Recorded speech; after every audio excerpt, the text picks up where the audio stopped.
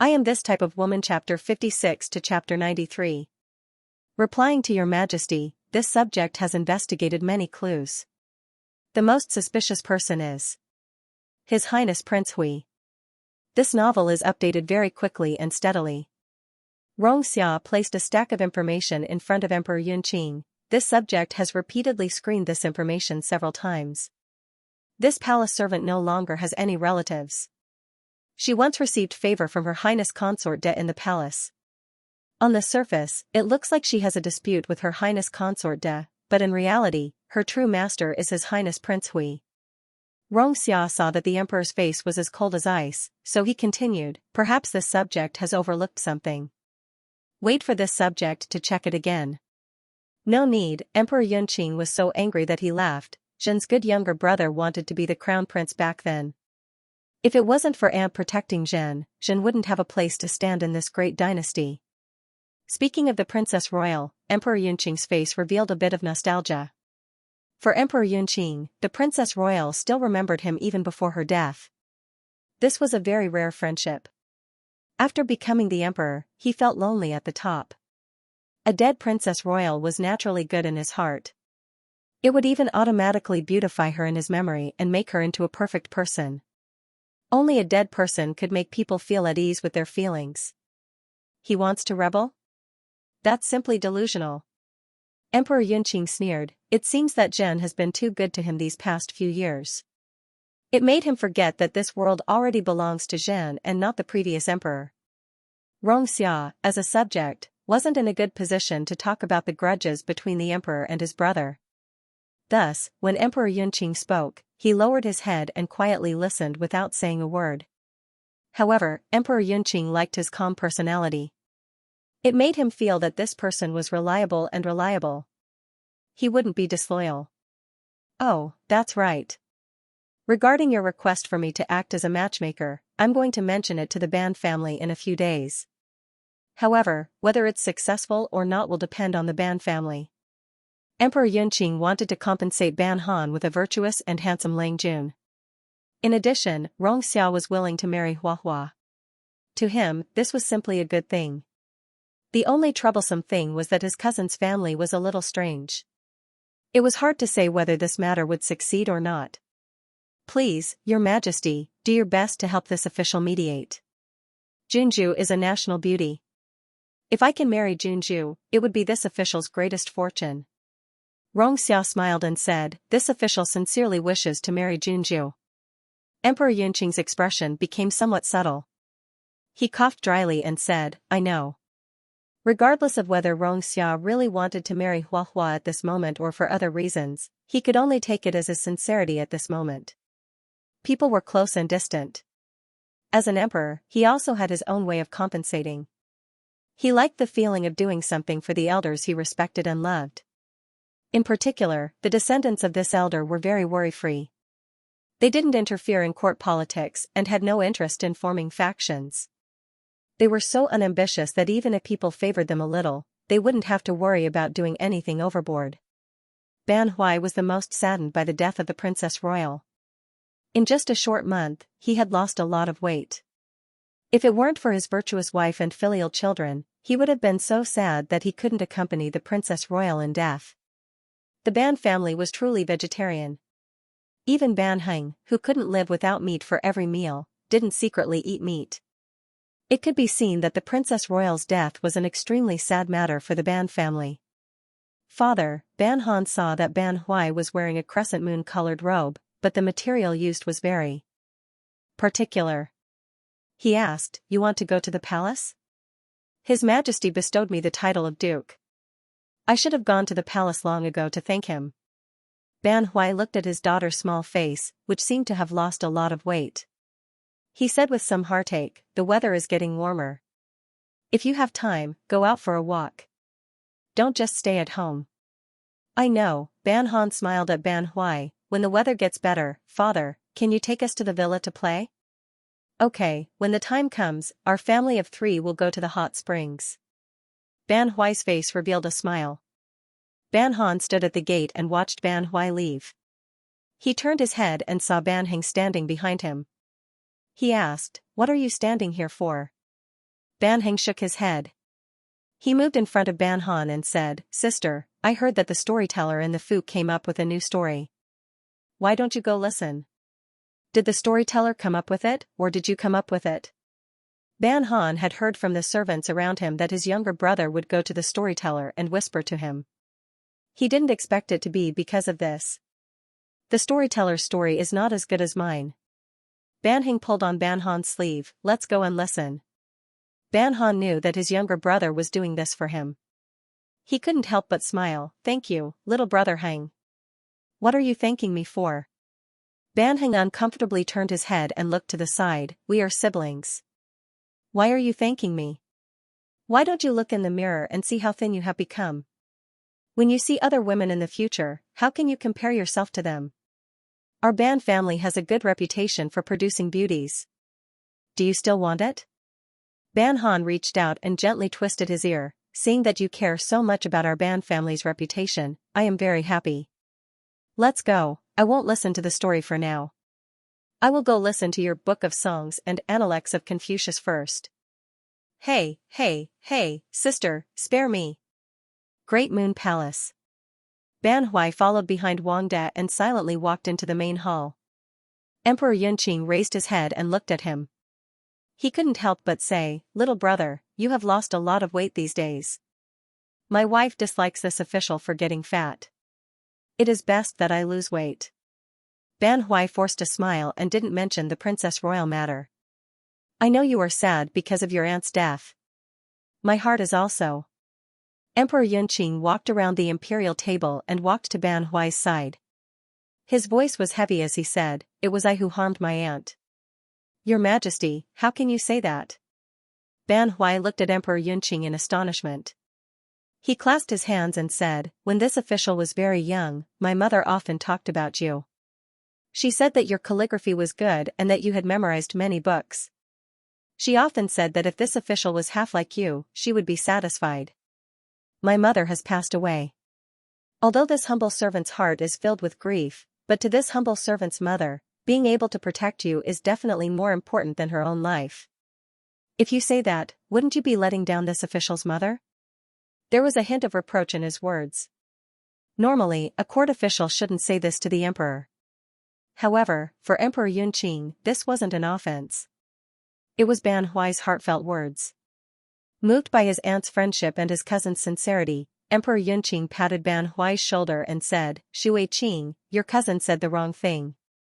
Emperor Yunqing didn't use the word "I" when he said this. It was clear that when he said this, he was sincere. "We're brothers, so there's no need to speak like we're strangers. There's no need to thank me." Emperor Yunqing had Ban Hui sit down and said, "Based on our friendship, even if I made you a Junwang, it would be fine. However, those old men from the Ministry of Rights always say sour things, so I can only wrong you. This official has no virtue or ability to make your Majesty feel so troubled." Ban Hui looked touched. "Your Majesty has already treated this official very well. However, this official is a muddle-headed person. This Guogong title, don't mention this again. Giving you the Guogong title already makes me feel wronged in my heart." Emperor Yunqing waved his hand. "I only hope that you can live a stable and worry-free life." "Many thanks, Your Majesty." Ban Hui's eyes were moist. His eyes were red as he looked at Emperor Yunqing. He carefully wiped away his tears with his sleeve. Only then did he raise his head to look at Emperor Yunqing again. Emperor Yunqing enjoyed this kind of gaze the most. After the two cousins talked for a while, Emperor Yunqing suddenly said, "Before Aunt died, she told me something. I think it's quite plausible. I wanted to mention it to you. Whether it succeeds or not, it will depend on you and your cousin-in-law." Ban Hui sniffled. His voice was slightly hoarse. "Your Majesty, what is it?" Emperor Yunqing told him about how Xianxia carried Ban Han into the palace and said in front of the Princess Royal that he was Ban Han's husband. Then he said, "I've thought about it. Xianxia has both talent and appearance. He is indeed a good candidate for a husband. Therefore, I want to be a matchmaker. What does cousin-in-law think?" Ban Hui. Xianxia, Duke Rong was indeed not bad. There was nothing to nitpick about from his inner and outer appearance. But, how could Duke Rong and his daughter be together? Your Majesty, wouldn't this be a little unfair to Duke Rong? Although Ban Huai was a father who looked at his own children with an aura of beauty, he still understood his daughter's shortcomings. She was lazy, extravagant, had a bad temper, was picky about food, and loved to show off. To her own family, this pile of shortcomings was cute and genuine. However, in the eyes of others, this was not necessarily the case. Ban Huai did not dare to bet that other men would be as tolerant of his daughter as he was. Back then, he had chosen Xiaqilan because he had heard that Xiaqilan had a good temper. Who knew that he had a bad heart? Later on, he had agreed to Xin Yu's marriage proposal because he felt that the Xin family was weak and could only rely on the Ban family in the future. He would not dare to do anything that would make his daughter unhappy. Who knew that Rong Xia would have such a huge change in attitude after coming third in the imperial examinations? Now, he felt that Duke Rong was a good young man. However, due to his poor judgment in choosing a son-in-law, he did not dare to agree so easily. How is this unfair? Emperor Yunqing's eyes widened. How could he say that about his own daughter? Your Majesty, this marriage is not a child's play. This humble subject really cannot make up his mind. Moreover, we are currently in the mourning period. It is not appropriate to talk about marriage. Ban Huai thought for a moment. How about we wait for a while? I will go back and discuss this matter with my wife first. The mourning period is not an issue. In any case, it is only a temporary arrangement. They don't have to get married immediately. Emperor Yunqing was very thoughtful. If you are willing, I will say in front of the whole world that this marriage was decided by Aunt when she was alive. I will be the witness. Ban Huai was relieved. Regardless of whether this marriage was successful or not, it would not affect Huahua too much. When the time comes, if the two young people can get married, don't forget to send me a gift of thanks. The more Emperor Yunqing thought about it, the more he felt that Rong Xia and Ban Han were a good match. Just based on their looks, they were a match made in heaven. When they had a few children in the future, he wondered how beautiful they would be. If he could raise a talented young woman like Rong Xia, then she could be betrothed to the crown prince's child. This could be considered to improve the appearance of the imperial family's descendants. Everything was ready. All that was left was for the crown prince to give birth to a son and for the two to get married.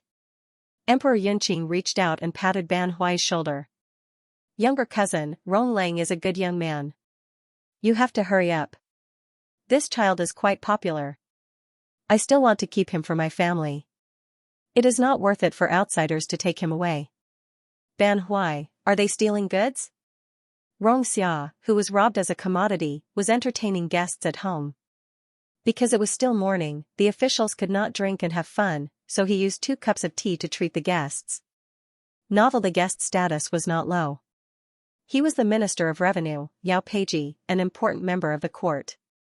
Yao Peiji was a fanatical lover of calligraphy and painting, so he had a very good impression of Rong Xia. He usually called Rong Xia brother, and did not mind that there was a 30 to 40 year age gap between them. In fact, if he could ask for a piece of Rong Xia's calligraphy, he would even be willing to call Rong Xia brother. Good painting, good mood. Yao Peiji looked at the sketch of a cat playing with flowers hanging on the wall. His cheeks were red with excitement, and he said to Rong Xia, Master Rong's painting skills have improved again. This kitten seems to be alive. But why is there a peony tied to the cat's head? Rong Xia smiled and said, this is just a little interest of mine. Painting comes from the heart, so it is more spiritual. It should be like this, it should be like this. Yao Peiji gently stroked his palm. He suddenly felt that this peony was simply the finishing touch. It set off the cat's charmingly naive appearance, and it also had a little bit of willfulness. Cats should be more willful to be cute. Yao Peiji pulled Rong Xia and talked for a long time about the painting. Then he said with emotion, Master Rong, you have so many talents. I don't know what kind of woman in the world is worthy of you. Rong Xia smiled and did not say anything. He only offered a cup of tea to Yao Peiji. I think the second daughter of the Marquis Shi's residence is beautiful, intelligent, and very talented. She is a good match for you. Yao Peiji took a sip of tea and said with a smile, I don't know if Master Rong has this idea. Rong Xia seemed to be deep in thought. After a while, he said, "Is the Lord Yao talking about the 2,000 pieces of gold in the Prime Minister's residence?" "That's her," Yao Peiji said. "My wife often talks about her. It suddenly occurred to me yesterday that this girl is a good match for you." "I'm afraid that I'll have to disappoint Lord Yao." Xianxia stood up and bowed to Yao Peiji. She said apologetically, "To be honest, Lord Yao, I've already arranged a marriage a few days ago. However, it's currently the Princess Royal's mourning period, so it's not appropriate to mention it. Therefore, I hope that Lord Yao can keep it a secret for me." What? Yao Peiji looked at Xianxia in surprise. Langjun was engaged. How come there was no news at all? Fortunately, he was an elegant person. When he heard Xia's words, he didn't ask any more questions. "In that case, this old man wishes that Master Rong and your future wife's love is stronger than gold, and that you will grow old together." "Thank you, Lord Yao, for your auspicious words." Xia stood up and bowed to Yao Peiji solemnly. Yao Peiji saw Xia's rosy face and bright smile. He sighed in his heart. It seemed that Master Rong really liked his fiancée. Otherwise, he wouldn't be smiling so happily. It was a pity that he couldn't achieve his goal with the Shi family. He had to make a trip to the Shi family. When Xia saw that Yao Peiji had the intention to leave, he couldn't persuade him to stay. Thus, he walked him to the front door. When he saw that Yao Peiji's carriage had left, he had the gatekeeper close the door. In the right Prime Minister's residence, Shi Jin was recuperating at home. When he heard his father's manservant call him to receive a guest, he changed into an old plain robe and followed the manservant out. Previously, because of the assassination of the Princess Royal, as the deputy commander of the Imperial Guards, he was punished with 50 strokes of the cane. Fortunately, he was the son of the right Prime Minister. The person carrying out the punishment had a sense of propriety. Thus, although his injury looked serious, it didn't hurt his muscles or bones. However, the commander who was also punished with 50 strokes of the cane was more serious. It was said that he still couldn't get out of bed. Shi Jin didn't know if he could still keep his position as the commander of the Imperial Guards. When he arrived at the main hall, he saw that the person who came was Yao Peiji. He guessed what the matter was and greeted Yao Peiji. Shi Chonghai originally didn't want his daughter to marry Xia. However, seeing that Xia was becoming more and more famous among the scholars, and was highly valued by the emperor, he also had more and more power in the court. He felt that marrying his daughter to him wasn't a bad choice. However, since ancient times, it had always been men who proposed to women. There had never been a case where a woman would ask the man whether or not he wanted to marry her. Thus, after thinking it over, he asked Yao Peiji to help him sound out the situation. "Just now, at Earl Rong's foo, I was rewarded with a picture of a cat playing. It was very interesting." Yao Peiji had already drunk a bellyful of tea at Xia's. When he arrived at the Prime Minister's foo, he only dabbed the tea at the corner of his mouth and put it down. This old man spoke too much today and asked about Earl Rong's marriage. Yao Peiji didn't mention that it was the Shi family who asked him to ask. Instead, he said that he spoke too much and took care of the Shi family's reputation. Who knew that this Earl Rong was an unromantic person and didn't care about the feelings between men and women? Yao Peiji shook his head and sighed. "I don't know what young people are thinking these days. He's already in his 20s. When this old man was his age, his children were already running around." Shi Jin slightly raised his eyebrows. "Earl Rong is unwilling?" Yao Peiji looked at Shi Jin with a smile. "That's right. He just doesn't want to propose marriage." What he meant was that he had already done what the Shi family asked him to do. However, he didn't have the heart to do it, so the Shi family should take a break. Shi Jin seemed to have thought of something and couldn't help but frown.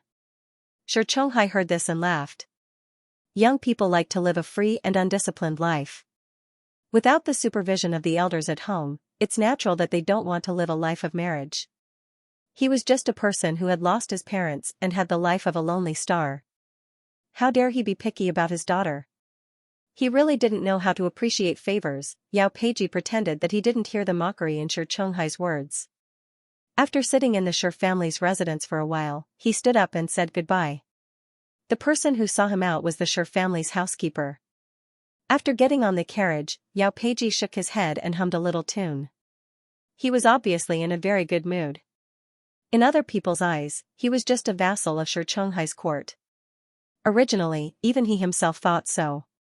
However, this didn't mean that he liked being treated as an errand boy by the Shi family. There were juniors in the house, and it wasn't a busy time with many guests, but the Shi family had a servant send him out. They were really looking down on him. Xianxia was so respected by the emperor that he personally saw him out. Was the Shi family's face really so big that they couldn't even see him out a few steps? Scholars were very particular about etiquette. If other people's etiquette wasn't up to standard, it would be considered an offense to them. Yao Peiji finally had a problem with the Shi family. Do you really think that your daughter is a fairy who can marry anyone she fancies? Yao Peiji snorted. He maintained a strangely good mood as he left the Shi family's territory. Ban Hui returned home with an indescribable expression on his face. He called his wife and children to his front. After dismissing all the servants, he looked at the other 3 people in his home with a serious expression. Husband, what happened? Seeing Ban Hui's strange expression, the Yin family hesitated and asked, is it because the emperor regrets and doesn't want to give you the title of duke anymore? Ban Hui shook his head. Did the second prince offend you again? Ban Heng craned his neck and moved closer to Ban Hui. Or did you meet some strange people on the road? Ban Hui still shook his head. Ban Han saw his father looking at him. He pointed his index finger at the tip of his nose and asked, it has something to do with me? Ban Hui nodded his head. Ban Han slammed the table and said, who's talking bad about me now? Ban Hui wiped his face and said, good girl, can't we think of something good? Then from the expression on your face, it doesn't seem like something good happened. Ban Han took a deep breath and lowered his head to drink his tea. Just say it, I can handle it. Duke Rong asked the emperor to be a matchmaker for him. He wants to marry you. Cough, cough, cough.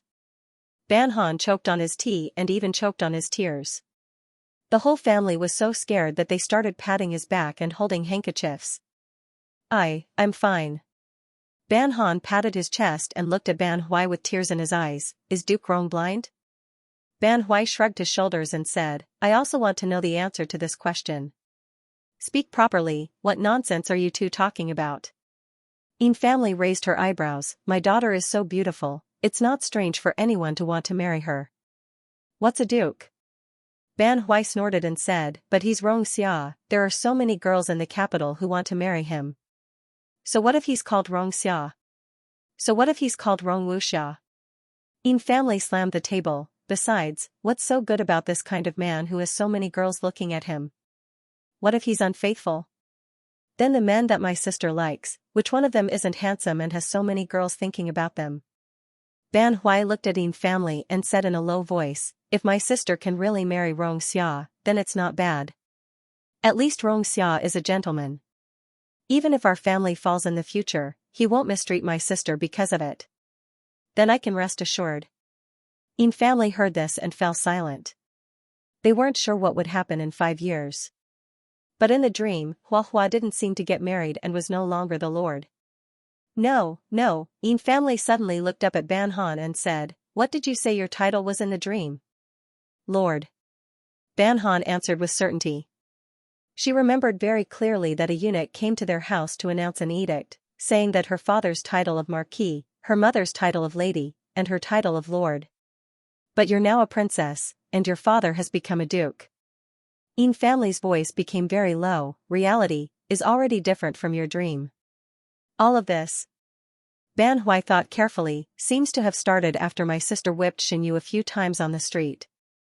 You mean to say that in the dream, I didn't end up well because I wasn't unruly enough? Ban Han frowned. That doesn't seem to make sense. Ban Hui looked helplessly at her children. How can things be as simple as you think? Your dream was a mess, and the process was even more confusing. Most importantly, you didn't even know who rebelled in the end. It's too difficult to deduce reality from your dream. Maybe you're a princess now, but later on, because of something you did, you were demoted to lord. Maybe because of something I did, I became Marquis again? That's right, Ban Han agreed. Do you think it's possible that the Shi family rebelled? The eldest son of the Shi family, Shi Jin, seems to like wearing black clothes. Also, their family is very powerful now. If they wanted to rebel, it's possible. The 4 members of the Ban family fell into deep thought. The more they thought about it, the more they felt that the Shi family was indeed suspicious. Duke, Xianxia requests an audience. The housekeeper's voice sounded in the courtyard. The 4 members of the Ban family looked at each other in dismay. Someone wanted to be their son-in-law, to meet or not to meet, that was the question. In the end, the Ban family decided to meet with Xianxia. The family of 4 plus Xianxia sat in silence in the room. Looking at the gifts piled up in the room, the atmosphere was one of silence. However, Ban Hui felt that the atmosphere was a bit awkward. It was so awkward that he couldn't help but glance back and forth between Xianxia and his sister. It turned out that he had thought that Uncle Rong was interested in his sister. It wasn't that he thought too much, but that he thought too little. Uncle, Aunt, Xianxia stood up and respectfully bowed to Ban Hui and the Ying clan. This junior has taken the liberty to come and disturb you. Please forgive this junior. Ban Hui held his teacup and thought silently. When they met a few days ago, he had called him Marquis. How long had it been, and now he had become uncle? In the past, he had thought that Xianxia was good in every way. Now that he looked at him again, he felt that this was not the case. His eyebrows were too stylish. He had heard that this kind of man had a hard heart. With a pair of peach blossom eyes, there was an 80% to 90% chance that he would attract other women. His lips were a bit thin, and he looked very fickle. Wasn't there a saying that most righteous people were dog butchers, and the most heartless people were scholars? This Xianxia had studied so much. What if he was a heartless man? No, he shook his head in his heart. He turned to look at his wife and the Ying clan. The Ying clan looked up and said with a smile, I heard that Xianxia is interested in marrying this good-for-nothing daughter of mine. This matter. The Ying clan looked at his daughter and saw that there was not much shyness on her face. He said, it's just that this matter is too sudden. We are very surprised. Uncle, Aunt, this junior sincerely wishes to marry Junju. If I can marry the Ban family, this junior will wholeheartedly and never leave. Junju and I will be like uncle and aunt. Xiao bowed to Ban Hui and the Ying clan again. In the future, if I dare to violate this oath, let this junior's reputation be ruined, and I will live a miserable and lonely life. This kind of oath was simply too insidious for a famous noble young master. The Ban family probably wouldn't want to hear anything about being struck by lightning, because this phrase had been used too many times in novels. Ban Heng coughed and looked at Ban Han from the corner of his eyes. What was his sister thinking? Ban Han secretly stuffed a piece of dessert into his mouth, took a sip of tea, and then smiled innocently at Ban Heng. What does this mean?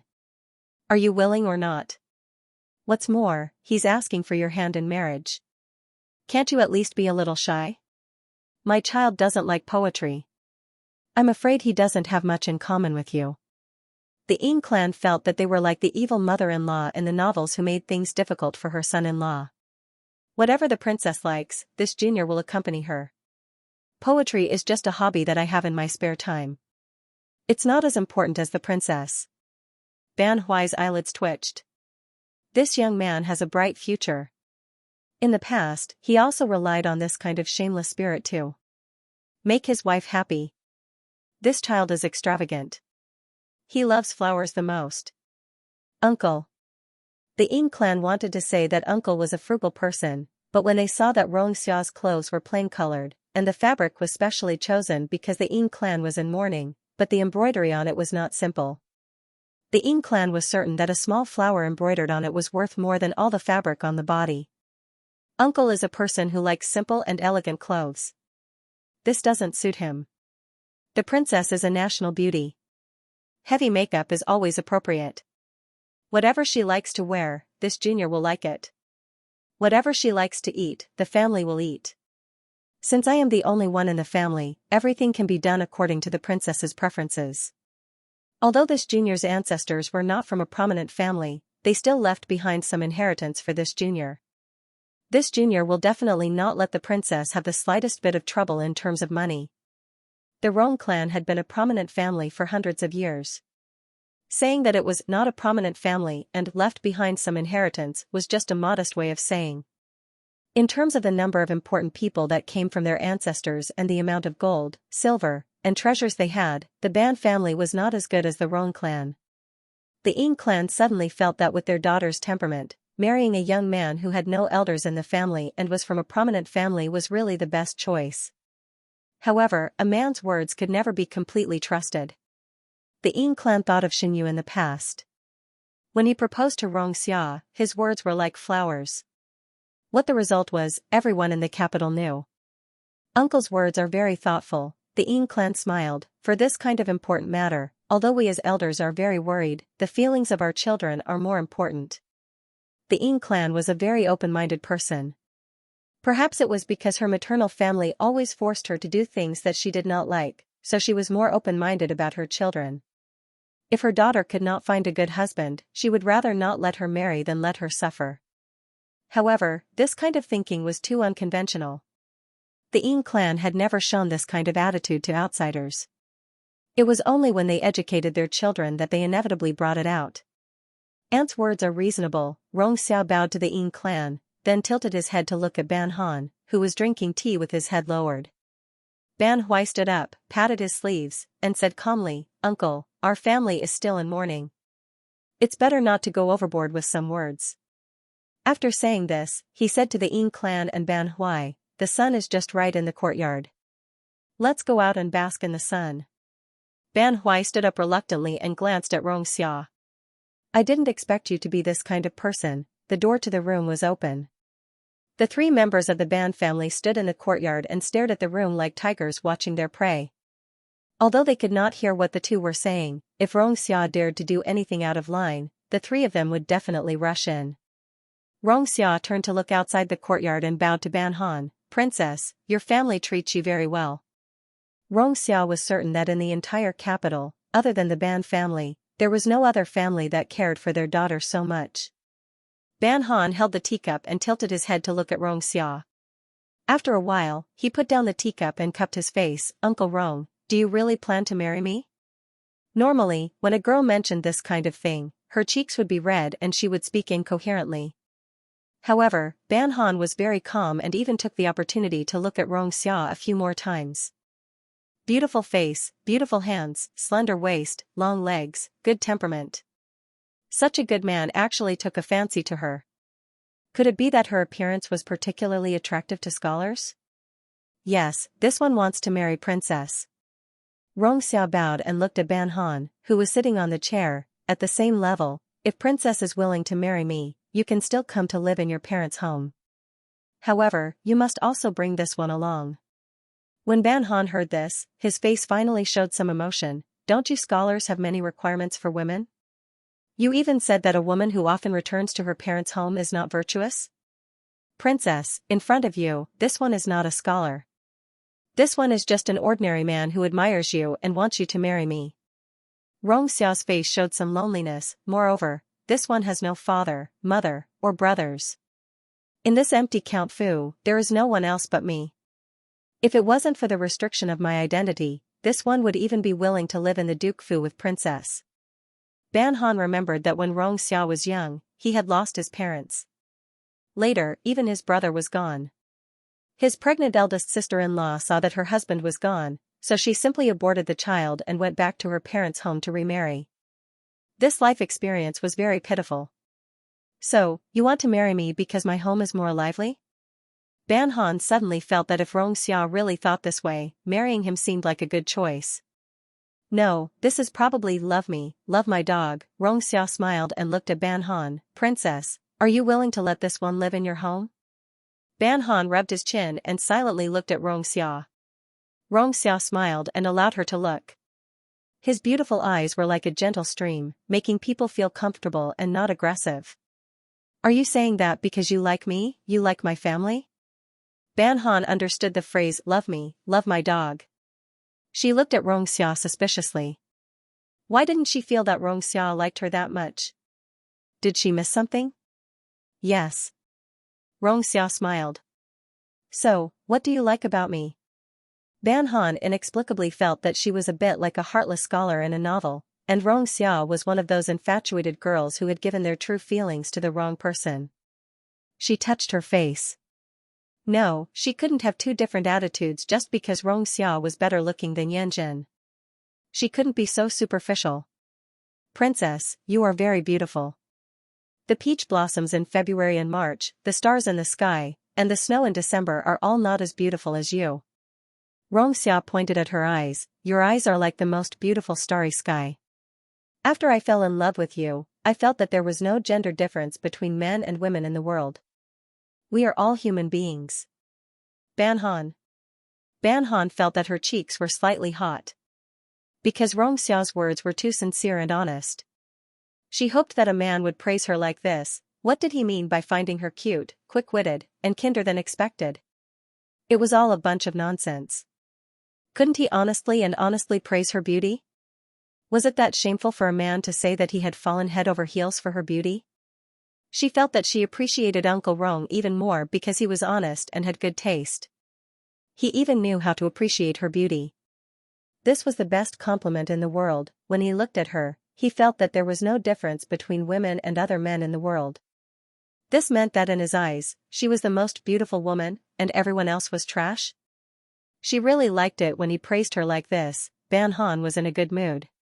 She stood up and patted Xia's shoulder. Young woman, you have good taste. I think very highly of you. Xia was stunned for a moment, then smiled and said, then are you willing to marry me? Ban Jin picked at her fingers and started to calculate the consequences if she married Xia. After they got married, if Xia was considerate and gentle to her, she probably wouldn't lose her life after the Ban family fell from power. Moreover, her family would also be protected. She would also get the most handsome man in the world, the world's #1 gentleman, and the world's #1 scholar. She wouldn't lose anything in this life. After they got married, if Xia didn't treat her well in the future, she would kick Xia out and move back home. After the Ban family fell from power, her family's ending would probably be similar to what happened in her dream. However, at least she would successfully sleep with the most handsome man in the world. This was the best quality that couldn't be raised in the capital. This wouldn't be a loss, and she would even be able to anger those women who didn't like her. However, in this way, Xia would seem to be at a disadvantage. Banhan's upright moral values made her hesitate. Should she harm such a good man? She felt that if she nodded and agreed, she would feel guilty. Father, I feel like there's something wrong with sister's expression, Banheng whispered to Ban Hui. It's the same expression she had when she smashed a vase and blamed a rat for it. But at that time, his sister was quite pitiful. His mother, who was usually very gentle to her, actually punished her to kneel for 2 hours in front of the memorial tablets of the Ban family's ancestors. The reason was that she either didn't lie or told a perfect lie. There were so many servants in the Ban family, and every day, someone was responsible for getting rid of weeds, pests, and rats.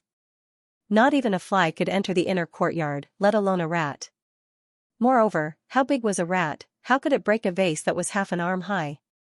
Madam, could it be that my good daughter did something wrong to Duke Rong? Ban Hui looked at the Ying clan worriedly. That's not good. Could it be that sister ruined Duke Rong's innocence, so Duke Rong asked her to take responsibility? Ban Heng's mind was unclear, and his expression was very subtle. Shut up. The Ying clan couldn't bear it anymore. What nonsense are you talking about? How could a girl ruin a man's innocence? If you two continue to cause trouble, then get out of here. Ban Hui and Ban Heng both kept quiet and stood behind the Ying clan, not daring to say another word. At this time, inside the room, Ban Han didn't speak for a long time. She lowered her head and looked at Xia's hand, too embarrassed to look at his face. I think you should consider it. You should be more careful about this kind of thing. Princess, is there something you're not satisfied with? Xia looked at Ban Han with his beautiful eyes, and Ban Han almost reached out to touch his face. If there's anything I'm not good at, I'm willing to change little by little for you. Duke Rong, Ban Han looked at Xia with a thoughtful expression. I've given you a chance. Even though Xia's mind was deep, when he heard Ban Han's words, he couldn't react. What did she mean? Ban Han tiptoed and patted Xia's shoulder. He sighed and said, I promise you.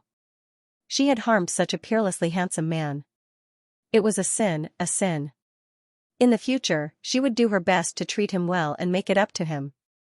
Thank you, princess. A bright smile appeared on Xia's face. I'll definitely treat you well. I won't let you suffer any grievances. Looking at the man in front of her who was smiling foolishly, Ban Han's heart ached a little. She didn't know what he would be like in 5 years.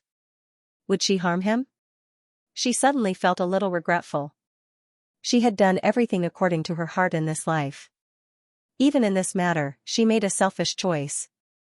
Duke Rong, you can call me Junpo or Xianxia. Xianxia couldn't suppress the smile on her face. Junju doesn't have to be so polite to me. Ban Han suddenly smiled and bowed to Xianxia. Thank you. No matter what the final outcome was, at least in this life, she had eaten the most delicious food in the world, wore the most gorgeous clothes, had parents and a younger brother who treated her like a pearl, and was about to sleep with the most outstanding man in the world. How many people didn't dare to dream of this and couldn't get it? Xianxia was stunned again. It seemed that in front of Ban Han, he was often at a loss for words. I should thank you, princess.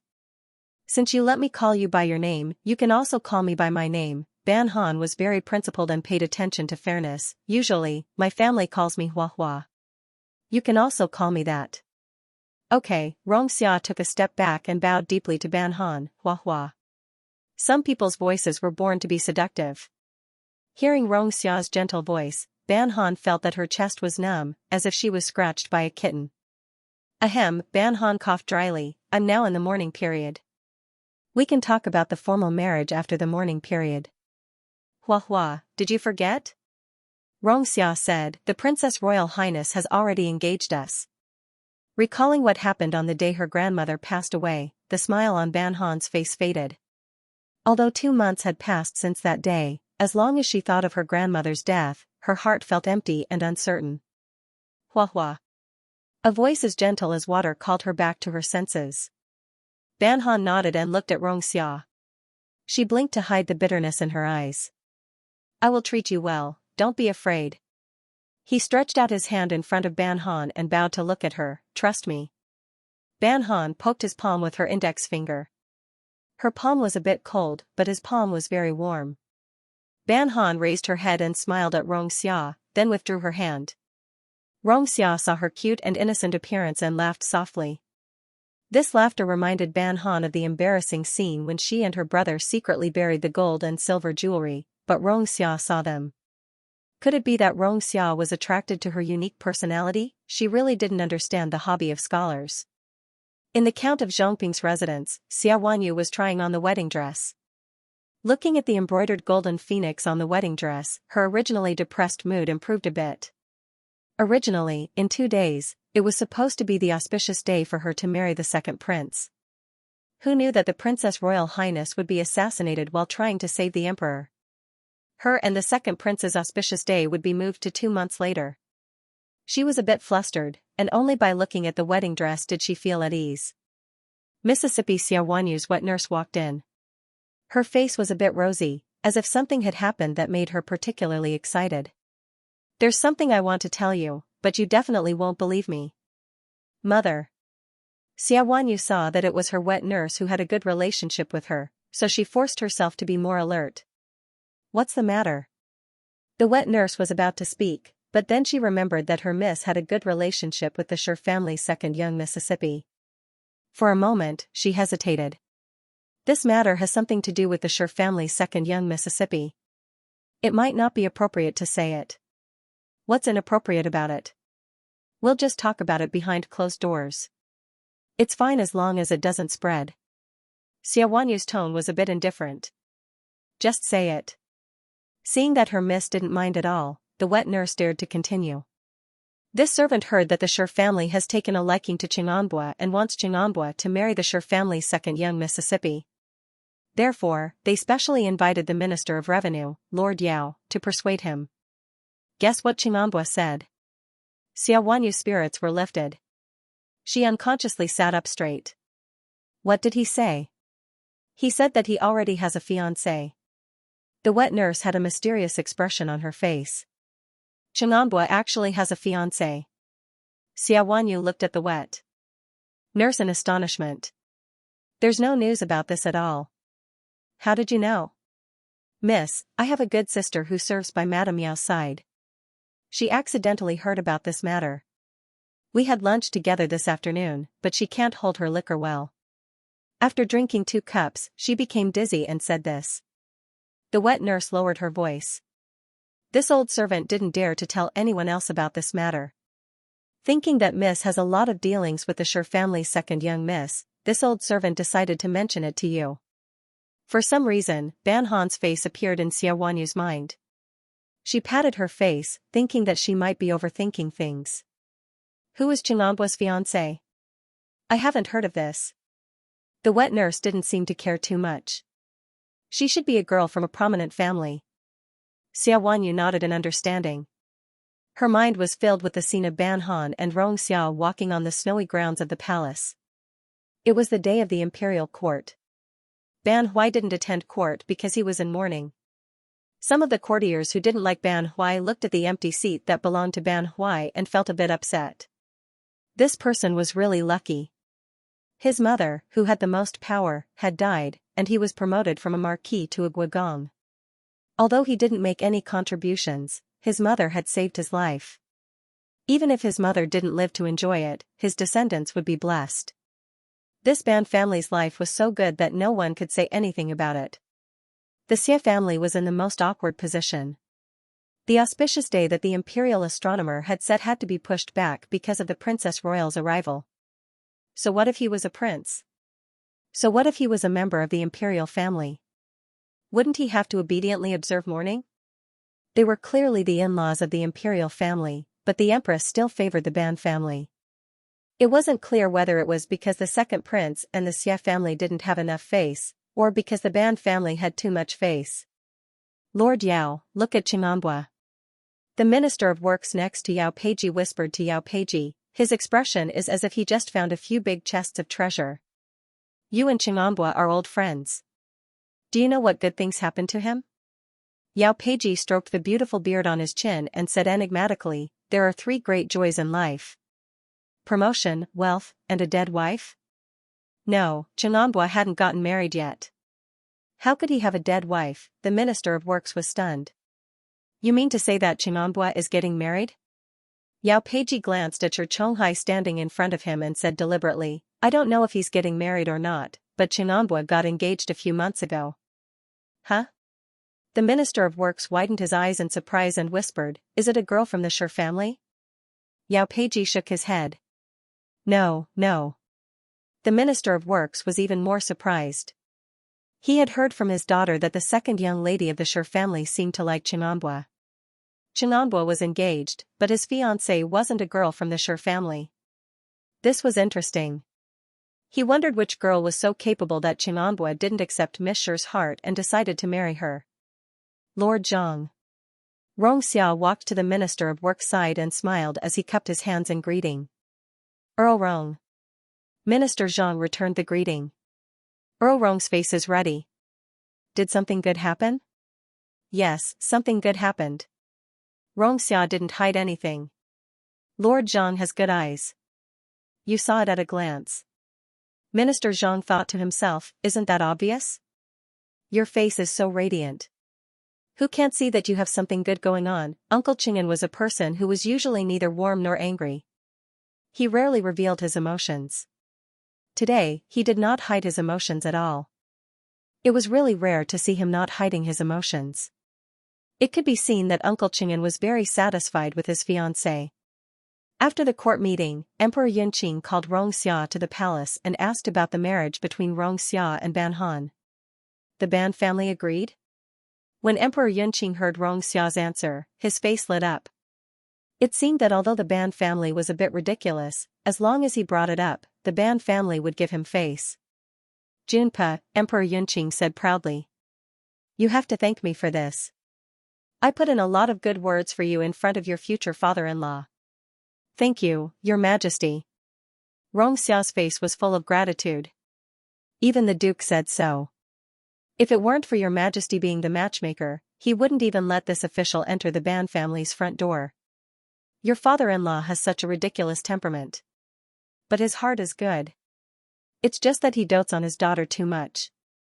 Emperor Yunqing smiled and comforted him. You don't have to take it to heart. Just get along with him more in the future. It was good that Junpei married Huahua. Although the Ban family was prominent, they didn't have any real power. It was more reassuring to use such an official. However, the Ban family was truly loyal. He should treat them better in the future. Sis, I'm so disappointed in you. Ban Heng looked at Ban Yu with a face full of resentment. Why can't you be more reserved and toss around a bit more? Women need to be tormented so that men will know how to cherish them. Do you understand? You can't blame me. Ban Han smiled shyly. He's too good-looking. You can't judge a man by his appearance. You also have to look at his inner qualities. Ban Heng said earnestly. I'm a man myself. How can I not know what a man is thinking? What kind of schemes does that man have? Ban Yu's interest was piqued. Tell me quickly. No matter how nice a man's words sound, you can't believe them. The important thing is what he does. Ban Heng was silent for a moment. Anyway, he won't treat you as well as I do. Of course. Ban Han nodded. My brother Heng is the best. Humph, Ban Heng snorted awkwardly. That's for sure. No, don't change the subject. Ban Heng stared at Ban Han. Sis, do you really like Xianxia? If you don't like him, we'll break off the engagement. I'd rather offend him than let you be wronged. No, I think he's quite suitable. There are no elders in my family. If I want to go back to live with my parents, no one will stop me. Ban Han looked at her brother with a smile. What's more, in the whole capital, there's no man better looking than him. I won't lose anything by marrying him. If he doesn't treat me well, I'll divorce him and go home, right? You really only married him because of this? Ban Heng was skeptical. Sis, don't make yourself suffer for us. Are you stupid? Ban Han knocked Ban Heng's forehead with a smile. Am I someone who will make myself suffer? Ban Heng held his head and didn't say anything. He was still a little worried. But, you don't have much affection for Xianxia. Feelings can be cultivated slowly. When I was engaged to Xinyu, how much feelings did I have for him? Ban Han was very carefree. Besides, looking at Xia's face every day, I can eat a few more bowls of rice. It's pretty good. Well, as long as you're happy. Ban Heng thought for a moment. I think Marquis Shi's son, Shi Jin, is also very good-looking. Haven't you always liked his looks? When judging a man, you can't just look at how he is. You also need to see if you can get along with his family. Ban Han felt that he was very clear on this point. Shi Jin is too boring and doesn't suit me. Moreover, his younger sister has always looked at me in an unfriendly manner. I don't want to marry into such a family and be bullied by my sister-in-law. That's true. That Miss Shi is obviously smarter than you. Ban Han rolled his eyes at him. No, she's obviously more scheming than you. Ban Heng immediately corrected himself. But I don't think Xianxia is much more humorous than Shi Jin. Men look at other men differently from women. Ban Han had an unfathomable look on his face. I'm sure that Xianxia is much more interesting than Shi Jin. Ban Heng clicked his tongue and then smiled mischievously. I'm only 15 years old. It's normal that I don't understand men. I just need to understand women. That's even more difficult. Ban Han stood up and looked down at Ban Heng. Women are the most complicated book in the world. Even the smartest man in the world can't fully understand this book. You're saying, as if we men are easy to understand. Ban Heng's supreme soul exploded. How many women in the world can understand men? Ban Han reached out and pulled up his sleeve. Let's go. My little man, it's time for lunch. At the round table, Ban Han was eating delicious mushrooms. She wanted to say that her grandmother liked this kind of game the most. Why don't we send some to her? But before she could say anything, she suddenly remembered that her grandmother was no longer here.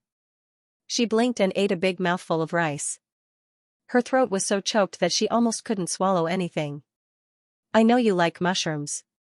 The people in the village sent a basket of mushrooms here early this morning. Een Clan put some mushrooms in her bowl. You've lost a lot of weight recently.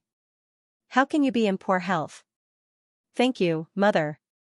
Ban Han ate a mouthful of rice and looked up at Yin Clan with a bright smile. Child, why are you being so polite with me? Yin Clan looked at her gently. You're taking good care of yourself. That's more important than anything else. Ban Han nodded silently, looking very obedient. After the meal, Ban Han rode out of the mansion on a horse and went to the grand royal residence, which was not far from her home. There were lanterns made of white silk and white paper hanging at the entrance of the grand royal residence. The words foundation on the lantern stung Ban Han's eyes. She knew that when the mourning period was over, the things from the grand royal residence would be brought to her home, and this mansion would be sealed up. The guards at the entrance saw Ban Han standing at the entrance, neither entering nor leaving. They didn't know what the princess was thinking, but they didn't dare to ask. They just bowed to her and continued to stand there obediently. Ban Han went up the stone steps and pushed open the door of the princess mansion. The flowers and plants inside didn't change at all. There were even servants left to clean the mansion.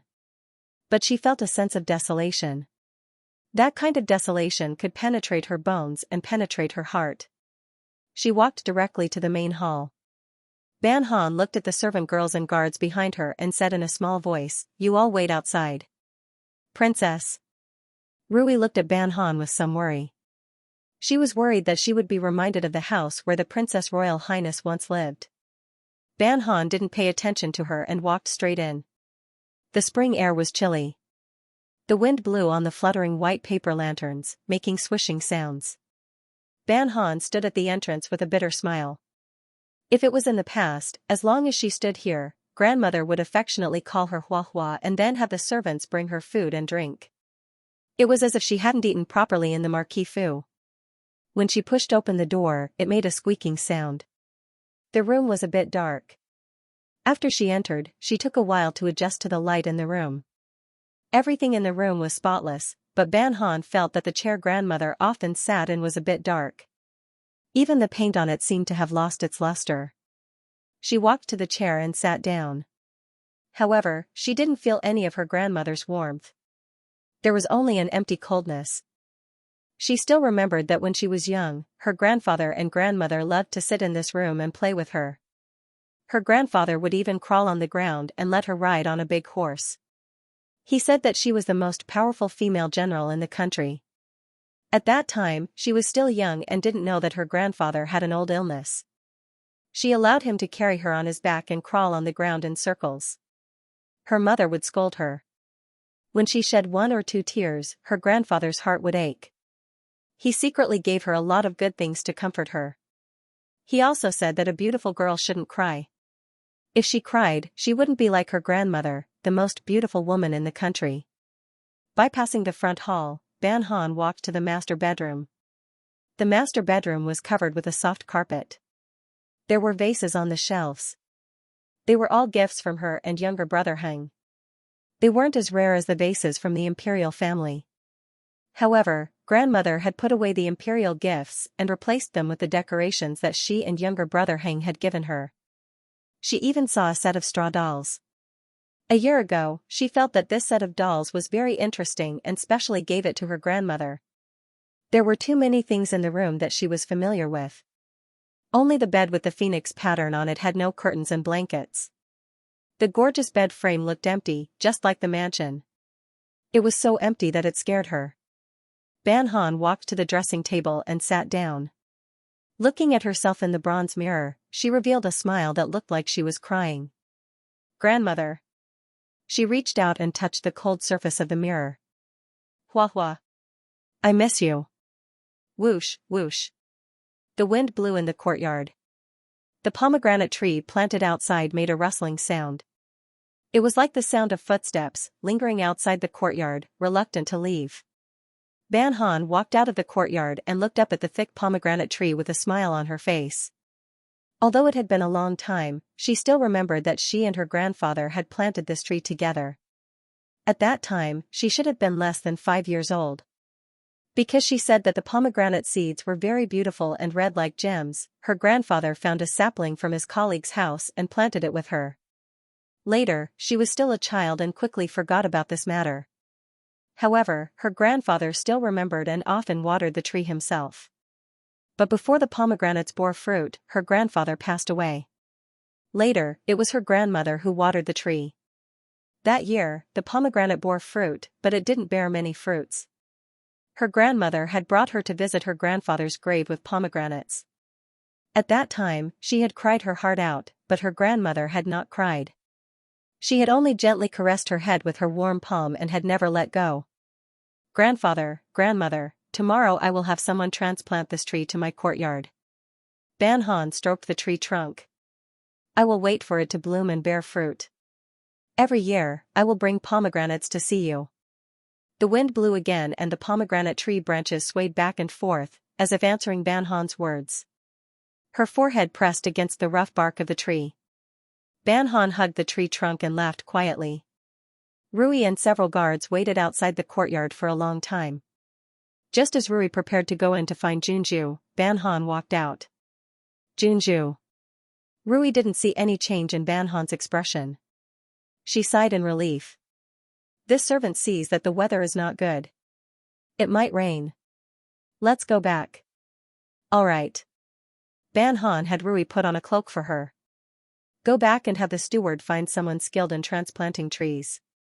I want to move the pomegranate tree from grandmother's courtyard to my courtyard. All right. Rui stilled. Do we need to move the other flowers and plants? Take away that pot of black peony. Grandmother likes this pot of flower the most. Ban Han pulled on the cloak and said expressionlessly. Have the gardener take good care of the flowers and plants. There can be no mistakes. Yes.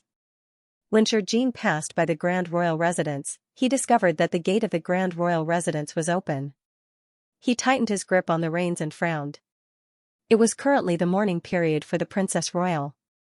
Who would dare to disturb the peace of the Princess Royal Residence? Just as he was about to dismount and go in to investigate, a young woman wearing plain clothes and a plain silver hairpin came out with her servant girls and guards. After seeing who it was, Shurjin was stunned. He immediately dismounted and bowed to Ban Han. Greetings, Junju. Lord Shur? Ban Han walked down the steps and glanced at Shurjin's buttocks. How has the Lord Shur been recently? Shurjin pretended not to understand Ban Han's gaze. He cupped his hands and said, Junju, thank you for asking. I am well. Ban Han heard that Shurjin had been beaten 50 times and could not enter the palace for a month or two. But seeing that he could run and ride a horse now, he should be fine, right?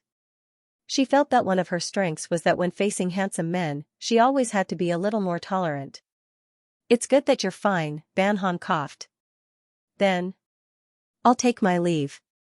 Although the beauty was pleasing to the eye, he was too serious. She did not know what to say and the atmosphere would become very awkward. Your Highness, please wait a moment. Shurjin walked in front of Ban Han and bowed deeply to her. I offended your Highness in the palace. Please forgive me. Offended? Ban Han looked at Shurjin in confusion. You offended me? I accidentally tripped your Highness off your horse and caused your Highness to be injured. I've been feeling very guilty these days, but I didn't have the chance to see your Highness, so I couldn't apologize to you in person. Shurjin bowed deeply again. Please forgive me, your Highness. Ban Han's smile faded. On the day of her grandmother's assassination, she was indeed tripped off her horse, but at that time she did not notice who tripped her. Lord Shur, why do you say that? You're the commander of the Imperial Guards in the Imperial Harem and are responsible for His Majesty's safety. It was wrong of me to let the horse loose in the palace. It was your duty to trip me off the horse. What wrong did you do? Your Highness. Shurjin wanted to explain, but someone appeared and interrupted him. Hua hua. A carriage stopped in front of the princess's residence.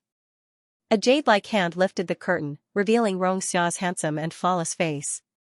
Why are you here? Shurjin looked at Xia in astonishment. What did he call Princess Fuel? I came to see my grandmother's residence. Ban Han looked at Xia in confusion. Why are you here? I just came out of Lord Yao's residence, and I didn't expect to run into you. The guard placed a stool in front of the carriage. Xia stepped on the stool and got off the carriage. She walked to Ban Han and said, It's getting dark. I'm afraid it's going to rain soon. I'll send you back. After seeing Ban Han nod, Xianxia seemed to have just noticed Shijin. He raised his eyebrows and said in surprise, "The Lord sure is here too." "That's right. Unfortunately, I'm here too." Shijin looked at the intimate interaction between Xianxia and Ban Han. "I heard that Earl Rong is engaged? I haven't had the time to congratulate you." "Lord Sure, you don't have to be so polite. You've been recuperating at home all this time. It's normal that you don't know about this." Xianxia smiled and said, "I don't care about these formalities. If the Lord Sure is so polite, I'll feel uncomfortable." "Oh." Shijin laughed coldly. "Earl Rong is a gentleman. Naturally, he doesn't follow the etiquette." "Lord Sure, you're wrong. Etiquette is the foundation of a man. What should be followed, and what should be free and easy should be free and easy." Xiao looked at Ban Han with a smile. Seeing that she didn't seem to be interested in their conversation, he said, "Sorry, Lord Sure. I should send my fiancé home." Shijin's expression changed. "What did you say?" Xiao looked at Shijin in surprise. "Lord Sure, what's wrong?" Shijin forced a smile. "I don't know who the fiancé Earl Rong is talking about is. Naturally, it's Princess Fuel." Xiao said apologetically. "I didn't tell you clearly in advance." "Lord Sure, please don't laugh at me." Shijin was silent for a moment. Suddenly, he said, "Earl Rong is always full of surprises." Xiao looked at Shijin with a smile and didn't say anything. "It's so cold." Ban Han covered her face with her hands and said to Xiao, "You two take your time talking. I'll go hide in the carriage to avoid the wind." "Okay." Xiao held Ban Han's wrist through her sleeve. After she got on the carriage, she let go of her hand and turned to Shijin. "Lord Sure, goodbye." Shijin glanced at the carriage. He looked up at Xiao and said, "Goodbye." The carriage slowly left. Shijin held the horse's reins and stood there in a daze. He didn't come back to his senses for a long time. It wasn't until the rain hit his face that he climbed onto the horse's back and galloped towards the right Prime Minister's residence. Xiao's carriage was very spacious. At least, it wasn't too awkward for two people to sit inside. In other words, Xiao deliberately sat in a small corner to prevent the two of them from being too close to each other and giving Ban Kwa a sense of urgency. The scene was somewhat like a dove occupying a magpie's nest and a pitiful little magpie. There were many small compartments in the carriage. There were all kinds of books inside, but none of them were what Ban Han liked to read. Xiao saw that Ban Han was a bit bored. She took out a book from under the cushion and said to Ban Han, "Reading in the carriage is bad for your eyes." "I'll tell you." Ban Han curiously asked, "What's the story?" Xiao flipped through the book and said with uncertainty, "It should be about the local customs and practices of a Taoist priest, as well as the demons and ghosts he encountered on his way to slay demons and devils." "That's good." Ban Han nodded, "I'll listen to this." It is said that there is an island in the south of the sea called Hopeless Island. There is an immortal temple on the island. The rain hit the roof of the carriage, making a pitter-patter sound. Xiao's voice was very pleasant to listen to. Because the story was different, the tone was also different. It made Ban Han exclaim repeatedly. Even when the carriage stopped in front of the Ban family's gate, she still seemed to want to continue. "Your story is very interesting. It's much more interesting than the stories told by the storytellers in my family." Ban Han curiously asked, "Where did you find such an interesting storybook?" "I can't tell you that." Xiao closed the book, ignoring Ban Han's expectant gaze. She put the book back into the drawer under the cushion. "Why?" Ban Han curled her lips. "Yesterday, when he proposed to her, he said such nice words. Today, he didn't even want to give her a storybook. No wonder people said that it was better to believe in ghosts than to believe in a man's words. Because I want Hua Hua to think of me every day. Even if you don't want to think of me, with these interesting stories, you will look forward to seeing me next time." Xiao chuckled, "So Hua Hua, you have to forgive my greed and petty thoughts." Ban Han touched her cheeks. "Not good, they seem to be a little hot. Then remember to tell me more stories next time." Ban Han reached out to lift the curtain. "I'm going home." "Wait." Xianxia grabbed her wrist and took out an umbrella from the corner. She let go of her hand and stepped out of the carriage before her. She opened the umbrella and looked at Ban Han at the door of the carriage. She reached out to her and said, "Come on, come down." The rain was dense. Ban Han looked at Xia's smiling face. After a moment of surprise, she handed her hand to Xia and was helped out of the carriage. Xia walked Ban Han to the door and said with a smile, "Go in." "Thank you." Ban Han thought for a moment, "Why don't you come in and have a cup of tea?" "No." Xia smiled and whispered in Ban Han's ear, "Uncle definitely doesn't want to see me now. I'm going to marry his precious daughter in the future." Ban Han coughed dryly and blinked. "It's good that you understand." Seeing Ban Han's expression, Xia couldn't help laughing. "I heard that there's a very interesting noodle house in the West City. Hua hua, if you don't mind that the noodle house is small, I'll take you there to try it when the weather is better. It's said that their vegetable noodle soup is also very good." Of course, this noodle house was most famous for its beef noodle soup. Xia naturally wouldn't mention it in front of Ban Han, who was in mourning. "Okay." Ban Han looked at the sky, but looking at the weather, "I'm afraid the rain will continue for a few days." "It doesn't matter. As long as Hua Hua doesn't forget our agreement." Ban Han touched his face again. It was just going to eat noodle soup. Why did she make it sound like they were going to do something? Am I a person who doesn't keep my word? Xia smiled and shook her head, "Well, no. You should go back quickly. The rain is getting heavier." Ban Han coughed dryly, took off his cloak and put it on Xia, "Put it on properly. Don't catch a cold." Touching the cloak that was a bit too short, Xia couldn't help laughing. But under Ban Han's serious gaze, he lowered his head and obediently tied the cloak. "Thank you, Hua Hua." "You're welcome." Ban Han glanced at Xia's perfect chin. "After all, you're so beautiful. I don't want you to get sick." So on this day, the servants of Chimambua's mansion saw their master wearing a woman's cloak. He walked from the main gate to the second gate, then from the second gate through the corridor to the third gate and back to his courtyard. The housekeeper worriedly found Dujio. He looked at Dujio and seemed to want to ask something but was too embarrassed to open his mouth. Dujio guessed what he wanted to ask and directly said, "Don't worry. The Duke doesn't have any special hobbies." The Princess Fiole was worried that the Duke would catch a cold and specially put the cloak on him. This, the housekeeper stuttered and nodded. This wasn't right. Shouldn't the man take off his cloak and put it on the woman? Sigh, it was all because Master and Madam left early. They didn't teach the Duke how to care for his woman. The Princess Fiole was wronged. The right Prime Minister's residence. "Brother, you're back." Xianxia saw that Shurjin's clothes were soaked. She hurriedly asked the servants to help Shurjin bathe and change clothes. After everything was done, Xianxia sat in front of Shurjin. In just a few days, her face looked haggard. She didn't look energetic at all. "Brother, did you find out which girl is Duke Rong engaged to?" Xianxia was unwilling, extremely unwilling. What was wrong with her that Xia didn't want to marry her? "Feixian, don't think about it anymore. No matter who Xia is engaged to, he will have nothing to do with you in the future," Shurjin said with a sullen face. "You're still an unmarried girl. Do you know who it is?" Xianxia anxiously grabbed Shurjin's sleeve. "Who is it? Is it Jiang Kongning? Zhao Shui? Or Jiang Wan? How dare you call the princess by her name?" Shurjin's face completely darkened. "Feixian, he's just a man.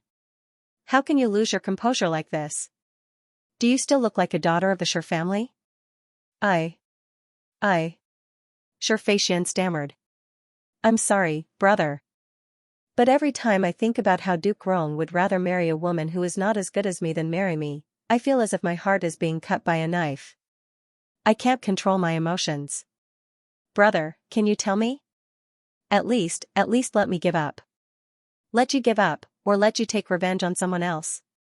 Shurjin looked at Xianxia. He knew his sister very well. Feixian was definitely not a forgiving person. "What else can I do? Will Duke Rong marry me to take revenge on this innocent girl?" Xianxia lowered her head and said sadly, "Brother, can you tell me?" "I don't know." "A novel." The room was silent for a moment. Jin's expression was as calm as usual. "I've asked around, but no one knows who Xianxia is engaged to." "Maybe." Jin turned his head to avoid Xianxia's gaze. "Maybe it's not someone from the capital." Although most of the prominent families in Day were gathered in the capital, it didn't mean that only the capital had prominent families. "Really?" Xianxia looked at Jin. Jin lowered his head and poured 2 cups of tea. He handed one to Xianxia and kept the other for himself. "I'm sorry I couldn't help you." "No, I was too impatient." Xianxia took a sip of tea. The tea was a little cold, but it extinguished the impulse in her heart. "Brother, thank you." Jin shook his head. "You don't have to be so polite with me." Xianxia forced a smile and clenched the teacup tightly in her palm. Jin returned to his courtyard and dismissed the servants. He picked up the Buddhist scriptures on the bookshelf and read them over and over again. After half an hour, he threw the scriptures in his hand onto the table and closed his eyes. "Young master, the Prime Minister is looking for you." A servant's voice sounded outside. Jin rubbed his face and stood up. "I'll be right there." Chonghai saw Jin come in. After he bowed, he said to him, "Sit down and talk." Jin saw his father's serious expression and asked, "Father, what happened?" "The Princess Royal's assassination case has been investigated. The mastermind is Prince Hui. Prince Hui has always held a grudge against His Majesty, so he sent spies into the palace. He has been holding back all this time, waiting for the right time to seize the throne." Chonghai passed the information found by the Supreme Court to Jin. "Take a look." "Father, since he has been holding back for so long, why did he suddenly decide to assassinate His Majesty?" Jin skimmed through the information and was somewhat puzzled. "This is not the best time. Since Prince Hui has endured for so long, why is he not willing to wait a little longer?" "Because he can't wait any longer," Chonghai sneered. "Prince Hui is seriously ill. He's like an arrow at the end of its flight. People who are about to die are always crazy. Becoming an emperor is his lifelong obsession. If he doesn't give it his all, he won't be satisfied even if he dies. But if the assassination fails, why would His Majesty let Prince Hui and his family off?" Jin thought of the Princess Royal who had died because of this incident. He felt that it was a pity. Prince Hui's delusion had harmed his family and the Princess Royal. How innocent was the Princess Royal to be implicated in this matter? A real man must do big things. Of course, he can't be overcautious and soft-hearted. Chonghai snorted coldly. "Prince Hui has the courage, but he doesn't have the luck or the strength. He only has himself to blame for ending up in this situation. But the Prince Hui mansion doesn't seem to be doing anything." Jin frowned. "What is His Majesty's plan?" "You'll understand in a few days," Chonghai said calmly. "From now on, you can't have anything to do with the Prince Hui mansion." "Yes." Jin hesitated for a moment, then said to Chonghai, "Father, the Yang family." "Don't worry about them," Chonghai sneered disdainfully. "This family played their cards to such an extent. It's obvious that they're not strong opponents. If the second son of the Yang family married Princess Fuel, he naturally couldn't be underestimated. However, he eloped with a prostitute and offended the Ban family. This was undoubtedly a path to his own death. Although the Ban family didn't seem to have any real power, their status was very high. Anyone with half a brain knew that even if they disapproved of this family, they couldn't show it on their faces. Otherwise, it would be a slap to the face of the imperial family. At that time, Xinyu would be third place in the imperial examinations. She would be praised by a group of people in the capital. Then, she would be instigated by impure people to break off the engagement with the Ban family. What would happen to her in the end? She would be whipped in public by the Ban Han. She would lose a lot of face. In the end, her fame and fortune would all disappear. In front of imperial power, whether one was glorious or not, it was just a matter of the emperor nodding or shaking his head. A few days later, the Prince Hui mansion suddenly caught fire. Prince Hui and his consort were buried in the sea of fire. Only his son and daughter survived, but they were both injured. Heir apparent Jiang Yuchen's leg was crushed by a falling beam. Princess Kongning's arm was burned by the fire. It was a terrible scene. The emperor and empress took pity on this pair of children who had lost their parents, so they specially issued a decree to raise Princess Kongning in the palace. The heir apparent of the king of the Hui kingdom inherited the title of king of the Hui kingdom, but he was demoted from a prince to a royal prince. Countless people in the world praised the emperor and empress for their benevolence and pity for the younger generation. Some people even wrote books about it, as if this was a good thing worth writing about. As for Prince Hui and his wife who died in the sea of fire, other than the old subordinates of the Prince Hui mansion, who really cared? No matter how suspicious the cause of Prince Hui's death was, the regulations of his funeral were not lowered in the slightest. However, they weren't increased in the slightest. Everything was done according to the rules, so it inevitably looked a little shabby. Even the road sacrifices put out by the various families in the capital were somewhat perfunctory. It was as if they were telling everyone that Prince Hui's status was as such. Jiang Yuchen and Jiang Kongning wore mourning veils and mourning clothes as they escorted the coffins of Prince Hui and his wife to the burial. They saw that the road sacrifices of the various manors were so perfunctory. Their original anger turned to numbness, and they allowed these people to pretend to be sad and say words of condolence. 3 months ago, when the Princess Royal was assassinated, these people grieved as if their own mother and grandmother had died. Now that their father and mother had died of illness, these people didn't even bother to put on an act. The world was so fickle. In the future, the two of them would be duckweeds floating on the water. They would have no one to rely on, and it would be like walking on thin ice. Please restrain your grief. A slightly tender voice rang out. Kongning raised her head and saw that the speaker was the heir of the Jingting Gongfu. The other manors would send a steward at most, but the heir of the Jingting Gongfu had personally come to offer his condolences. It was even more solemn than the other families. Kongning returned the greeting in a daze, then continued to walk forward numbly. She had cried too many tears these days. At this moment, she couldn't cry anymore. If the Jingting Gongfu knew that their family was involved in the assassination of the Princess Royal, they probably wouldn't even hold a road sacrifice. Kongning raised her head and looked at the paper money flying in the air. She laughed bitterly. She really didn't expect that the only family that would seriously hold a road sacrifice would be someone who had been harmed by her family. How ridiculous was this? Father always told them to be careful at all times. Why was it that in the end, he was the one who pushed the Prince Hui mansion into an endless abyss? She once had a beautiful dream that she was a princess. Now that she had woken up, she was incomparably glad that the current emperor was a person who cared about his reputation. At least he didn't want the world to know that his brother wanted to kill him. He wasn't the previous emperor's most beloved son, and he wanted to be known for being benevolent and virtuous. Therefore, the two of them were able to keep their lives, even though her brother had broken a leg, and her left arm had become unbearably ugly. When she passed by the right Prime Minister's residence, she saw a simple road sacrifice. There wasn't even a single person standing guard in front of the altar. She laughed coldly in her heart. As expected of the right Prime Minister's residence, which acted according to the wind. She wasn't the least bit surprised that they would do such a thing. Kongning, Jiang Yuchen sat on a wooden wheeled chair. Seeing that his sister was staring at the road of the right Prime Minister's residence, he said, "Let's go." In the Great Moon Palace, Emperor Yunqing sat in front of the imperial table. His face was expressionless as he listened to the secret guard's report on what kind of road sacrifice the various manors had prepared for Prince Hui's burial. "I'm not the least bit surprised that the Ban family would do such a thing." After hearing what the Ban family had done, Emperor Yunqing's face actually revealed a hint of a smile. Only their family has the heart of a pure child. At the same time, he was very satisfied with Xianxia. This was because Xianxia hadn't told the Ban family about the previous investigation. Otherwise, with the Ban family's personality, at this time, they would be smashing Prince Hui's coffin instead of having the heir pay his respects to the road sacrifice. Whether it was Xianxia or the Ban family, they always made him feel at ease.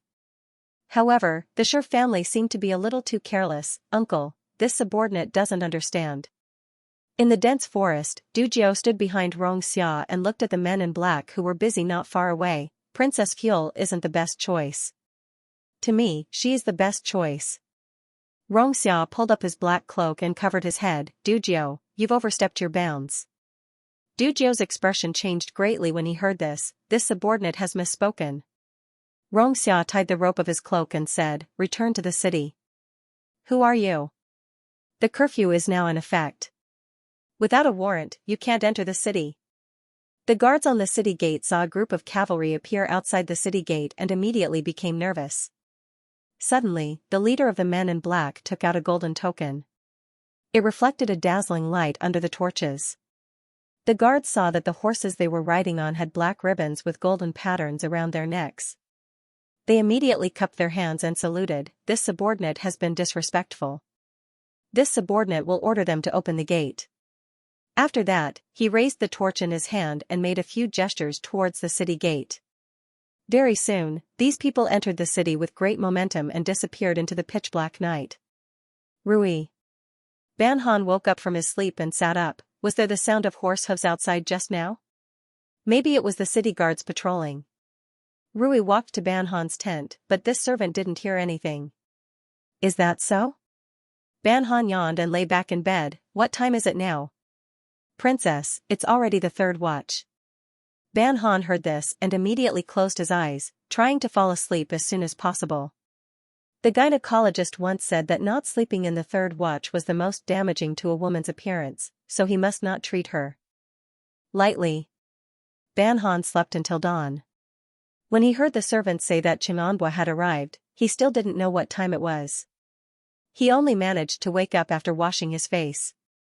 Princess, Xianxia is already here. You haven't put on any makeup, and you haven't even changed your clothes. What should we do? Ban Han was still sitting on the bed and said helplessly, this servant will help you get dressed. Ah? Ban Han touched his face and said to Rui, Rui, you have to understand a principle. A man who is good at waiting is always exceptionally charming. Rui, no, this servant doesn't know what kind of man is charming, but this servant knows that you are definitely a woman who is good at making men wait. In the main hall, Ban Han sat with Xianxia for almost an hour. He even changed 2 cups of tea, but his sister still hadn't come out. Lord Rong, my sister, I didn't make an appointment with Princess. My sudden visit disturbed Princess's rest. Ban Han touched his nose and didn't say anything else. One was willing to hit, and the other was willing to be hit. What else could he say? Xianxia, you're here? Ban Han walked out. He was still wearing plain clothes and a silver hairpin. There was no makeup on his face, but he looked very energetic. Hua, Xianxia stood up from the chair and asked with a smile, I didn't disturb your rest by coming here abruptly, did I? It's fine. I'm usually about to get up. Ban Han walked in front of Xianxia. I see that the weather outside is good. Are you here to take me to eat noodles? Yes, Xianxia nodded, the sun is bright today. It's a good day to go out. Okay, then let's go. Ban Han immediately nodded and turned to leave. Sister, don't you need breakfast? Ban Han asked from behind. No need, I want to save my stomach for other things. Ban Han shook his head, I eat breakfast at this time. How can I eat anything else? Xianxia smiled and said to Ban Han, Shitzi, would you like to come with us? Forget it, I just ate breakfast. I don't have an appetite now. You can go. Ban Han faked a smile. They were all men, who didn't know each other. If he really nodded and agreed to go, Xianxia wouldn't be able to smile. With the arrival of spring, everything came back to life. After the spring rain, the weather gradually warmed up. The people of the capital also took off their thick winter clothes and changed into more romantic spring clothes. Ban Han and Xianxia maintained a distance of half a step as they walked on the street. Looking at the people coming and going, Ban Han felt alive. Selling silk flowers, this year's most popular silk flowers in the capital. 5 copper coins per flower. Young lady, do you want one? Ban Han stopped and looked at the old woman at the corner of the street. Her hair was white and wrapped in a piece of shabby blue cloth. In her hand was a basket that was so old that it was almost black. Half of the basket was filled with crudely made silk flowers. Even the servants of the Duke's public house would not wear this kind of flower. Naturally, it was not fashionable. The old woman had originally wanted to persuade Banyu to buy one, but when she saw Banyu only wearing a silver hairpin and a plain cotton dress, she had a noble aura around her, and the man beside her was dressed in extraordinary clothes. She knew that Banyu didn't like the silk flowers she made. When the young lady came closer, the old woman's cloudy eyes saw clearly that the silver hairpin in the young lady's hair was exquisitely made. It did not look ordinary. Ban Han saw that the silk flowers in the basket were brightly colored. They were not things that she could wear. She bought 2 flowers and put them in her hand. She turned and looked at Xianxia. Come, lower your head. Xianxia knew what she was going to do when she saw her movements. She turned around and wanted to run away, but Ban Ti grabbed her sleeve. Under the violent suppression, she was forced to pin 2 earthy red flowers on the left and right sides of her hair crown. The servants of the Duke's public house and the Duke's public house saw this scene and almost could not help but laugh. The old woman looked at Ban Han and Xianxia with a smile. She said kindly, "Master and your wife have a good relationship." When she said this, she noticed that Ban Han's hair was tied in an unmarried woman's bun. She quickly apologized. This old woman's eyes are dim and said something wrong. "I hope master and young lady do not mind." "It's okay," Xianxia smiled at Ban Han. The red flower on her hair swayed. "She is my future wife." The old woman heard this and smiled. "I wish you 100 years of happiness and a child soon." "Thank you." Xianxia took out a piece of silver and put it in the old woman's hand. "Can you sell all these silk flowers to me?" "That's too much money." I can't. The old woman hurriedly waved her hand. "My basket is not worth much." Xianxia signaled the guard to take the basket of silk flowers from the old woman. "Goodbye." Thank you. Xianxia, Xianxia, to the end, of, of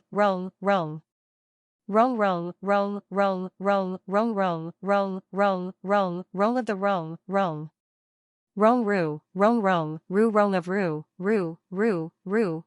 ru. Ban Han did not have much resistance to this kind of beauty. Moreover, the other party was looking at her with such a gentle gaze. She coughed dryly and said, "Let's take it off." Xianxia buried her head in front of her. "Thank you, Hua." Ban Han reached out to pluck the flowers and placed them in the basket carried by the guard. She then snickered and said, "Young Master Rong, I am of the same generation as you. Why does young Master Rong need to bow to me?" Xianxia did not get angry when he heard this mischievous remark. Instead, he took a step back and bowed deeply to Ban Han. "Miss is my future wife. I am willing to bow to you." Ban Han immediately blushed. A man who was good-looking and had a good mouth was too much of a foul. She simply couldn't control herself. A handsome man and woman with a smile on their face, even in the noisy streets, would easily attract the attention of others. Xianxia looked at the man and woman not far away who blushed as they talked and laughed. He unconsciously stopped in his tracks. He never thought that a man like Rong Junpo would allow a woman to touch his hair. For men, their heads were not to be touched casually, especially by women. He was a fine and elegant young master, but a woman had put a woman's inferior silk flower on his head. In this crowded street, wouldn't he feel that a man's self-esteem had been violated? When the woman in front of Rong Junpo turned around, Xianxia was stunned. Ban Han, why would Ban Han and Rong Junpo walk together? He was secretly shocked. Seeing the two of them continue to walk forward with their guards, he followed them as if he was possessed by a supernatural force. The Taoist priest is injured? Ban Han followed behind Xianxia. She listened to the thrilling story and couldn't help but widen her eyes. What happened? Did his senior martial brother come to save him? Or did his junior martial sister come to save him? It's his fiancée. Xianxia noticed that the guard behind her made a subtle gesture to her. She looked back and continued to smile at Ban Han. When the fiancé arrived, it was snowing heavily on Tianshan. The whole world was white. Wait. Ban Han looked at Xianxia in confusion. Does the Taoist priest also have a fiancé? Of course. There are different schools in Taoism. Some schools allow people to get married. Xianxia saw a carriage coming in front of him. She stretched out her hand and waved it beside Ban Han. Be careful. It's all right. Ban Han saw that the carriage was tied with a white cloth with the symbol of the Prince Hui mansion engraved on it. He looked inside the carriage in confusion. The carriage stopped in front of her. Soon, the curtain was lifted, revealing Princess Kong Ning, who was wearing mourning clothes made of linen. Greetings to Princess Fuel and Xianxia. Please forgive me for being in mourning and not being able to greet you. Kong Ning nodded to the two of them. She didn't seem to find it strange that the two of them were together. There was a polite smile on her pale face. Ban Han returned the greeting. The princess seems to have lost a lot of weight. Please take care of yourself. Although she didn't like this family very much, she saw that such a delicate beauty had lost her parents overnight. The emperor and empress in the harem didn't like her, but she still wanted to live in the palace. She looked very pitiful. Therefore, her tone softened a lot. Thank you, Princess Fuel. A sincere smile appeared on Kong Ning's thin face. After she experienced the fickleness of human nature, she realized that the coldness she encountered before wasn't cold at all. Her current life was truly tormenting her. Her friends in the past, the young masters who pursued her, now avoided her as if she were a snake or a scorpion. It was as if she would bring them bad luck if she approached them. Along the way, she met a few familiar people, but they avoided her as if they didn't know her at all. Only Ban Han treated her as usual. She even felt a little pity for her. In the past, she hated it when people pitied her. She didn't even want to look at them. But now, she realized that it was rare for someone to pity her. She glanced at Xianxia and nodded slightly to her. Then, she let down the curtain. This was no longer a person she could covet. Instead of being reluctant to part with him, it was better to pretend that she had never met this person and that she had never fallen in love with him. Watching the carriage go away, Ban Han suddenly remembered that Kong Ning's carriage was pulled by 4 horses. Moreover, the 4 horses looked listless. They looked like old horses that were about to be eliminated. She frowned. Although the tea cools down after people leave, these people are too much. Such a beautiful woman has become like this in just a few days. When Xianxia heard Ban Han's words, he remembered that during the autumn hunt, she seemed to have quarreled with Princess Kong Ning. She didn't seem to hold a grudge. Ban Han looked at his expression and knew what he was thinking. She explained in a low voice, as long as I take revenge on the spot, I won't hold a grudge. Generally, I only remember those that I didn't take revenge on. Xianxia was silent. He suddenly felt that it was quite reasonable. Do you have a grudge that you haven't had time to take revenge? Xianxia put his hands behind his back. He looked like a gentleman, but the words that came out of his mouth were not at all gentlemanly. Tell me. I'll help you think of a way. Benny blinked. Isn't it inappropriate for a gentleman like you to do it? I'm not a gentleman. Xianxia chuckled. If the price of being a gentleman is that I can't even protect my own people, then what's the point of having a gentleman's reputation? Then I'll really say it. Ban Han looked around to make sure that no one could hear her. She covered her mouth and whispered, I don't like some people from the Xia family, the Shi family, and the Yin family. Xianxia didn't ask why Ban Han didn't like her maternal family. Instead, he said, the Xia family doesn't handle things well. The Shi family is arrogant because of their achievements. The Yin family only cares about profits. They all have their shortcomings. No wonder you don't like them. As a good man, when a woman said that she didn't like someone, he should never ask why she didn't like them. He also shouldn't talk about the good points of that family. That would only add fuel to the fire. Smart men had long understood the importance of joining forces against a common enemy. Even if they didn't have a grudge against the other party, they should still pick out the other party's small flaws and agree with the woman. In fact, women understood the principles of rules and regulations better than anyone else. However, this didn't mean that she liked men singing the opposite of her.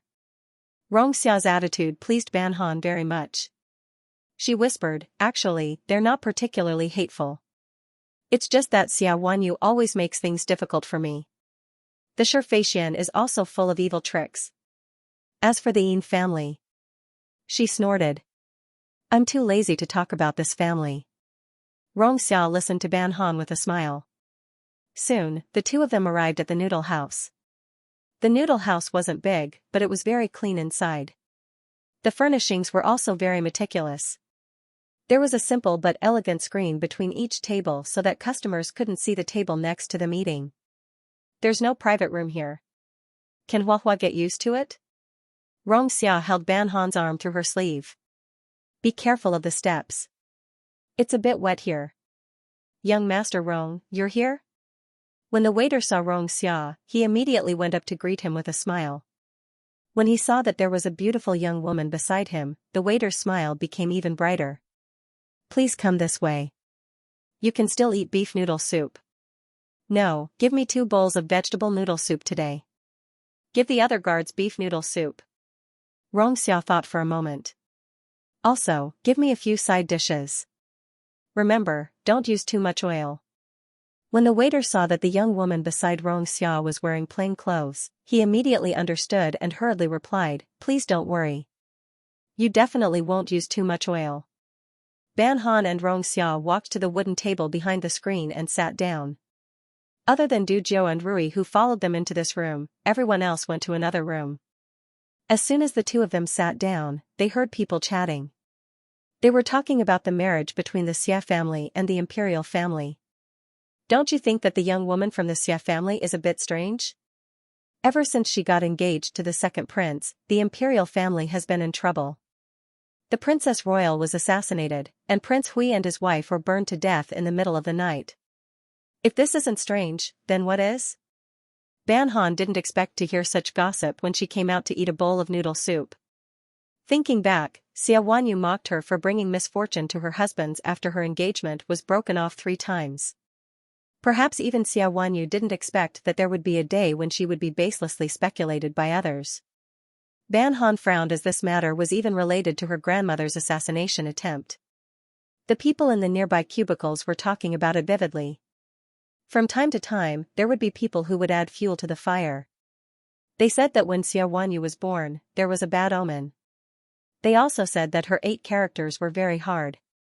Back then, the old Count of Zhongping and his wife died because of her misfortune. The proof was that 3 years after she was born, the old Count of Zhongping and his wife died one after another. 3 years, not 3 days. What did that have to do with Xia Wanyu? Ban Han felt that their way of thinking was very strange. It was so strange that there were loopholes everywhere. However, everyone who was making a fuss ignored these loopholes. Esteemed guests, your noodles are here. Because they couldn't add more oil, they couldn't even use the original soup base. The chef spent a lot of effort to make 2 bowls of vegetable noodles that looked, smelled, and tasted good. Ban Han tasted it. Although the taste wasn't very good, it wasn't worse than the food she ate at home. She also understood that the soup base was the most important. If the meat soup base couldn't be used, then the taste of the noodles would be ruined.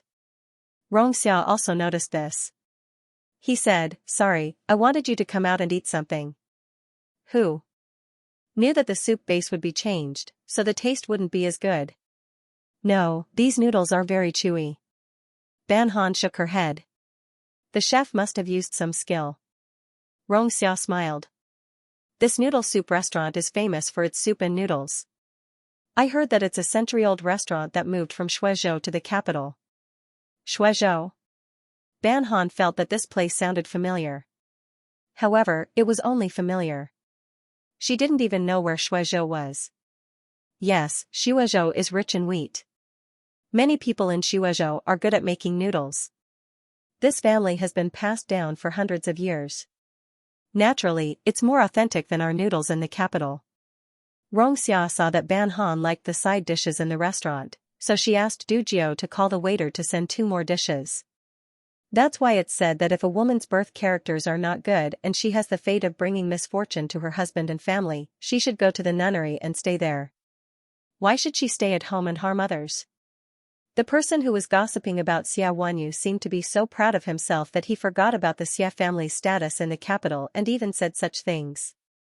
Ban Han threw his chopsticks on the table, took off the horsewhip from his waist, stood up, and pulled open the screen of the nearby cubicle.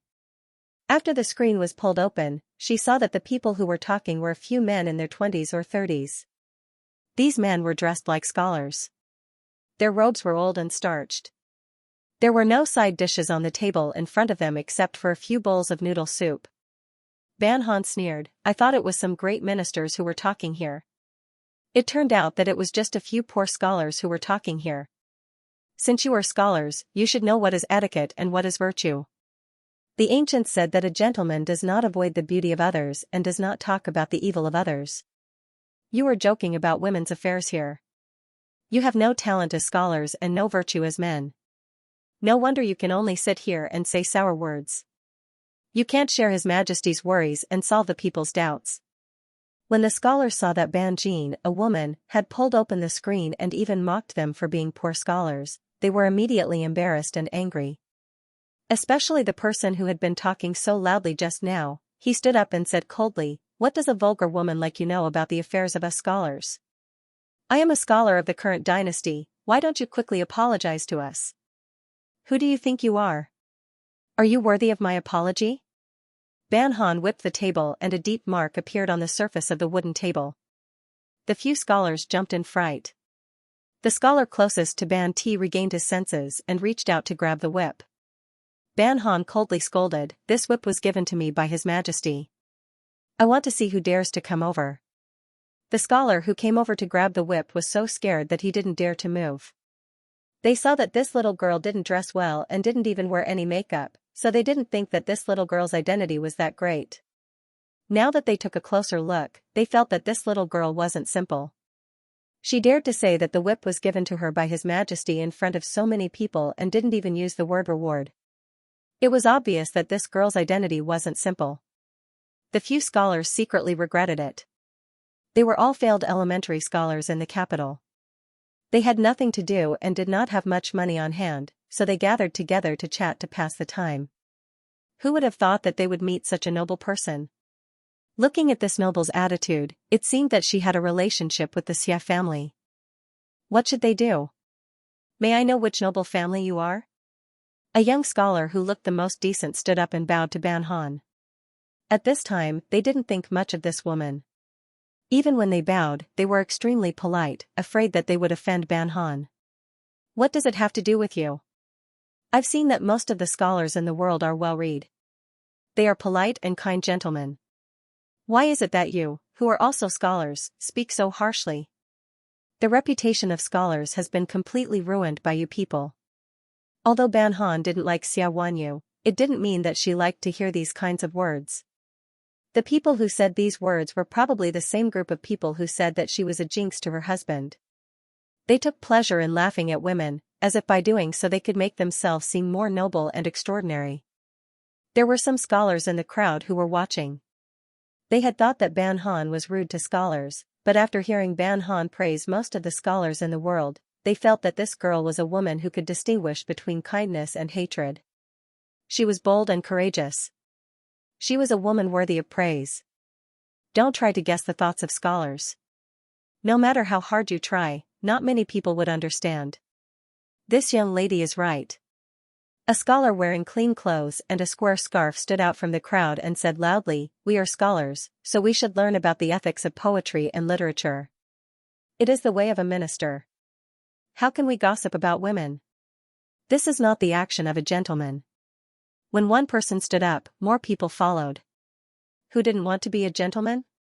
Even if some of these people had gossiped about other people before, at this time, they had to stand up to show that they were virtuous and didn't want to be associated with these scholars who gossiped about women. Seeing the situation turn out like this, the scholars who gossiped felt a bit embarrassed. Especially the scholar who said that a woman should go to a nunnery if her horoscope wasn't good. His face was as red as blood. He was angry and impulsively said to Ban Han, what we said was inappropriate. We are willing to reflect on ourselves. But as a woman, you don't stay at home to take care of your parents. Instead, you come to a place where people come and go. How can this be the way of a woman? At this moment, his companions wanted to cover his mouth. This young lady was not an ordinary person. If he said something like this, it would be terrible. Pa. Ban Han didn't want to waste time talking nonsense with this stubborn person. She whipped the scholar. The scholar screamed and immediately fell to the ground, wailing.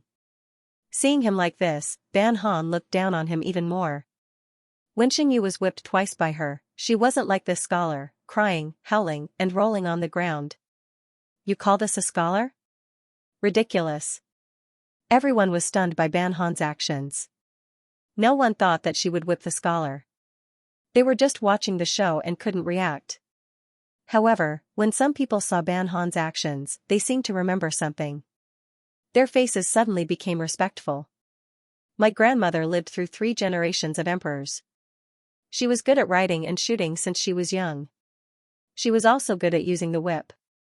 However, the 3 emperors all praised her as a heroine. No one said that she should stay at home to take care of her parents. Otherwise, she wouldn't be following the ways of a woman. Ban Han raised her chin. Are you more powerful than the emperors? Hua Hua, why are you talking to this kind of person? Xiao walked behind Ban Han and looked at the scholar wailing on the ground with a faint smile. A scholar like this who doesn't know etiquette shouldn't have any scholarly achievements in his life. When the other scholars heard that Ban Han had a grandmother who lived through 3 generations of emperors, was good at riding and shooting, and was good at using the whip, they vaguely guessed Ban Han's identity. At this moment, they were so regretful that their intestines turned green. They only hoped that once Ban Han walked out of this door, she would forget about them as if they were thin air. Looking at these scholars who looked like ugly melons and split dates, and then looking at Xianxia, Ban Jin's anger was reduced by half. She took back her whip and snorted softly, what kind of scholars are they? Of course this kind of person isn't a scholar. He's just a mediocre person who was lucky enough to get a scholarly achievement. Later, I'll have someone record this scholar's name and birthplace. Then I'll report this matter to the emperor and take away his scholarly achievements so that he won't ruin the reputation of the scholars. Even if this kind of person becomes an official, he'll only add another fatuous official to our court. Only then did the people who knew Xianxia notice him. They immediately wanted to surround him and greet him. However, seeing that Xianxia was accompanied by a young woman who knew how to use the whip, they didn't want to get too close. They could only salute Xianxia from a distance. After a while, a group of people seemed to have thought of something. They looked at Ban Han with astonished eyes, as if they had seen a rare phenomenon. It was rumored that Duke Rong had already been engaged to a noble lady. However, this noble lady's family had never released any information from Qing'anbua's residence, so other people didn't know. However, there were many girls in the capital who had their hearts broken. This girl who dared to use a whip to whip people should be the granddaughter of the Princess Royal, Princess Yule, right? This Princess Royal even dared to hit the Tanhua of the imperial court. She even had the emperor strip Tanhua of his scholarly achievements and official position. What was a small shoutsai to her? Only someone with a serious mental illness who didn't want to live would dare to offend this person. No, why was Duke Rong walking together with Princess Yule? Could it be that Princess Yule was Duke Rong's fiancée? The scholars looked at the whip in Ban Han's hand and silently sucked in a breath. If Duke Rong were to be whipped in the future, what would happen? There were so many good girls in the capital. How could Qing'anbua not think things through? Why would he be engaged to such a valiant princess? Xiaqilan silently walked out of the noodle soup restaurant, his heart unspeakably uncomfortable. Originally, when that scholar's words became more and more unpleasant, he was prepared to stand out and argue with him. However, he didn't expect that the first person to stand out was Ban Han, the Ban Han who didn't get along with his sister. So, she was this kind of girl. Thinking of the past, Xiaqilan touched the silver mask on the left side of his face. He quickened his pace and didn't even dare to look back. Xiao bowed to the scholars and looked back at the door of the noodle shop. He took Ban Han and said goodbye to the noodle shop. He also paid the noodle shop 3 times the price of the table. Seeing Xiao take out the money, Ban Han uncomfortably lowered his head and tied the whip back to his waist. The way she waved the whip just now was a bit fierce. Did she scare her beautiful fiancé? The way you waved the whip just now was very beautiful. Xiao walked out of the noodle shop and said to Ban Han, you were like a proud peacock. People couldn't take their eyes off you. Ban Han turned to look at him with a complicated expression. Are you serious? Xiao nodded, of course. But a female peacock is very ugly. She can't spread her tail and her tail is bald. There is no part of her that can be called beautiful. The smile on Xiao's face froze for a moment, but only in the blink of an eye. He asked in shock, so the prettiest peacocks are not female peacocks? This is my fault. Every time I see you, I always think of the arrogant and leisurely appearance of those beautiful peacocks. This article is written by the starter. It's fine. It's not a big matter that you don't know that the beautiful peacocks are all male. Ban Han comforted Xianxia considerately. We have a few peacocks in our family's compound. Next time, I'll take you to see them. Good, Xianxia said emotionally. In the past, I had a teacher. Today, I have Huahua to be my teacher. He made a student's bow to Ban Han. Many thanks, Mr. Huahua. Ban Han covered her mouth and laughed lightly. Even the tips of her brows were smiling. The sun shone on her hair and her entire person seemed to glow. Xiao looked at her with a smile, his gaze becoming gentle. In the fu of the Count of Zhongping, Xiaqilan had just walked to the door when he saw the chief Taijian steward of the Empress's palace come out with several junior Taijian. He stopped in his tracks and greeted the other party. Xiar Gongzi as well, the chief Taijian said with a warm smile. Xianxia is running errands for the Empress and has come to deliver some gifts to Miss Xia. Many thanks to the Empress, thank you for your trouble. Xiaqilan thanked the Taijian and wanted to give a jade pendant to the Taijian, but the other refused. Xiar Gongzi is too polite, the chief Taijian said with a smile. Xianxia is still waiting to drink your Fu's wedding wine. Xiaqilan exchanged some pleasantries with the chief Taijian. After the chief Taijian mounted the horse, he turned and entered the gates of the Xiafu. Entering the Jingyuan, his Mimi and mother were looking at the gifts the Empress had sent. He could see the smiles on their faces from far away. Qilin, you have returned? Xiamu saw her son return and put down the pearls in her hands. She gestured for him to sit. The Empress has bestowed this year's new tea. I will have the servants brew it for you to try. Xiaqilan looked at his mother and Mimi who were in high spirits and did not mention the gossip he had heard outside. He said faintly, since it is something the Empress has bestowed, it is naturally good. Son is not a particular person, so there is no need to specially make it for me. Mother Xia saw that her son's expression did not look too good and thought that he still could not accept the fact that one of his eyes was damaged, so she said, nonsense, tea is for people to drink. What's there to be particular about? As long as you're happy, it's fine. Xia Wanyu put down the things in his hands, got up, walked over to Xiaqilan, and sat down. Second brother, what's wrong? I'm fine. Xiaqilan forced a smile and patted Xia Wanyu's forehead. Your wedding with His Highness the Second Prince is next month, so don't go out for a while. The people in Jing are complicated. I'm worried that someone will do something bad to you. Don't worry, second brother. Recently, I have to learn the rules from the mamas sent by the palace every day. I'm so busy that I don't have time to go out and meet with other people. Xia Wanyu was a sensitive person. She saw that Xiaqilan's expression was not right and guessed that he might have encountered something outside. Did you hear something outside? Xiaqilan smiled, it's nothing. You're thinking too much. Second brother, don't lie to me. Something must have happened. Xia Wanyu had a good relationship with Xiaqilan since they were young. If the other was lying, she could tell at a glance, it has something to do with me, so you don't want to say? It has nothing to do with you. Xiaqilan shook his head, today, I met Princess Fuel outside. Her? Xia Wanyu's expression was complicated. She used to hate Ban Han. Even though she still hated it, it wasn't to the point that she would be happy to get rid of it. She really didn't like Ban Han when she was engaged to her second brother. At that time, there were always people hinting in her ear that Ban Han wasn't good enough for her second brother. If her second brother and Ban Han were to be together, her relationship with her second brother would definitely become cold. Who was it at that time? Xia Wanyu shook her head. She couldn't think of those faces. Perhaps, more than one person had said that to her. When she thought about the fact that her second brother and Ban Han were once engaged, it was no wonder that her second brother would lose his composure when he saw her. She subconsciously said, you should stay away from her in the future. Outside, people are saying that it's because her horoscope is not good and will jinx you, Wanyu. Xiaqilan frowned and interrupted his sister's words. That's just the gossip of ignorant people on the streets. I didn't take it to heart. You don't have to take it seriously. Moreover, when I was engaged to Princess Fuel, nothing bad happened. When he thought about how people were gossiping about his sister, how Ban Han would stand up and reprimand them, and how his sister still blamed Ban Han, Xiaqilan felt a little upset. It was their Xia family that had wronged Princess Fuel.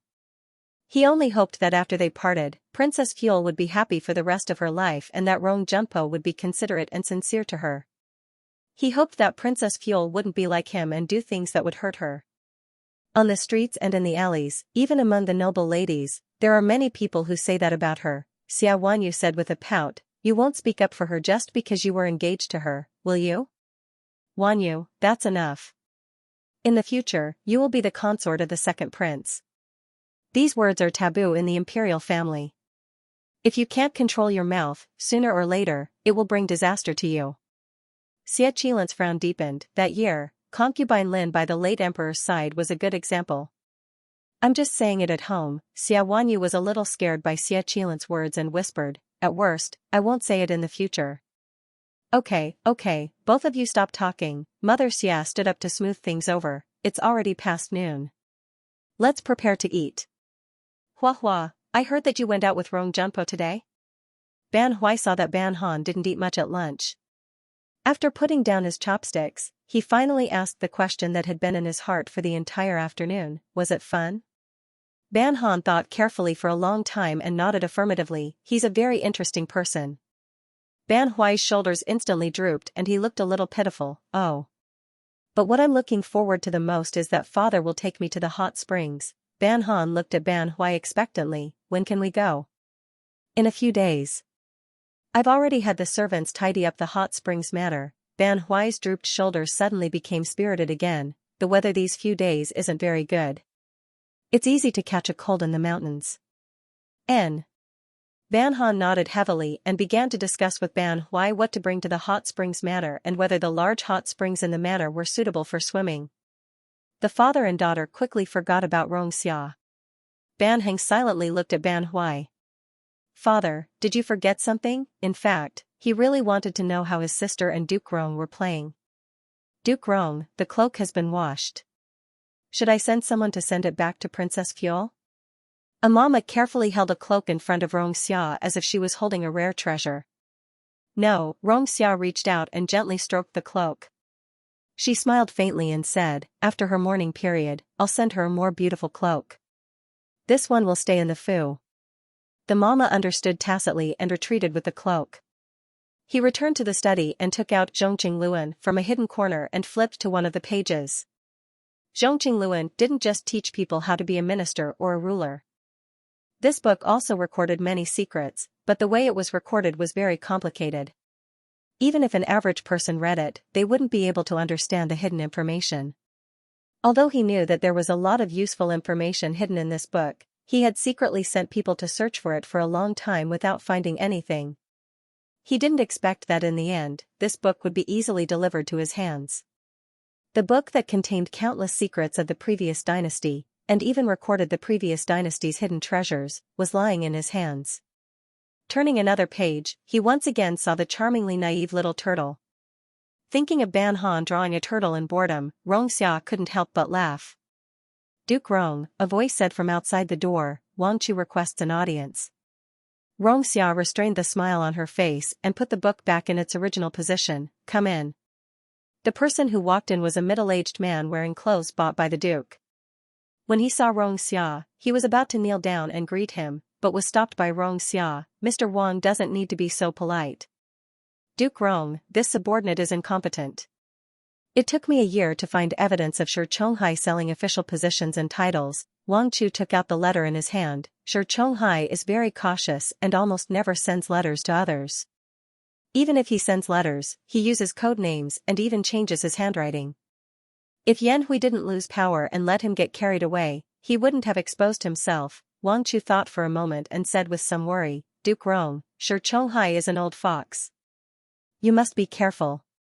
No matter how cunning a fox is, it still has a tail. Rong Xia took the letter and put it in a very inconspicuous book. Mr. Wang has worked hard this year. Go and rest for a few days. It is this subordinate's responsibility to buy the calligraphy and painting that Duke Rong likes. I don't dare to take the credit. Xianxia asked someone to bring Wan Chu to bathe and change his clothes. Then, she prepared a comfortable room for him so that Wan Chu could feel the warmth of returning to the Duke's residence. When night was about to fall, Du Jiu hurried back to the residence. When he saw Xianxia, he bowed and said, "Duke Rong, Wan Chu is back." Xianxia nodded and thought for a moment before saying, "Withdraw the people we arranged in the Xie residence. The Xie family is already on the verge of collapse. Let them go." Of the two sons of the Xie family, one was stripped of his official position and spent a month or two in prison. His temperament was gloomy and he frequented the taverns. The other had injured his eyes and was lethargic. Letting them go was a good thing. If they were suppressed too much, it might cause a dog to jump over the wall. February was about to pass and March was about to arrive. When peach blossoms were blooming all over the mountains, the noble men and women of the capital rode their horses to the outskirts for a walk. As a talented and beautiful noble lady, Xianxia naturally formed a poetry club with some talented ladies. In their free time, they wrote poems and commented on paintings together. She and several other talented noble ladies were given a title by the scholars of the capital. That title was the Six Fairies of the Bamboo Forest. Because their poetry club was built in the middle of a bamboo forest, that was how they got their name. Originally, this gathering was supposed to be a good time for these girls to entertain themselves. However, an ignorant noble lady from some unknown family said something that made the atmosphere stiffen. "Do you know who Xianxua's fiancé is?" Xianxia's hand tilted, and an ugly branch appeared on the plum blossom branch.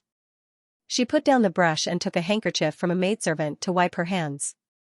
She calmly said, "Today is supposed to be a small gathering between us sisters, so there's no need to bring up irrelevant people." Lu Wen. Yes, who cares who he is, what does it have to do with us? A noble lady who was attached to the Shi family smiled and tried to smooth things over. There's still 2 cups of tea's time left. If your painting isn't done by then, be careful of being punished. Aya, which one of you took my brush? Where did my brush go? Where's my paint? The noble ladies immediately panicked, as if they were really worried that they wouldn't be able to finish their paintings and would be punished. A young lady who was standing in the corner rolled her eyes. Xianxia was pretending to be noble and virtuous, but who knew how much hatred she had in her heart? Who didn't know that she was interested in Xianxua? Even someone like her who had just entered the capital knew that she was interested in Xianxua, so how could the others not know? They were all just pretending not to know. If she had known that the gathering would be so boring, she wouldn't have come today. It didn't matter if you thought you were as beautiful as a fairy or talented. If someone didn't like you, then so be it. You couldn't force them to marry you, right? If it was someone else, then so be it. But Xianxua wasn't someone the Shi family could casually bully. "Miss Yao, what did you draw?" A young lady came over to take a look and asked in confusion. "A fighting chicken? Why did you draw this?" The strangest thing was that the chicken's feathers were a mess, as if it had been defeated in a fight. "I just drew it for fun." Yao Ling's eyes were like 2 apricots, and she looked a little naive. "Don't you think this is quite interesting?" Her companion shook her head in confusion.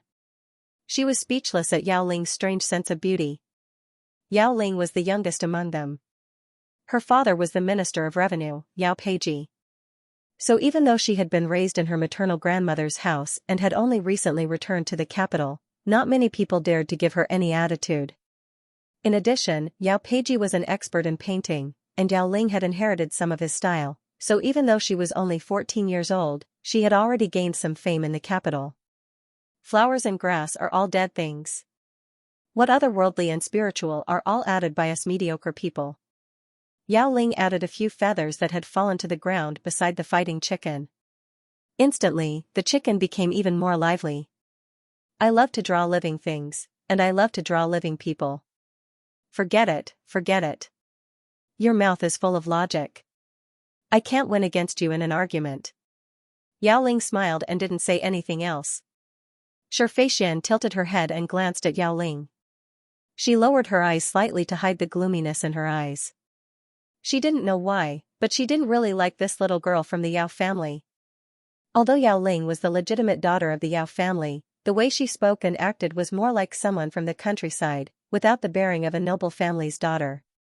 If it wasn't for the fact that her father still needed Yao Peiji's support, she wouldn't be able to stay with this kind of person. Because of her irritation, she couldn't help but draw a bit of it, so the plum blossoms that she drew appeared a bit dark. Li Xiaoru, who was closer to Cultivation, hid to the side and secretly let the ink splash on the plum blossoms that she had drawn. Only after the ink didn't look as good did she secretly let out a sigh of relief. Caw! A fat sparrow suddenly fell from the forest. While the noble ladies were still in a daze, 2 guards ran out of the forest and picked up the sparrow from the ground. The guards standing guard outside the pavilion vigilantly looked at the 2 men who had suddenly appeared, their hands on the hilts of their swords. The atmosphere became very tense, until a familiar figure walked out. Only then did the guards outside the pavilion let out a sigh of relief. Did you see that? Little brat, I already said that your skills weren't good enough, but you still dared to argue with me. Ban Han took the sparrow from the guard's hand and stuffed it to the child behind him. This is called accuracy, do you understand? If you don't aim accurately, you'll be beaten if you come out with something that can hurt people. After Li Xiaoru saw the little boy standing behind Ban Han, he threw down the brush and ran towards Ban Han. Greetings, Princess Fuel. Li Xiaoru carefully stood in front of the little boy.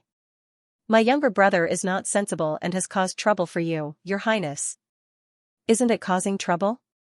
Ban Han put one hand on his waist. This little brat was shooting everywhere with a slingshot and almost startled my horse. If I didn't react fast enough, I would have fallen off the horse. Ah? Li Xiaoru looked at his younger brother in despair. Brother, what kind of bad luck did you have to provoke this demon? This little brat still has the nerve to say that he is a sharpshooter. Ban Han looked at Li Xiaoru proudly and stretched out his hand to poke his forehead. Well, I've done it. You should fulfill your promise. Li Wang was spoiled growing up in the Li family. He wanted the stars but not the moon. At this moment, he didn't say anything even when Ban Han poked him. Li Xiaoru looked at his younger brother in surprise.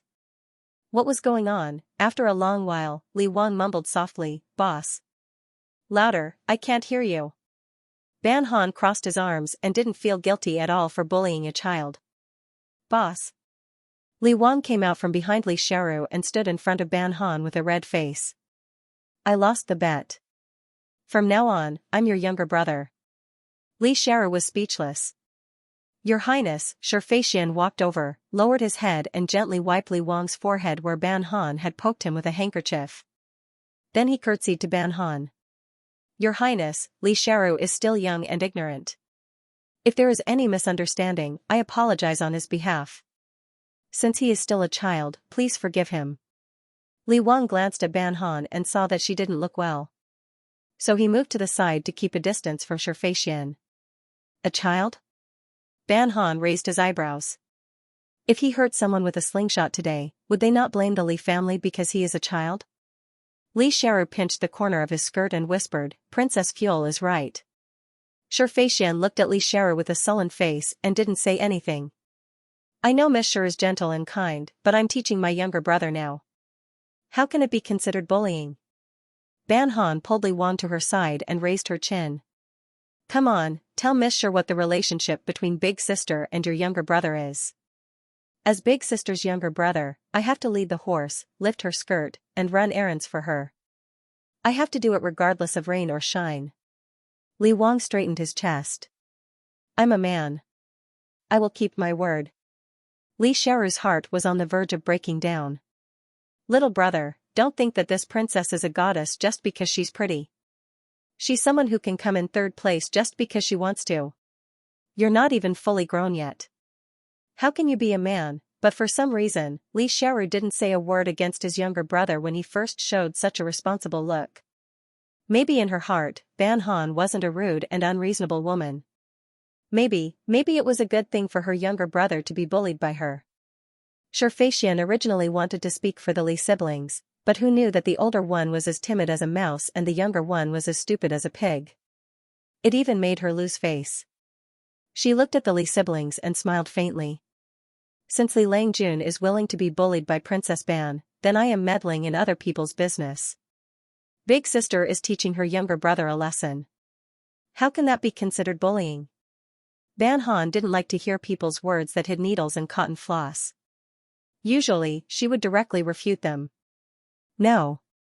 Li Wan shook his head honestly. It's called training. Xianxia's smile became cold. How did the Li family teach their children to be so insensible? Your Grace, why are you here? Xianxia looked at the girls behind her. Are you also interested in poetry and painting, Your Grace? Ban Han had made an appointment with Xianxia to go to another village to see peacocks today. She didn't expect to meet this little kid who was shooting randomly with a slingshot on the way, so she showed him what a real slingshot was. At this moment, Xianxia was still waiting for her outside the forest. Monsieur, please don't make fun of me. Everyone here knows that I'm good at poetry, music, chess, calligraphy, and painting. Ban Hua dragged Li Wang back to Li Xiaoru and said, I'll return this child to you. Go back and teach him well. Don't let him cause any trouble. If something really happens, it'll be too late for regrets. Thank you for your reminder, Your Grace. Li Xiaoru sincerely saluted Ban Han and thanked her. When we go back, my family and I will teach him well. Okay, I've said what I wanted to say. I should go now. Ban Han turned around and just took 2 steps. Xianxia came from outside. She thought that she had made Xianxia wait for too long, so he came to find her. She felt a little guilty. It was a sin to make a beauty wait for her. Of course, she automatically ignored the fact that she had made Xianxia wait for her for less than an hour half a month ago. No matter how beautiful a person was, he couldn't affect her beauty sleep. Besides this, she still felt pity for beauties. Seeing Ban Han running towards him, Xianxia was worried that she would trip on the newly grown bamboo shoots on the ground, so he quickened his pace and walked to Ban Han. It's still early. We're not in a hurry. Ban Han smiled at him. Rong? Xianxia looked at Xianxia in shock, and then looked at Ban Han in front of him. He couldn't keep the smile on his face. He widened his eyes in horror, as if he didn't want to believe that everything in front of him was real. Monsieur. Xianxia greeted Xianxia with an indifferent expression. She lowered her head and looked at Ban Yu beside her. She smiled and said, My fiancé and I have disturbed everyone's mood. Please forgive us. We will leave now. Fiancé. Ban Han? Xianxia's fingernails dug into his flesh. He looked like he was crying and laughing at the same time, which looked very strange. It turns out that Rong's fiancé is Ban. Princess Fuel. I don't know when they got married. I didn't know anything about it before. Why should you know about my marriage with Rong? Ban Han turned to look at her. What does it have to do with you? Was he trying to steal her husband in front of her? I'm not asking you, Xianxia sneered. Your Highness, you don't have to take it to heart. Ban Han raised his eyebrows and looked at Xianxia as if he was looking at an idiot. You're asking me when I got married to Rong, but you say you're not asking me. Are you asking my fiancé in front of me? The noble ladies who were painting put down their brushes and looked curiously at the scene outside the pavilion. Duh. A drop of ink splashed on the paper, ruining the artistic conception of the painting. But Yao Ling didn't care at all. Her eyes were fixed on the painting as she looked outside in a daze. What a beautiful person. The men and women she had seen before were all impure. Only the person in front of her was like the bright moon in the sky, a stunner in the world. If she could see this person often and paint for him, she wouldn't be willing to exchange it even if she was offered 10,000 taels of gold. Miss Yao, the woman next to Yao Ling tugged on her sleeve. Seeing the dazed smile on her face, she couldn't help but sigh in her heart. Oh no, she was most likely enchanted by Xianxia again. In ancient times, there was a saying that beautiful women were the source of trouble. This Xianxia was simply a femme fatale. His status was noble, he was favored by the emperor, his appearance was like jade, he was elegant and graceful, and he was respected by scholars. How could a young girl like Miss Xiao resist the attraction of such an outstanding person? It was a pity that her husband already had a fiancé. If she continued to pester him, it would be too embarrassing. The only thing she didn't expect was that Xianxia's fiancé was Ban Han. This was really too inconceivable. Monsieur, Rongxia's smile disappeared and her tone was cold. Princess Fuel's words are this one's intentions. As everyone knew, Chenanbua was very courteous and never embarrassed anyone in his dealings, which was one of the reasons why he was so attractive to women. Li Xiaoru looked at Rongxia in astonishment, as if she couldn't believe that Rongxia had said such words. She opened her mouth wide and turned her head to see Sherfeixian's ugly face. She pulled her brother and walked towards the pavilion. Her intuition told her that it would do her no good to get involved in this matter. However, her retreat didn't mean that the others didn't want to watch the show. Sherfeixian was so famous in the capital, partly because the Sher family was good at business, and partly because of the flattery of some scholars. A beautiful and talented woman, in the eyes of those scholars who considered themselves to be virtuous and virtuous, would naturally be flattered again and again, to the extent that Sherfeixian had also developed a temperament of looking down on others. Even someone like Rongxia had a Lang Jun who hated him, let alone Sherfeixian. It was one thing for these noble ladies to be submissive in front of Sherfeixian, but it was another thing for them to think of her in their hearts. Last year, the Prince of Ipo regarded Ban Han as the most beautiful woman in Day and called her Miss Sher. Many people were secretly amused for a long time. Human nature was a very complicated thing. There could be pity, kindness, jealousy, and malice. There was no perfect person in the world. If there was, then they must be a saint. However, how many of those who lived a life of luxury and served a group of servants could really become a saint? Several noble ladies pretended to be concerned about Sherfeixian and walked behind her. Even though they hid it well, Ban Han could still see the eagerness in their eyes to watch the show. Sherfeixian wasn't in the mood to care about what others thought of her. She put all her attention on Rongxia, and her face was frighteningly pale. Seeing Sherfeixian's face, Ban Han coughed and felt a little guilty.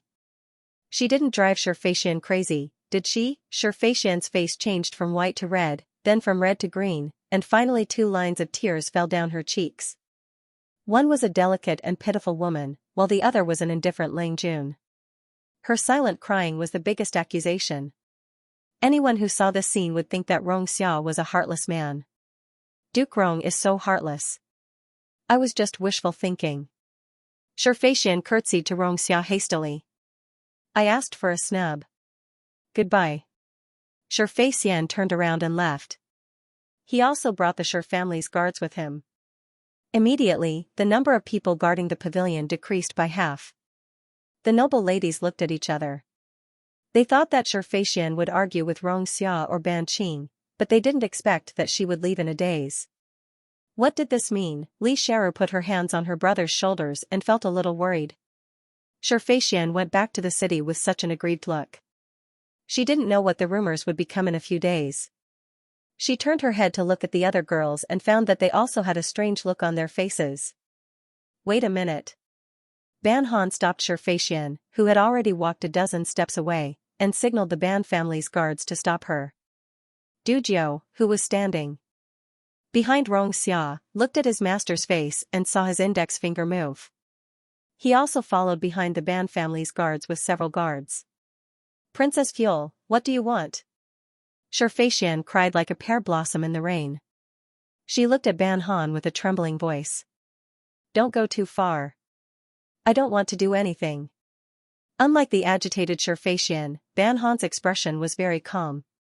She glanced at everyone and said, in front of so many people, it's better to make some things clear. If Miss Sher goes out like this, people who don't know the situation will think that I've done something outrageous to you. Although I don't care what others think of me, it doesn't mean that I'm willing to listen to gossip. Sherfeixian's eyelids trembled, but she didn't say anything. If after today, I hear something inappropriate, then I can only tell others what happened today. Ban Han sneered. After all, Miss Sher is kind and always cares about other people's marriages. Sherfeixian's face turned pale. She wasn't a fool and naturally understood what Ban Han meant. Rongxia and Ban Han were engaged. If Ban Han gossiped outside, there would naturally be gossip about her. If it were someone else, they wouldn't make things too awkward for the sake of the reputation of the two families. However, Ban Han was different. Ban Han was crazy and never cared about the consequences of her actions. She didn't care about the Sher family's reputation, and she wouldn't care about her reputation either. The other noble ladies quietly watched as Xianxia was bullied by Ban Han. At this time, no one dared to say anything. Even the noble ladies attached to the Shi family didn't dare to offend Ban Han. She didn't even care about Xianxia's reputation, so what were they? Princess, you think too much. Xianxia sneered and cast a sidelong glance at the Ban family's guards. Get out of the way. The Ban family's guards ignored her and turned to look at Ban Han. These personal guards were personally selected by the old Duke of Jingting when Ban Han was very young. Therefore, they were very loyal to Ban Han and didn't listen to anyone other than Ban Han's orders. It's good that Mr. understands. Ban Han lifted his chin and the guards immediately stepped back to make way for Xianxia. I heard that Mr. obtained a very rare poetry collection. It's not easy to obtain poetry collections, so Mr. must protect them well. Xianxia's body stiffened. She avoided Ban Han's gaze and hurriedly turned to leave. Seeing Xianxia's figure disappear into the bamboo forest, the noble ladies who were still standing there felt a little embarrassed. They looked at each other and slowly recovered their senses. They began to bid farewell to Ban Han and Xianxia. Ban Han was very particular about the principle of every wrong has its perpetrator and every debt has its debtor. Therefore, he was very friendly to these delicate and pretty little beauties. After he bid farewell to them with a smile, he saw a round-faced little girl secretly looking back at him from time to time. Seeing this little girl's appearance, Ban Han couldn't help but laugh. The little girl seemed to realize that her peeping had been discovered. She immediately turned around and ran away with a red face, as if Ban Han was a big monster that wanted to eat people. Ban Han was speechless. She obviously had a beautiful face. Why was this little girl so scared? Princess. Li Xiaoru led Li Wang to Ban Han and bowed to her. Goodbye. Take care. Ban Han returned a smile to her. Li Xiaoru couldn't help but smile. She lowered her head and touched her brother's head. She turned around and was about to leave. However, her brother broke away from her hand and walked to Ban Han. Sister, can I go to see you in a few days? Li Xiaoru looked at her brother worriedly. Princess Fuel was just joking. However, her brother was still young. How could he understand these things? Okay. Ban Han nodded like a big sister. When you come, I'll teach you riding and shooting. Li Wang's eyes lit up. He nodded heavily. Okay. Li Xiaoru looked at Ban Han with hesitation. When Li Wang walked to her side, she couldn't help but say, Princess, you should be more careful these days. She had been with the Xianxia for many years. On the surface, the Xianxia had a gentle temperament. However, in fact, he was very vengeful. Ban Han had humiliated her today.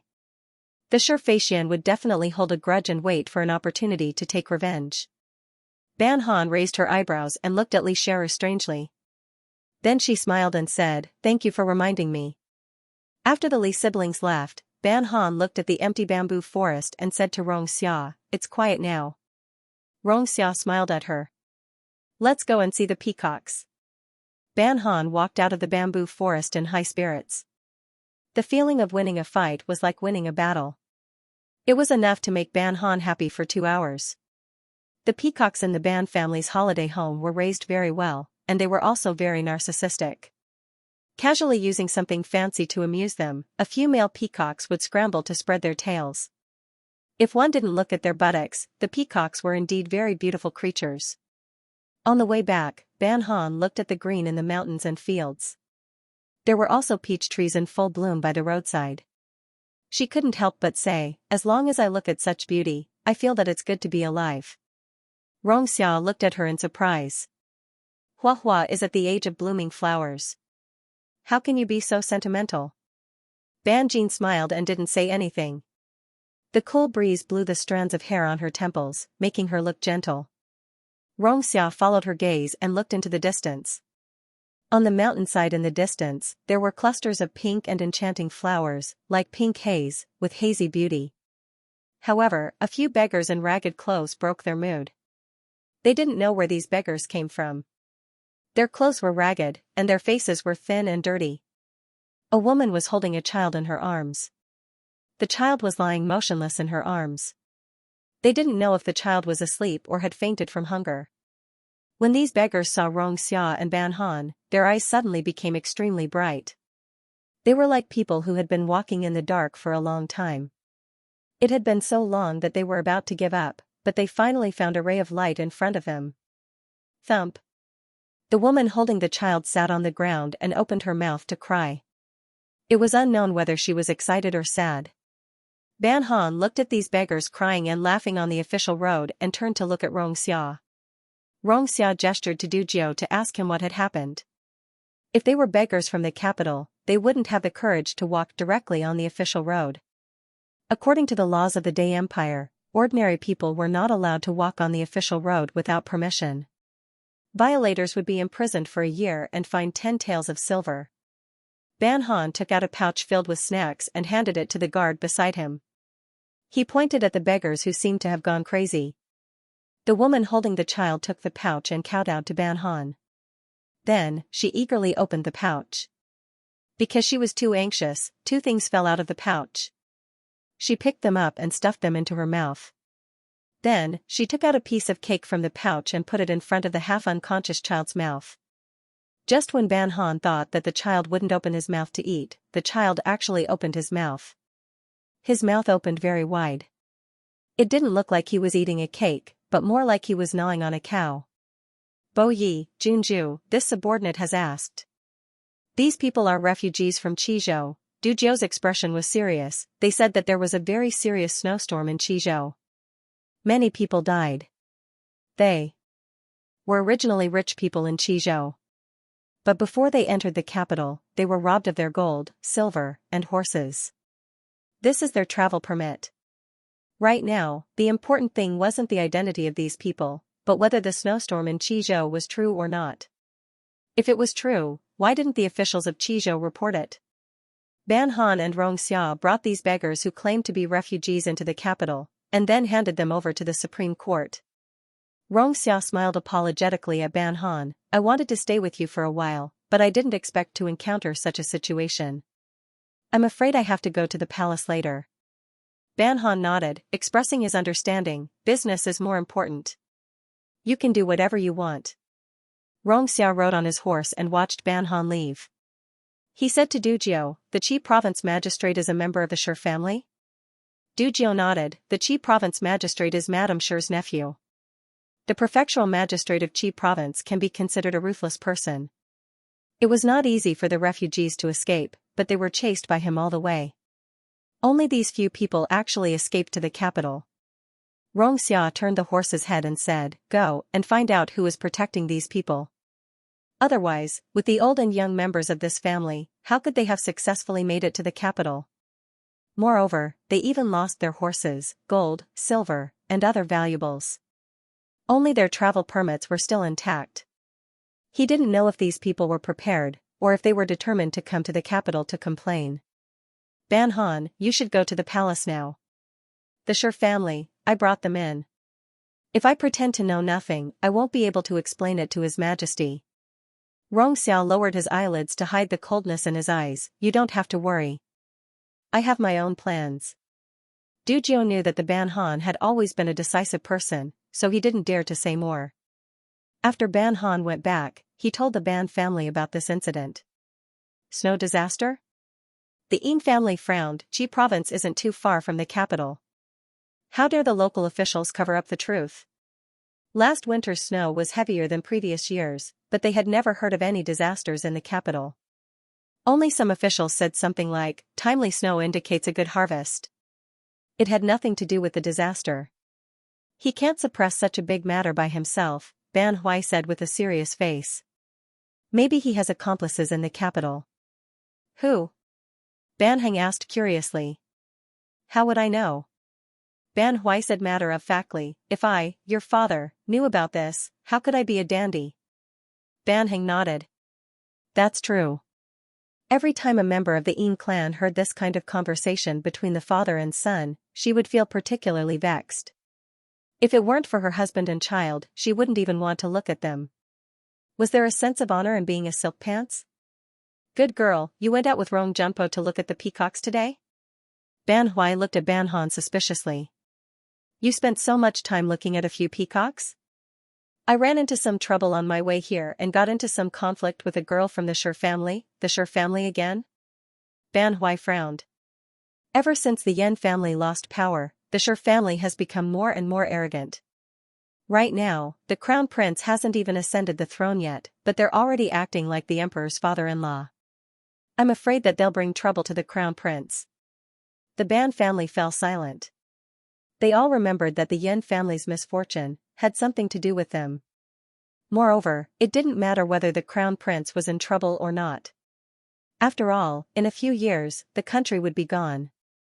No matter how arrogant the Sher family is, we're not afraid. Ban Hui slapped the table. Hua Hua, you can't be wronged in front of her. Our family doesn't need to beg the Sher family to do anything for us. Our family won't tolerate their bad habits. That girl from the Sher family seems pretty good, but I didn't expect her to be so scheming. The Ying clan shook her head and said to Ban Han, it's good if this kind of girl can think things through. Otherwise, her life will be very tiring. Ban Hui curled his lips and said, she's not scheming anymore. She has a problem with her mind.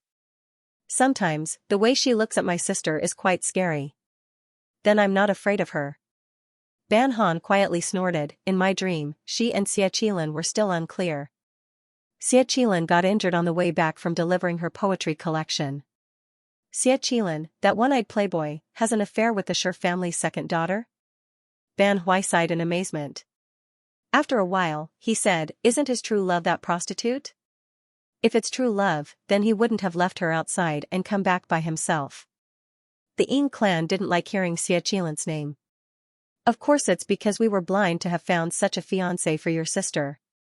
Mother, you can't be blamed for this. I was the one who agreed to that marriage. Ban Han smiled and hugged the Ying clan's arm. Besides, don't I have a new fiancé now? Ban Hui, my dear sister, please don't talk about changing fiancés as if it's as easy as changing clothes. Ban Han thought that the emperor would be furious after such a big incident happened in Qi province. However, after a few days, the imperial court was still quiet and no one even mentioned Qi province. She didn't understand the imperial court, nor did she understand politics. She only felt pity for the people who died in Qi province. In the past, she didn't understand death. However, ever since she had those strange dreams and her grandmother passed away, she had a new understanding of death. Death was the separation between heaven and earth. You would never be able to see or touch that person again. You could only rely on your memories to depict that person's face bit by bit. As time passed, the face in your memory would change and fade away. In the end, only a blurry face would be left. She sat by the window and looked at the pomegranate tree outside the courtyard that looked a little tired. The tree craftsman said that the trees that had just been transplanted were like this. However, this tree was dug out very carefully and did not hurt the main roots, so it would definitely survive. The sun shone through the leaves and left spots of light on the ground. Ban Han couldn't help but recall the past. After a long time, she said to Rui, who was behind her, Rui, tomorrow I'm going to Jingde Temple to burn incense. Go ask the crown prince if he wants to go with me. Rui saw that the royal princess looked a little absent-minded. She was worried that she would be in a bad mood. After finding Ban Hui, she casually mentioned that Ban Han looked a little sad. Ban Hui was still worried and followed Rui to Ban Han's courtyard. Sister, you're going to the temple to burn incense tomorrow? Ban Hui walked into Ban Han's room. She took a small jade ornament from the shelf and played with it in her hands. I remember that you don't like to go to the temple. You said that there are monks outside the temple who do fortune-telling. It's obvious that they're swindlers stealing the Taoist priest's job. I don't like swindlers, but I didn't say that I don't like all monks. Ban Han snorted. I also don't like men who cheat women's feelings. Does that mean I don't like all men in the world? Ban Hui was speechless. Alright, you're right. I can't win against you. Ban Hing felt that ever since he was young, he had never once scolded his sister. They were both born to the same parents, so why was his mouth so dumb? The next day, Ban Han woke up early. She picked up Ban Hui, who was still asleep, and threw him into the carriage before leaving the city. Along the way, there were scenes of prosperity and prosperity. Ban Han lifted. the curtain and looked at the people coming and going outside the carriage. She couldn't help but think that if the capital was considered prosperous, then what about other places? She shook her head. She felt that she was thinking too much. This kind of brain-draining thing wasn't suitable for her to think about. Xianxia Temple was a famous temple in the capital. However, because the nobles and Dai believed more in Taoism, the people preferred to go to places like Yuelao Temple and Child-Giving Temple. Therefore, Xianxia Temple didn't have many incense offerings. The arrival of Ban Han and Ban Hui made the monks and novice monks of Xianxia Temple very happy. Even the abbot came to personally welcome them. Although it was said that monks should be indifferent, they hadn't truly become Buddhas yet. They still needed to eat and wear clothes. Therefore, they didn't need to be indifferent for the time being. Early this morning, this old monk heard the cries of magpies on the branches. I didn't expect that the princess and the heir would come. The abbot gave the siblings a Buddhist greeting and led them into the great strength hall to burn incense. When Ban Han was burning incense, the abbot personally chanted sutras and knocked on a wooden fish for her. It could be said that his service was very good. The Ban family siblings liked people who treated them well. Therefore, they didn't hesitate to give the abbot a lot of money for incense offerings. The abbot was even happier. He even led the two to the rear courtyard to drink tea and discuss Zen. This tea was personally picked by this poor monk with my disciple in the mountains. It's not anything good. Please don't dislike it, princess and the heir. The abbot is too polite. Ban Han took a sip of the tea. My brother and I aren't particular people. Whether the tea is good or bad, it's used to quench our thirst. Princess is very clever. You can see through the world and see the essence. The abbot put down the bamboo teacup and said in a low voice, this poor monk can see that although princess's expression is relaxed, there is still a trace of worry in your brows. I don't know what is on your mind. If princess doesn't mind, you can tell this poor monk. This poor monk has a pair of ears. What goes in one ear and out the other? Ban Han smiled and shook her head. Before I came, I did have a lot of worries. But after seeing the abbot and drinking this cup of tea, I seem to understand. Ba, the abbot put his palms together. If princess can understand, it is a good thing. In life, the most difficult thing is to see through the world. If you can't see through the world, you will only add to your worries. Ban Han laughed. Yes, some things can only be seen through. If you can't, then you have experienced a nightmare. When you wake up, it will be gone. The abbot smiled but didn't speak. He looked at Ban Han like a kind elder. It was hard for Ban Han to dislike such a person. I've disturbed the abbot for a long time. This little girl should take her leave. Ban Han put down the teacup, stood and bowed to the abbot. Abbot, it is said that there is a scripture in Buddhism that can be read daily to protect the health and perfection of the dead in the next life. Buddha saves all living beings. Ban Han smiled, because all living beings suffer? The abbot slowly shook his head. Princess, you are wrong. How can there be sweetness without bitterness? Ban Han took out 2 banknotes and placed them on the table with both hands. Then I ask the eminent monks of your temple to read this scripture for all living beings. May they be safe in the next life, with more sweetness than bitterness. Princess is benevolent. The abbot smiled kindly. This poor monk thanks princess on behalf of all living beings. Ban Han lightly said, I am just pretending to be kind. Princess, you are wrong. Doing good is having a kind heart. What is true or false? In front of the abbot, who was very eloquent, Ban Han finally understood why Buddhism could spread throughout Dai even though many people didn't believe in it. It was probably because they were too good at talking. Every sentence made people happy, and they couldn't help but want to give more incense money. After sending off the Ban family siblings, the abbot returned to the back room and knocked on the door. Count, the female pilgrim has left. A jade-like young man wearing a plain brocade robe and a jade pendant at his waist walked out from behind the door. He walked to the stone bench that Ban Han had just sat on and sat down. He raised his head and looked at the bald monk who was still smiling, but didn't say anything. Count's fiancée is a very good girl. The monk bowed to him, but it was a common greeting in the mortal world. Congratulations, Count, for finding a good wife. I've only heard people congratulate a woman for finding a good husband. What you said is rare. Perhaps in this poor monk's eyes, all living beings are equal. The man heard this and laughed lightly, as if he didn't agree with the monk's words. He picked up the cup of tea that was already cold and took a sip. Speak, why did you invite me here? The monk looked at the teacup in his hand and smiled. I haven't seen you for a few months, but you seem to be different from before. The monk took out a new set of carved bamboo cups, poured hot tea and placed it in front of Xianxia. Please enjoy.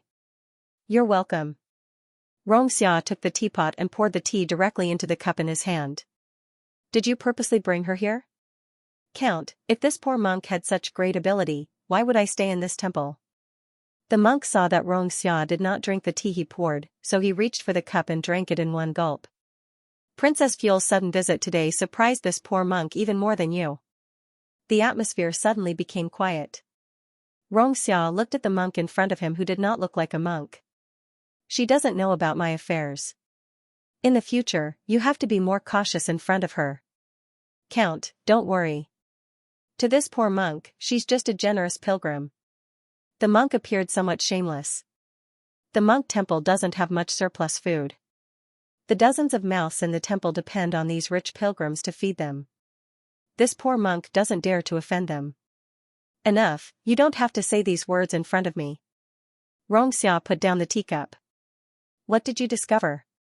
The monk dipped his finger in the tea on the table and wrote 2 on it. Power moves people's hearts.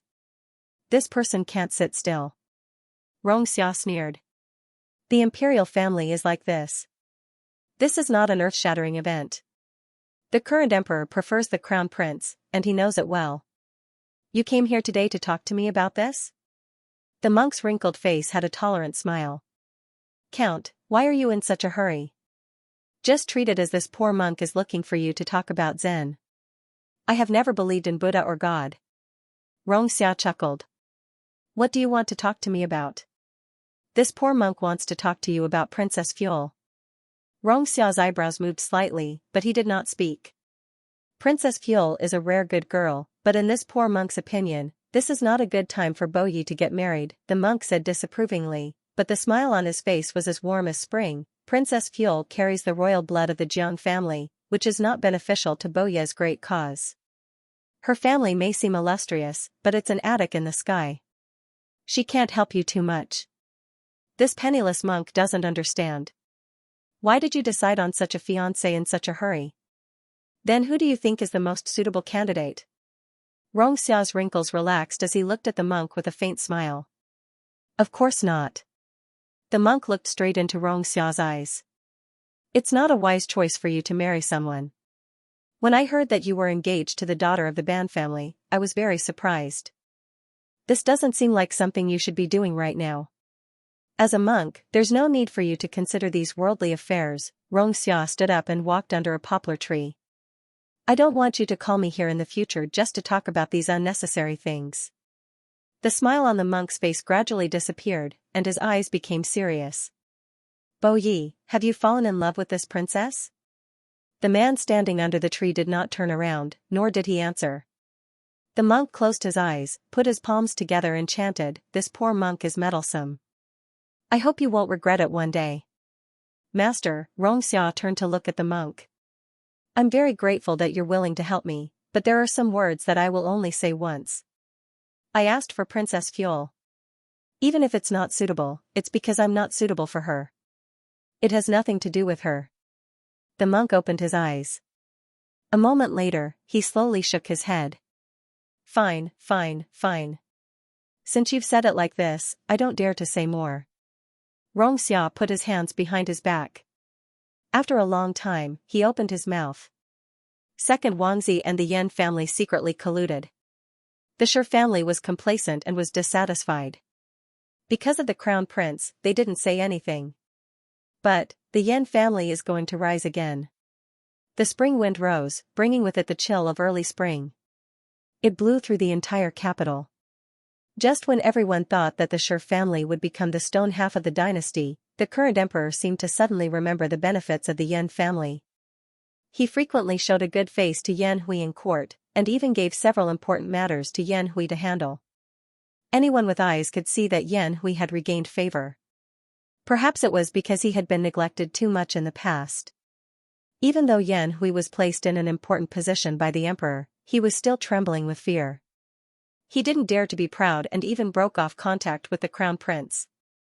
In the past, the Yan family and the crown prince's faction secretly interacted and often gave advice to the crown prince. However, when the Yan family lost power, the crown prince didn't help the Yan family say good things in front of the emperor.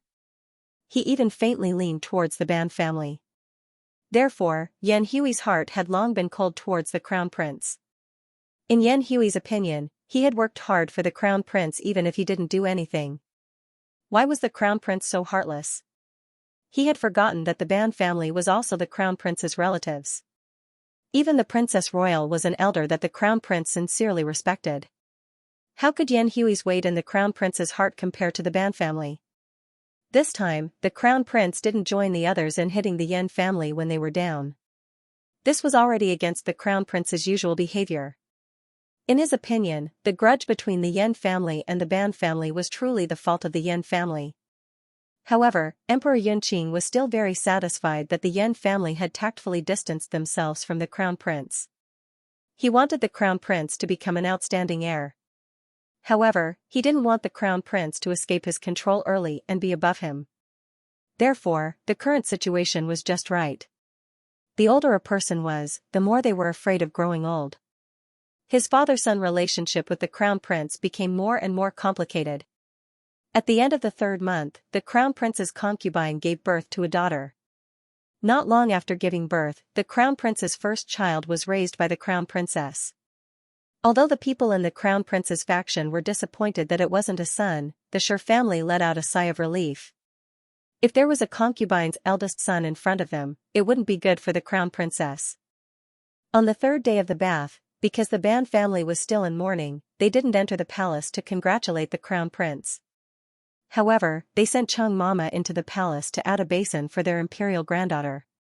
The crown prince cherished this daughter very much. When he saw that the Ban family didn't come, he specifically asked Cheng Mama about it. After hearing the reason, he sighed, gave Cheng Mama something, and let her leave. I'm not someone who pays attention to these customs. Uncle and aunt really care too much about it. The crown prince still remembered that when he was young, his uncle would take him under a tree to look for bird nests and catch summer cicadas for him to play with. This was one of the few relaxing memories of his well-behaved childhood. Your Highness, the Ban family knows the rules. The crown princess saw that the crown prince's expression was somewhat disappointed. She smiled and comforted him. The little girl is still so young. She should avoid being offended. It's not good for the child if she is tainted. The crown prince's expression was slightly ugly. Grandaunt served the imperial family all her life. Even when she passed away, she blessed our daughter to live a long life. Why would she harm her? Your Highness, this is the rule of the palace. She is in mourning, you and the child rest in the room for a while. I'm going out for a walk. The crown prince stood up. His voice was somewhat cold.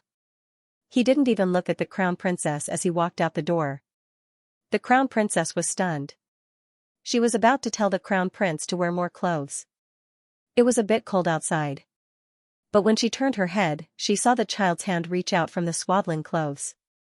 All her attention was on the child. The words she originally wanted to say were forgotten. The crown prince turned his head and saw that the crown princess was only lowering her head to comfort the child. In the end, he sighed, turned around, and walked out of the courtyard. Duke, Madam. When Cheng Mama returned to the Ban family, several eunuchs from the Eastern Palace followed behind her. After these eunuchs greeted the Ban family, they brought out the gifts that the crown prince had prepared. These gifts were prepared with great care. Even the gift boxes were not brightly colored. Your Highness is too polite. How could we accept this? Ban Hui repeatedly thanked them. After giving each eunuch a pouch, he had the steward send them out. After the eunuchs left, the Yin clan had Cheng Mama sit down. Mama, how is the crown prince? Newbie saw that the crown prince's complexion was good. He is also very fond of the imperial granddaughter. Cheng Mama sat on a stool and bowed slightly. When he heard that you couldn't go, the crown prince was very disappointed. So he had people send gifts. The crown prince is a benevolent person. The Ying clan turned to look at her daughter. She sighed inwardly. If only the crown prince could sit on the throne steadily. Yes, His Highness the Crown Prince must be thinking of you. Chang Mama remembered the way the Crown Prince and the Crown Princess interacted.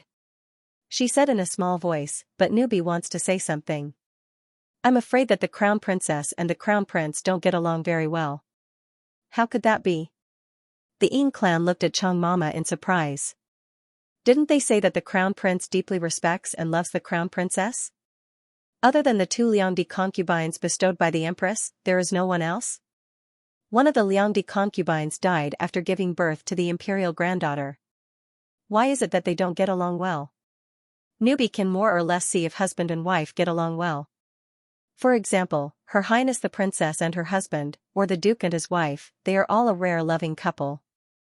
As for the Crown Prince and the Crown Princess, Chang Mama shook her head. I'm afraid that they are not as good as the rumors say. In the end, we can't interfere in the private affairs of the imperial family. The Ying clan had a good impression of the Crown Prince. But when they heard Chang Mama's words, they could only sigh helplessly. Isn't the Crown Princess the eldest daughter of the Shi family? Ban Han, who had been listening for a long time, asked. I remember that she is a virtuous and dignified woman. Her cousin, the Crown Prince, is gentle and kind. The two of them should get along very well. In Ban Han's opinion, the eldest daughter of the Shi family was a true noble lady. She had an extraordinary bearing and elegant manners. Even if she didn't like the second daughter of the Shi family, she couldn't find fault with the eldest daughter of the Shi family. The eldest daughter of the Shi family was inferior to the second daughter of the Shi family in terms of appearance. But when the 2 daughters of the Shi family stood together, the first person to be noticed would be the eldest daughter of the Shi family, not the Shi Xian. The eldest daughter of the Shi family was like a precious pearl. Her beauty was gentle and not dazzling, but it made people feel comfortable when they saw her. Based on her understanding of the Crown Prince, he should like this type of woman. However, Chang Mama was very good at reading people. If there wasn't a problem between the Crown Prince and the Crown Princess, with Chang Mama's cautious personality, she would never say anything. Therefore, Ban Han couldn't help but believe that there was a problem between the second most respected couple in the Day Kingdom. Silly child, sometimes it's hard to say when it comes to relationships. The Ying clan smiled. When men and women walk together, it doesn't mean that they are the most suitable for each other. When Ban Han heard the Ying clan's words, she shook her head, but doesn't the Crown Prince like her? At that time, there were several candidates for the Crown Princess, but the Crown Prince insisted on choosing Shi. If he didn't have feelings for her, why would the Crown Prince be so insistent? Some couples are enemies at first, but later they become quarrelsome lovers. Some couples are deeply in love at first, but later they hate each other. The Ying clan thought that her daughter was already engaged, so she wanted to say a few more words to her. No matter how good a relationship is, if you don't get along well with it, it will be worn down in the end. Smart people pay attention to the human heart. Ban Han thought for a moment. You mean, after I get married, I have to capture Duke Rong's heart? Mother is right. Cherish other people's good things, but don't be humble because of love. The Ying clan patted Ban Han's head lovingly. As a woman, you have to cherish yourself more. Smart women need to learn how to make men cherish you as much as they cherish you. Yes, yes. Ban Hui nodded, just like how I cherish your mother. Smart men shouldn't be too shameless in front of the woman they love. This wasn't henpecking, it was love. There were always people who thought that sweet words were useless, and that it was better to do things silently. Ban Hui snorted at this. A good man not only needed to do things silently, but also needed to know how to make a woman happy. Otherwise, what was the point of a woman marrying you, having children, and taking care of the house? Was it just to sleep with a blockhead or scum? With this kind of thinking, Ban Hui believed that he was a good man. Even if others didn't admit it, he still had a mysterious confidence. This is between mother and daughter, don't interrupt. The Ying clan looked at the tea in front of him and said, don't drink herbal tea, or your stomach will hurt. Okay. Ban Hui responded and waved his hand to ask the servant to bring him another cup of tea. Ban Han and Ban Heng silently watched their parents interact. They exchanged a look and smiled knowingly. Come, let's talk in the backyard. Yin Clan stood up and said to Ban Han, "The flowers in the garden are blooming. You can walk around with me." Ban Han stood up obediently and followed the Yin Clan. After Ban Hui was promoted to duke, some of the doors that were originally locked were opened. This was originally a mansion built according to the rank of a duke. The emperor had given this house to the Ban family with the intention of compensating them. However, after the Ban family moved in, they put away some of the illegal things and locked up a few courtyards. Only then were they able to live in peace. The Ban family didn't have many people, so they simply tore down a few houses and connected them to the courtyard outside, creating a large flower bed. Although her family was not particular about the details, they were rich, so they hired servants to take care of the garden very well. When she had nothing to do, she would be in a good mood to stroll around the courtyard. "Hua Hua, are you really willing to marry Qianbua?" Whenever she thought of her daughter's marriage with Rong Junpo, the Yin clan felt uneasy. She always felt that something was not right, but she couldn't tell what it was. "What's wrong?" Ban Han looked at the Yin clan in confusion. "Mother, do you not like Qianbua?" Yin clan shook her head. "I don't have any opinions about Qianbua. I'm just worried that if you marry him, your life won't be good." "If it's not good, I'll go back to my parents' home," Ban Han said carelessly. "Anyway, you won't abandon me." "Silly child, marriage is an important matter. How can it be a child's game?" Yin Clan saw that her daughter was more open-minded than she was. She couldn't help but laugh. When will you let your mother stop worrying?" "That's a bit difficult. When I'm 80 years old and you're 100 years old, you won't be able to stop worrying about me." Ban Han grabbed the Yin Clan sleeve and shook it. "Because I'm your daughter." 100 years old? Yin Clan shook her head. "I don't want to live that old and be hated by others." "Who dares to dislike you?" "Having an old person at home is like having a treasure." Ban Han grabbed the Yin Clan's hand. "Mother, you have to accompany me for a lifetime." Okay, I'll accompany you for a lifetime." Yin Clan tapped Ban Han's forehead. "You're already so old, yet you're still acting like a spoiled child. Aren't you ashamed?" "In front of my mother, I'll always be a child," Ban Han replied with a smile. "No, I'm not ashamed at all." 3 days before the second prince's wedding, Xianxia, who was only 23 years old, was transferred to be the minister of the Ministry of Personnel. The entire court was in an uproar. Some people thought that Xianxia was too young and couldn't handle such an important task. In ancient times, there was an 8-year-old prime minister. In the previous dynasty, there was a 9-year-old Shuangyuan. Why can't we have a 23-year-old minister? Yao Peiji, the minister of the Ministry of Revenue, said, "Qianbua has been a genius since he was young." After entering the court, he worked conscientiously and was praised by His Majesty many times. "Do you think that the officials of our court are inferior to those of the previous dynasty?" "Lord Yao, you can't say that. An 8-year-old child is the prime minister because he happened to live in troubled times. The 9-year-old Shuangyuan of the previous dynasty is young, so he may not be a good man. Our court is prosperous, and the world is at peace. Why should we learn from other dynasties?" But Qianbua was a genius when he was young, and a great talent when he grew up. "You're so against Qianbua, and you're even saying that he may not be a good man when he grows up. I think you're confident that you can do better than Qianbua. Is that why you're saying this?" The official was speechless by Yao Peiji's words. After a long time, he said, "You're twisting words and forcing logic." "Oh my, this is called twisting words and forcing logic when you can't win an argument." A certain idle marquis stood out and said sarcastically, "It seems that this lord's logic is that whoever can't win an argument against me is not as talented as me, and whoever can win an argument against me is twisting words and forcing logic." How interesting. Exactly. In our opinion, Qianbua is a good candidate to be the minister of the Ministry of Personnel. Qianbua is a decent person. When he evaluates an official's performance, he can do it impartially. Isn't this a good thing? Another idle marquis also stood out and echoed the other marquis. They made it sound as if those who opposed Xianxia being the minister of the Ministry of Personnel were not good officials and were guilty of not letting Xianxia take the position. These idle marquises almost never spoke during court meetings. Today, they actually echoed each other and spoke up for Xianxia. This attracted the attention of the civil officials who were on good terms with Xianxia. What was wrong with these playboys today? Was there something wrong with the world's Red Rain's brain? How could she stand on their side and speak up for them? Some quick-witted people suddenly remembered that these debauches were on very good terms with Ban Hui. Because Ban Hui was in mourning, he didn't come to court. However, these debauches would still come to court every time there was a court meeting to show their presence. Today, they were helping Ban Shuiqing's future son-in-law. The playboy's logic was simple. Everyone was in the same boat. If there was good wine, they would taste it together.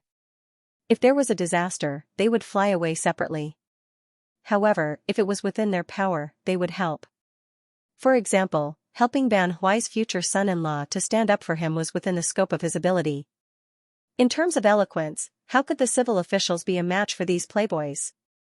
Not long after, the officials who originally opposed Xianxia being the minister of the Ministry of Personnel were led into a ditch by the playboys. They started arguing with each other. Do you think Xianxia should be the minister of the Ministry of Personnel? That was not important. What was important was that they could not lose to these playboys in eloquence. That would be too shameful. Civil officials could not be cowardly. They rolled up their sleeves and attacked. Thus, the war between civil officials became a war between civil officials and playboys. Looking at the situation, it was the playboys who had the upper hand.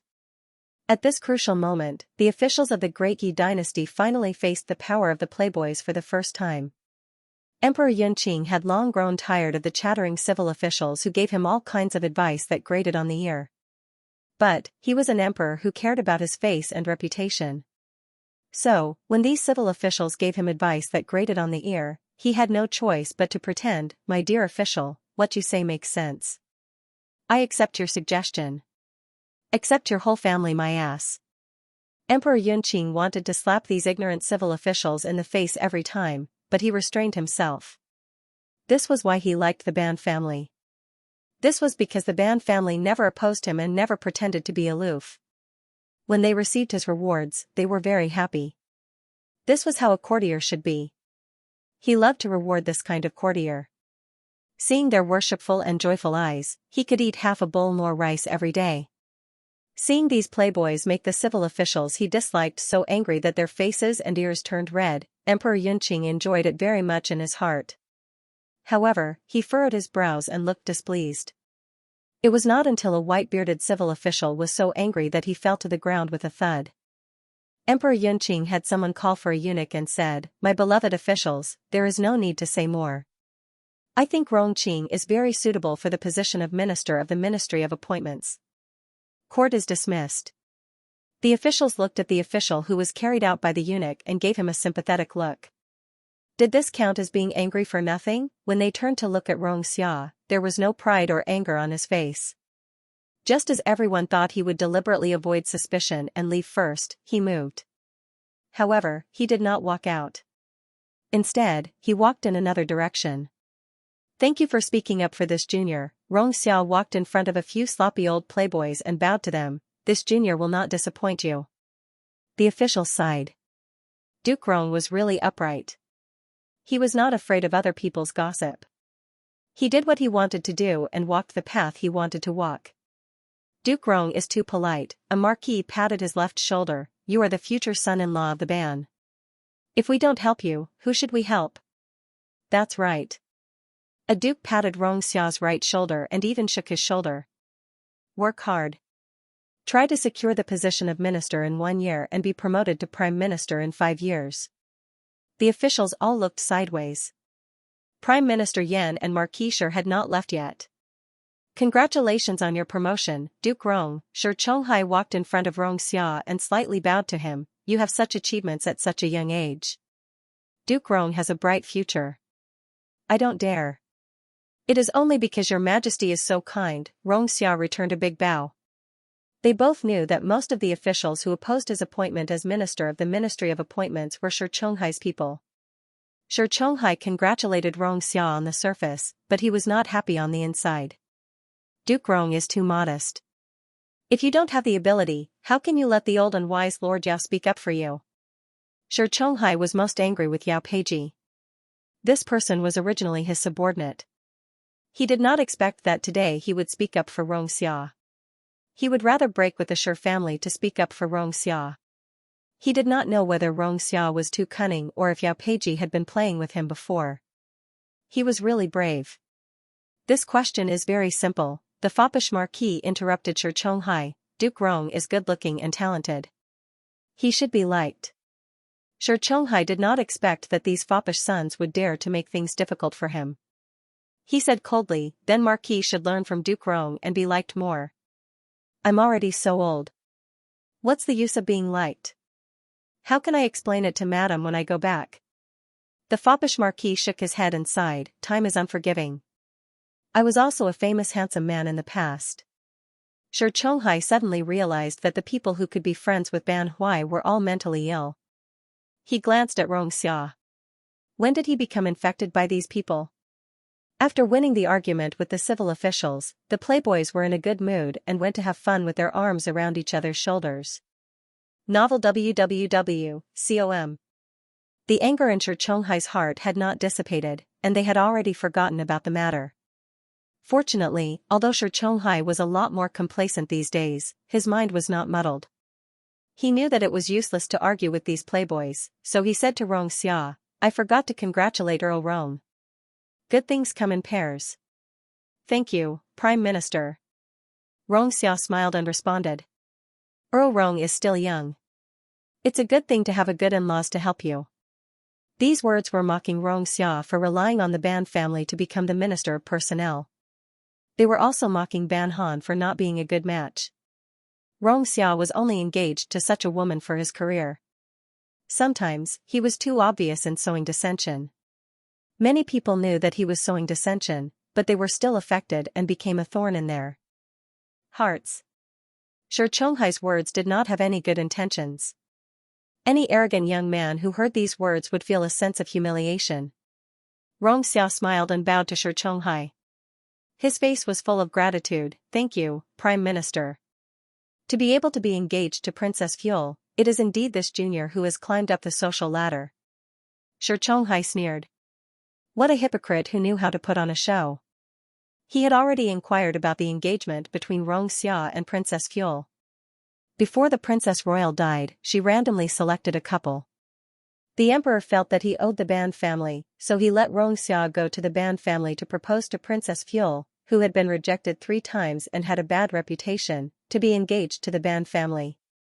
Now that the emperor promoted Xianxia to the Minister of Personnel, it was likely that a large part of the reason was to compensate Xianxia for selling his body. How many men in the world could endure such humiliation? Sooner or later, there would be conflicts between Xianxia and the Ban family. The Ban family was doing their best for this son-in-law. Even though he wasn't in the imperial court, he still asked his friends to take care of him. How much would this future son-in-law appreciate? Xianxia watched Shi Chonghai leave. He straightened his sleeves and walked out of the hall unhurriedly. However, he did not leave the palace, but went to the Great Moon Palace. When Emperor Yunqing saw Xianxia, he sighed and said, Junpa is here. Sit down and talk. Thank you, Your Majesty. Xianxia bowed to Emperor Yunqing and then sat down peacefully. Nowadays, Shi Chonghai is becoming more and more powerful. I don't want Li Chongyu from the previous dynasty to appear in our great cause. Emperor Yunqing's expression was not very good. He has been too conceited recently. Li Chongyu was a famous minister in the previous dynasty who had great power. It was easy for problems to arise when the minister was strong and the emperor was weak. In the late period of the previous dynasty, the chaos in the imperial court began after Li Chongyu became the prime minister.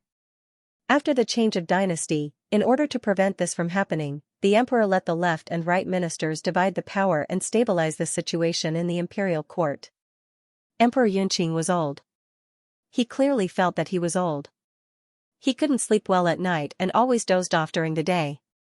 Even his hearing had begun to deteriorate. His heart was full of fear, but he didn't want to show it on his face. As a person in a high position, he was more afraid of death and the loss of power.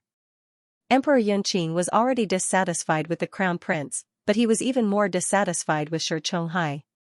As a father, he felt that his son could still be saved.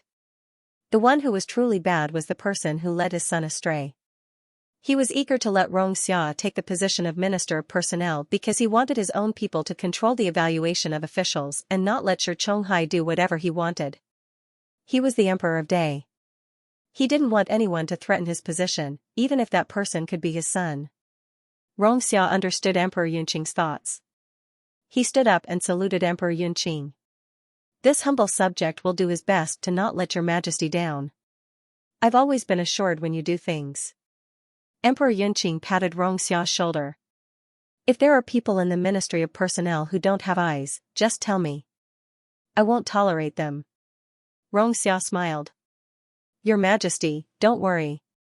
This humble subject was personally sent by you. They don't even know how to flatter this humble subject. How could they make things difficult for this humble subject? Emperor Yunqing heard this and laughed. Okay, then go back and prepare for 2 days. Spend more time with the Ban family's daughter. After 3 days, you will officially take up the position in the Ministry of Personnel. Yes, Your Majesty. Xia saluted and left the Great Moon Palace. He didn't believe that the emperor was really just saying a few words to comfort him. He was hinting at him to suppress the people in Shi Chonghai and not let him down. The Ministry of Personnel seemed to be less important than the Ministry of Revenue and the Ministry of War, but in reality, it was responsible for the evaluation of many officials. Those who weren't the emperor's trusted aides couldn't easily sit in the position of minister. Duke Rong. Wang De chased after him with a box in his hand. Duke Rong, please wait. Wang Gong. Xia stopped and saluted Wang De. Does your majesty have any other orders? Duke Rong is too polite. His majesty heard that Duke Rong likes peacocks, so he let this servant give this ornament to you. Wang De handed the box to Xia. His majesty also said that Duke Rong should go back and rest for a few days. There's no need to specially thank him. Thank you very much, Your Majesty. Xia saluted in the direction of the palace and left with the box. Wang De smiled as he watched Xia leave. When he saw Xia's figure, he returned to the inner hall and said to the emperor, Your Majesty, Duke Rong has already accepted the box. Emperor Yunqing was admiring a painting. When he saw Wang De come in, he didn't even raise his head. How's Xia's expression? Wang De shook his head. He seems to be happy and grateful. This servant's eyes are poor, so I can't see anything else. Yes. Emperor Yunqing was finally willing to raise his head. He said to Wang De, What do you think Xia is thinking about Princess Fuel? Princess Fuel is as beautiful as a fairy. Duke Rong probably likes her? Wang De said with some uncertainty. I heard that Duke Rong accompanied Princess Fuel to see peacocks a few days ago. Princess Fuel also quarreled with a girl from the Shi family? Emperor Yunqing said with a faint smile. That girl from the Ban family always makes me happy. When he was dissatisfied with the Yan family, the Ban family and the Yan family just happened to quarrel. Now that he was dissatisfied with the Shi family, the Ban Han could directly not give the girl from the Shi family any face. He knew that many people in the imperial court didn't dare to offend the Shi family because he was the father-in-law of the crown prince, the future father-in-law of the emperor. But these people forgot that as long as he was the emperor, the crown prince could only be the crown prince. These people were eager to please the Shi family. Were they all hoping for his death? Only the Ban family always remembered his kindness. Even if the Princess Royal died to save him, the Ban family never complained about him. Just as he was thinking this, the eunuch guarding the entrance of the palace said in a low voice, Your Majesty, someone from the Jingting Gongfu requests an audience. They say they have something to present to Your Majesty. Emperor Yunqing was a bit surprised. The Ban family didn't come to see him directly. What did they mean by sending someone else? This was a bit unruly. Let them in. However, Emperor Yunqing was already very familiar with the Ban family's unpredictable character. He didn't hesitate for long and had the eunuch bring them in. When he saw that the person who came in was Chang Mama, who served the Princess Royal, he couldn't help but stand up and say, Chang Mama, why are you here? This servant greets Your Majesty. Chang Mama made a deep bow. Mama, please rise. Emperor Yunqing had Wang to help Chang Mama up. His tone was gentle as he said, Is Mama used to living at Shuiqing's place? Thank you for your concern, Your Majesty. I'm fine, Chang Mama said with a smile. The Duke and Madam treat me like family. Although I'm serving the Commandery Princess now, the Commandery Princess doesn't want me to do anything. I'm so idle that I feel uncomfortable. Chang Mama had no children. After the Princess Royal passed away, Emperor Yunqing wanted to take her into the palace to retire. However, Chang Mama refused. She said that the Princess Royal couldn't let go of her grandchildren. She could still move, so she wanted to serve the Junju and the Shitzi. Emperor Yunqing saw that the Ban family also wanted to take Chang Mama into the Duke Fu, so he didn't mention this matter again. He knew that the Ban family wouldn't mistreat his aunt's trusted aides. So when he heard Chang Mama's words, he smiled and said, Zhen knew that they were people who valued friendship. Zhen is relieved that Chang Mama can live well in the Duke Fu. Fortunately, Your Majesty cares. This servant came today to run errands for the Junju. Chang Mama smiled helplessly. It seemed that she didn't know what to say and was embarrassed. Hua Hua is like Zhen's own child. If Chang Mama has something to say, just say it. There's no need to be courteous with Zhen. Emperor Yunqing saw Chang Mama's embarrassed expression and comforted her. Chang Mama is new to the Ban family and might not be used to it. Even though their actions are a bit casual, they have good intentions. Chang Mama, please don't make things difficult. This servant is relieved to hear Your Majesty say so. Chang Mama took out an oiled paper bag from her chest. When she opened it, there was a pair of sugar figurines inside. Even though the sugar figurines weren't wearing dragon robes and phoenix dresses, it was easy to tell that they were the Emperor Yunqing and the Empress. When the Junju went out today, she met a very skilled sugar figurine maker. She made a lot of sugar figurines for him. This pair of figurines insisted that this servant bring them in. This servant. Chang Mama smiled bitterly, the Junju is young and doesn't know any better. Your Majesty, please forgive her for her absurd actions. Emperor Yunqing had Wang to bring the sugar figurines over. After looking at them carefully, he smiled and said, How many sugar figurines did this girl make? Chang Mama thought carefully, about 7 or 8. This servant was lucky enough to get one. There are 4 in the Ban family. You get one, Zhen and the Empress get one. Emperor Yunqing nodded and smiled, this is interesting. Wangda, take this to the Empress Palace. Yes. Wangda smiled and took the oiled paper bag. He put it in an exquisite box and carried it with both hands to the Empress. The Emperor thought that this little toy was very interesting. The most important thing was the thought. Hua Hua treated him and the Empress as her own family. That was why she thought of them in everything. These years, he didn't dote on her in vain. As the Emperor, what did he lack? What he lacked was this sincere thought. Other people didn't understand why he favored Hua Hua so much. Why didn't these people treat him with sincerity like Hua Hua? Hua Hua, that girl, is becoming more and more lazy. She has to trouble Mama Chang with such a small matter. Emperor Yunqing smiled and shook his head, that girl should be punished. She fell in love with. Your Majesty, it was this servant who wanted to run an errand for the princess. Chang Mama sighed, this servant will say something that is out of line in front of Your Majesty. This servant has been serving Her Highness the Princess all these years. She is worried about you and her children.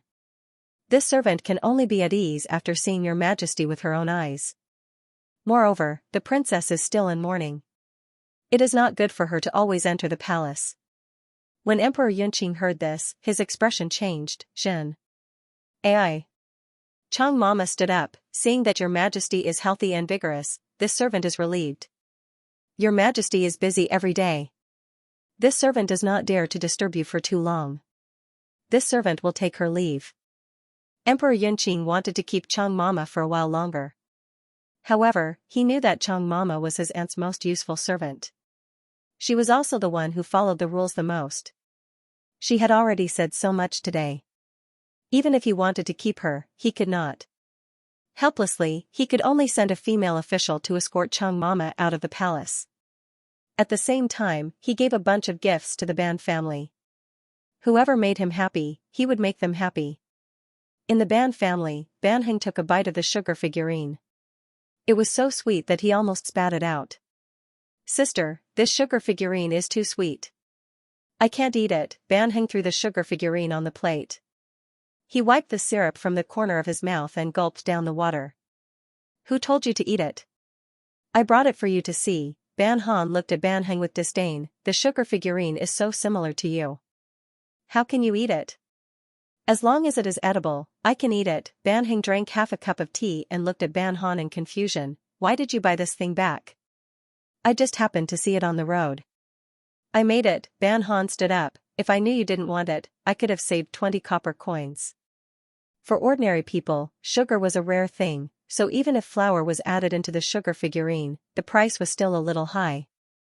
Perhaps it was because Ban Han was more generous, so the sugar figurine maker added more sugar to the figurine to show his gratitude to the generous buyer. Who says I don't want it? I want it. Ban Heng remembered that he didn't have much money on him this month, so he quickly picked up the sugar figurine on the plate and licked it twice. Don't worry, I'll definitely finish it. You're still eating? Ban Han was so angry that he laughed. He reached out to grab the candy and rudely wiped his face with a handkerchief. It's so sweet. What are you going to do after eating it? Do you still want your teeth? Ban Heng cheekily took a sip of tea. Sis, are you going out? Ban Han raised his eyebrows. What are you doing? It's nothing, Ban Heng chuckled. It's just that in the past few days, many people were so surprised that their eyeballs almost fell out when they heard that you were engaged to Duke Rong. Do you remember that Zhou Changxiao? He came to our fu early in the morning to ask about this. Then you guys are really bored. Ban Han snorted. It's going to be the second prince's wedding soon. Why aren't they going to join in the fun? Why are they coming to care about me? Because you're prettier than the second prince's wife. Ban Heng said righteously, those women all want to marry Duke Rong, but in the end, ha ha ha. How bad were the rumors that were spread outside? They said that his sister jinxed her husband. They also said that his sister couldn't get married, that she was beautiful but brainless. It was as if mocking his sister would make these people nobler. But in the end? Didn't Rong Junpo, whom they admired, come to their door and ask the emperor to be the matchmaker? Weren't these people angry and annoyed? When he thought that these people were angry and annoyed, he felt very happy. He couldn't help but feel happy when he thought that these people were unhappy. Why lower yourself to the level of these boring people? Ban Han stood up. You don't find it boring. Ban Heng drank water. They don't find it boring when they gossip about people. I also don't find it boring when I mock them. Ban Han couldn't help but laugh. She knew that her brother had always complained about the injustice for her, but he was worried that she would be sad. He never passed on those unpleasant words to her. She reached out to touch her brother's warm head. You're so young. Why are you worrying about these things? Ban Heng held his head. Sister, how many times have I told you? You can't touch a man's head casually. What man? Ban Han touched his head a few more times. You didn't even have a coming-of-age ceremony. What kind of man are you? Ban Heng, among the 4 members of the Ban family. His status was the lowest. When he came back to his senses, Ban Han was no longer in the room. He called for the servant girl beside him. Do you think my sister went to find Duke Rong? The servant girl smiled and said, how would the servant know this? Ban Heng was a bit depressed. Sure enough, it's better if my sister doesn't marry. Why do you think this way? The servant girl cleaned up the table and whispered, if the princess can find the right husband, she will have one more person to care about her. Isn't this a very good thing? Ban Heng stammered, although that's true, but he was still not very happy. He had been with his sister since he was young. When he was young, if someone bullied him, his sister would help him vent. As long as his sister was there, he wouldn't be bullied. Although he always bickered with his sister, he knew in his heart how much his sister loved him. Perhaps, he couldn't bear it. He couldn't bear to let his sister marry a man that he didn't know well. He was worried that she would be bullied and that she wouldn't have a good life. As relatives who cared about each other, as long as the other was not by their side, it was inevitable that they would miss each other and worry. When he thought about how his sister would be called Madame Rong when she married in the future, Ban Heng was very unhappy. His sister was clearly a member of their family. In Qing'anbu's residence, Du Jiu walked into the study with an unpleasant expression. He said to Xianxia, who was reading with his head lowered, "Earl, there are some unpleasant words coming from outside." "What words?" Xianxia closed his book and looked up at Du Jiu. "There are people outside who say that you are the type of person who relies on women." Du Jiu's words were more tactful. In reality, there were people outside who said that Xianxia was living off a woman. "I knew that the Shi family would use this kind of method." Xianxia chuckled.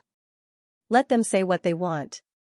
There are so many people who want to live off a woman but can't. Let them be envious." "Du Jiu, Earl, moreover, I think that the people outside are quite right." Xia's smile became casual. "I am living off a woman.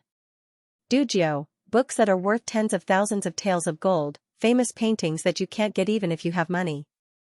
Any of these things can make people go crazy, but the Ban family gave me so many." Xia caressed the pages of Zhongqing theory. "Tell me, if I'm not living off a woman, what am I living off?" "Du Jiu, now that you mention it, it does seem like you're living off a woman." He didn't know how to respond. "Du Jiu, don't pay attention to what the people outside are saying. The people behind this are waiting for us to jump into a rage." Xia lowered his eyelids and laughed in the study. "Let them be. I'm not the second Xiaqilan. I won't fall for this kind of provocation." Du Jiu hesitated for a moment. "You mean that the Shi family is behind this? Other than them, who else would be so worried about the power behind me growing?" Xia laughed mockingly. "Let them be. As long as we don't take it to heart, it won't affect us. But I'm worried that the scholars will have other opinions about you." Du Jiu looked troubled. "Some people will inevitably follow the crowd. It will have a bad influence on you. You think too simply of these scholars." Xia shook his head. "As long as I haven't lost my power and as long as Her Majesty still trusts me, they won't easily follow the crowd. In this world, there aren't many real fools. The Shi family thinks too highly of themselves. This method worked on Xiaqilan, so they thought it would work on him too. How ridiculous. There were all kinds of people in the world. Who would think the same way?" Although Du Jiu didn't quite understand, he could only nod when he heard what Earl said. "I'll make the arrangements and let people know that the rumors came from the Shi family." It was just playing with public opinion. It wasn't like they hadn't used it before. "Earl." The housekeeper came in with a wooden box. Seeing that Du Jiu was also there, he nodded to him. "Just now, Ban Shitzi had someone send something over.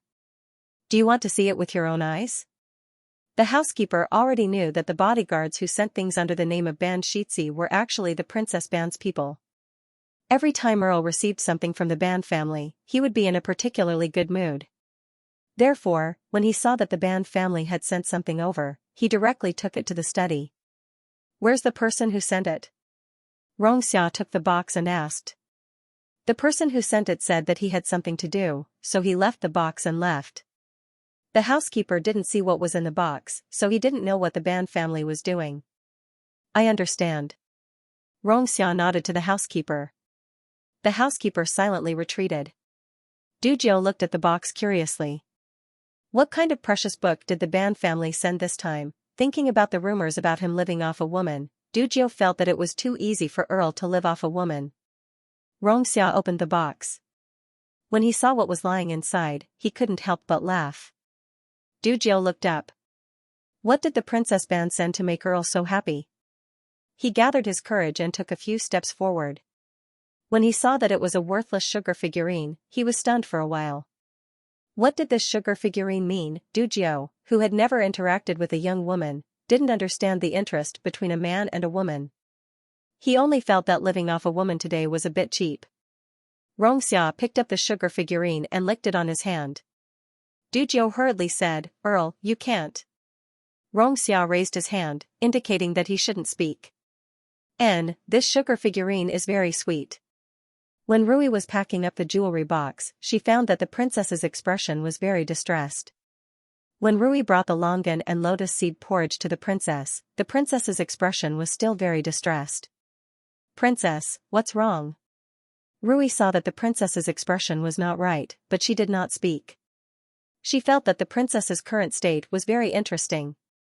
One had to know that the princess was not someone who could keep her thoughts to herself.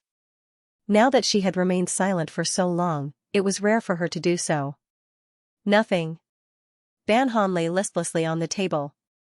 She was not even in the mood to eat the lotus seed porridge on the table. Her story had asked the sugar figurine maker to make an ugly Xianxia, just to send it over to tease him. She did not expect that she would put the wrong oil paper bag and send the sugar figurine that was made to look like herself. Thinking about it, she felt that she was still very shameless. Is it really nothing? The princess was not interested in the food that Rui placed in front of her. How could this be nothing? Oh right, isn't the second prince and Xia Wanyu's wedding tomorrow? Ban Han suddenly remembered that Xia Wanyu and the second prince's wedding day should be coming soon. It is tomorrow. Rui said, Madam said that our family is in mourning, so we won't attend the prince's wedding. There's no point in attending. Ban Han held her chin with one hand. You give me a gift, and I give you a gift in return. There's no point in attending this kind of ceremony. After eating a few mouthfuls of lotus seed porridge, Ban Han shook her head. I'll go lie down for a while. Call me when it's time for dinner. Rui helped Ban Han lie down on the bed. After seeing that the princess fell asleep soon after lying down, she put down the curtain and quietly walked to the outer room. She ordered 2 servant girls to wait at the door of the inner room at all times in case the princess woke up and could not find someone to serve her. The 2 young maidservants happily agreed. Being able to serve in front of their master was also a matter of face. Rui had just left the room with the lotus seed porridge that she had not touched when she met Chang Mama, who had just returned from the palace. She quickly curtsied. Where is the princess? When Chang Mama saw that the room was quiet and Rui was holding something in her hands, she guessed that Junju might have gone to sleep. Thinking of this, she lowered her voice and said, His Majesty asked me to bring some things back for the princess. Since the princess is already asleep, I will put the things in Madam's courtyard first. At first, Rui was worried that Chang Mama, who served the Princess Royal Highness, would be very strict with the rules of the princess. Therefore, when Chang Mama first came, she had been trembling with fear. She was afraid that she would do something wrong and bring trouble to the princess. Fortunately, Chang Mama was a very easygoing person. She did not take advantage of her seniority just because she had served the princess before. Not only did she teach the maidservants many things, she also treated the princess very well. She was like a grandmother who spoiled her grandchildren. Your Highness, is your appetite not good? Why did you only use so little? Chang Mama knew that Ban Han had a habit of eating some food in the afternoon. She also knew that she had a small appetite. She could not help but worry that the princess was not feeling well today. Rui shook her head. When I served the princess to sleep, she did not have a fever. It did not look like she was not feeling well. Perhaps she was a little sleepy. Rui subconsciously did not tell Chang Mama that the princess's expression was not quite right just now. She was the princess's personal maidservant. Even Chang Mama would not tell her everything. Ban Han vaguely heard people talking in the courtyard. But she was too sleepy. It was as if something was pulling her and urging her to sleep. In a daze, she felt as if she was flying through layers of thick fog and landed on the highest roof of the palace. In the square in front of her, hundreds of officials were bowing. A man in a black robe with golden edges sat on the dragon throne. The hanging pearls in front of the imperial crown covered the man's face. She wanted to get closer to take a look, but she could not move.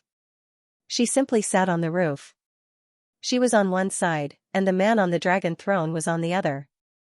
Rise. Ban Han was very familiar with this voice.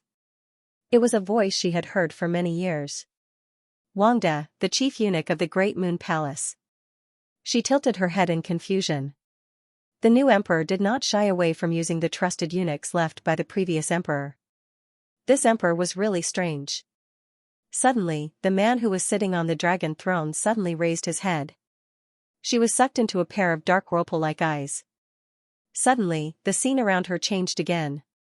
She was standing in a gloomy and terrifying dungeon. The walls of the dungeon were full of mottled stains. She could not tell if these were simple stains or human blood. A painful scream came from behind her. She turned around in a panic and saw the man in the black robe. His back was facing her as he stood in front of a prison door. She also knew the person in the prison. It was the second prince who had been brainless all these years. The second prince opened his mouth and cursed, but she could not hear a word. She took a few steps forward. When she was about to get close to the man in the black robe, she could not move. It was as if something was dragging her feet, not allowing her to get close. The second prince was locked in a cage. The second prince was squatting inside like a stray dog. "Your Royal Highness Prince of Violence, you should enjoy the rest of your life here." Wangda looked at the second prince in the cell with a smile. "The scenery here is unique. I believe your Royal Highness will soon get used to it." Ban Han just noticed that Wangda was missing 3 fingers on his left hand. It looked very strange. Prince of Violence, was this the title the new emperor gave to the second prince? Suddenly, the man in the black robe turned around. She felt as if she had fallen into an endless abyss. When she opened her eyes with cold sweat, she saw the lotus pattern on the bed curtain. It was really a strange dream. She put on her outer robe and walked from the bed to the table. After thinking for a long time, she sighed helplessly. Could she still have a good dream? Couldn't she see clearly who the man in the black robe was? This was like fishing with bait. The fish wanted to take the bait, but the man didn't let it. He was crazy. Ban Han felt that she was unhappy, but this unhappiness came out of nowhere. When Rui came in, she saw Ban Han sulking at the table. She couldn't help but ask, "Princess, are you still in a bad mood after sleeping?" "The more I sleep, the angrier I get." Ban Han slammed her hand on the table. The teapot on the table jumped. "This is playing with me. In the future, if I see anyone who likes to wear black, I'll beat them up first." "Rui? Sister?" Ban Heng's voice came from outside. But he knew that Ban Han might not have gotten up yet, so he didn't barge in. "Duke Rong sent me another gift. Do you want to take a look?" Anyway, he was just a bridge to cross the river. No matter how good the gift was, it was just passing over his head. It had nothing to do with him. Ban Han thought of the candy figurine she sent to the wrong person and became even angrier. She curled her lips and snorted. "I won't look." Rui helped her put on her clothes and combed her long hair before turning to open the door. "Shitzi, please." Rui gave Ban Heng a look, indicating that the princess might be in a bad mood. Ban Heng's foot shrank back. But when he saw his sister sitting at the table with an aggrieved expression, he braced himself and walked in. "Sister, what's wrong? Are you unhappy?" Ban Han leaned on the table and looked up at Ban Heng. She said weakly, "I had a dream again." When he heard his sister mention the word dream, Ban Heng became very nervous. He pulled a long face and held his breath. Did you see the face clearly?" Ban Han shook her head. Ban Heng was instantly discouraged. He said in a small voice, "God is playing with us." They knew, but they didn't know. This was even more confusing than not knowing at all. It was like watching a particularly interesting performance. Just as they were getting excited, the performers suddenly put away their costumes and coldly said that they didn't want to sing anymore. Rui saw that the siblings seemed to have something to talk about, so she tactfully retreated to the outer room. When she turned around, she could still see the two whispering. She couldn't help but shake her head and smile. The princess and the Shitzi had such a good relationship. "Sister, forget it," Ban Heng said. "These dreams are useless anyway. Let's not waste our time thinking about it. If you have time, go see the beauties. If you meet someone you don't like, bully them. Live your life one day at a time. It's just a dream. Do what you want. No, it's actually useful." Ban Han smiled with satisfaction. "Knowing that Jiang Luo, who always makes things difficult for me, will have a hard time in the future, I'm in a good mood." Ban Heng's interest was piqued. "How's his life?" "He's locked up in a cage, but he's also given the title of Violent King." Ban Han sighed. "That dungeon is dark and gloomy. With his personality, I'm afraid that he'll go crazy soon." With the most miserable person as a comparison, their Ban family didn't seem so miserable. Ban Heng laughed. "People like him should have a harder life." The siblings talked about Jiang Luo's fate, and their mood immediately brightened. It wasn't until dinnertime that Ban Heng suddenly remembered that he hadn't given the things that Xianxia had sent over to his sister. He had the servant girl waiting outside bring the things over. Then he handed it to Ban Han. Here, I haven't opened the box. I don't know what's inside. Ban Han opened the box. Inside, there was a peacock ornament made of gems. Each gem on the peacock's tail had been carefully selected. Even though there was no candlelight, it still emitted a beautiful glow. Wow, Ban Heng looked at the ornament in amazement. This Duke Rong is quite generous, not to mention other things. Ever since they met, Xianxia had sent his sister things. If it wasn't gems, it was jade. They were all rare and good things. There was a saying, if a man was willing to spend money on a woman, it didn't necessarily mean that he loved her. If he wasn't willing to spend money on her, it definitely meant that he didn't love her. Ban Heng felt that this was quite reasonable. Seeing that Duke Rong was so generous, he was relieved. At least after his sister married, she wouldn't have to live a hard life. Duke Rong always dressed simply and elegantly, but he didn't seem to have any requirements for his sister. The things he sent over, which one of them wasn't gorgeous and beautiful? It was as if they were tailor-made for his sister. Ban Han stroked the sapphire on the peacock ornament's tail. He liked this ornament very much. Junju. Rui hurriedly walked over. Her expression wasn't very good. The Yan family's second young master insists on seeing you. He's been standing outside the Fu for almost 2 hours. Hearing the address of second young master Yan, Ban Han was stunned for a moment before reacting. Isn't he too sick to get out of bed? Why is he standing in front of our door? Ban Heng jumped up in anger. Who cares if he's the prime minister's son, let the guards chase him away. This person was crazy. He knew that his sister was already engaged to Xianxia. Why did he still come to find his sister? If word got out, even if Xianxia didn't care, it wouldn't be good for other people to talk about it. Send someone to inform the people of Prime Minister Yan's residence. Don't blame us for not fixing the steps and tripping this noble young master's foot. Ban Heng was extremely dissatisfied with Yan Zhen's behavior. If it wasn't for the fact that Yan Zhen usually didn't go out, he would have already put a sack on him and beat him up. How did the Yan family teach their children? They don't know the rules at all. Ban Heng did not forget to scold him. Ban Han inexplicably felt that these words were somewhat familiar. Sister, don't pay attention to this kind of person. The more you pay attention to him, the more he will get angry. Ban Heng's anger had not subsided. He turned to Ban Han and said, they say that love is as deep as the sea. In fact, he has read too many books. His love is as deep as the sea. Don't be soft-hearted just because he is pitiful. From beginning to end, Ban Han did not even have time to say a word, but Ban Heng had already said almost everything.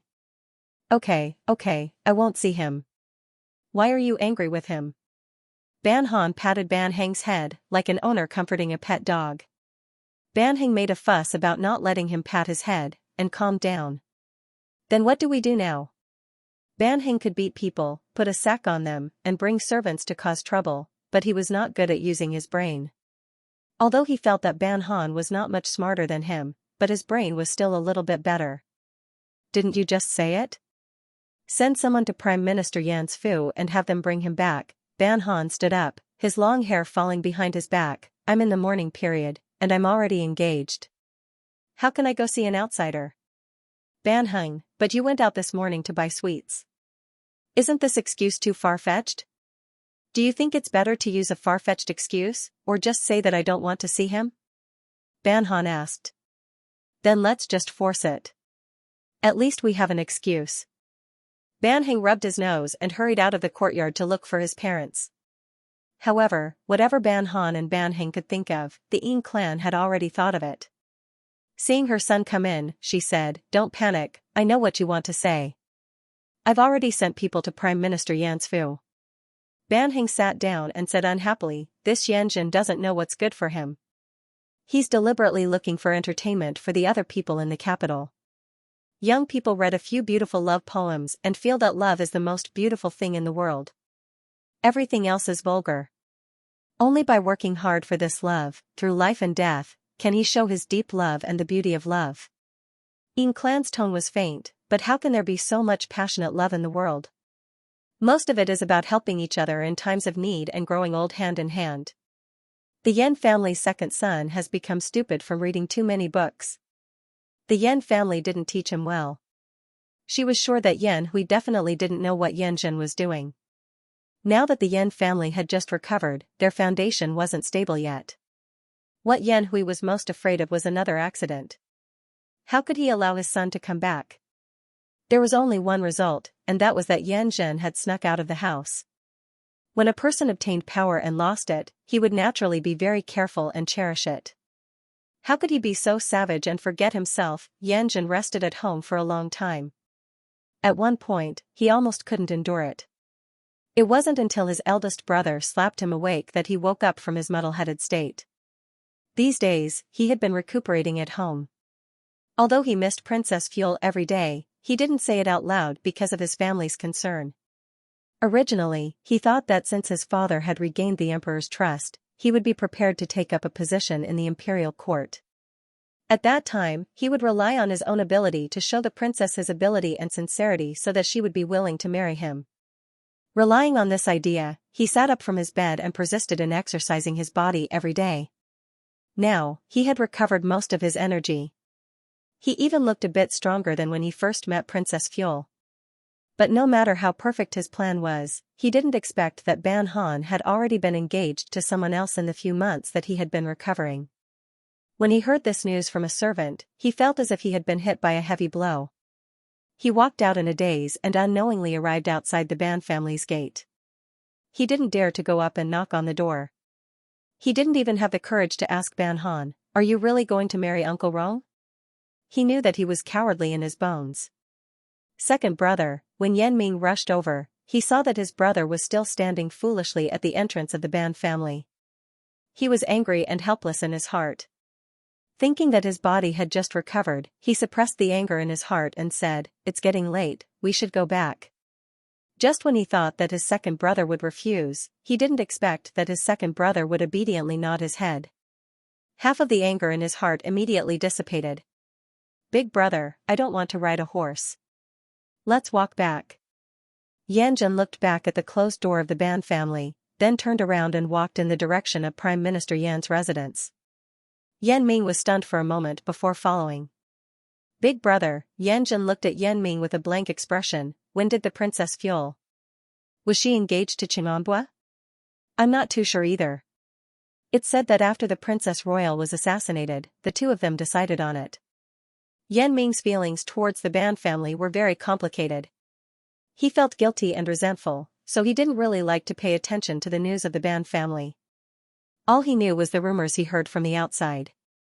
When the Princess Royal was assassinated, Yan Zhen thought for a long time, did Qinganbua like her? Qinganbua was an elegant person. The Princess Fuel didn't seem to like calligraphy and painting too much. He was worried that the relationship between the two of them wouldn't be harmonious and the princess would be left out. This? Yan Ming sighed. Seeing his second brother's silly appearance, he couldn't say anything. Because of the Princess Royal's dying words, he had no choice but to agree to marry a woman. How much would Qinganbua like her? Now, who didn't know that Xianxia had become the Minister of Personnel at such a young age? Firstly, it was because the emperor trusted him, and secondly, it was because the emperor wanted to compensate him. Who could make the emperor do something to compensate him? Naturally, it was only the Ban family. The Princess Royal had used her life to protect His Majesty's safety, so His Majesty naturally had to satisfy her dying wish. Thus, he could only wrong Qinganbua. But he couldn't tell his brother these words, so he nodded and said, "It's said that Qinganbua often accompanies Princess Fuel to play outside. The two of them act intimately. I think they should like it." "It's good that you like it, it's good that you like it." Yan Zhen forced a smile. "Big brother, you said last time that there was a vacancy in the Ministry of Revenue. I want to try." Seeing that his second brother had figured it out, Yan Ming revealed a gratified smile. "Alright, I'll have someone arrange it when we get back." Little Yan Darren, second young Master Yan. Some people would always appear in front of you when you didn't want them to. For Yan Ming, Xianxia was the person he didn't want to see right now. If it wasn't for Xianxia adding insult to injury, their Yan family's reputation wouldn't have plummeted. Duke Yan Ming cupped his fists to Xianxia, who was riding on the horse. This humble one congratulates Duke on his promotion. Little Yandarin is too polite. It's all thanks to the emperor's kindness that this humble one can have this honor. Xia's gaze fell on Yanjin. Second young master Yan, I haven't seen you for a long time. You're much more energetic than the last time I saw you, Xia said with a smile that wasn't a smile. It seems that you've recovered well. Yanjin raised his shoulders to make himself look more imposing. He bowed to Xia and said, Thank you for your concern, Duke Rong. I'm fine. He suddenly remembered that the last time he saw Xia seemed to be at the Sher family villa. At that time, he wanted to marry Princess Fuel. Just as he was about to confess his feelings to Princess Fuel, Duke Rong, who was dressed up, suddenly appeared. Xia's appearance made the other men in the villa pale in comparison, including him. Looking at this smiling man, Yan Ming once again realized that he couldn't compare to this man. Whether it was appearance, aura, or talent. This was the biggest blow to a man. The woman he liked was going to marry someone else, and this other person was better than him in every way. It's good that second young master is fine. Xia chuckled. There was no malice in his tone, but Yanjin could feel that this man looked down on him, or rather, he was looking down on him. Yanjin's expression was cold and he didn't say anything. Xia didn't seem to see his unsightly expression. His jade-white hand played with the horsewhip as he smiled and said, I heard that Prime Minister Yin has been very interested in a vacancy in the Ministry of Revenue recently? Hearing this, Yan Ming's expression immediately became cautious. What does Xianxia mean by this? He didn't dare to underestimate Xia. Although this person was young, he was famous and had some influence in the court. In addition, because he was engaged to Princess Fuel, some of the idle nobles in the court who had a good relationship with the Ban family would help him, whether intentionally or unintentionally. Such a person was not easy to offend, and could even be said that he couldn't afford to offend him easily. Little Lord Yan is thinking too much. I was just asking one more question. Xia sat up straight and switched the horsewhip from his right hand to his left. Since second young master has recovered, it's appropriate for him to fill the vacancy in the Ministry of Revenue. Yan Ming forced a smile and didn't say anything. Seeing the two brothers like this, the smile on Xia's face became even more modest. The two of you are busy, so it's not convenient for me to disturb you. I still have some matters to attend to and visit the Duke of Jingting, so I'll take my leave first. Yanjin's face darkened. Yan Ming gritted his teeth and cupped his hands towards Xia. Take care, uncle. Farewell. Xia patted the horse. The horse slowly walked past the two of them, leisurely wagging its tail. Yan Ming stared at Xia's departing figure. His expression changed, but in the end, he endured his anger. He turned to Yan Zhen and said, Second brother, let's go. Yan Zhen was stunned for a moment before he slowly followed behind Yan Ming. He didn't know if he was thinking too much, but Xia seemed to be different from before. But he couldn't tell what was different. Perhaps it was because he was jealous of this person in his heart. Uncle, are we really going to the Duke Dinghua's mansion? Du Jiu asked. Xia said indifferently, I forgot to bring a visiting card, so I won't be going. Du Jiu, as long as you're happy. Xia was about to turn around and go back when he saw a small sedan chair coming towards him. The small sedan chair was heavily veiled, and a graceful woman could be faintly seen sitting inside. Not long after, the small sedan chair stopped in front of him. A small sedan chair like this was not a sedan chair for a daughter of a decent family. It was more like a tool used by dancers, singers, or prostitutes. Lu, when seeing the sedan chair stop in front of her, Xia calmly patted her horse, preparing to go around the sedan chair and leave. Yunyang greets Xianxia. A woman wearing a snow-white dress walked out.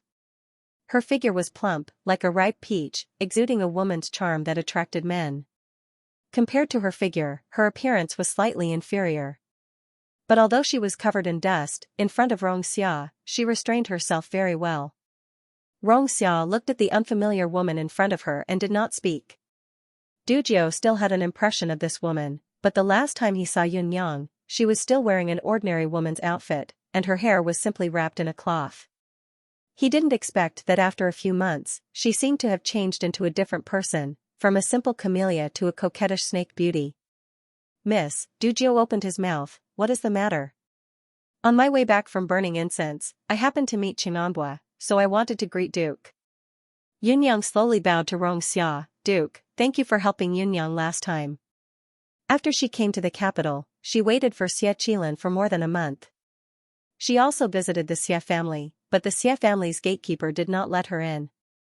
He even ridiculed her, saying that she was a lowly prostitute and had delusions of marrying into the Xie family. It was ridiculous. Yes, she was ridiculous, she had delusions, but weren't these delusions given to her by the Xie family's second young master? Yes, she was a prostitute and was not worthy of the Xie family, but it was the Xie family's second young master who wanted to elope with her. She did not beg Xie Qilin to take her away. Who was more shameful? Who was more ridiculous? Therefore, she was unwilling to give up. She wanted to find Xie Qilin and make things clear. However, she was a prostitute who had no one to rely on. Furthermore, she had left the capital for several years. She had no one to turn to for help. Where could she find Xie Qilin? In her moment of despair, it was Cheng'anbua's guards who brought her to see Xie Erlang. She remembered when they were deeply in love, he drew her eyebrows and she called him Erlang. He said she was Qing Lian, the most beautiful and noble. However, this man, who used to be full of sweet words, was now allowing her to be insulted by the Xie family's servants. It was as if all the affection in the past was just a fleeting cloud. When she saw him, he was reciting poems with several scholars. Even though he was wearing a silver mask, it did not detract from his elegance. He didn't seem to have expected her to appear. After being stunned for a long time, he walked in front of her and looked at her with a strange expression. It was as if he was annoyed, as if he was guilty, but more than that, he was embarrassed. "Yunyang," he said. "How did you come to the capital?" "That's right, a woman without a travel permit, a woman with limited money, how did she come to the capital?" Yunyang sneered at Xie Qilin. "Erlang, I am a woman. What do you think I can do?" After saying this, she saw the expression on Xie Qilin's face become even uglier. Afterwards, he seemed to be worried that other scholars would see her, so he took her to a secluded place. "Yunyang, I'm sorry." Xie Qilin gave her a pouch.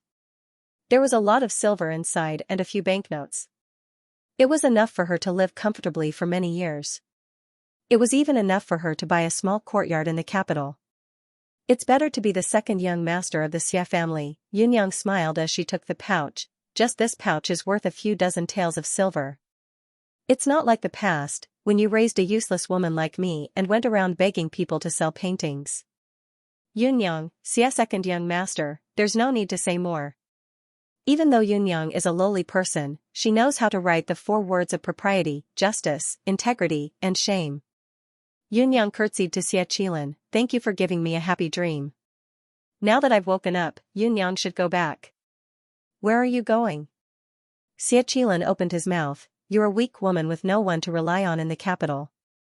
I'll have someone arrange a place for you to live. Is Xie young master going to raise me as a mistress?" Yunyang sneered. "You eloped with Yunyang. You've already wronged a woman. Are you going to wrong your future wife? Even if Xie young master is willing, Yunyang won't be willing. Yunyang has done this once. She doesn't want to do it a second time." Xie Qilin looked dazedly at Yunyang. He didn't seem to think that she would say this.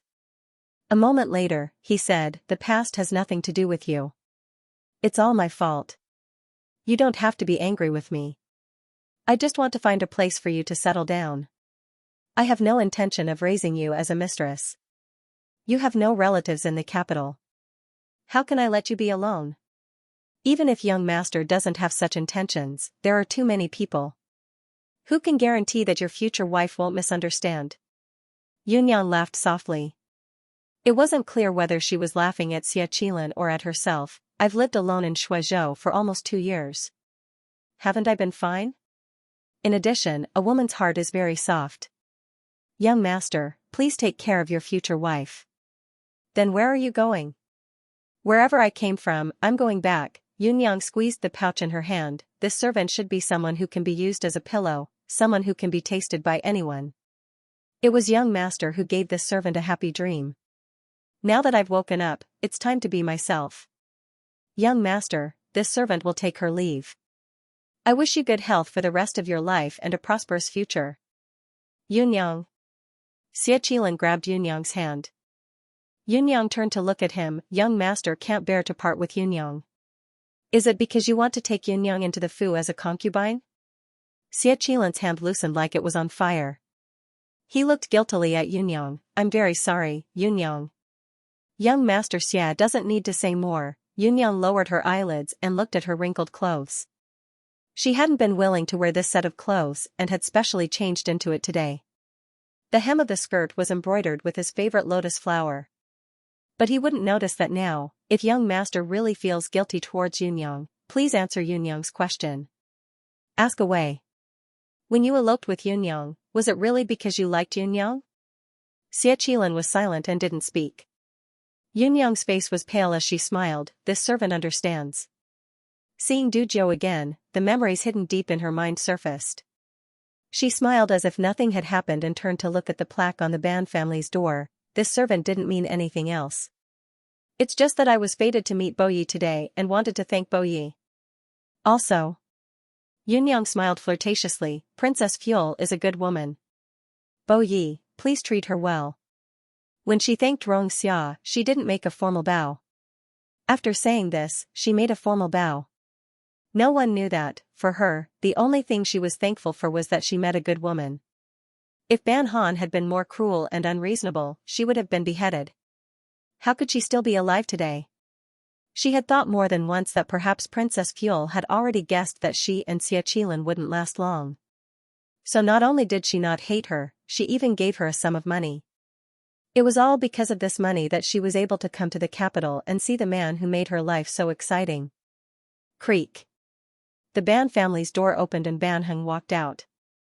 When he saw so many people standing in front of his house, he looked at Xianxia in confusion. How dare she run to the Ban family's door and flirt with a woman? Was she trying to cause trouble? Why are you blocking the door? Are you going to leave or not? Ban Han, who was walking behind, saw Ban Heng standing at the door in a daze. She reached out and poked him, then stuck her head out to look outside. Sister. Ban Heng didn't have time to stop her. He could only helplessly touch his face and follow his sister out. Ban Han was also stunned when she saw so many people standing in front of her house. But the first person she saw was not Xianxia, but Yunyang. It's you? Ban Han looked at Yunyang in surprise. Although 2 years had passed and Yunyang's makeup was brighter than before, Ban Han recognized her at first glance. Princess, Yunyang respectfully bowed to Ban Han. I met Qinganbua on the road. Because Qinganbua had helped me before, I came down from the sedan chair to thank him. This was to explain to Ban Han why she was standing in front of the Ban family's door with Xianxia. Ban Han finally noticed Xianxia. She looked at the sky. It was already late, it's already evening. Have you eaten? For the Ban family, whether or not one had eaten was a very important question. Xianxia dismounted from her horse and walked in front of Ban Han. I'm not hungry. I just heard that someone came to make trouble for you, so I came to take a look.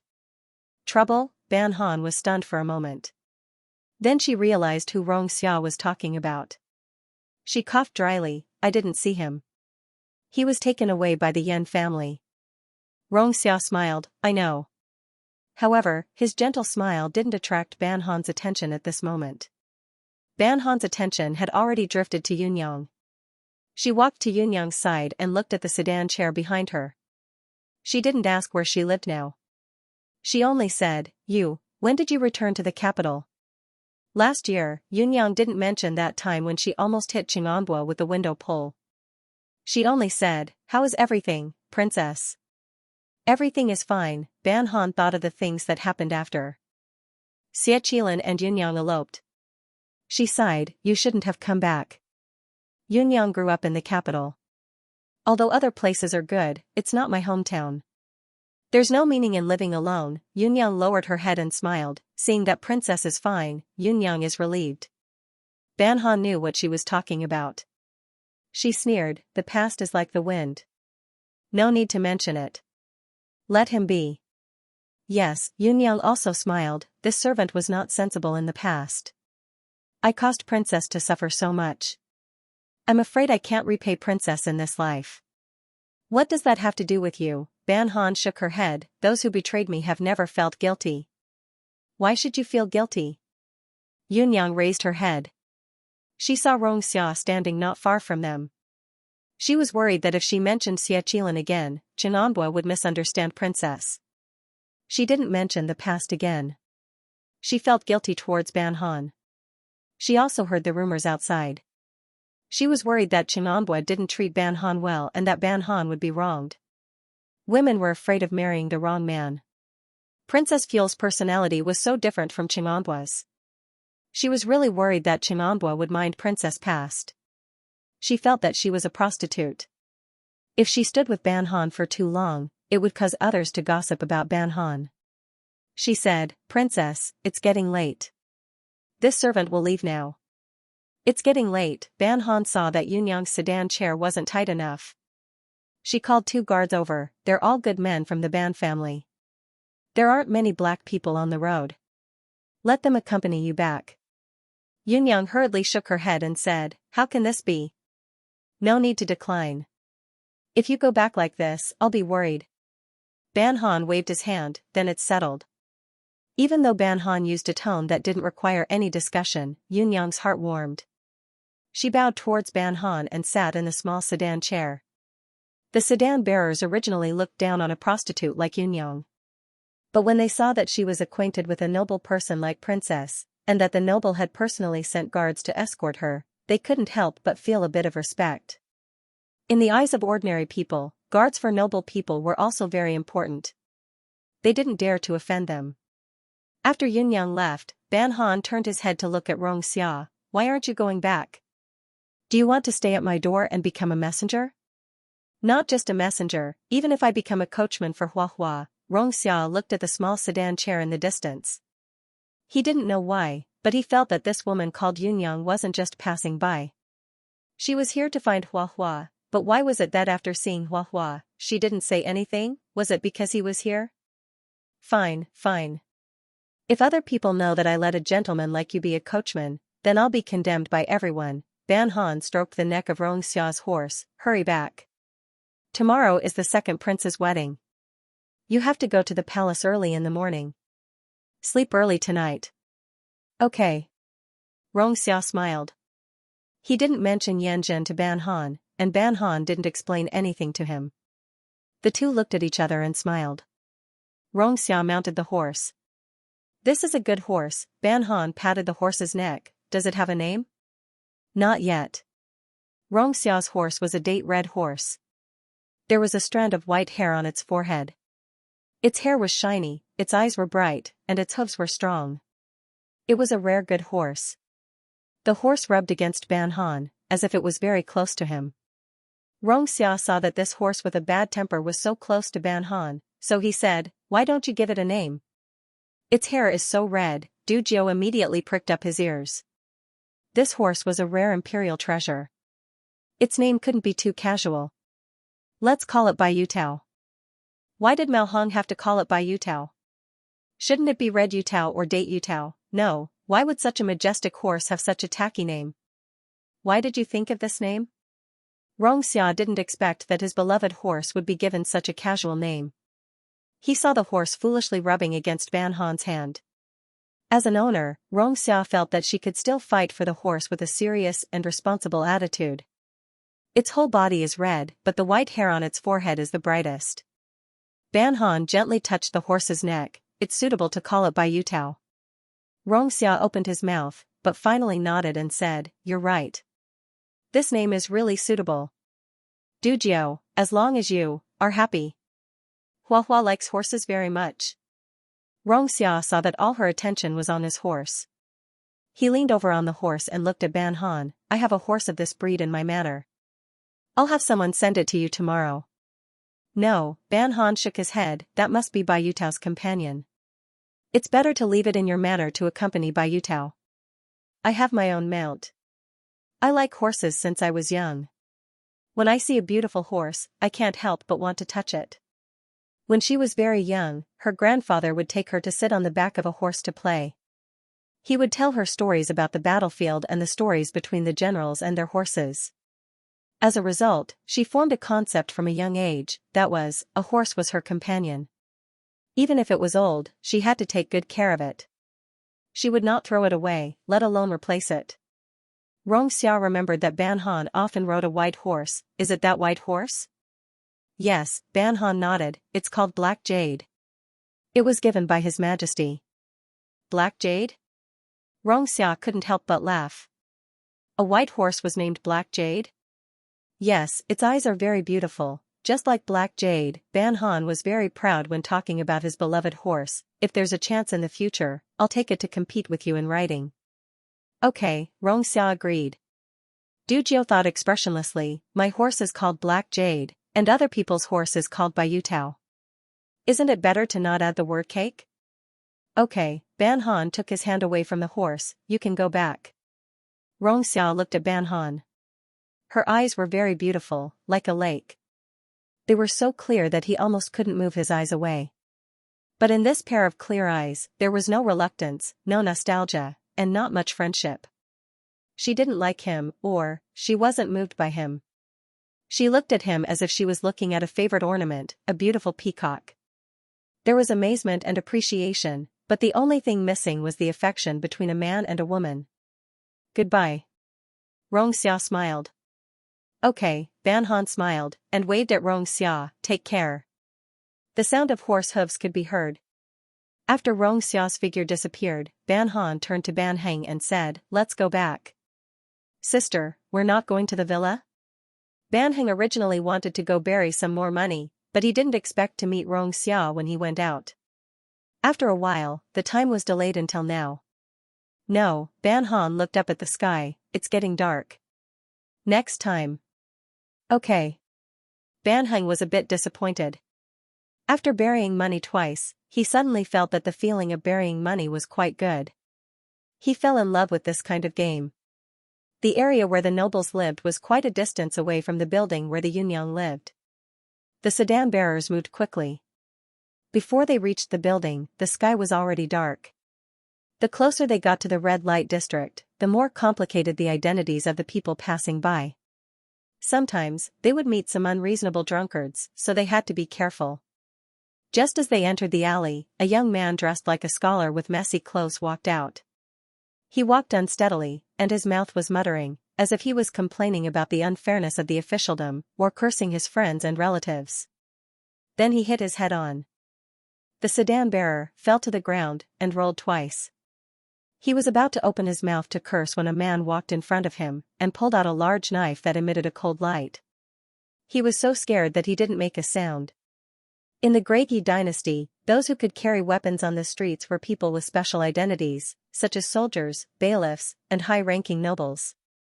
If a normal person dared to carry a knife on the streets, they would be taken to the yamen within 20 steps. He thought that the person sitting in the sedan was a courtesan that the nobles liked, so they sent a guard to bring her back. So after the group left, he dared to curse in a low voice. Just a prostitute, what's so great about her? When I become the top scholar, I can even marry a princess. Books have their own beauty, women are not good things. He burped and got up from the ground. Without even patting the dust off his body, he stumbled away. Walking to a deserted alley, he saw two black-clothed people stabbing a knife into a fat man's stomach. He was so scared that he almost spat out the contents of his stomach. But perhaps it was because he had been scared by the knife, he managed to hold it in. It was not until a long time after the black-clothed people left that he dared to use the wall to move step by step towards the man lying on the ground. He didn't know what he stepped on, but he fell forward, right in front of the fat man. His hand on the ground was sticky and greasy. He used the weak light of the moon and stars to see that his hand seemed to be stained with something. He lowered his head to smell it, and couldn't help but vomit. Murder, murder, murder. This pitiful scholar's voice was the loudest in his life, startling the lights of hundreds of houses, and also attracted the people of the yamen. The identity of the deceased was quickly determined, a minor fifth-rank official of the Ministry of Works. In the capital filled with nobles, this person's status was not high. But this person's surname was Zhao, and he was from a branch of the Zhao family. His ancestors were nobles for several generations. The head of the Zhao family was Zhao Li. His eldest son, Zhao Jun, was the current left assistant minister of the Ministry of War, and his second son, Zhao Zhong, was the Zhizhou of Shui province. The Zhao family was very low-key, and usually did not stand out in the capital. The only thing they used as a topic of conversation was their third son who died young. Because the third son of the Zhao family had an arranged marriage with the Princess Fuel, the child died young, and the marriage was automatically annulled. Later, the Xie family broke off the marriage with the Ban Han, so the third son of the Zhao family died young, and became the ironclad proof that the Ban Han had jinxed her husband. Even though the Zhao family repeatedly explained that their child's health was not good, and that it had nothing to do with the Ban Han, people who loved to gossip did not care about the opinions of the people involved. They even thought that the Zhao family was trying to curry favor with the Ban family, and continued to speculate happily. When there was something to talk about, who would care about the opinions of the people involved? Who would know if the people involved were lying? The deceased was group leader Zhao Li's younger cousin, Zhao Jia. Zhao Jia was a person who did not know how to do anything serious. He was an expert in eating, drinking, whoring, and gambling. He was the type of person that the dandy sect, represented by Ban Huai, did not like to play with. But these two types of dandy did not like each other, so they rarely interacted with each other. Zhao Jia had 2 knife wounds on his body, from the front of his abdomen to the back. It could be seen that the murderer was very strong, and it was possible that there were 2 people. Who would put in so much effort to kill a useless playboy? It must be known that tomorrow was the second prince's wedding. In order to ensure that there were no accidents, the capital had sent many people to closely monitor the city. Under these circumstances, there was still someone who succeeded in the assassination, and they could not even find half of the murderer's shadow. The water here was very deep. In order to not let the wedding be unlucky, this assassination was temporarily suppressed. The next morning, the capital was red. The dowry that the Xie family had prepared was carried out one after another. Although it was not the real 10 li of red dowry, it was enough for the people of the capital to see a lot of excitement. Ban Han was sleeping when she heard the music outside. She pulled the blanket over her head and covered her head, wanting to continue sleeping. But when the music ended, there was the sound of firecrackers. She angrily sat up. Why is it so noisy outside? Junju, you forgot. Today is the wedding day of the second prince and the young miss of the Xie family. Rui knew that Junju was angry when she woke up and quickly comforted her in a small voice. There are many people outside who want to see the excitement. I'm afraid it will be lively for a while. If you didn't mention it, I would have forgotten. Ban Han rubbed her temples and laid down on the bed, lazy like a soft noodle. I really don't want to get out of bed. It's fine if you don't want to get out of bed. This servant will help you wash your face and rinse your mouth first. Rui smiled gently. I'll have someone bring breakfast into the room for you to eat. Ban Han weakly lay on the blanket, not even wanting to raise her head. The groom has come to pick up the bride. Where's the groom? When the procession to pick up the bride arrived at the gate of the Xie family, everyone discovered that the person who had come to welcome Xia Wanyu into the palace was not the second prince, but an official from the Ministry of Rights. The Xie family's smile was slightly stiff, but it was not easy to show it on their faces. According to the rules, when a prince married a princess, he did not have to come personally. Instead, he had the bride escort greet him. But if they both lived in the capital, they usually did not care about this.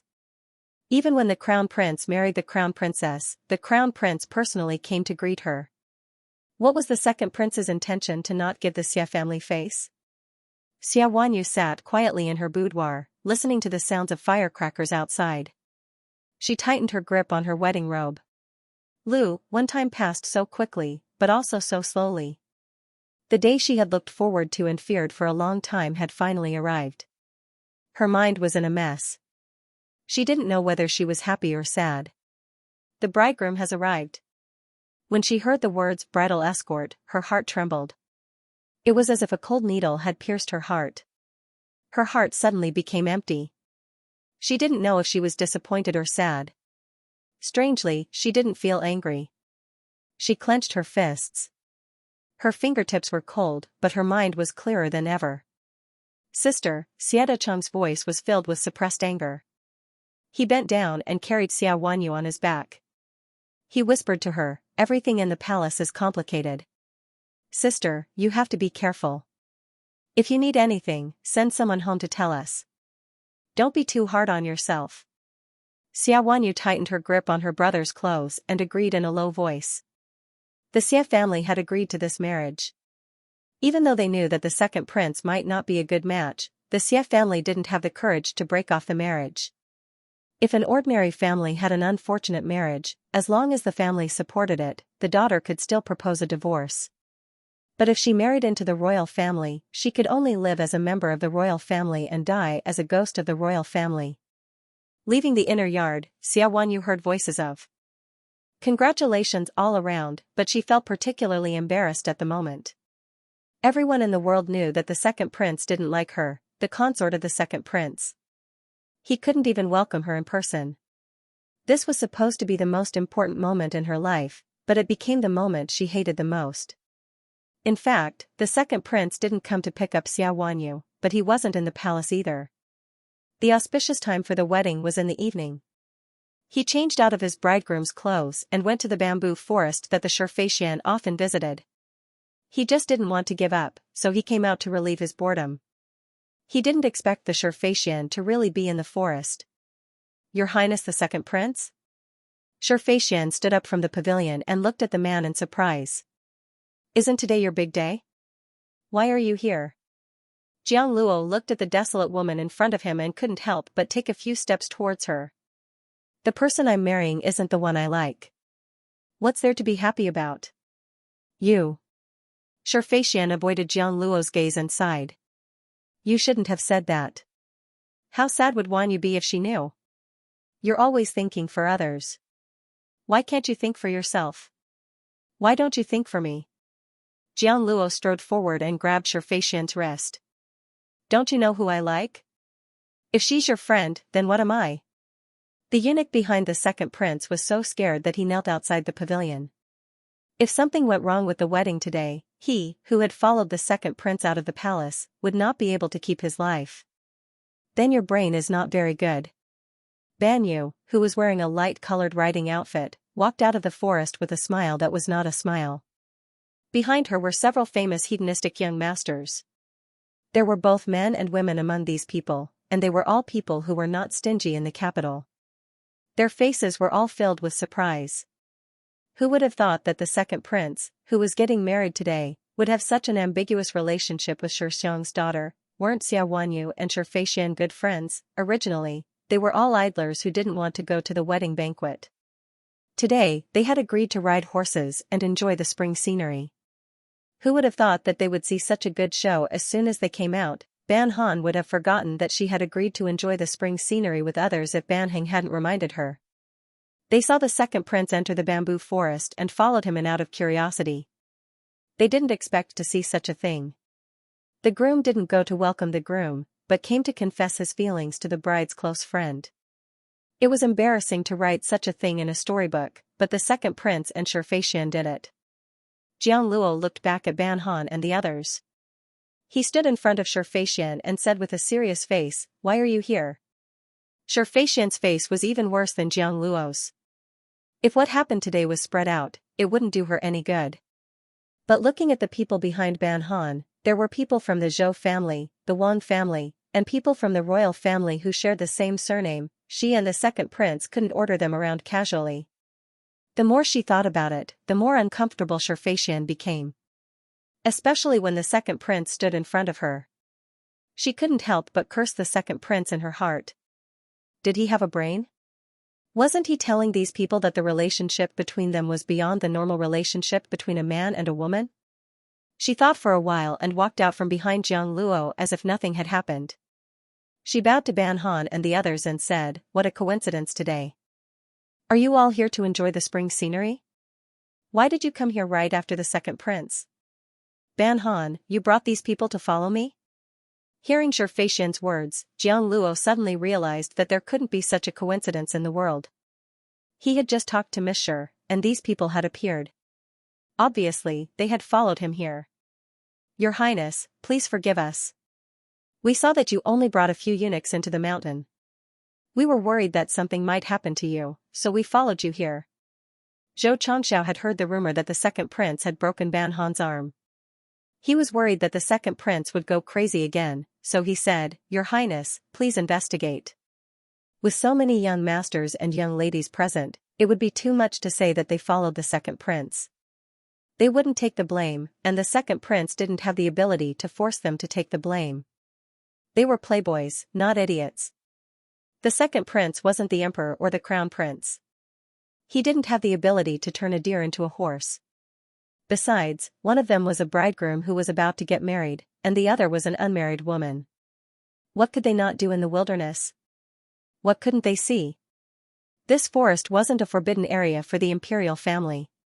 Why couldn't they come here? Humph, the second prince snorted and pointed at Ban Han.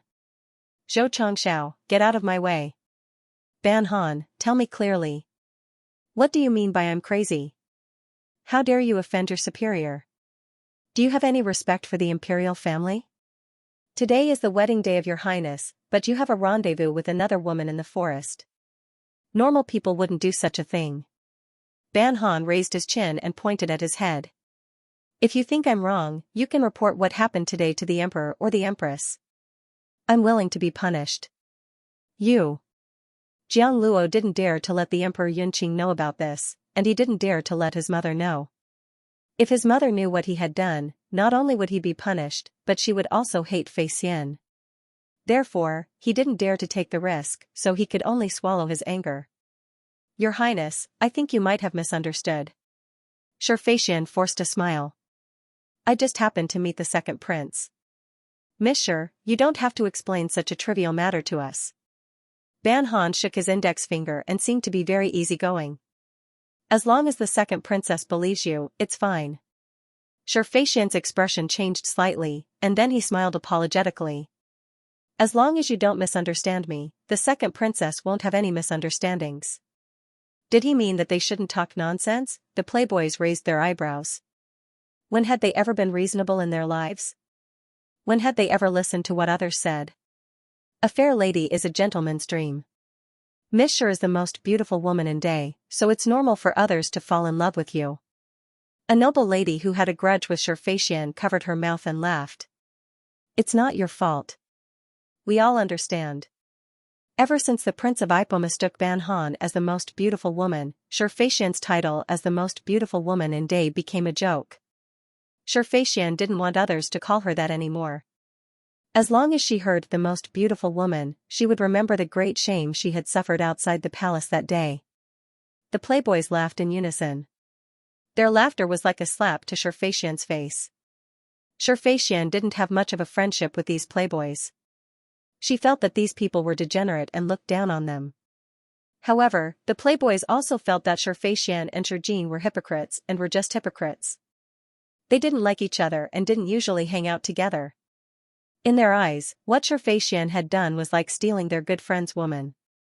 It was something they disdained to do the most. Shut up. The second prince couldn't stand by and watch these playboys bully Fei Xian. He said with a sullen face, you don't have to be so sarcastic when you talk. The playboys rolled their eyes. Although they didn't quarrel with the second prince directly, they still expressed their unyielding spirit with their eyes. Your Highness, Ban Han glanced at Fei Xian indifferently. Miss Xia is your bride today. You should go back to the palace now. Who do you think you are? I don't need you to tell me what to do, the second prince said with disgust.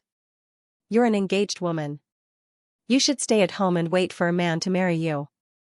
Don't break off the engagement again. This time, no one will help you find a good man to marry. Fei Xian subconsciously felt that these words were inappropriate. With Ban Han's temper, the second prince's words might cause trouble. Ban Han looked at the second prince faintly. Yes, my grandmother was assassinated. Your Highness, I guess you're very disappointed with this result. The second prince didn't understand what Ban Han meant, but Fei Xian understood. Ban Han was implying that the second prince was dissatisfied with Princess Royal Daning for helping His Majesty block the assassins. As a prince, why would he be dissatisfied with this? Was he looking forward to His Majesty's death? No one could bear this accusation, especially the princes. Xianxia turned to look at the second prince. Seeing that he still hadn't reacted, he opened his mouth. Then he remembered that he supported the crown prince's ascension, so he pretended that he didn't understand and silently lowered his head. Your Highness. The little eunuch serving Jiang Luo anxiously looked at him. If you don't speak at this time, it means you're admitting it. Jiang Luo looked at the anxious eunuch in confusion. He stared at Ban Han and said, What do you mean? I don't mean anything. Your Highness, it's fine as long as you understand. Ban Han lightly bowed to the second prince. Since your Highness has something to discuss with Miss Shi and isn't alone, I'm relieved. Goodbye. Jiang Luo never understood. Ban Han was good-looking, so why was she so unlikable? She had been like this since they were children. He was closer to Ban Han in age, but she liked to stick to the crown prince. Later, when the crown prince got married, Ban Han didn't like to come to the harem. Even if she did go to the palace, she would only see his father and mother. She didn't interact with them in private anymore. As a result, he always felt that women like Ban Han knew who to please and who to ignore. As long as he and the crown prince were together, Ban Han knew how to please the crown prince. This was because she knew from childhood that the crown prince was more honorable than him. Jiang Luo hated Ban Han since he was a child. Later, when he grew up and could leave the palace, he met many women. Only then did he realize that not all women in the world were like Ban Han. The Shi family's daughter was gentle and considerate. Even a little beggar on the side of the road could arouse her pity. She was like the warmest spring water, softening his entire body. He liked the Xianxia as much as he hated Ban Han. Because what the Xianxia had was something that Ban Han didn't have. Seeing that Ban Han wanted to leave, Jiang Luo sneered, You're a meddlesome person. You should get out of here. Everyone frowned when they heard this. They were all of noble birth. Even the most ungentlemanly dandy would have to maintain a certain degree of politeness in front of a lady. The second prince actually dared to speak to a lady in such a manner. It was really. Originally, they thought that the second prince was exaggerating when he broke Princess Fuel's arm. Now, it seemed that the rumor wasn't false. Your Highness, I won't get out of here. Ban Han looked at the Xianxia with a faint smile. There's a saying that a turtle dove occupies a magpie's nest. What's Miss Shi? The Xianxia's expression changed. Princess, please pay attention to your words. Miss Shi's words are really strange. Did I say something wrong? Ban Han clapped with a smile. I've always thought that Miss Shi is a rare woman. She can speak freely with the second son of the Xia family and become close friends. She can also appreciate the second prince. That's right, how many people in this world are able to have so many knots in their hearts towards Uncle Chang'an, to be speechless? Second son of the Xia family? Everyone looked at Ban Han in surprise. Was second son of the Xia family involved in this? Ban Li was a lively person who loved to play, but everyone knew that she had a special characteristic, which was that she would never easily speak ill of any girl.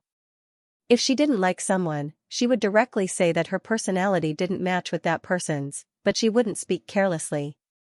Now that she could say this in front of the Xianxia, it was obvious that it really happened. Don't talk nonsense, the Xianxia said in a shrill voice. Ban Han, don't force me. Miss Shi is really interesting.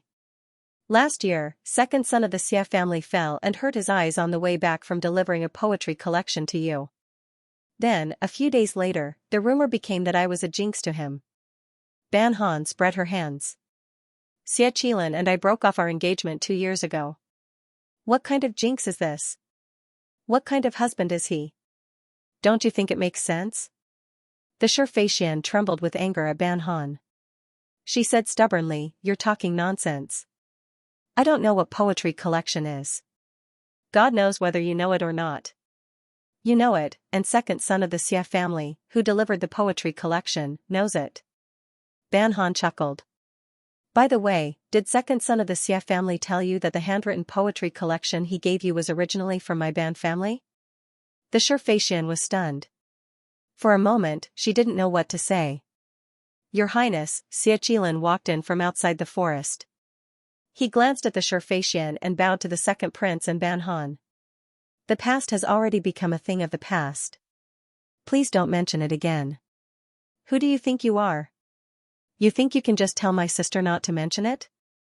Ban Han rolled her eyes. Your face is so big that 3 masks can't fit it. Ban Han smiled. Today is really a good day.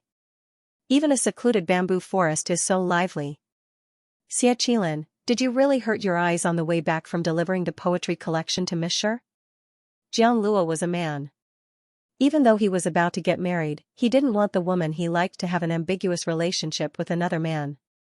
Xiaqilan cupped his hands to Jiang Luo and said, Your Highness, you should go back to the palace. He didn't come here to quarrel with Jiang Luo over a woman.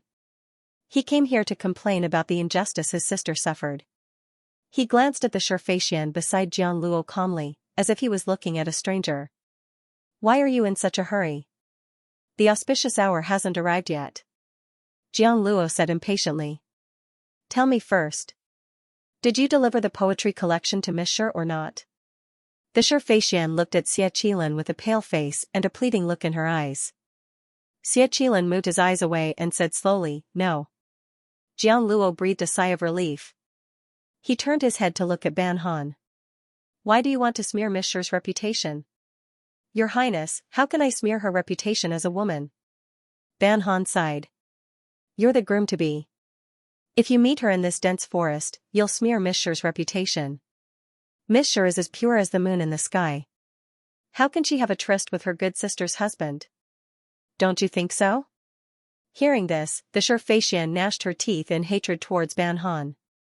However, she knew that the more she spoke, the easier it would be for her to be caught.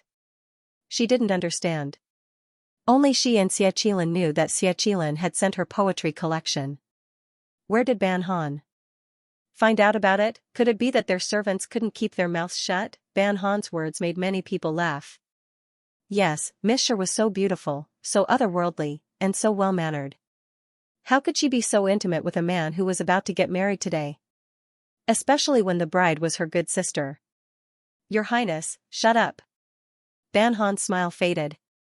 She looked at Xiaqilan mockingly. I feel disgusted when I see you. Don't talk to me. Xiaqilan's lips trembled. He didn't say anything. As a man, you're incompetent. As a son, you're unfilial. As an elder brother, you.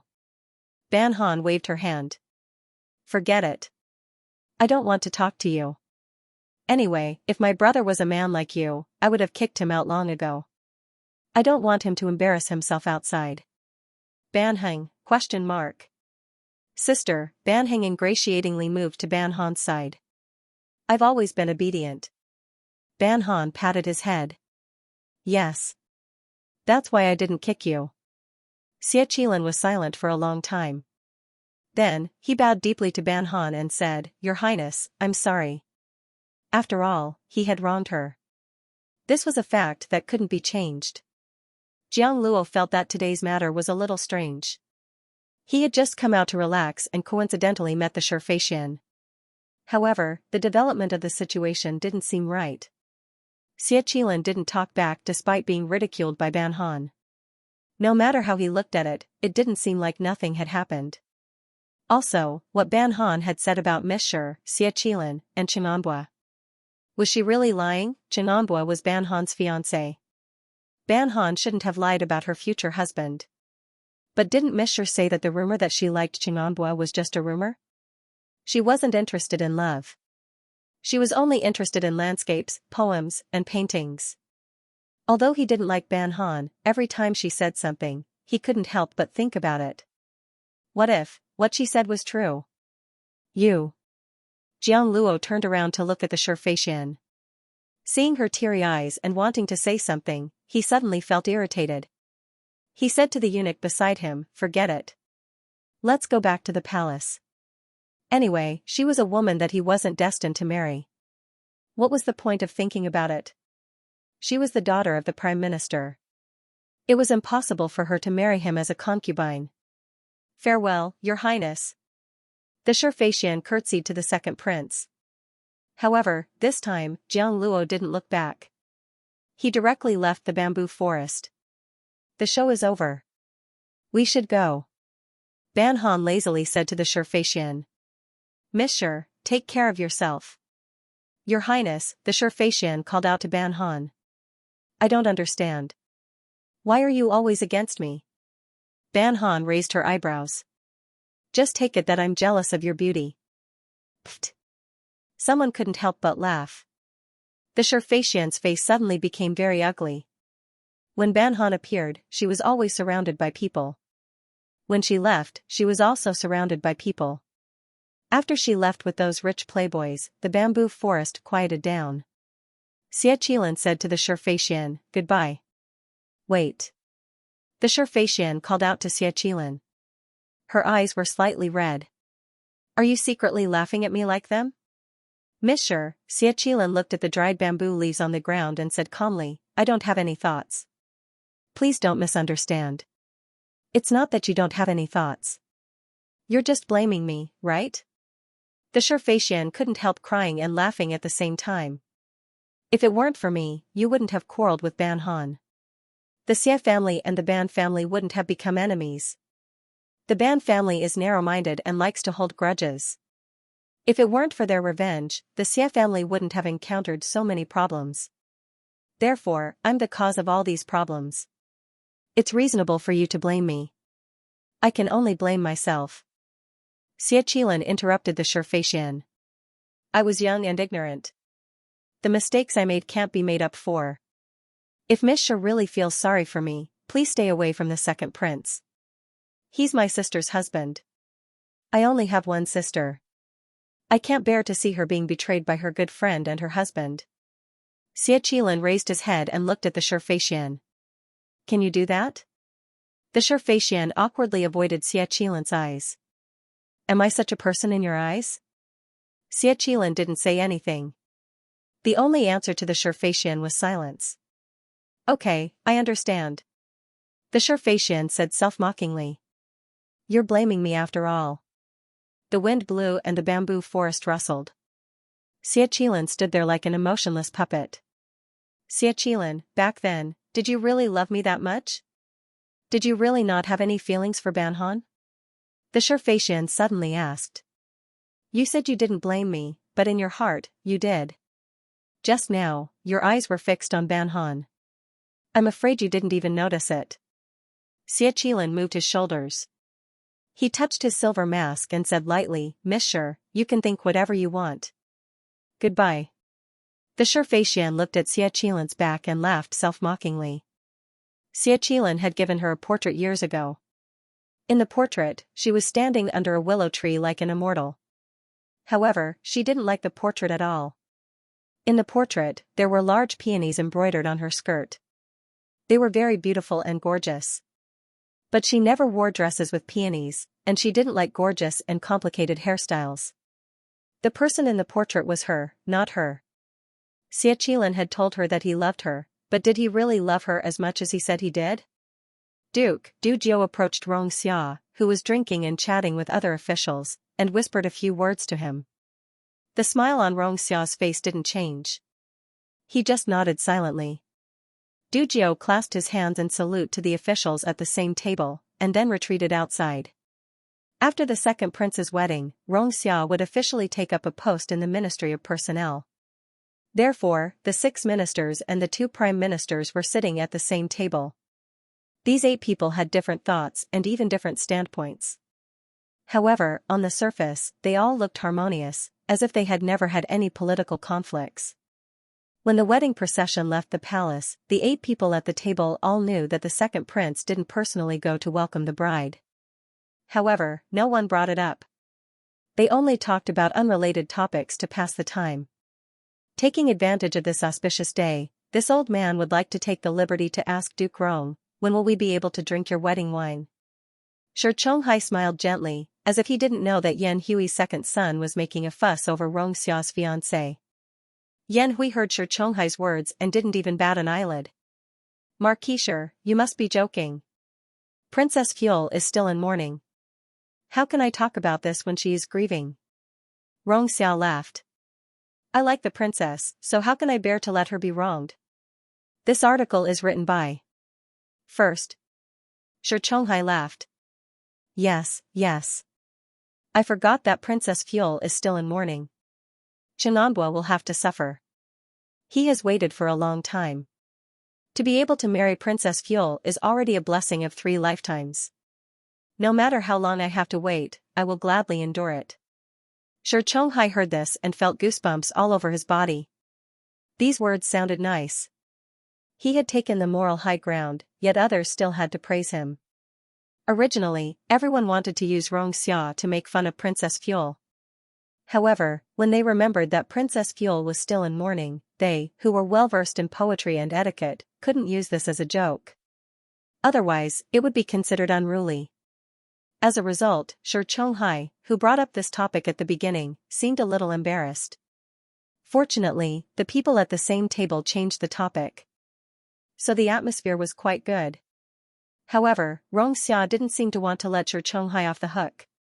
He said casually, Marquis has a pair of outstanding children. I wonder who will be lucky enough to marry into the Marquis' family? Jin was about the same age as Xiao. He hadn't married in all these years. Second Miss was also 17 or 18 years old. It wasn't too early to talk about marriage. Chonghai chuckled. Marriage is important. We can't be careless. Take it slow. There's no rush. Xiao said thoughtfully, Lord is right. The people at the same table suddenly understood. It was rumored that Chonghai wanted his eldest son to marry Princess Fuel. However, it didn't happen for some reason. Looking at Chonghai's expression, it was likely that this wasn't a rumor. Although His Majesty had a few daughters, the only one who was truly valued by the Emperor and Empress was Princess Annal, the daughter of the Empress. Although Princess Annal once had a husband, the Emperor's daughter did not have to worry about marriage. Although Princess Anlu was older than Jin by a few years, a woman who was 3 years older than Jin was a golden diamond. Not to mention that she was older by a few years, even if she was older by 10 years, it would still be a good thing if he could marry her. At this moment, the way everyone looked at Chonghai became a bit subtle. Buying a son or daughter for glory was indeed not a matter of high or low status. Outside the palace, the group of hedonistic sons who had finished watching the show were no longer in the mood to enjoy the spring scenery. The first thing they did when they returned to the capital was to share this shocking secret with their friends and family. But for things like secrets, if too many people knew about it, it would no longer be a secret. It would become a rumor that everyone knew. Within a day, the news of the second prince meeting Marquis' second daughter in private on the day of his wedding spread throughout the upper circle of the capital. Hedonistic sons of rich families weren't like those gentlemen who didn't care about speaking ill of others. Besides, they weren't speaking ill of others, they were speaking the truth. Once this matter spread, the second prince, the Shi family, and the Xia family were all affected. Especially for the Xianxia, this matter was simply trampling on her face. But she still couldn't stand up and explain. If she explained, people would say that she flew into a rage out of humiliation. If she didn't explain, people would think that she was admitting it. Originally, the best source of this matter should have been the second prince, Jiang Luo. But Jiang Luo had never been a considerate person. After he returned to the palace, he felt that his feelings had been hurt by the Xianxia. He didn't care about the flood outside, or the consequences of the Xianxia falling into the rumors. If this matter spread unpleasantly, at most the Emperor and Empress would punish him, and he would accompany his Xia Wanyu to a few more important occasions. The topic of him would naturally become a man who didn't know any better before marriage. As long as he turned over a new leaf after marriage, he would be a good man. Moreover, he was a prince and didn't lack women at all.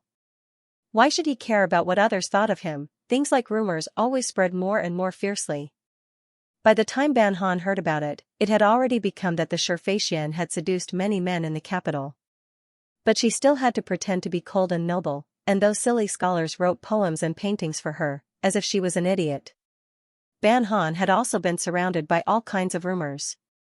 But at that time, she didn't care about it. But whether the Xianxia could be as indifferent as she was, Ban Han didn't know. What Ban Han could be sure of was that from now on, the words noble and noble could no longer be used on the Cultivation. All kinds of rumors about the Cultivation spread like wildfire, but very few people paid attention to the murder case of the Xianxia. Even Ban Han didn't hear about it. It wasn't until the officials of the Supreme Court came to his door that Ban Han found out that someone from the Zhao family had been killed. The vice minister of the Supreme Court was a gentleman in his 30s. Although he came to inquire about the case, his attitude towards Ban Han was very respectful. Every word he said was carefully considered, for fear that Ban Han would be dissatisfied. In fact, he didn't want to come to Jingting Duke's mansion at all. He had long heard of the Princess Fuel's fame of flogging the heartless man. He, who didn't even have the strength to truss a chicken, was very afraid of this kind of fierce woman. But the status of the other people in the Supreme Court wasn't high enough. If he rashly came to Jingting Duke's mansion to inquire, he would be suspected of offending them. It wasn't suitable for his superior, the Supreme Court Chancellor, to come because it would be too serious. Originally, he only wanted to ask a few simple questions, but if he alarmed the Supreme Court Chancellor, then no matter how simple it was, it wouldn't be so simple anymore. He didn't sleep the whole night. He tossed and turned in bed for a few hours before he mustered up the courage to visit the legendary and unreasonable Ban family.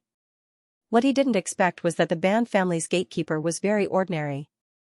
He didn't look at him from the corner of his eyes, nor did he attack him with malicious words. Instead, he politely led him in. The inside of the mansion was indeed more exquisite and tasteful. But this was a duke's mansion, so it was normal to be a little more particular. The servants and maids were all very well behaved. None of them poked their heads out and ran around. In fact, they looked more spirited than the servants. Even the clothes on their bodies were better than the servants. "Lord Liu, please come this way." The gatekeeper led Lord Liu into the main hall and bowed to him. "Please." Lord Liu saw that the Duke of Jingting and his wife were sitting at the head of the table, while the Crown Prince and the Princess were sitting on either side. The four of them didn't look arrogant, but more curious and puzzled. "Greetings to the Duke, Madam, Crown Prince and the Princess." Lord Liu bowed to Ban Hui. Ban Hui smiled and asked him to sit down. Seeing this bright smile, Lord Liu felt even more uneasy. After exchanging a few pleasantries, Ban Hui finally asked about serious matters. "Lord Liu, may I know why you have come to my humble abode today?" I wouldn't dare. "I'm here because of the murder of the Minister of Works, Zhao Jia." Who? Ban Hui almost thought that there was something wrong with his ears. "Who was killed?" "The Duke, it was the Minister of Works, Zhao Jia, Lord Zhao." Lord Liu observed Ban Hui's expression. The other party's eyes were slightly open, and he looked dumbfounded. It didn't seem like he was pretending. It seemed like he really didn't know about this. He turned to look at Princess Fuel. She looked even more confused. It seemed like she didn't even know who Zhao Jia was. Ban Hui was stunned for a while. Then, he said in disbelief, "Who did he offend outside? Otherwise, why would he be killed?" Zhao Jia didn't have a high status in the Zhao family. He lived a life of eating and waiting for death in the Ministry of Works. He wasn't good at literature, nor was he good at martial arts. All he did was drink and gamble. What was the point of killing someone like him? The disdain in Ban Hui's eyes was too obvious. Lord Liu couldn't pretend that he didn't see it. He explained in a low voice, "Lord Zhao's body was found outside a brothel alley. The person who found it was a scholar who failed the imperial examination." Hearing this explanation, Ban Hui suddenly understood. Could it be that he was jealous of a courtesan and was killed in the end? "According to the scholar's confession, we learned that your family's guards passed by with knives. So, as a matter of routine, I came to your residence to ask about it." Lord Liu had already found out that the two guards who happened to pass by were Princess Fuel's people. His main target today was Ban Han. "Madam, I've never been to such places." Ban Hui quickly turned to look at the Ying clan. "You have to believe me." In front of outsiders, the Ying clan would never embarrass Ban Hui. She smiled gently and said, "I believe in my husband." Ban Hui twisted his butt, feeling uncomfortable. But in front of the smiling faces of the Ying clan, he didn't dare to say a word. you're talking about the night before yesterday? Ban Han saw his father's restless appearance and didn't want him to be the scapegoat.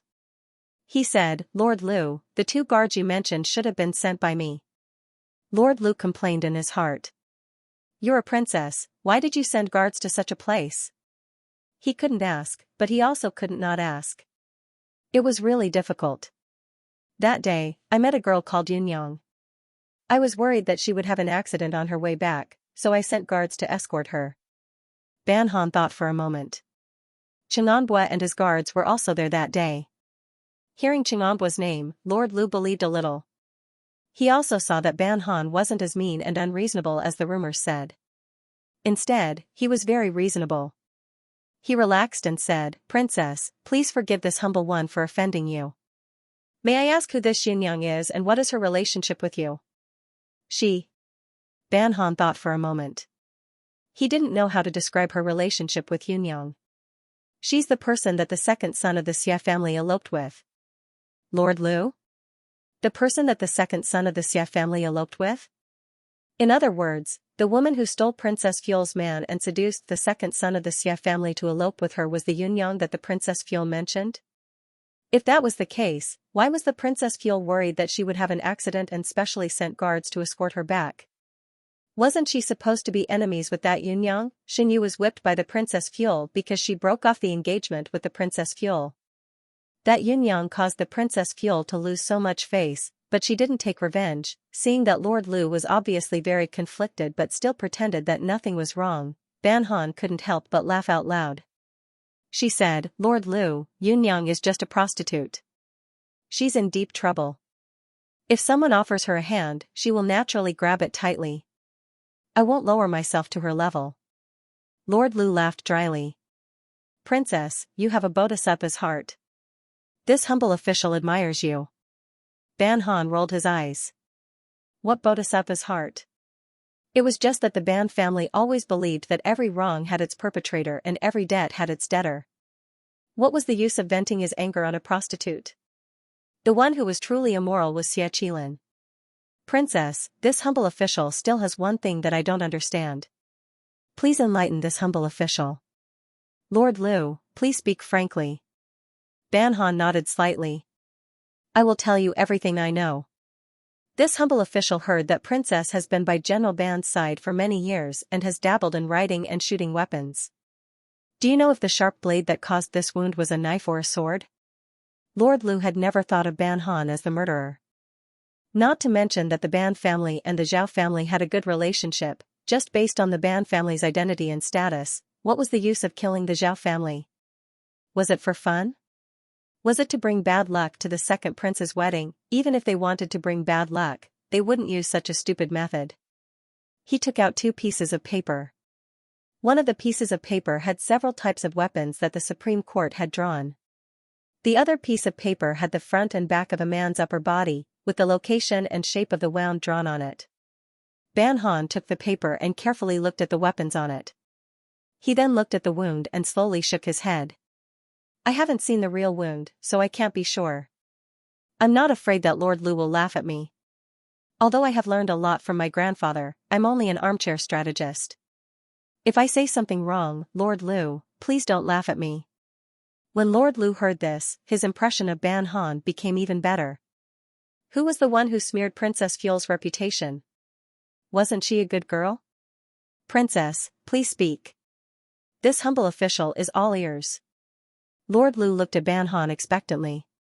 Ban Han asked him a few more questions, such as how did the blood splatter, the color of the wound, and whether it was turned inside out. In the end, Ban Han shook his head. Lord Lu, I'm afraid none of these weapons is the real one. Lord Lu immediately became spirited. What do you think, Princess? Ban Han asked the servant to bring a pen and paper. He then drew a picture of the weapon. I think it looks a bit like the weapons used by foreign tribes. Lord Lu took the paper and looked at the crooked picture. He couldn't tell if it was a knife, a sword, or a whip. He asked politely, what's the name of this weapon? Name? Ban Han looked at Lord Lu in confusion. This is a type of knife commonly used by the Ipo people. It doesn't have a name. Isn't that Ipo prince still shamelessly staying in Day? You should know when you ask him. Lord Lu suddenly understood. He stood up and bowed to Ban Han. Thank you for answering my question, Princess. I'll take my leave now. Ban Han hurriedly said, this is just my guess. It's not accurate. If it's wrong, don't blame me. Lord Lu saw Princess Ban's expression that said, I helped you, but don't screw me over. He said solemnly, please don't worry, Princess. That's good. Ban Han had always remembered one of the rules that her grandmother had taught her. She didn't want to take responsibility blindly for no reason. Seeing that Lord Lu was so tactful, Ban Han asked, what's your name? Princess, my surname is Lu, my name is Banshan, and my courtesy name is Qing Feng. Lord Lu bowed respectfully to Ban Han. Ban Han nodded. I'll remember it. You can go back to your work. He was only in his early 30s, but he was already the Vice Minister of the Supreme Court. He was also very particular about his words and actions. Even if there was a change of dynasty in the future, his life wouldn't be too bad. Lu Banshan didn't understand why Princess Fuel was looking at him with a gratified and admiring expression. However, he still respectfully bowed to her before leaving, thinking that she was Lord Lu's fiancée and his future wife. After Lu Banshan left, the solemn expressions on the faces of the 4 members of the Ban family collapsed. Ban Heng said with a shocked expression, the Zhao family was actually killed with a foreign weapon on the eve of the second prince's wedding. Is someone deliberately trying to sow discord between Day and the affiliated countries? I told you that eating, drinking, whoring, and gambling is not a good thing. Ying Clan glanced at her husband and son. Look at what's so good about this. He died with no glory. When people talk about him in the future, they will think that he died in a brothel. It was a disgrace even to his death. He's already dead. Who cares if he's disgraced or not? Ban Heng whispered. Besides, Zhao Jia wasn't a famous person. How many people in the capital would know him? Based on what you said, you still think that he didn't do anything wrong? Ying Clan raised her eyebrows. A pair of beautiful phoenix eyes swept over Ban Heng. Ban Heng couldn't help but tremble. No, I'm saying that there's no meaning in living for such a person. He died without a reason. We should be vigilant. If people die without a good death, then they won't be able to rest in peace. Ban Han sighed. Brother Heng, you're still too young. Don't scold your brother. You should use your brain more. Ying Clan stared at Ban Han. You're a girl. Even if you don't trust others, you should let the guards in the mansion send them off. If you send your personal guards over, other people will see them and gossip about you. Do you think it'll be nice? Anyway, people outside always like to gossip about me. If they want to gossip about me, then talk about me alone. Why should I implicate the whole family? Ban Han felt that it was a good deal for him to do this. How can I implicate my family over such a small matter? You and your brother have done many things that implicate the whole family since you were young. Ying Clan said indifferently. Don't talk nonsense. The next time you do something without thinking, you and your brother will go kneel in front of the ancestral tablets. Ban Han and Ban Heng both fell silent. They secretly glanced at Ban Huai. As the head of the family and the father of 2 children, Ban Huai silently lowered his head. He adhered to the excellent style of not saying a word even if he was beaten to death. He was determined not to speak up for his children. For such a small matter in the family, if Madame said it was fine, then it was better for him not to meddle. Ban Han and Ban Heng were speechless. The rumors outside the palace eventually reached the palace. After Xia Wanyu heard the story from the servants, she bent a silver hairpin. Especially when she heard that her second older brother's eyes were damaged because he fell while delivering a poetry collection to the Cultivation, Xia Wanyu's expression became even more gloomy. So it turned out that her second older brother was involved with the Cultivation. She was the only one who foolishly worried about her second older brother and even hated Ban Han. She felt betrayed. Betrayed by her best friend, betrayed by her biological older brother. This kind of blow was somewhat unbearable. Looking at her pale face in the mirror, Xia Wanyu threw the bent silver hairpin on the dressing table. With trembling hands, she opened the lipstick box and put some lipstick on her lips. In this world, no one treated her sincerely. She could only rely on herself. The bright red lipstick, pink rouge, and ink-like eyebrows concealed the emotions in her heart layer by layer. Not only was she Xiaowanyu, but she was also the second prince's wife. After the flowers fell and spring passed, the weather in the capital became strange. It suddenly became warm and cold. In the morning, one had to wear thick clothes, but in the afternoon, it would be unbearably hot. Therefore, at this time of the year, the nobles would be extra careful in case they caught a cold. Every day, the Ban family boiled medicine to prevent colds. Regardless of whether Ban Han and Ban Heng liked it or not, they had to be watched by the Yin clan and forced to drink a bowl of medicine every day. Otherwise, they couldn't even go out. After swallowing a large bowl of medicine with great difficulty, Ban Han almost covered his mouth and vomited. Even though he rinsed his mouth several times, the smell of medicine still lingered in his mouth. Although the mourning period had long passed, ever since the Princess Royal passed away, Ban Han had never worn red or purple clothes again. Today, when she went out, she wore a bluish-green dress. She also avoided wearing a bright hairpin in her hair, but her beauty wasn't hidden in the slightest. Bright and beautiful, light and gentle. The most important thing was to look at the face. Prince Akeki, who had just come out of the restaurant, saw Ban Han from afar. Although he had only seen Ban Han a few times, he had a very deep impression of her. This was because this was the woman who let him know that the nobles of Day had a different aesthetic from the Ipo people.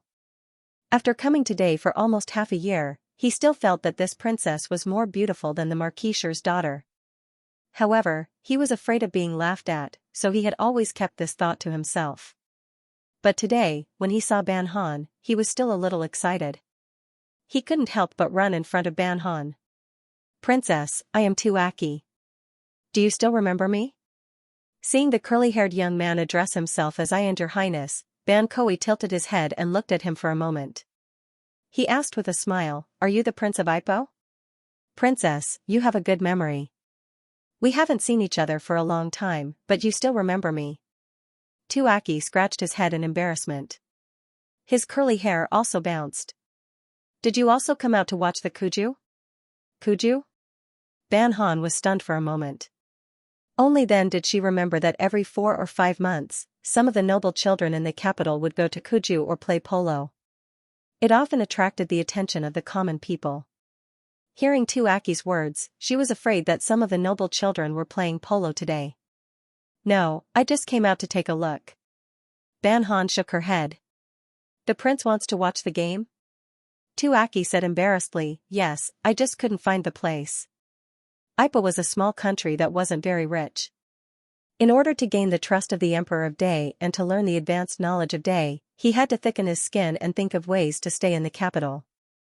But in order to not offend the Emperor of Day, he didn't dare to keep too many people by his side. Now, all the people accompanying him added up to less than 20 people. He heard people say that nobles with high status in Day had dozens of people serving them, not to mention the servants and various guards at home. When he heard this, he was envious. In Ipo, even his father didn't have such a luxurious life. For example, the princess he saw now had more than 10 people following behind her. They were probably all her followers. After staying here for a long time, he found that there were too many cultures in Day. Even if he stayed here for 10 years, he wouldn't be able to learn everything.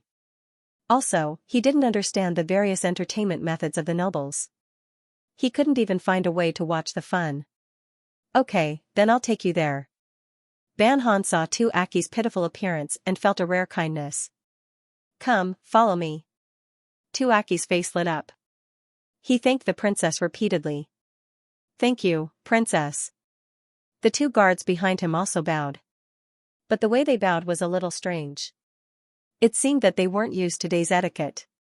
"Minister, the case at the Supreme Court has been closed," an official from the Ministry of Personnel said. Lord Xiaoxia had a dispute with someone. The murderer had a grudge and hired 2 foreigners who didn't have a household registration in the capital to assassinate Xiaoxia. There were many loopholes in this case. But since the emperor said to close the case, then the Supreme Court could only find a reason to close the case. Everyone knew that the 2 foreigners who didn't even have a household registration didn't know the shift schedule of the patrolling army. It was impossible for them to avoid the patrolling army. But the emperor wanted to protect the person behind the scenes. As officials, they could only pretend not to know. The official from the Ministry of Personnel still wanted to say something. Suddenly, he paused and couldn't help but ask, in front, "Is that Princess Fiol?" After saying this, he realized that this princess was the fiancée of the minister and immediately shut his mouth. "Lord Wang, is there anything else I can help you with?" Xianxia did not seem to notice the embarrassment on the official's face. She said naturally, "If there's nothing else, I'll take my leave." "Lord Rong, take care." The official secretly heaved a sigh of relief. Fortunately, his superior was not a strange and vengeful person. Otherwise, his shout today would have offended someone. As a man, he paid attention to his superior's fiancée. If word of this got out, it was really, in fact, he could not be blamed for this. He could only blame Princess Fiol for being too beautiful. It was like a swan falling into a flock of chickens. As long as one was not blind, one would be able to spot the swan. Moreover, when Princess Ban went out, she was always accompanied by her personal guards. Riding on white horses was almost a symbol of Princess Ban. It was said that the personal guards around Princess Ban were personally selected by the old duke. She did not learn poetry when she was young. Instead, she was good at writing, shooting, and martial arts. He believed that she was good at writing and shooting, but as for martial arts, Lord Wang shook his head inwardly. Given her delicate appearance, she didn't seem to be a formidable figure at all. Most likely, she only knew some fancy martial arts, and the guards around her were trying to flatter her, thus making her the epitome of a true heroine. However, she was a beautiful woman. Even if she only put on a show, she would still have countless people supporting her. It was natural. Ban Han and Tu Aki were separated by each other's guards. They both maintained the standard international friendly distance. They did not treat each other coldly, but they also did not appear to be too close. The two of them, one was the Princess of Day, the other was a foreign prince. They had to follow the rules. Ban Ti saw that this foreign prince was indeed interested in the culture of the Day Kingdom, and from time to time, he would ask about their customs and habits. Ban Ti smiled and answered, until this prince began to ask her about poems, songs, and famous people. Ban Ti directly said, "Prince, you have some misunderstandings about our Day Kingdom. Not everyone in the Day Kingdom likes poems and songs, and talks about philosophy of life. Among the people of Day, there are people who love poetry, people who love military formations, and people who are interested in agriculture and people's livelihood. If you ask a person who is not interested in poetry, he will not be able to answer your questions." Tu Aki stared blankly for a long time before he finally understood what Ban Han meant. He scratched his head and said, "Isn't literature the most important thing in the great cause, followed by martial arts?" "Of course not. His Majesty Day is a great emperor who values both civil and military strategy. Not only does he value culture, he also values the cultivation of generals. Your Highness, you have just arrived at Day not long ago, so you don't have a thorough understanding of Day. It is natural for you to have such a misunderstanding." Ban Han smiled. "My ancestors were all generals, but His Majesty treats our family very well." In truth, what Tu Aki had said was correct. The great cause was becoming more and more focused on literature. Even if civil officials and generals were of the same rank, they would still be half a head lower in front of civil officials. Although the literati still learned the 6 arts, most of them were just going through the motions. They had already violated the requirement of being proficient in both the pen and the sword. The generals guarded the borders, suffered from the cold, and used their lives to protect the country. But in the eyes of the civil officials, this was a matter of course. Doing well was a matter of course. If there was anything that did not go well, the court would be filled with criticism. Her grandfather had once told her that the pen was an invisible killing knife. If all the civil officials in the court wanted to target you, even if you shed your blood, in the end, you could become a sinner who betrayed the country. Now, many generals at the borders, in order to not get themselves into unnecessary trouble, would send people to the capital every year to send gifts and let some civil officials put in a good word for them in front of His Majesty. Otherwise, the soldiers would not be able to receive their salaries, and their soldiers would have to suffer from hunger and cold. As generals, most of them felt sorry for the soldiers they had trained. If they wanted their soldiers to have a better life, they could only send gifts to please the civil officials in the capital. What integrity! What backbone! In the current situation where the status of military officials was declining day by day, they had long been bent and gone. Although these were facts, Ban Han would never admit these things in front of a foreigner. She changed the topic and talked about Ipo's weapons. Princess, the sword you mentioned is indeed a type of sword commonly used by our Ipo people. But because this sword is too cumbersome, we have learned your country's smelting method and forged a sharper blade. Now, this sword is only used by commoners. The nobles like to use this sword in your country. Tuaki did not wear a sharp sword, but the 2 guards he brought with him were all equipped with swords. But as he said, although the scabbards of the 2 guards' swords were engraved with patterns that represented the Ipo culture, they were very similar to the swords used by Day. Ban Han smiled and said, "Your country's swords are also very unique." Tuaki smiled honestly, revealing a mouthful of white teeth. Ban Han could not help but turn her head and look to the side. She saw Xia's figure. Why was he here? Princess, Xia walked in front of Ban Han and bowed to Tuaki, "Your Highness." Lord Rong. Tuaki returned the greeting. He knew about Xia because his civil officials told him that this Lord Rong was a close minister of the emperor. He was one of the top people on the list of people who could not be offended. Xia smiled politely at Tuaki. She rode her horse and walked side by side with Ban Kuei. She said to Ban Kuei, "Where are you going?" "I will accompany you." "Have you been very busy recently?" Ban Jin thought about it carefully. She seemed to have not seen Xia for a few days. Although he sent things over from time to time, he was so busy that she could not see his shadow. "A little. I just came to the Ministry of Appointments. There are many things that I can't do." The Ministry of Appointments was full of old foxes. He became the minister of the Ministry of Appointments at such a young age. He did not know how many people were dissatisfied and secretly obeyed his orders. However, he did not want to mention these things to Ban Han. He just said lightly, "The matter has been resolved. I will have more time to accompany you in the future." Ban Han leaned her head towards Xia and whispered, "Is there someone who is jealous of you?" Xia was stunned for a moment. He chuckled and slowly nodded under Ban Han's puzzled gaze. "I knew it. Some old men have ordinary skills but are arrogant. It would be strange if they were happy to see such a young and talented man like you stepping on their heads." Ban Han clicked her tongue. "When dealing with this kind of person, you don't have to give him too much face. If you give him too much face, he will take advantage of you. Find an opportunity to take advantage of his mistakes and teach him a lesson. Then give him a sweet date. Naturally, he will be obedient in the future." His grandfather had told him before that there would sometimes be some arrogant troublemakers in the military camp. All he had to do was teach them a lesson, demonstrate his ability, and find an opportunity to give them some face. Not only would they behave, but they would also be deeply grateful. According to her grandfather's crude words, they were shameless. She just needed to teach them a lesson a few times. Of course, the premise was that she had the ability to teach them a lesson. On this point, she had never doubted Xia. Her grandfather's words were a little rough, but there was nothing wrong with it. Xia did use this method to teach 2 people a lesson. Now that Ban Han was wholeheartedly helping her, Xia was in a good mood and nodded in agreement. She even put on a distressed expression and said a few more things to Ban Han.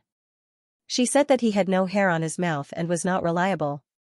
"He has a lot of hair on his mouth. I don't see him seeing many practical things. His beard is long but his knowledge is short. Don't pay attention to this kind of person. The next time we meet his son, I'll teach him a lesson for you." She said that someone deliberately blocked his orders and pretended not to know. This kind of person needs to be taught a lesson. Just teach him a few more times. His son wants us to play with him.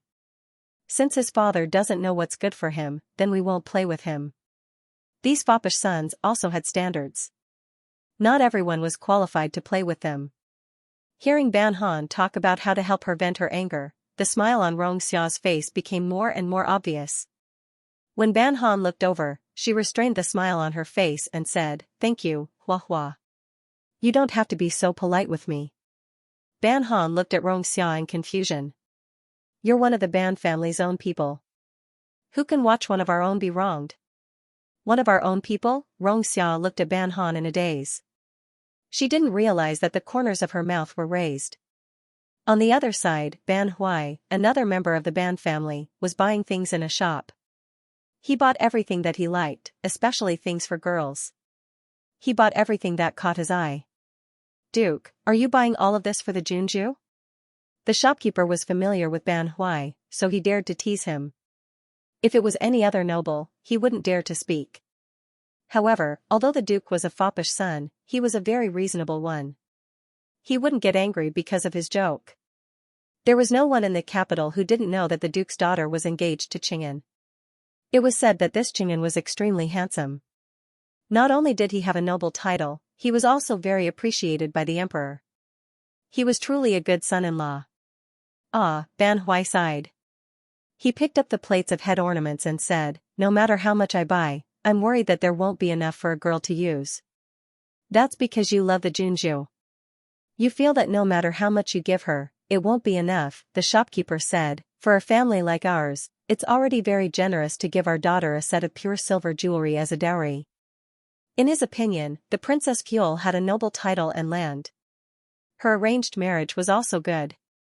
Logically, the Duke should be happy. Why was he so sad? Ban Huai knew that these people couldn't understand his feelings.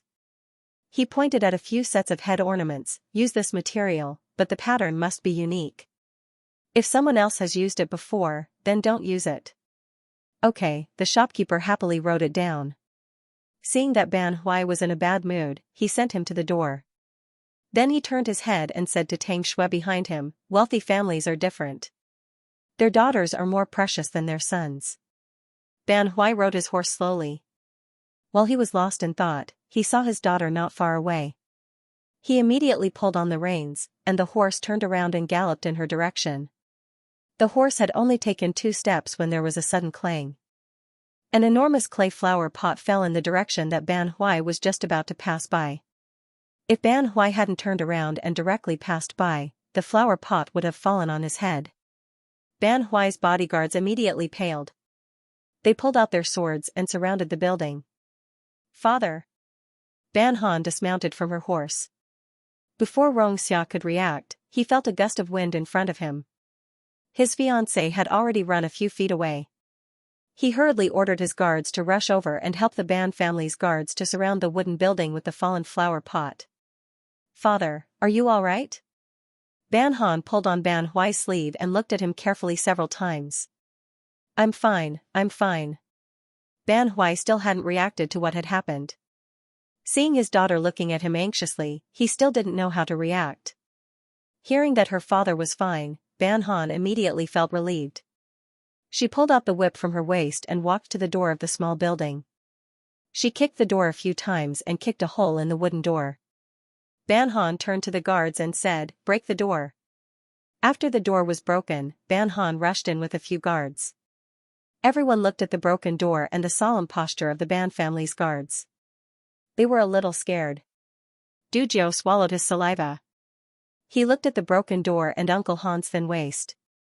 If this kick landed on Uncle Han's body, with his thin arms and legs, would he be able to withstand it? "Why are you looking at me?" Xianxia dismounted from her horse. "Send someone to report this to the authorities." "Yes." Dujio was in awe of the future Uncle Han's people. "Uncle," Xianxia walked to Ban Huai's side. "Are you frightened?" "I'm fine." Ban Huai finally reacted. He looked at the huge clay flower pot on the ground and couldn't help but break out in a cold sweat. If this fell on him, he was afraid that his life would be over. Xiao ordered the guards to protect the scene. At the same time, she looked at the soil. The soil on the ground was soft and didn't coagulate. The flower pot also looked very new. It didn't look like it had been raised for a long time. Raising flowers was also very particular. Different kinds of flowers should be used in different pots. This kind of flower was very worthless, as if it was casually dug out from the fields. However, this heavy clay pot cost nearly 100 copper coins to buy. For most ordinary people, they would not be willing to spend so much money on such a flower pot. "Uncle, we may have to invite the officials from the Supreme Court." Xianxia twisted the soil in the flower pot, stood up and saluted Ban Hui. "This may not be an accident, but a murder." "What?" Ban Hui looked at Xianxia in surprise. "I'm just an idle dandy. Why would these people want to kill me?" Xianxia was speechless. He realized that the Ban family didn't seem to care much about what they said. "No matter what it is, we can't let our guard down." Xianxia could not help but rejoice. Fortunately, the uncle had glanced in their direction just now and then turned around to walk in their direction. Otherwise, there would be bloodshed today. Thinking of Ban Han's relationship with his family, Xia's heart trembled slightly. He dared not imagine what would happen if the assassination was successful. Bang! A sound came from the wooden building. Xia was worried that Ban Han would be in trouble. He wanted to walk into the wooden building, but was stopped by Ban Hui. "Junpa," Ban Hui coughed dryly. "Leave this to Hua Hua. You don't have to go. This child is good at everything, but when he gets angry, he doesn't know how to control himself." "You." "Ah." A man's scream came from the wooden building. Ban Hui trembled. Facing his future son-in-law's puzzled gaze, Ban Hui laughed dryly and turned his head, pretending that he did not see anything. Soon, the sound of weapons clashing could be heard from the wooden building. Xia saw that there was a fight inside, and Ban Hui was holding him back. He said to Du Jiu, "Go in and take a look." "Yes." Du Jiu's expression was solemn as he walked around the soil and flower pots on the ground. He quickly ran inside. More and more people gathered around to watch the show. Soon, the soldiers from the capital's yamen arrived. When they saw so many people watching, they pulled a rope and surrounded the building. The official in charge felt a headache when he saw Ban Hui. He was about to greet him when he heard a scream that sounded like a pig being slaughtered. He was so scared that his shoulders couldn't help but tremble. Inside, the official cupped his fist towards Ban Hui. "Duke, are there any guards inside?" Ban Hui nodded and did not speak. Several more screams came out. The official couldn't help but shrink his neck. The guards of Jingting Gongfu were indeed descendants of generals. Their methods of capturing people were different from ordinary people. After Du Jiu ran into the wooden building, he saw two men lying on the ground floor. They seemed to be the shopkeeper and the waiter. He bent down and felt their pulse. He was relieved that they were still alive. This wooden building was quite old, so it creaked when he stepped on it. Du Jiu had just turned the corner when he saw a person rolling down the stairs like a jar. He dodged to the side, and the person hit the wall at the corner. His legs shook twice, and then he stopped moving. He squatted down and looked at the person's palms. There were calluses between his thumb and index finger, and his arms were strong. He should be someone who used tools or weapons frequently. The person's face was covered in blood, and his face was swollen beyond recognition. He didn't know what he originally looked like. Seeing that the person wasn't dead, and that the Yamen's people had arrived, he didn't care about him anymore. There was movement upstairs, so the assassin wasn't alone. He walked upstairs and saw a man lying not far from the staircase. He didn't look any better than the one lying in the corner. His clothes were tattered, and there were signs that he had been whipped. When he thought of the whip, he sucked in a breath of cold air. Looking around, he saw Ban Yu viciously whipping a gray-clothed man's crotch. Before the man's screams ended, Ban Yu viciously stomped him to the ground, using his feet to crush the men's unspeakable parts. It was unknown whether the man was in too much pain or had already fainted. His face was pale, and he didn't even make a sound. As if he still wasn't satisfied, Ban Han kicked the man on the ground again. He turned his head to look at the only assassin who could still speak. He flicked his whip, and the whip coiled around the assassin's neck like a snake. "Speak, who sent you?" Ban Han stared at the bodyguard with red eyes. There was no smile on his face. Du Jiu couldn't help but stop. He felt uneasy. He didn't know if it was just his imagination, but he felt that Princess Fuel didn't look right. The assassin grabbed his own neck. His face was red, and he couldn't say a word. You don't want to talk? Ban Han flicked his whip, and the whip loosened around the assassin's neck. The assassin turned around and wanted to run, but one of Ban Han's bodyguards kicked him back. Ban Han picked him up from the ground and said sternly, "Who told you to touch my family? If you don't want to talk, I'll make you regret what you did today." I'll talk." This assassin didn't look like a death warrior. Seeing the miserable state of his 3 companions, he had long been afraid. Now, he only wanted to die a quick death. "We're just street thugs. We do things for money and eliminate disasters for others. Someone told us half an hour ago to wait here for a rich man wearing a light-colored robe, riding a black horse, and accompanied by many bodyguards. If we succeed, we'll be paid 100 gold. Rich man?" Ban Han sneered, "The life of a duke is only worth 100 gold? Don't use this kind of excuse to trick me." Ever since she had those strange dreams, Ban Han's bottom line was to not let anything happen to her family. As long as her family was safe, even if her house was confiscated, it wasn't that hard to accept. At least her family was still alive. But now, someone wanted to assassinate her family. She lost all reason in her mind. Thinking that his father might lose his life in front of him, Banli wished he could crush these people inch by inch, making them beg for death. Who cared what a noble woman had to be like? Who cared what other people thought of her? The mouths of thousands of people in the world weren't as important as her family. *CK them all. Duke? The assassin's face was full of despair.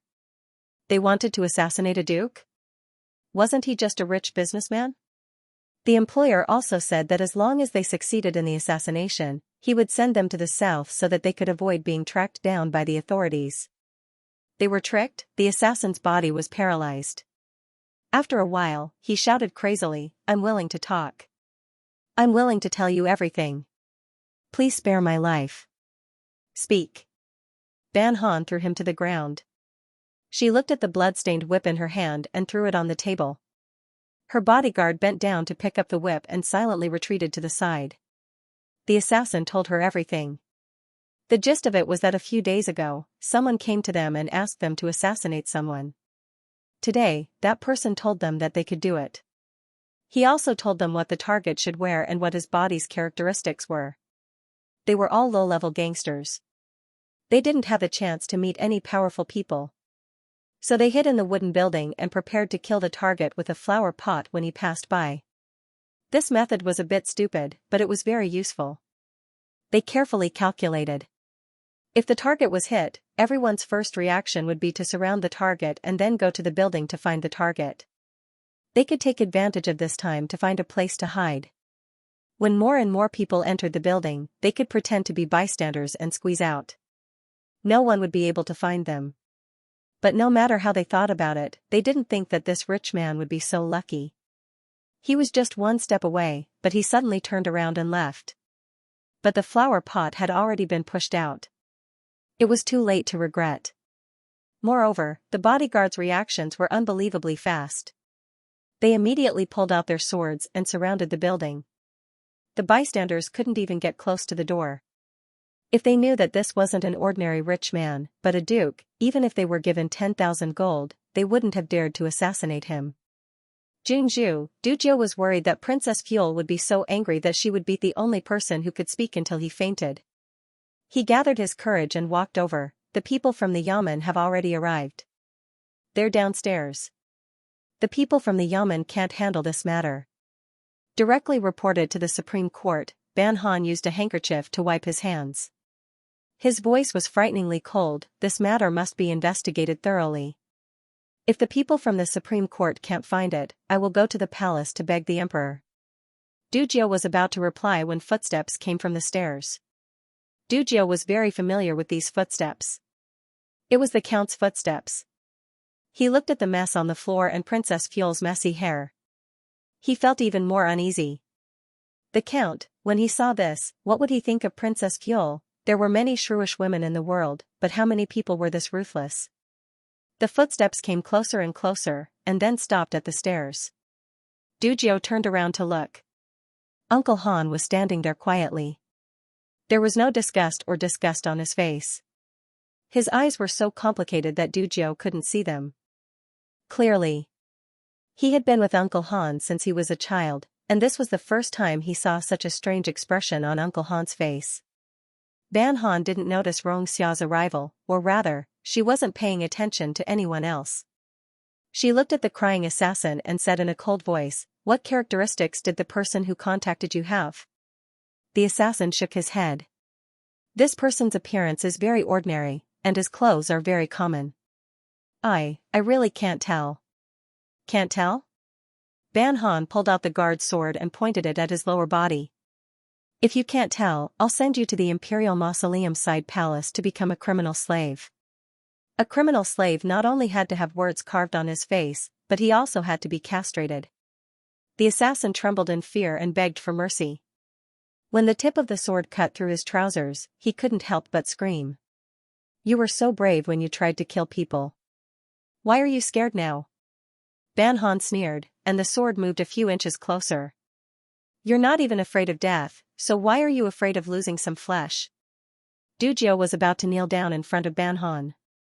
She was really a lady. She was threatening people with a man's flesh, and she didn't even look embarrassed. As a man, he was embarrassed. He turned around and saw Uncle Han walking over. He said in a low voice, "Uncle, the princess is just angry." Although he didn't think that Ban Han was the most suitable person for the countess, he was still in awe of a woman who was willing to sacrifice everything to protect her family.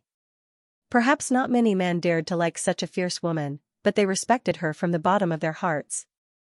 This was the respect people had for true lovers, and it had nothing to do with gender. Rongxia didn't answer him. He strode to Ban Han's side and grabbed her wrist. "Hua Hua, don't worry. Let me do it." Ban Han looked back at him. "Why are you here?" "People from the government office found the shopkeeper and waiters of this building downstairs. They have been sent to the medical center." Rongxia took the knife in Ban Han's hand and handed it to the guard beside him. "Prepare a pen and paper for me." The Ban family's bodyguard glanced at Ban Han, lowered his head, and hurried downstairs. He quickly returned with a pen and paper. Rongxia spread the paper on the table, dipped it in the ink, and turned to Ban Han and whispered, "Don't dirty your eyes because of this kind of person." Ban Han pursed his lips and said nothing. Rongxia smiled and straightened his robe, as if he was not standing in the room where the assassin was lying on the ground, but in the study room filled with the fragrance of ink. "How tall are the people looking for you? What kind of bun and hairpin are you using? What clothes are you wearing? What's the color? What's the material?" Rongxia asked one question after another. He kept writing and drawing on the paper. Ban Han sat beside him and saw a middle-aged man appear on the paper in front of him. "Is this person?" Rongxia put down the pen and waited for the ink to dry a little. Then he handed the paper to the assassin. The assassin opened his eyes in horror. How could it be so similar? Had this man seen the mastermind behind the scenes? Seeing the assassin's expression, Rongxia got the answer. He handed the paper to Ban Han. "Do you have any impression of this person?" Ban Han shook his head. "I don't know him." "It doesn't matter if you don't know him. I'll give the paper to the people from the Supreme Court and ask their artists to make a few copies. We don't have to worry about catching him." Ban Han didn't speak. Rongxia reached out and held her wrist through the cloth. "Don't worry. If there's anything, we'll figure it out together." Ban Han's eyelids trembled. She raised her head and looked at Rongxia. After a while, she bit the corner of her lips and said, "Thank you." She looked like a child who had all her candy taken away. She felt wronged and helpless. It was as if she was waiting for someone to come and hold her hand and say, "Don't be afraid. I have a lot of candy. You can't finish it no matter how much you eat." Ban Han reached out and grabbed Rongxia's sleeve. She calmed down a little. She looked at the room that she smashed and said to the guard behind her, "Go back and let the owner calculate how much money we lost. Pay them double." "Yes." Dujio looked at the assassin lying at his feet.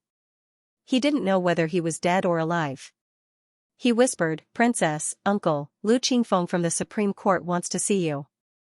Rongxia saw that Ban Han didn't reject him. He nodded. "Let him in." Swish. Ban Han pulled out the sword from the scabbard and slashed at the assassin who was still begging for mercy. Ouch. The assassin hugged his leg and howled loudly. He rolled on the ground. Soon, the ground was stained with bright red blood. It turned out that Ban Jin had cut off one of his hamstrings. Du Jiu's eyes lit up. Princess Fuel seemed to have practiced swordsmanship before. When you go back, remember to add the money for the floor. Ban Han handed the sword to the guard. We, the Ban family, never let innocent people suffer losses. But we also never forgive anyone who has a grudge against us. Sir. The Yamen runner saw the man lying at the corner of the stairs. He pulled out his sword and said to Lu Banshan, "Please be careful." "It's okay. This person is unconscious. Have someone take him out." Lu Banshan looked at the man lying on the ground and went straight upstairs. Even when he heard someone screaming, he just paused. His expression didn't change at all. The Yamen runner who followed him admired him. As expected of the Supreme Court's vice minister, he must have seen all kinds of miserable criminals and heard all kinds of screams. This little noise didn't scare him. The group of people went upstairs. They saw the man rolling on the ground and the mess in the room. They were a bit confused. Was this all caused by the Jingting Gongfu guards? This official greets Princess Fuel and Xianxia. Lu Banshan tidied his robe and walked in front of Ban Han and Xianxia. He saluted them. Ban Han looked down at his feet. His feet were stepping on blood, but he didn't move half a step. His face was still full of respect. Her expression relaxed a bit. "Lord Lu, you don't have to be so polite." The Ban family's guard told Lu Banshan what happened. These assassins. A crack finally appeared on Lu Banshan's face, which hadn't changed at all. "I beat them," Ban Han said indifferently. "These assassins resisted fiercely and tried to escape. I could only do this." Lu Banshan looked at Xianxia from the corner of his eyes. Seeing that Xianxia was just sitting quietly beside Ban Han, he bowed and said, "Thank you, Princess, for helping us catch the criminals. Otherwise, this case would have been difficult to investigate. If it was someone else, I would have said a few more words. But since it's Lord Lu, I won't say any more nonsense." Ban Han handed the portrait to Lu Banshan. "I hope the Supreme Court can help me catch this person as soon as possible." Lu Banshan looked at the lifelike portrait in his hand and suddenly turned to look at Xianxia. Xianxia looked up. Her peach blossom eyes were cold. "Lord Lu, do you have any other questions? This person's accent is from the capital. Someone will definitely recognize him. Lord Lu, the most important thing right now is to catch this person. What do you think?" "Yes." Lu Banshan bowed deeply to Xianxia. "This official will send someone to do it. Originally, this kind of case should be handled by the Yamen. However, the Duke of Jingting's identity was special. He was also a relative of the emperor. Naturally, this case would be transferred to the Supreme Court." He made a gesture. The guards behind him dragged the assassins out. As for the assassin who was wailing incessantly, they found a piece of cloth to gag his mouth and dragged him out.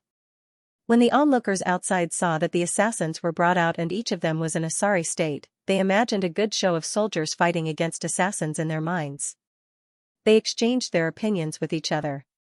Finally, when they saw Xianxia and Ban Han come out, everyone was stunned. They were really a handsome man and a beautiful woman. When the two of them stood together, everyone else looked like ugly melons and cracked dates.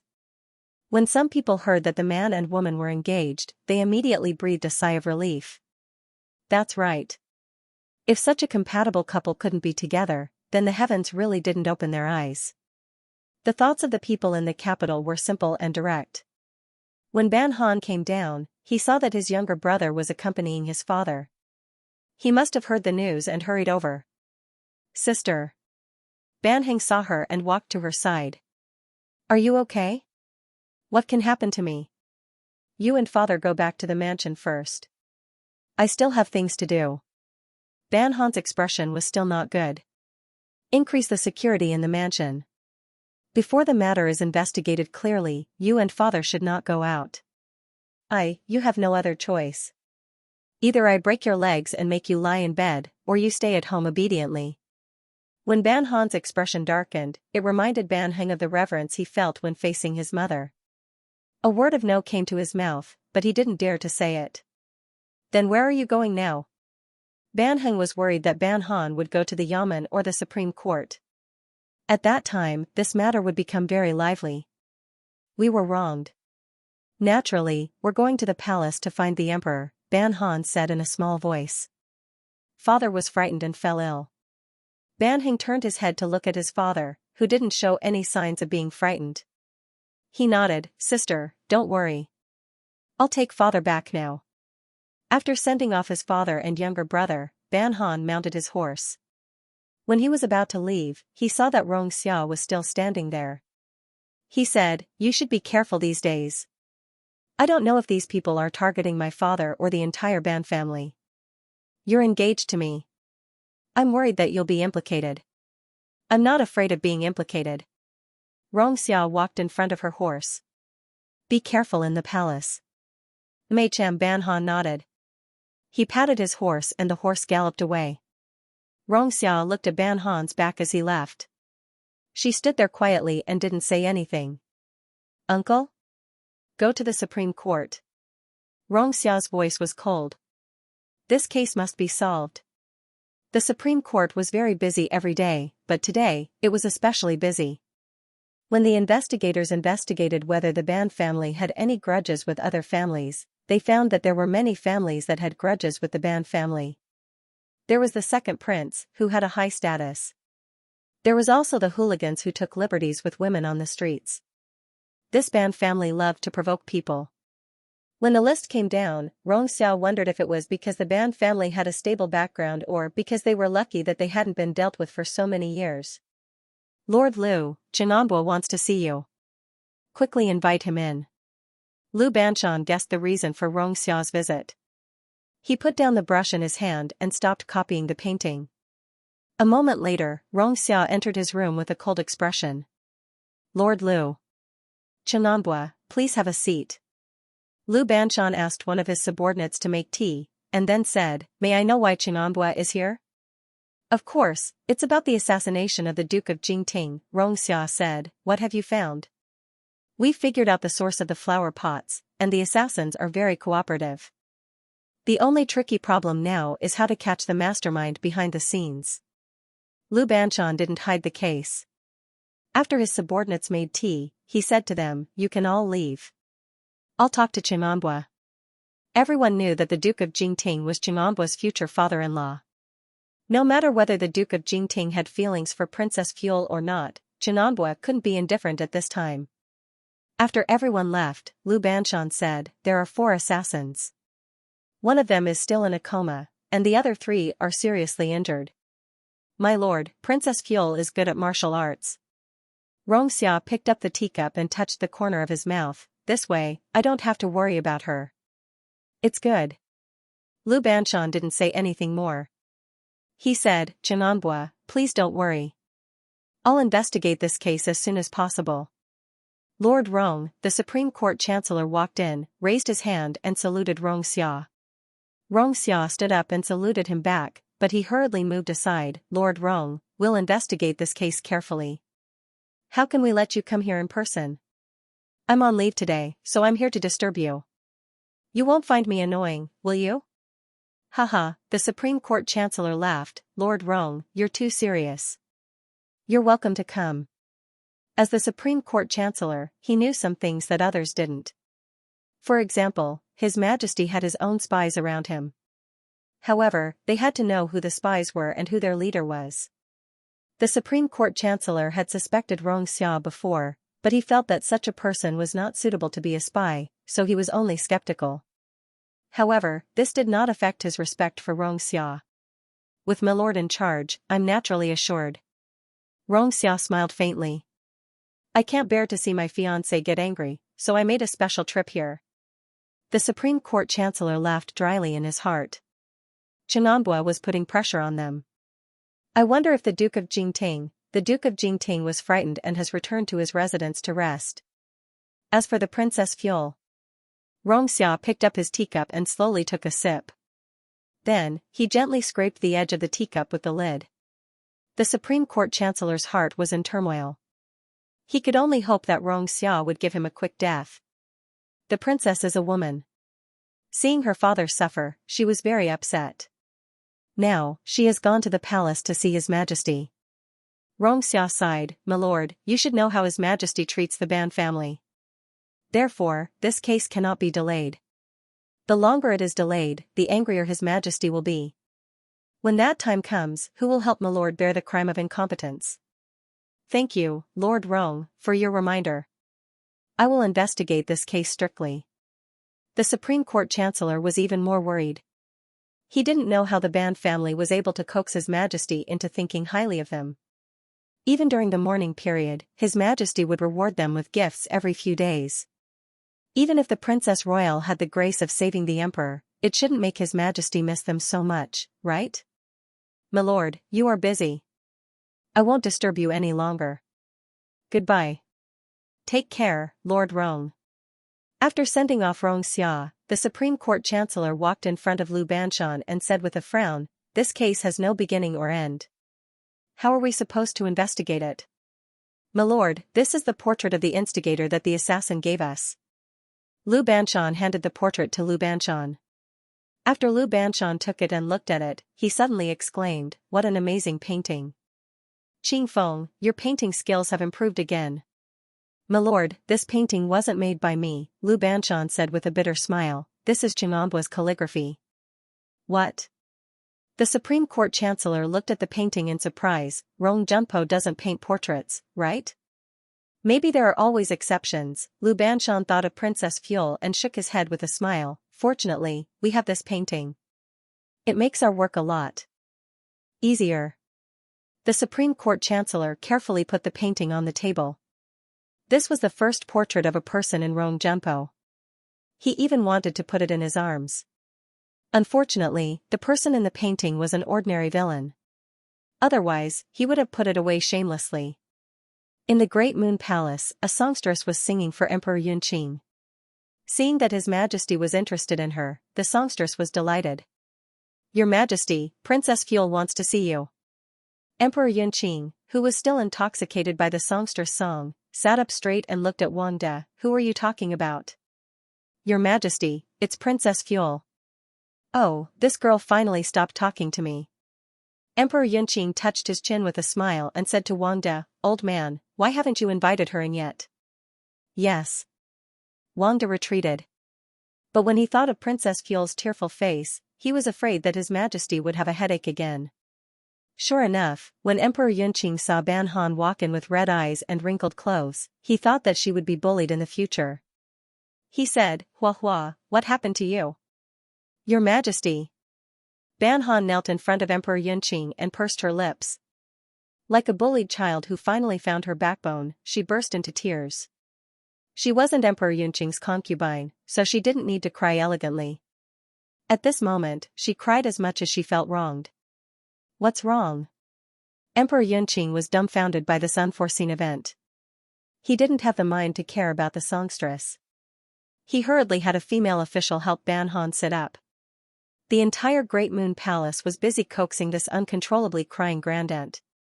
"Little girl, don't cry. If you've been wronged, don't hesitate to tell uncle. Uncle will help you vent your anger." If his concubine cried like this, Emperor Yunqing would have already flung his sleeves and left. But this was the younger generation that he liked. Emperor Yunqing's attitude was different. He was thinking about who was so blind that they didn't even give face to his favorite junior. For an emperor, not giving face to his favorite official was not giving face to him. "Your Majesty." Ban Han sniffed. Her eyes and nose were red. Emperor Yunqing suddenly thought of a little white rabbit that he raised when he was young. What happened to that rabbit? It seemed that it was taken away by his second younger brother, who was favored by his father. It was said that in less than 2 days, the rabbit was played to death by his second younger brother. He also skinned it and hung it on a tree. The memory was too long ago. He couldn't remember it clearly, but he still remembered the feeling of being bullied. Okay, we don't feel wronged." Emperor Yunqing personally brought a cup of honey tea to Ban Han. "Drink some water first." Ban Han took the cup and took a sip. She sobbed and said, "Thank you, Your Majesty." Emperor Yunqing let out a long sigh of relief. She finally stopped crying. "Your Majesty, someone wants to kill us." Ban Han stared at Emperor Yunqing with her big watery eyes. "I don't want to die." "Who wants to kill you?" Emperor Yunqing widened his eyes in surprise. In his mind, he thought, could it be that someone saw that he was nice to Ban family and was dissatisfied? That was ridiculous. As the emperor, he could be nice to whoever he wanted. How could someone be dissatisfied? Ban Han told him what happened. However, because she was too sad and scared, it was normal for there to be some omissions. "I don't understand. Why would someone want to kill us? Could it be because—" Ban Han seemed to have thought of something and her expression changed. Emperor Yunqing knew that she couldn't hide her thoughts. "If you have something to say, just say it. Is it because our family did something that made others unhappy, so someone wants to take revenge on us?" Ban Han muttered. "Our family has been observing mourning recently. We haven't offended anyone." When Emperor Yunqing heard this, he thought even further. These people weren't dissatisfied with the Ban family. They were probably dissatisfied with him, the emperor. In the previous assassination, his aunt lost her life because of him. If the old subordinates of the Prince Hui mansion wanted to take revenge, they would naturally target the Ban family. This was because his aunt only had a few descendants of the Ban family. As the emperor, the biggest taboo was for others to plot against his throne. He was the most generous person and gave the people he loved the most respect. He was also the most petty person. There were many things that he could remember for the rest of his life. There were even many unlucky things that involved people he hated. If Prince Hui's old subordinates hadn't been completely dealt with, then wouldn't he, the emperor, still be in danger? "Little girl, I'll send an edict to the Supreme Court right now and have them investigate this case.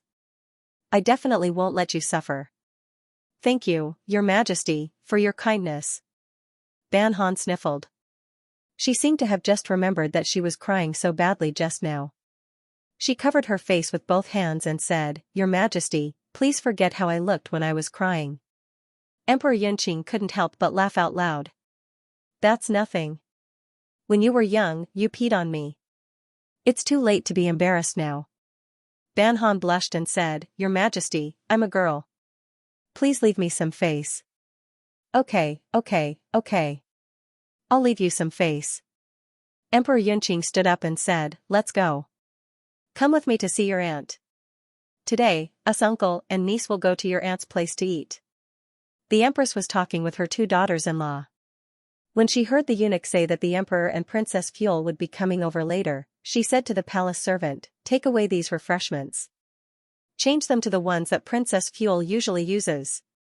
Xianxia saw that the palace servant even changed the tea in her hand. She was secretly surprised. Ban Han was actually so valued by the empress. No wonder she was so fearless in the past and didn't give anyone face. The crown princess tilted her head and looked at Xianxia.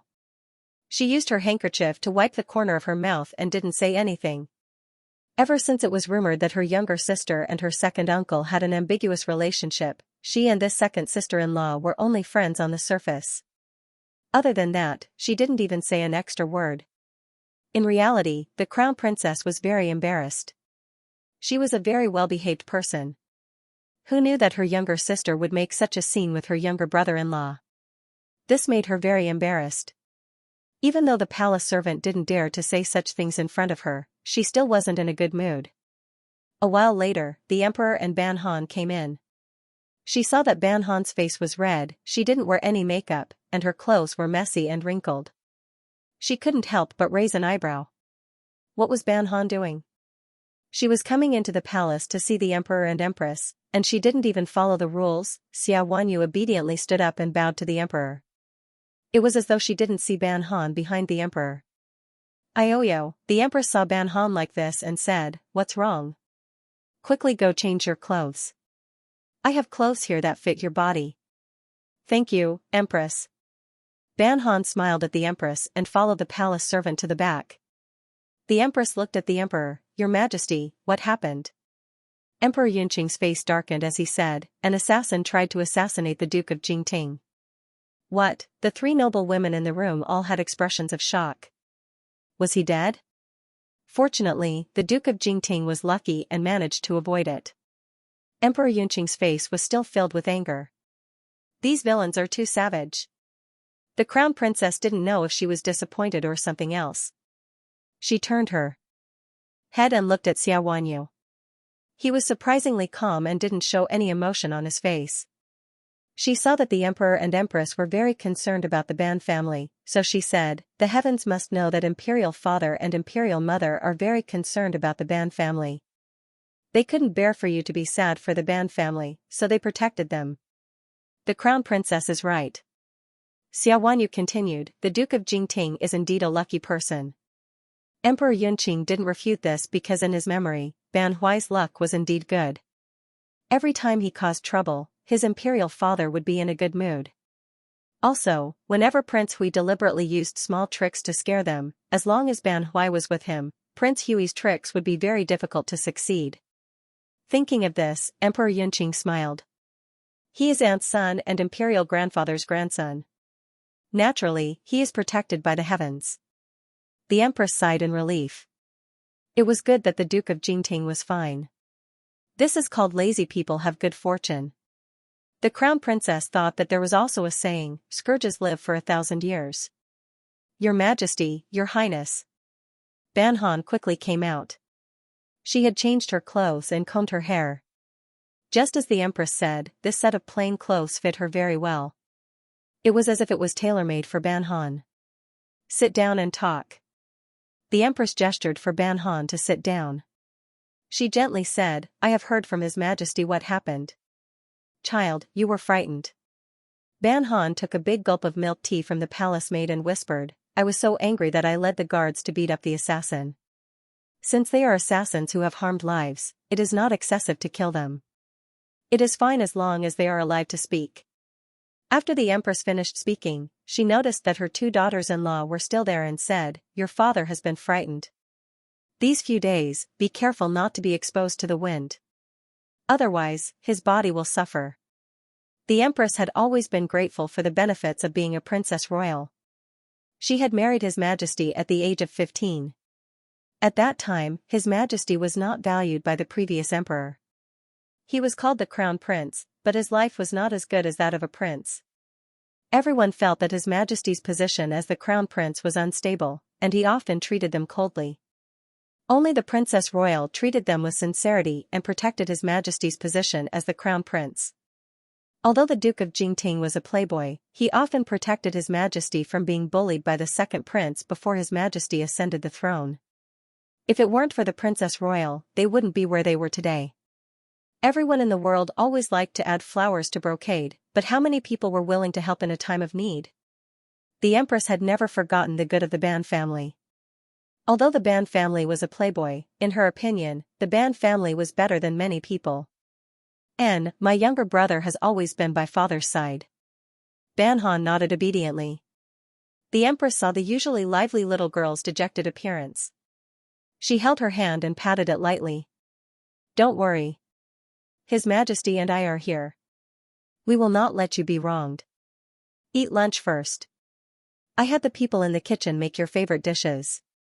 The Empress saw her obedient appearance and reached out to touch Ban Han's smooth forehead. Let's go. After eating, we will have the strength to deal with the assassins. Ban Han nodded solemnly and sat down next to the Empress. The Empress pointed to the two empty seats and said to the Crown Princess and Xiaowanyu, You don't need to serve me. Sit down and eat. Thank you, Muhu. The Crown Princess sat below Ban Han.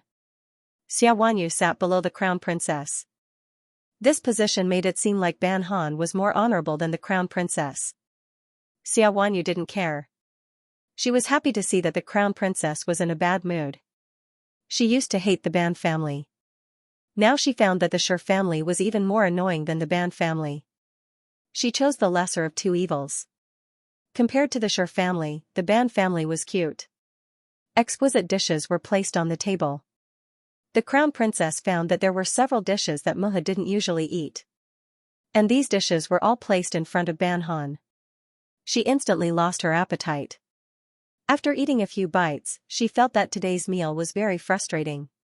She had thought before that if Ban Han wasn't 7 or 8 years younger than the crown prince, maybe the empress would make the decision for Ban Han to marry the crown prince. Seeing how the empress treated Ban Yu with such enthusiasm, it wasn't much worse than Princess Enlu. After the meal, the empress saw that Ban Han was restless. She knew that she was worried about Ban Huai. She said, "Go back and accompany your parents. I have some calming medicine here. Take it back with you." Ban Han wanted to decline, but the empress stopped her. "You don't have to decline. I won't keep you here for long. Quickly go back." "Thank you, Your Highness."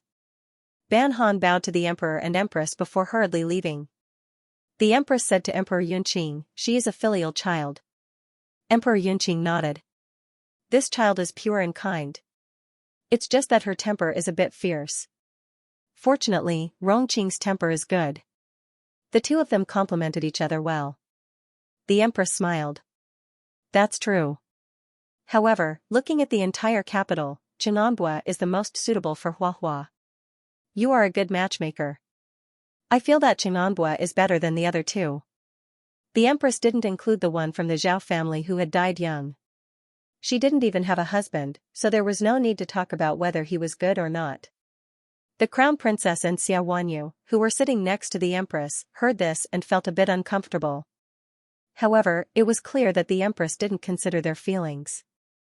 Previously, the crown princess had heard from her family that her younger sister liked Chenanbua. She thought that the emperor valued Chenanbua, and even the crown prince admired him. She felt that this was a good match. Thus, she nodded and agreed with her family to arrange for someone to sound out Chenanbua. She didn't expect that Chenanbua would directly refuse without hesitation. In her opinion, Ban Han couldn't compare to her younger sister. However, her younger sister had been muddle-headed recently. How could she have spread those rumors with the second prince and Xia Qilin? Could it be that because Chenanbua had rejected her intentions, she had given up? Compared to the crown princess depression, Xia Wanyu was more embarrassed. The empress said that Chenanbua was better than Ban Han's previous two fiancés.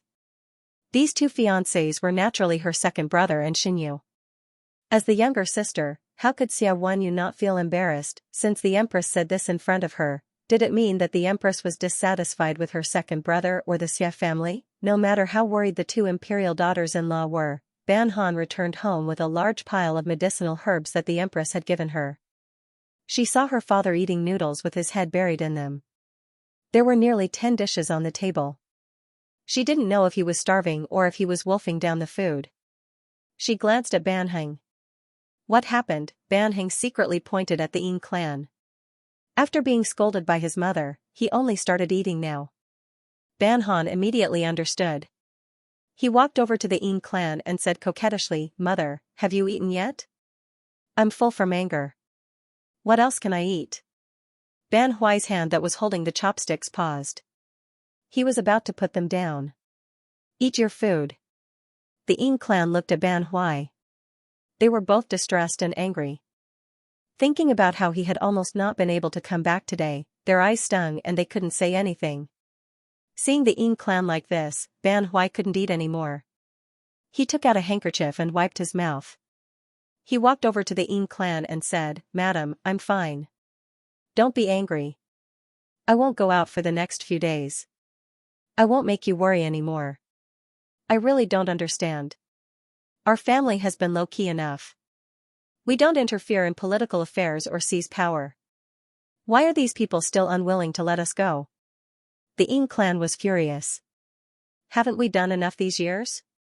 If they had too much power, they would attract the suspicion of the royal family. Now, they were a family of debauches, but there were still people plotting against them. What should they do? "Mother," Ban Huai brought the tea in front of the Ying clan. "Don't be angry.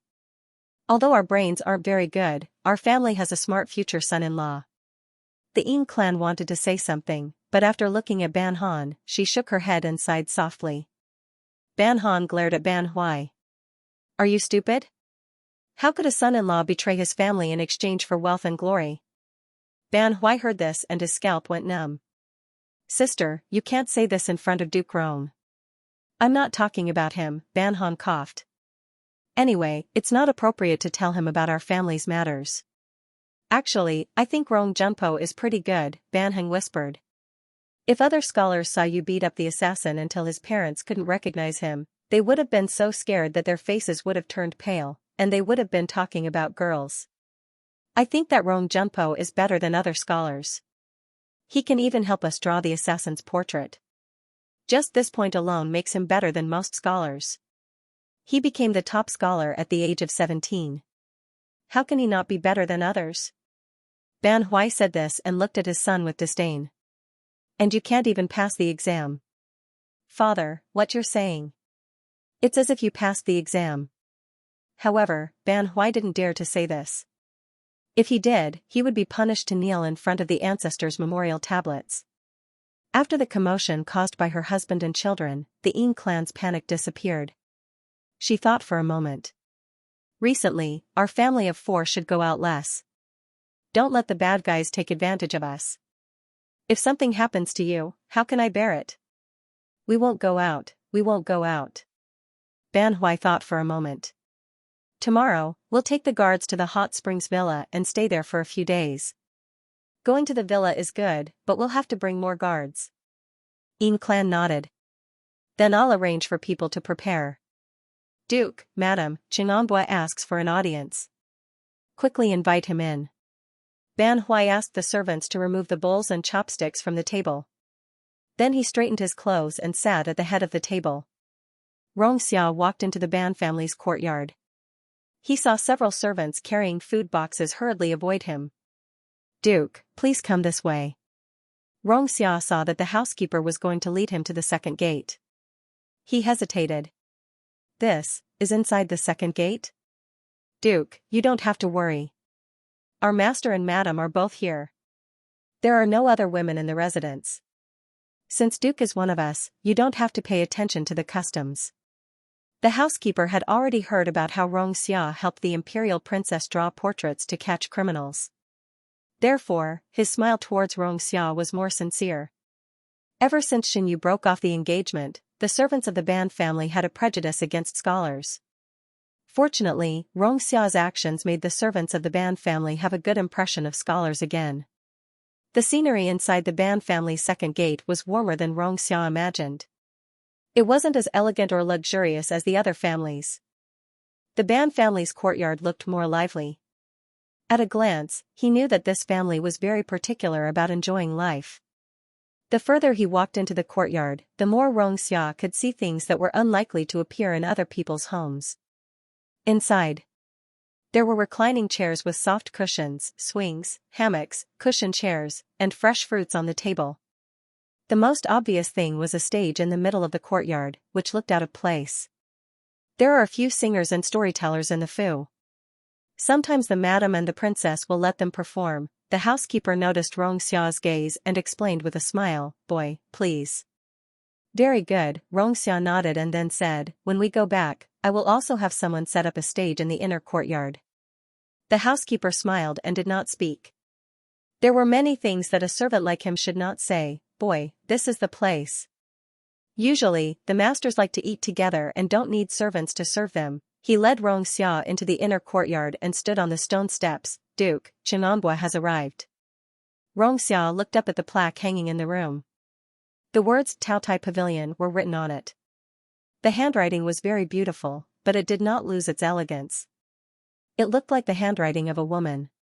Please come in. Ban Hui's voice came from inside. Xia tidied his robe and walked in. Junior greets uncle and aunt. When Xia bowed to the 2 elders, he saw Ban Han smiling at him. He could not help but smile back at him. After laughing, he suddenly came back to his senses. How long has it been since he did such a rude thing? Sit down. Our family does not pay attention to these customs. Ban Hui saw that Xia did not change his clothes. It was still the same set of clothes he saw before. Have you eaten? According to the rules of a scholar, even if it was useless, he had to say that he had used it. Xia looked at Ban Hui and Ban Han and slowly shook his head. I just went to the Supreme Court. I haven't eaten yet. How can a young person not eat? He called the servants and had them immediately prepare. Uncle, how could I do that? Xianxia quickly said, Didn't I just say that our family doesn't follow those useless rules? Ban Hui stood up and patted him on the shoulder. If you're hungry, you have to eat. If you're thirsty, you have to drink. No matter how reasonable you are, you can't let your stomach suffer. Fortunately, our family didn't have a good meal just now, so we'll take it that you're accompanying us. An hour later, a few bowls of steaming hot vegetarian noodles and a pile of side dishes were placed on the table. Xianxia was not particular about the food, but her appetite was exceptionally good. It seemed that he hadn't sat with anyone for a long time. He simply ate a bowl of noodles and didn't even pay attention to the rule of not talking while eating. He could even talk while eating. Sister, why are you eating so little? Ban Heng sat beside Ban Han, separating her from Xianxia. Did you eat in the palace? Ban Han nodded. I was just bored, so I accompanied you to eat. She raised her head and looked at Xianxia. You just said that you went to the Supreme Court. Yes, I have some connections with the people from the Supreme Court, so I said a few words to them about this case. Xianxia couldn't help but laugh when she saw Ban Han laughing. Did you go to the palace smoothly? Ban Han nodded. His Majesty and Her Highness both said that they would investigate this matter thoroughly. Xianxia chuckled. If I knew that Huahua was so powerful, I wouldn't have gone to the Supreme Court. You can't say that. This is called working on two fronts. Ban Han saw that Xianxia was so worried about her father, so she pushed the side dishes in front of her in front of Xianxia. Here, this is for you. Thank you. Ban Heng, who was sitting between the two, was speechless. At this moment, he felt like he was the Milky Way that separated the cowherd and the weaver. After the meal, the 4 members of the Ban family lazily sat on the soft chairs. Xianxia, who had straightened her back, almost sat down with them.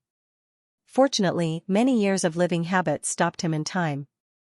He was still the elegant gentleman who could sit down elegantly. The case had just happened, so Xianxia couldn't guess who the murderer was. Previously, she guessed that the person who assassinated Ban Hui might be the same person who assassinated Zhao Jia. But she quickly dismissed this idea. The assassin who assassinated Zhao Jia was very professional.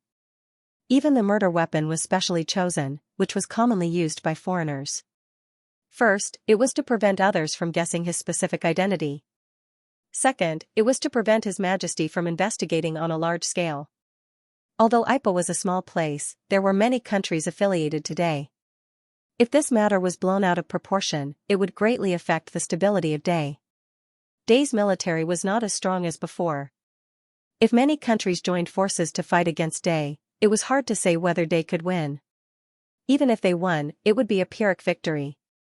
That was why His Majesty didn't dare to fight. This time, the assassins who assassinated Ban Hui were different. They were all hooligans who couldn't be seen in public. Usually, they would do something sneaky. Because they couldn't make a living, they took risks out of desperation. The method they came up with to kill people was also very unpresentable. Anyone who was scheming would not use hooligans like these to do things. Zhao Jia's case might involve national affairs, but Ban Hui's case was more likely to be a private grudge. He already knew what kind of person Ban Hui was. He was lazy and didn't want to make progress. But this person had a very obvious characteristic, which was that he was tactful. He never did things that he shouldn't do. Although he wasn't a kind person, he had never done anything bad. He had never even tried brothels. In fact, when he found out that Ban Hui had never tried brothels, he was very shocked. The Day dynasty's famous playboy had never been to brothels or gambling houses. He also didn't drink. How did such a person become known as a playboy? Xianxia didn't understand before. It was only when he went to see the Princess Royal and saw the things that the Princess Royal left for him that he understood why. Being with the Emperor was like being with a tiger. The Ban family just wanted to live a peaceful life. Perhaps the atmosphere in the Ban family was too friendly. Xianxia unknowingly stayed with the Ban family for the whole afternoon. After eating dinner with the Ban family, he got up and said goodbye. When he walked to the door, he saw Ban Han chasing after him. Wait a minute. Ban Han saw that he only brought a few guards with him. I don't know who is scheming against the Ban family. I also don't know what he wants to do. You are engaged to me, so you must be careful. Xianxia didn't expect that she would chase after him just to talk about this. He was stunned for a moment before he nodded and said, okay. Ban Han smiled and then clapped her hands. 4 guards walked out from behind her. These 4 were personally selected by my grandfather. The road is slippery in the dark. Let them accompany you back. Xianxia looked at the 4 guards behind Ban Han. These 4 people were about the same age, about 25 or 26 years old. They must have been trained as personal guards since they were young, so their attitude towards Ban Han was very respectful.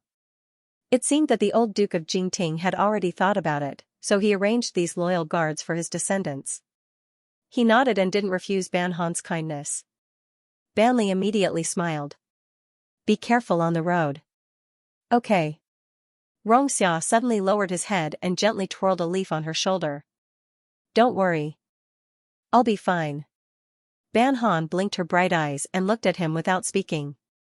Xianxia reached out his hand and gently covered her eyes. He said in a low voice, Huahua's eyes are so beautiful. Ban Han blinked and her long eyelashes swept over his palm. You said my eyes are beautiful, but you covered my eyes. Ban Han grabbed his wrist and pulled his hand down. You are jealous that my eyes are better than yours. Xianxia laughed. Huahua's eyes are so beautiful. I don't want others to see them. Ban Han? What kind of strange idea was that? She stood on tiptoe and covered Xia's face with her hands. Your face is so beautiful. I didn't even ask you to cover it. As a person, you should be more generous. Xia chuckled. The hot air on the tip of his nose rushed to Ban Han's palm. She felt that her palm was a little itchy, and then, she reached out and pinched Xia's nose. It turned out that no matter how good-looking a man was, he wouldn't be so good-looking after his nose was pinched. Hee hee, pig nose. Ban Han pinched his nose a few more times. After fully feeling the soft and tender skin of a beautiful man, she withdrew her hand with satisfaction. Huahua, Xiao looked at her with a pair of dark peach blossom eyes. Is this behavior flirting? Ban Han turned her face. How can touching my fiancé's nose be flirting? Is that so? Xiao reached out his hand and gently scratched the tip of her nose. Because his movement was so light that Ban Han thought it was an illusion. Xiao's face showed a bright smile. You touched me, so I'm yours. You have to be responsible for me in the future. Ban Han stared blankly at Xiao's charming eyes and nodded blankly. She still couldn't come back to her senses until Xiao got on the horse. There was no other reason than that pair of eyes were too beautiful.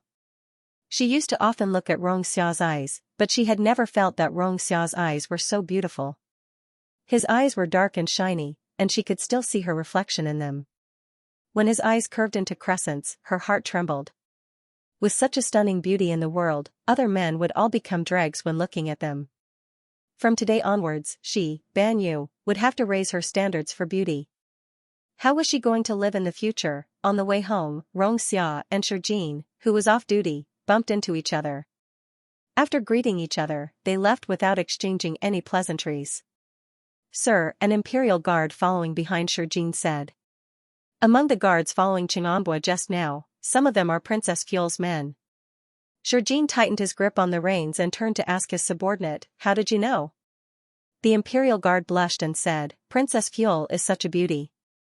As long as she goes out, we brothers can't help but sneak a few more glances at her. We're already familiar with the faces of her personal guards. After saying this, he was worried that he would be punished by Shijin, so he added, Sir, we don't dare to look at her too much, nor do we dare to leave our posts. It's just that sometimes our eyes don't listen to us, so we look at her a little more, just a little more. Everyone has a love for beauty. I don't blame you. Shijin took a deep breath of the cold night air. I think Princess Fuel is worried about him, so she sent someone to send him home. How can a woman send a man home? The imperial guard touched his chin and said bitterly. But Xianxia is really lucky to be Princess Fuel's fiancé. These soldiers didn't understand poetry or painting.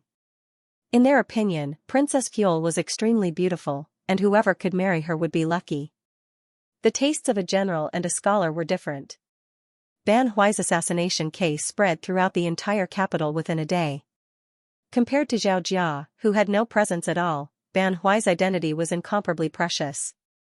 Regardless of whether he had any real power or not, the news of his assassination was enough to cause panic among the nobles. There weren't many people in the world who weren't afraid of death, especially nobles who lived extravagant lives. Some of the nobles who had good relations with the Ban family came to visit with gifts. When they saw Ban Huai lying on the bed with a dispirited appearance, they couldn't help but say a few words of encouragement.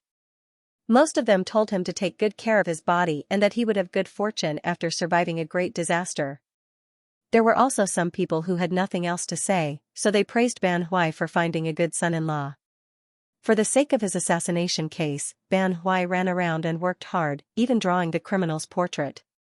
Only now did everyone realize that it wasn't that Qinganbo wasn't good at drawing people, but that he didn't like drawing. However, in order to help his future father-in-law find the criminal, he made an exception. A gentleman with principles was admirable, but a junior who put down his principles for the sake of his elders was also moving. Originally, there were many people who mocked Ban Huai behind his back for finding a son-in-law who looked down on the Ban family. Who would have thought that this son-in-law not only didn't show any disrespect to the Ban family, but was also respectful towards Ban Huai? He hadn't even married a girl from the Ban family, but he was already worrying about the Ban family's matters as if they were his own. Now, everyone was envious of Ban Huai. What kind of dogshit luck did he have to find a good son-in-law who was so respectful towards the girl's parents? No wonder there were people who wanted to assassinate him. Maybe it was because his luck was so good that people couldn't stand it anymore. His Majesty issued 2 imperial edicts, asking the Supreme Court to investigate the case as soon as possible. He even asked the Ministry of Justice to assist in the investigation. The entire capital was in a state of panic because of this. This also let everyone see how much importance the Ban family had on the emperor. Because the character drawn by Xianxia was too close to the criminal himself, even if the criminal's appearance was very ordinary, there were still people who revealed the identity of the criminal for the reward of 50 taels of silver. It turned out that this person was one of the stewards of the Prince Hui mansion. However, ever since Prince Hui and his wife had died in the fire, and Prince Hui and the princess had been raised in the palace, many of the servants in the Prince Hui mansion had been dismissed. As for the steward who had been exposed, his household register had long been revoked. The reason for the revocation was that he had died in the fire. A person who was supposed to have died in the fire was killed, and the person he killed was the Duke of Jingting. No one would believe that there was no conspiracy behind this. Unfortunately, Jiang Yuchen and Jiang Kongning, who were raised in the palace, had a harder time in the palace after this incident. There had long been rumors in the capital that Prince Hui was the mastermind behind the assassination of the Princess Royal. However, Prince Hui had already died in the fire, and His Majesty had never mentioned this matter. Thus, even if many people had suspicions, they didn't dare to say it out loud. But now, the former subordinates of the Prince Hui mansion wanted to assassinate the Duke of Jingting. What was the reason? There could only be one reason, and that was that the former subordinates of the Prince Hui hated the Princess Royal for ruining their plan to assassinate His Majesty. However, the Princess Royal had already died, and the only person they could take revenge on was the Princess Royal's son, the Duke of Jingting. Many people began to sympathize with the Ban family. Their biggest backer had died in order to save His Majesty, and now the mastermind behind the scenes hated them. How unlucky was this? One day later, the bailiffs found the corpse of the former subordinate of the Prince Hui in a ruined temple. After careful examination, they found that the steward had been dead for at least 20 hours. It was obvious that his claws had been exposed, and the mastermind behind the scenes was desperate enough to kill the steward. Then, the coroner found a pearl in the steward's mouth. This pearl was of excellent quality, and it looked like it was embroidered on clothes or shoes by womenfolk. The steward had hidden this pearl in a wormhole in his teeth. If one didn't look carefully, no one would know that there was such a thing in his mouth. Could it be that he was unwilling to die, so he deliberately left this thing on the murderer's body? The officials of the Supreme Court suddenly had a headache. How did this involve a woman again? However, with this pearl, they had a clue to investigate the case. Thus, the Supreme Court sent people to investigate all the channels that provided pearls in the capital, especially the channels that provided pearls to the nobles. There was a saying that the experts were always among the people. An old craftsman recognized that this pearl was a type of clam pearl that came from the seaside.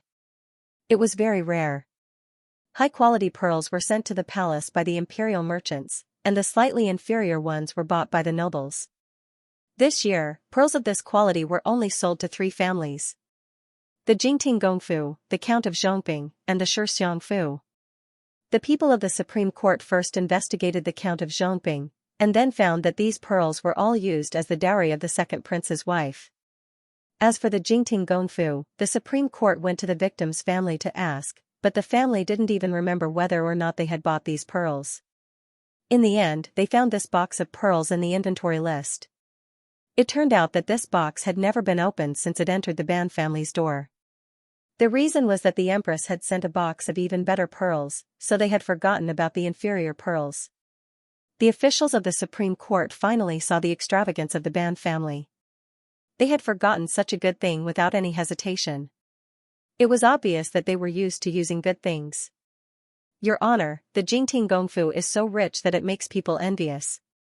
A Supreme Court official walked out of the Ban family's door and followed behind Lu Banshan. He sighed and said, "The potted plants in their house are all inlaid with precious stones. I've never seen such a gorgeous thing.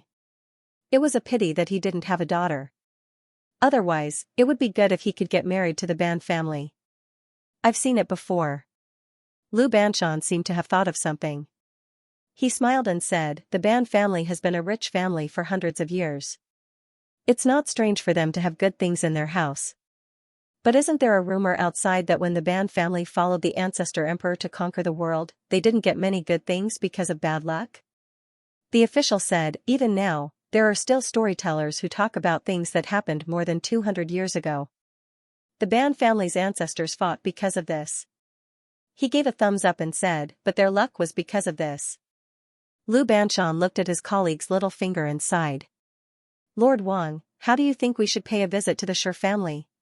The Lord Shi, who was speaking with fervor and assurance a moment ago, suddenly fell silent. Marquis Shi was now the most powerful person in the imperial court, and the crown princess was his eldest daughter. How could they, small officials, dare to offend him?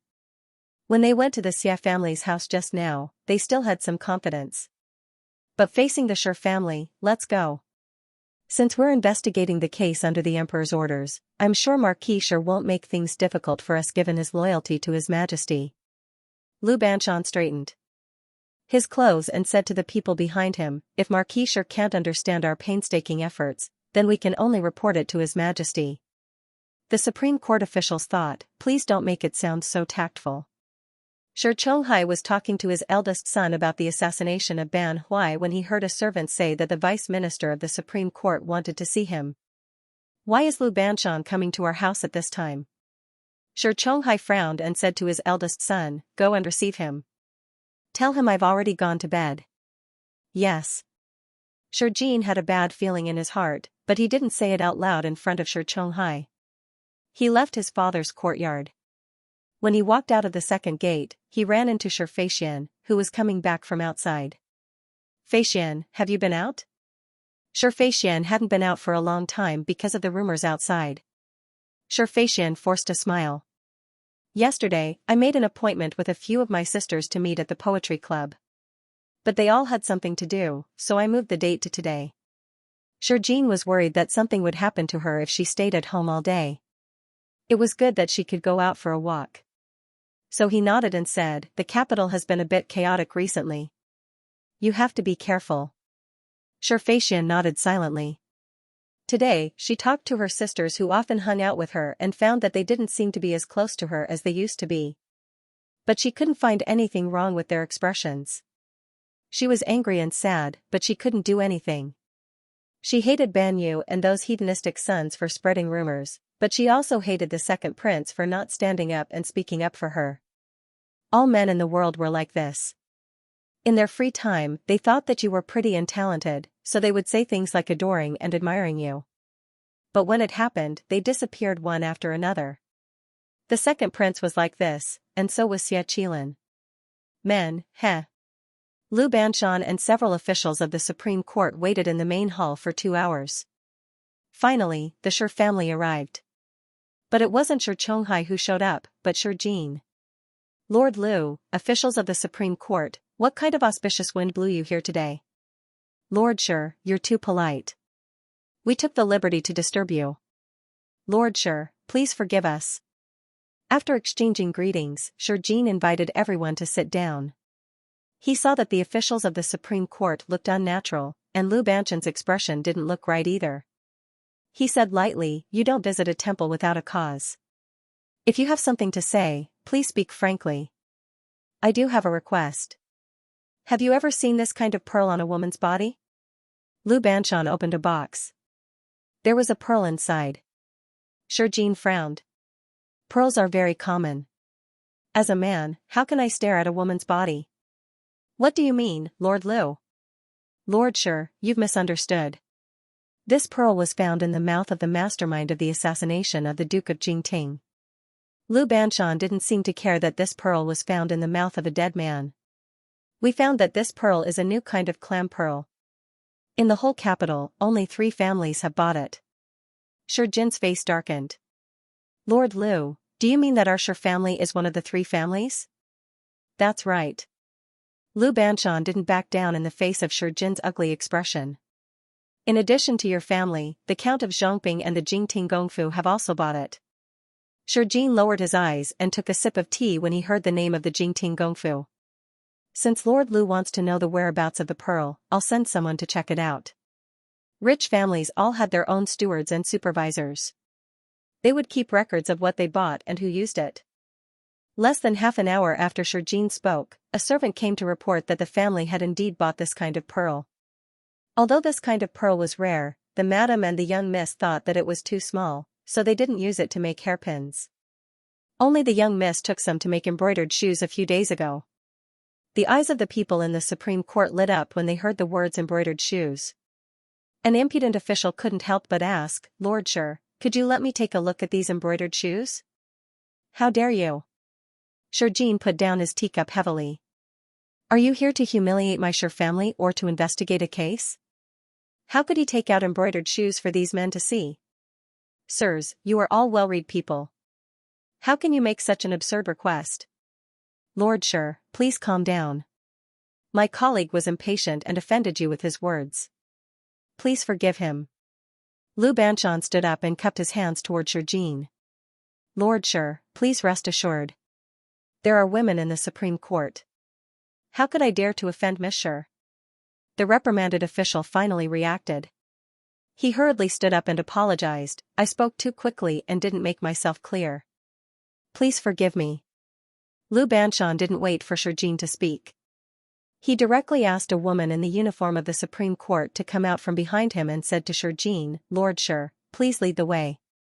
Shi Jin looked at Lu Banshan coldly and didn't say anything. Lu Banshan smiled and looked into Shi Jin's eyes without saying a word. It seems that Lord Lu came prepared, Shi Jin said coldly. How come I didn't know that there were women in the Supreme Court? Lord Shi has been working in other places for the past few years. I'm afraid that you don't know much about the affairs of the capital, Lu Banshan said with a smile. Because some of the cases in the Supreme Court involved women, after a strict discussion among the officials, His Majesty decided to choose some women who were well-educated and came from a clean background to work in some departments. Although their ranks aren't high, they have been of great help in many things. Shi Jin glanced at the woman in the uniform of the Supreme Court. She was about 30 years old and her hair was combed into a simple bun. Her appearance was very ordinary, but her eyes were very determined. She didn't look like a woman, but more like a man. He didn't want these people to enter his second sister's courtyard because he wasn't sure if his second sister really had nothing to do with this matter. He knew his sister well. She looked good on the surface, but she was very stubborn and easily got into a dead end. Even if someone told him that his second sister hired people to kill the Duke of Jingting in order to let Ban Han observe 3 more years of mourning and not let Ban Han marry Xianxia, he would still believe it. The more he thought about it, the more he couldn't let the people from the Supreme Court in, at least not now. However, his reluctance didn't mean that Lu Banshan would give up. This case wasn't a small matter. If they couldn't find out the truth within 5 days, they wouldn't even have to offend the Shi family. They would be in trouble first. Moreover, this case involved Xianxia's future father-in-law. No matter what, he had to get to the bottom of this. Lord Shi, we're investigating the case under orders. Please don't make it difficult for us. That's a bit funny. Lord Liu, are you investigating our Shi family under orders? Lord Liu retorted, since your family has a clear conscience, why are you afraid of us? That's ridiculous, Shi Jin said with a sullen face. Did you have the same attitude when you investigated the Xie family and the Ban family? Lord Shi, you think too much, Liu Banshan said with a fake smile. The Count of Zhongping and the Duke of Jingting didn't refuse our request. They clearly told us the origin of the pearls and didn't hide anything. The people from the Supreme Court all broke out in cold sweat for Liu Banshan. Was he going to directly go against the Shi family? Young master, Princess Fuel is here. A servant hurriedly ran in, panic still on his face. Shi Jin stood up from his chair. Who did you say? Fu, Princess Fuel. The servant thought of the guards brought by Princess Fuel and felt a chill run down his spine. They weren't here to visit, they were here to cause trouble.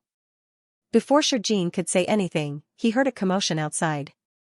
A woman in a green dress walked in quickly, anger still on her face. Lord Shi, I'm an uninvited guest. Don't tell me you don't welcome me? She walked like the wind with a horsewhip in her hand. Behind her were guards with swords. She didn't look like she was here to visit, but more like she was here to cause trouble. Just when the people from the Supreme Court thought that the two sides would fight, Shi Jin didn't get angry. Instead, he said gently, Your Highness, please sit down and let's talk.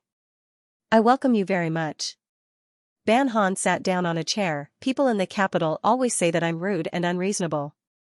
Since I'm used to being rude and unreasonable, Lord Shi, you don't have to be so polite with me. I heard that your mansion bought a batch of pearls, but you don't want the people from the Supreme Court to check them. Why is that? Your Highness, I think there's a misunderstanding. Shi Jin tried to persuade her. My sister is a weak woman. If it's said that her clothes were checked by the Supreme Court, it won't be good for her. Your Highness, you're also a woman. You should understand the difficulties of women. Lord Shi, I'm afraid you've forgotten what your sister did. Since a woman shouldn't make things difficult for another woman, why did she make things difficult for me? Ban Han looked into Shi Jin's eyes. Since Lord Shi doesn't want us to check, that's fine. As long as Lord Shi swears that this has nothing to do with your sister, I'll leave your mansion without saying anything. Shi Jin looked at Ban Han's angry eyes and closed his eyes. For years ago, he fell in love with a lively girl. However, this girl already had a fiancé. Feeling disappointed, he asked to go to the border and didn't come back until last year. The girl he imagined would be married was still single. However, she was more lively and beautiful than 4 years ago. She was so dazzling that he didn't dare to look at her. Now, this girl who was about to marry someone else was looking at him seriously for the first time. However, there was no affection in her eyes, only anger and hatred.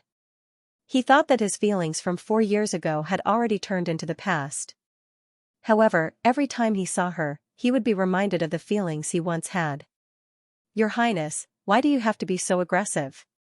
Shi Jin sighed. This matter has nothing to do with the Shi family.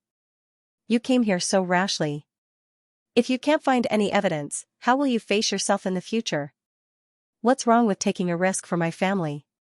If I'm wrong, I'm willing to apologize to the Shi family in front of everyone in the capital. Ban Han sneered. I'm not afraid of losing face. I'm only afraid that my family will be hurt and I can't find the culprit. Shi Jin looked at Ban Han in a daze and didn't say anything for a long time. You're actually like this, so absurd, so unruly. How could there be such a woman in the world? Shi Jin's heart was oppressed by complicated and indescribable emotions.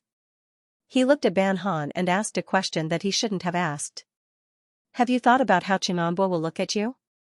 How many men in the world could accept such a woman? The eyes of the world and the words of others were bloody knives that destroyed the relationship between husband and wife. Every knife could stab into the heart and cause it to bleed and bleed. Upon hearing this, Ban Han laughed. I chose to come here today and disturb your family. I didn't think about how others would look at me. In this life, I only have a father and a mother. They treat me like a pearl and treasure, and love me like their own blood. If I only repay them after considering how others look at me, then how can I have the face to be their child? After hearing these words, the members of the Supreme Court, who had originally thought that Ban Han was being absurd and rude, were slightly moved. For the sake of her family, a woman could break through the rules of the world. She didn't even care about how others would look at her. Such a sincere heart. Seeing that Shi Jin was standing there without saying anything, Ban Han said, "Lord Shi, I'm sorry for my rudeness." She made a hand gesture, and several female guards behind her led the woman from the Supreme Court directly into the inner courtyard. It seemed that if the Shi family didn't let go of the princess, she would lead them into the inner courtyard. The members of the Supreme Court looked at Shi Jin nervously. They were worried that he would suddenly explode. If that happened, should they help Princess Fuel or not? However, Shi Jin didn't do anything. He didn't even ask the servants to stop Ban Han's people. He just kept a calm face and didn't say anything. The members of the Supreme Court looked at their superior, Lu Banshan, helplessly. However, Lu Banshan didn't say a word. He just lowered his head and drank his tea. It was as if the tea in his hand was made from the tea leaves of the holy mountain.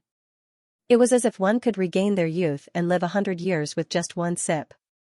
What kind of tea does the princess like to drink? Shi Jin sat back down and looked at Ban Han. It is said that the princess likes to Hong Pao very much. Although we don't have such good tea, we still have some by Tan Piao Shui tea. If the princess doesn't mind, please have a taste. Ban Han's eyelashes trembled slightly. No, thank you. Shi Jin forced a smile and raised his hand to the servant. Soon, the servant brought in a cup of tea.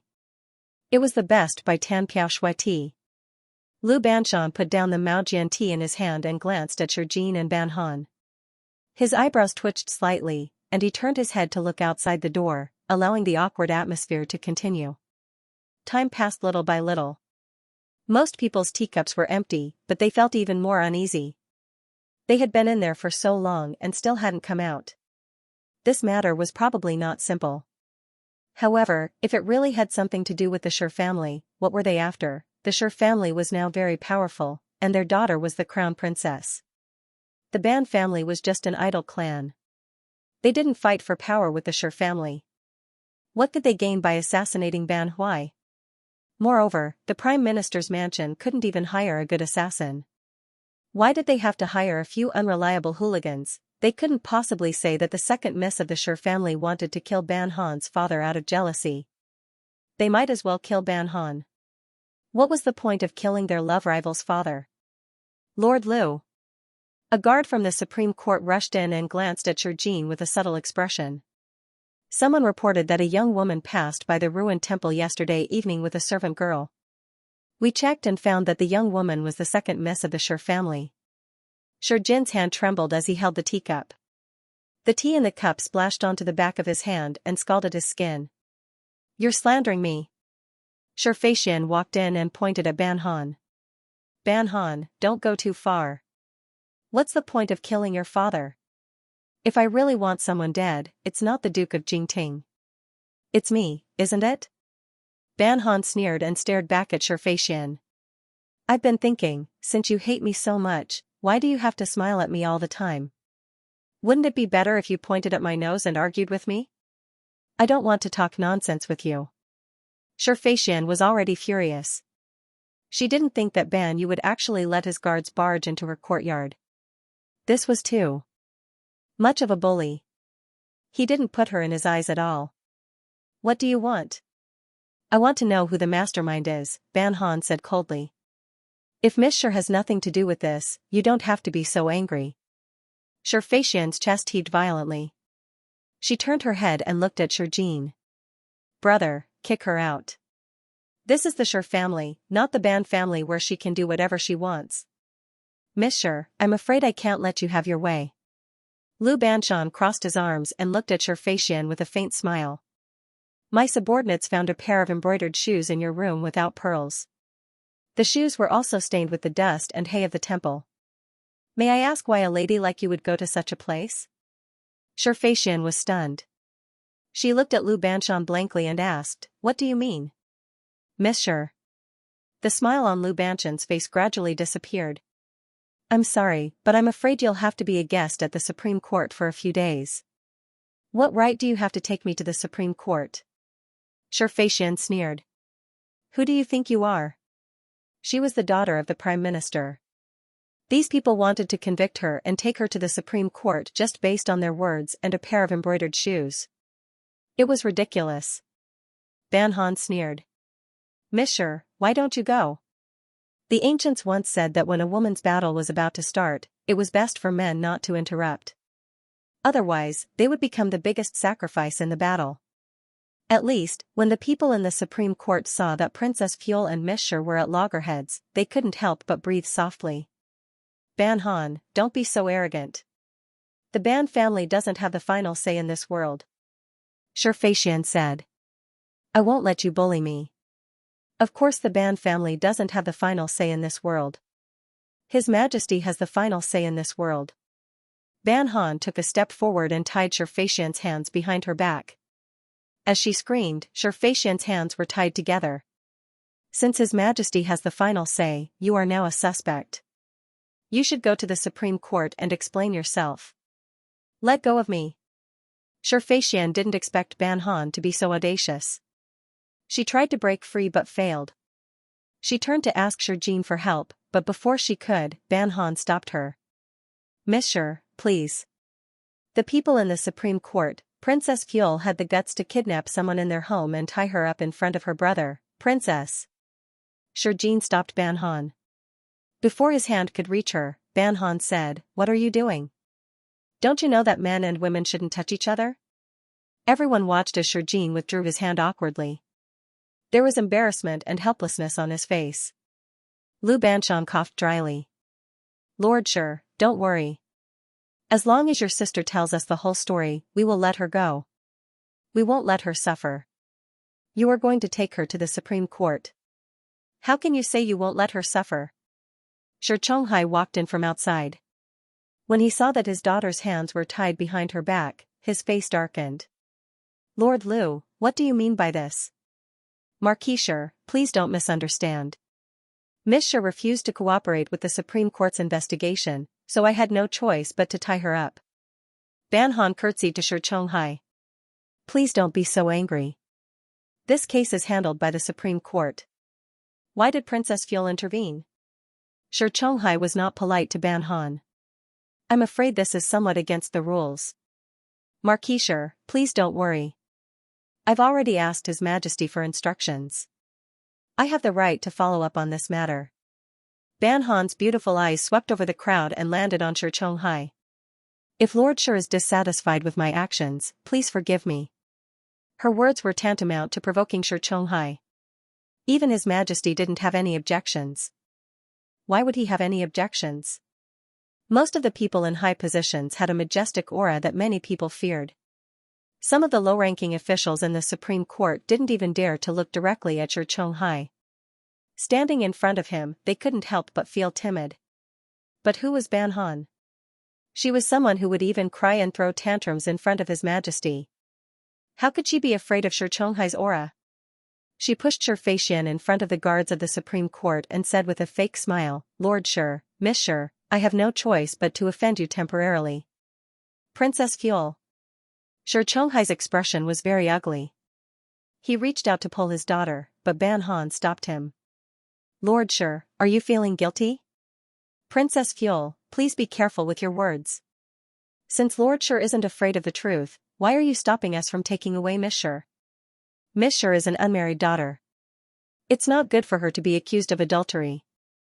It's better to investigate the case earlier and prove her innocence. Ban Han didn't budge an inch. If Xianxia stopped Xianxia now, it would be very difficult for them to take away Xianxia in the future. Xianxia's expression was as dark as water. Princess Fuel, are you really going to do this? Ban Han said, I don't want to do this. This is the procedure of the Supreme Court's investigation. Xianxia stopped looking at Ban Han and turned to look at Lu Banshan. Lord Lu, is this the procedure of the Supreme Court's investigation? There was a threatening look in his eyes. In his opinion, Lu Banshan was just a third-rank secondary-class Supreme Court Chancellor. He didn't dare to go against him. Lord Shi, Lu Banshan smiled and saluted Shi Chonghai. This is the procedure of the Supreme Court. Please forgive us, Lord Shi. Shi Chonghai didn't say anything. He squinted and looked at Lu Banshan. Lu Banshan looked back at him respectfully, the smile on his face unchanged. Lord Shi, Chenambua requests an audience. No. Shi Chonghai's face darkened when he heard the name Chenambua. Please ask Chenambua to go back.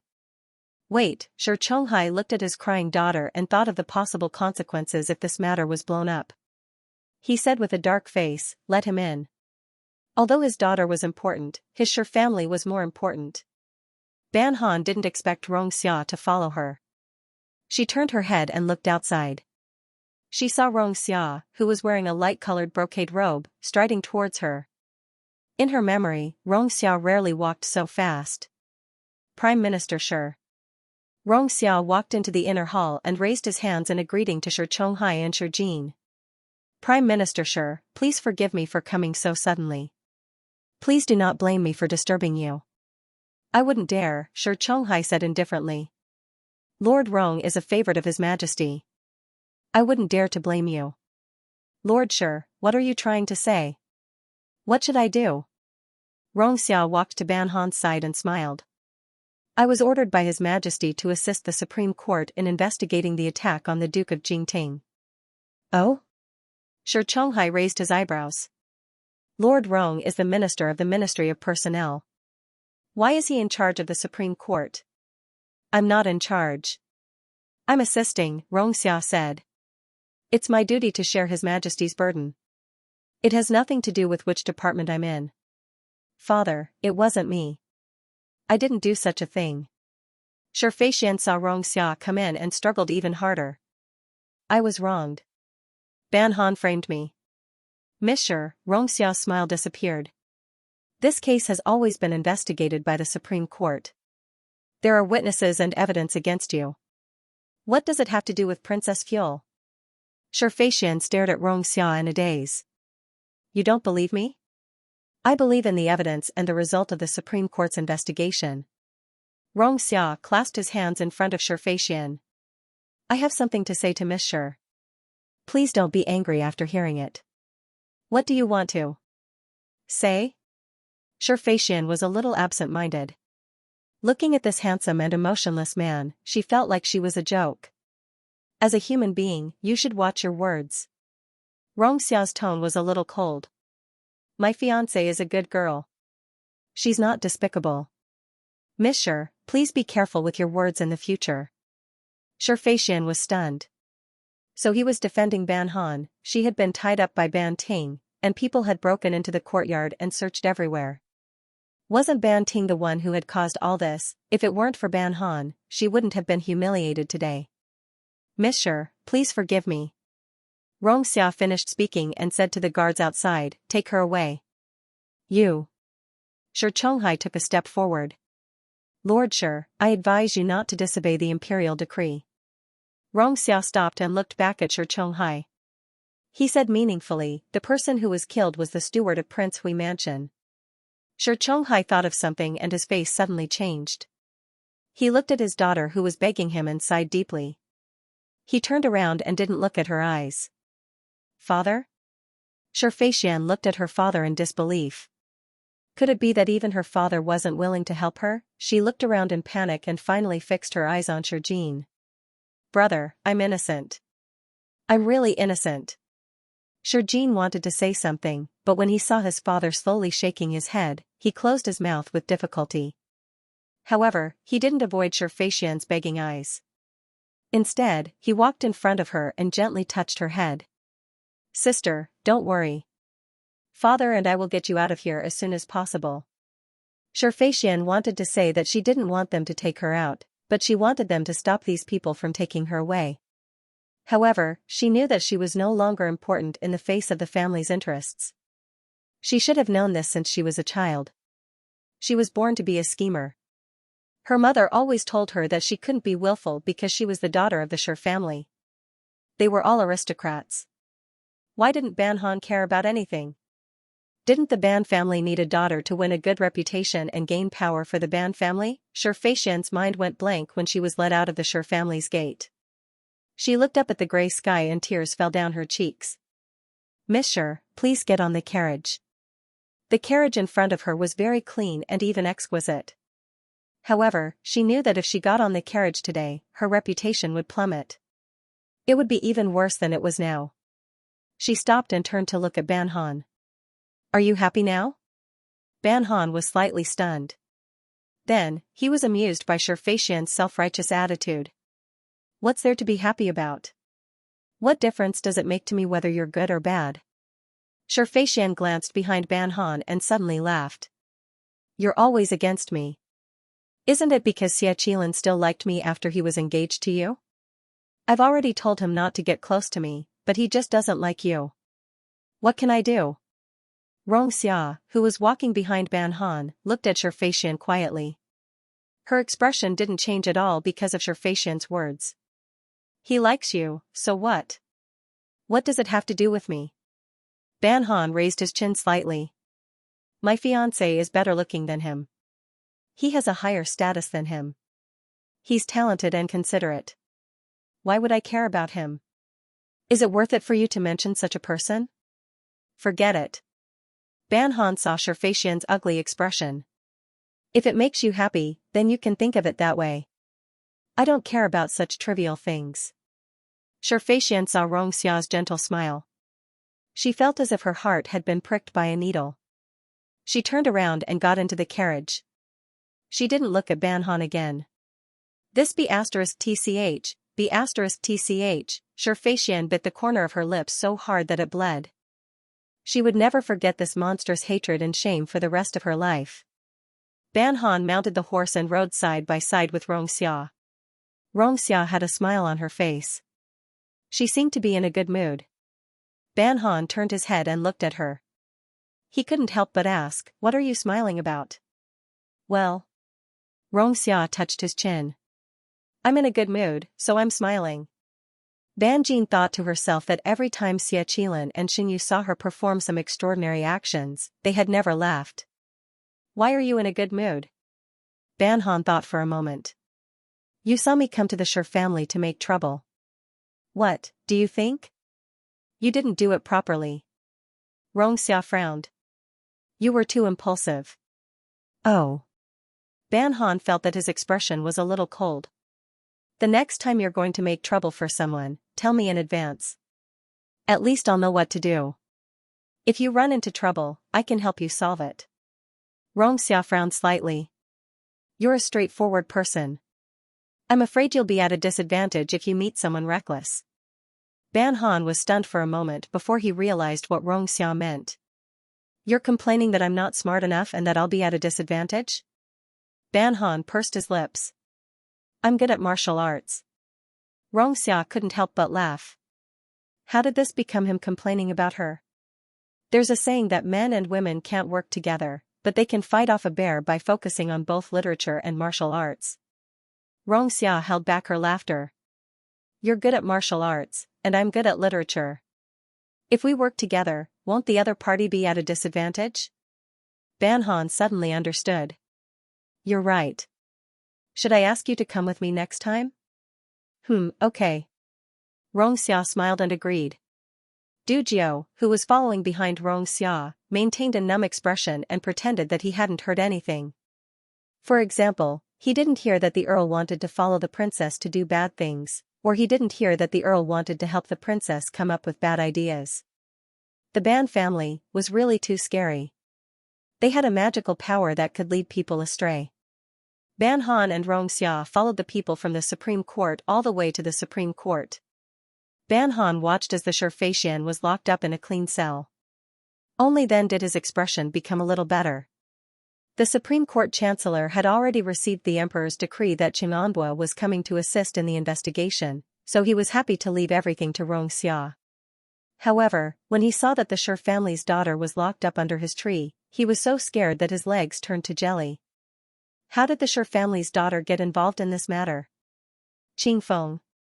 The Supreme Court Chancellor secretly led Lu Banshan to a corner and asked in a low voice, "What's going on?" Why did you lock up the Shi family's daughter? Your Excellency, I had no choice. Lu Banshan told the Supreme Court Chancellor what had happened.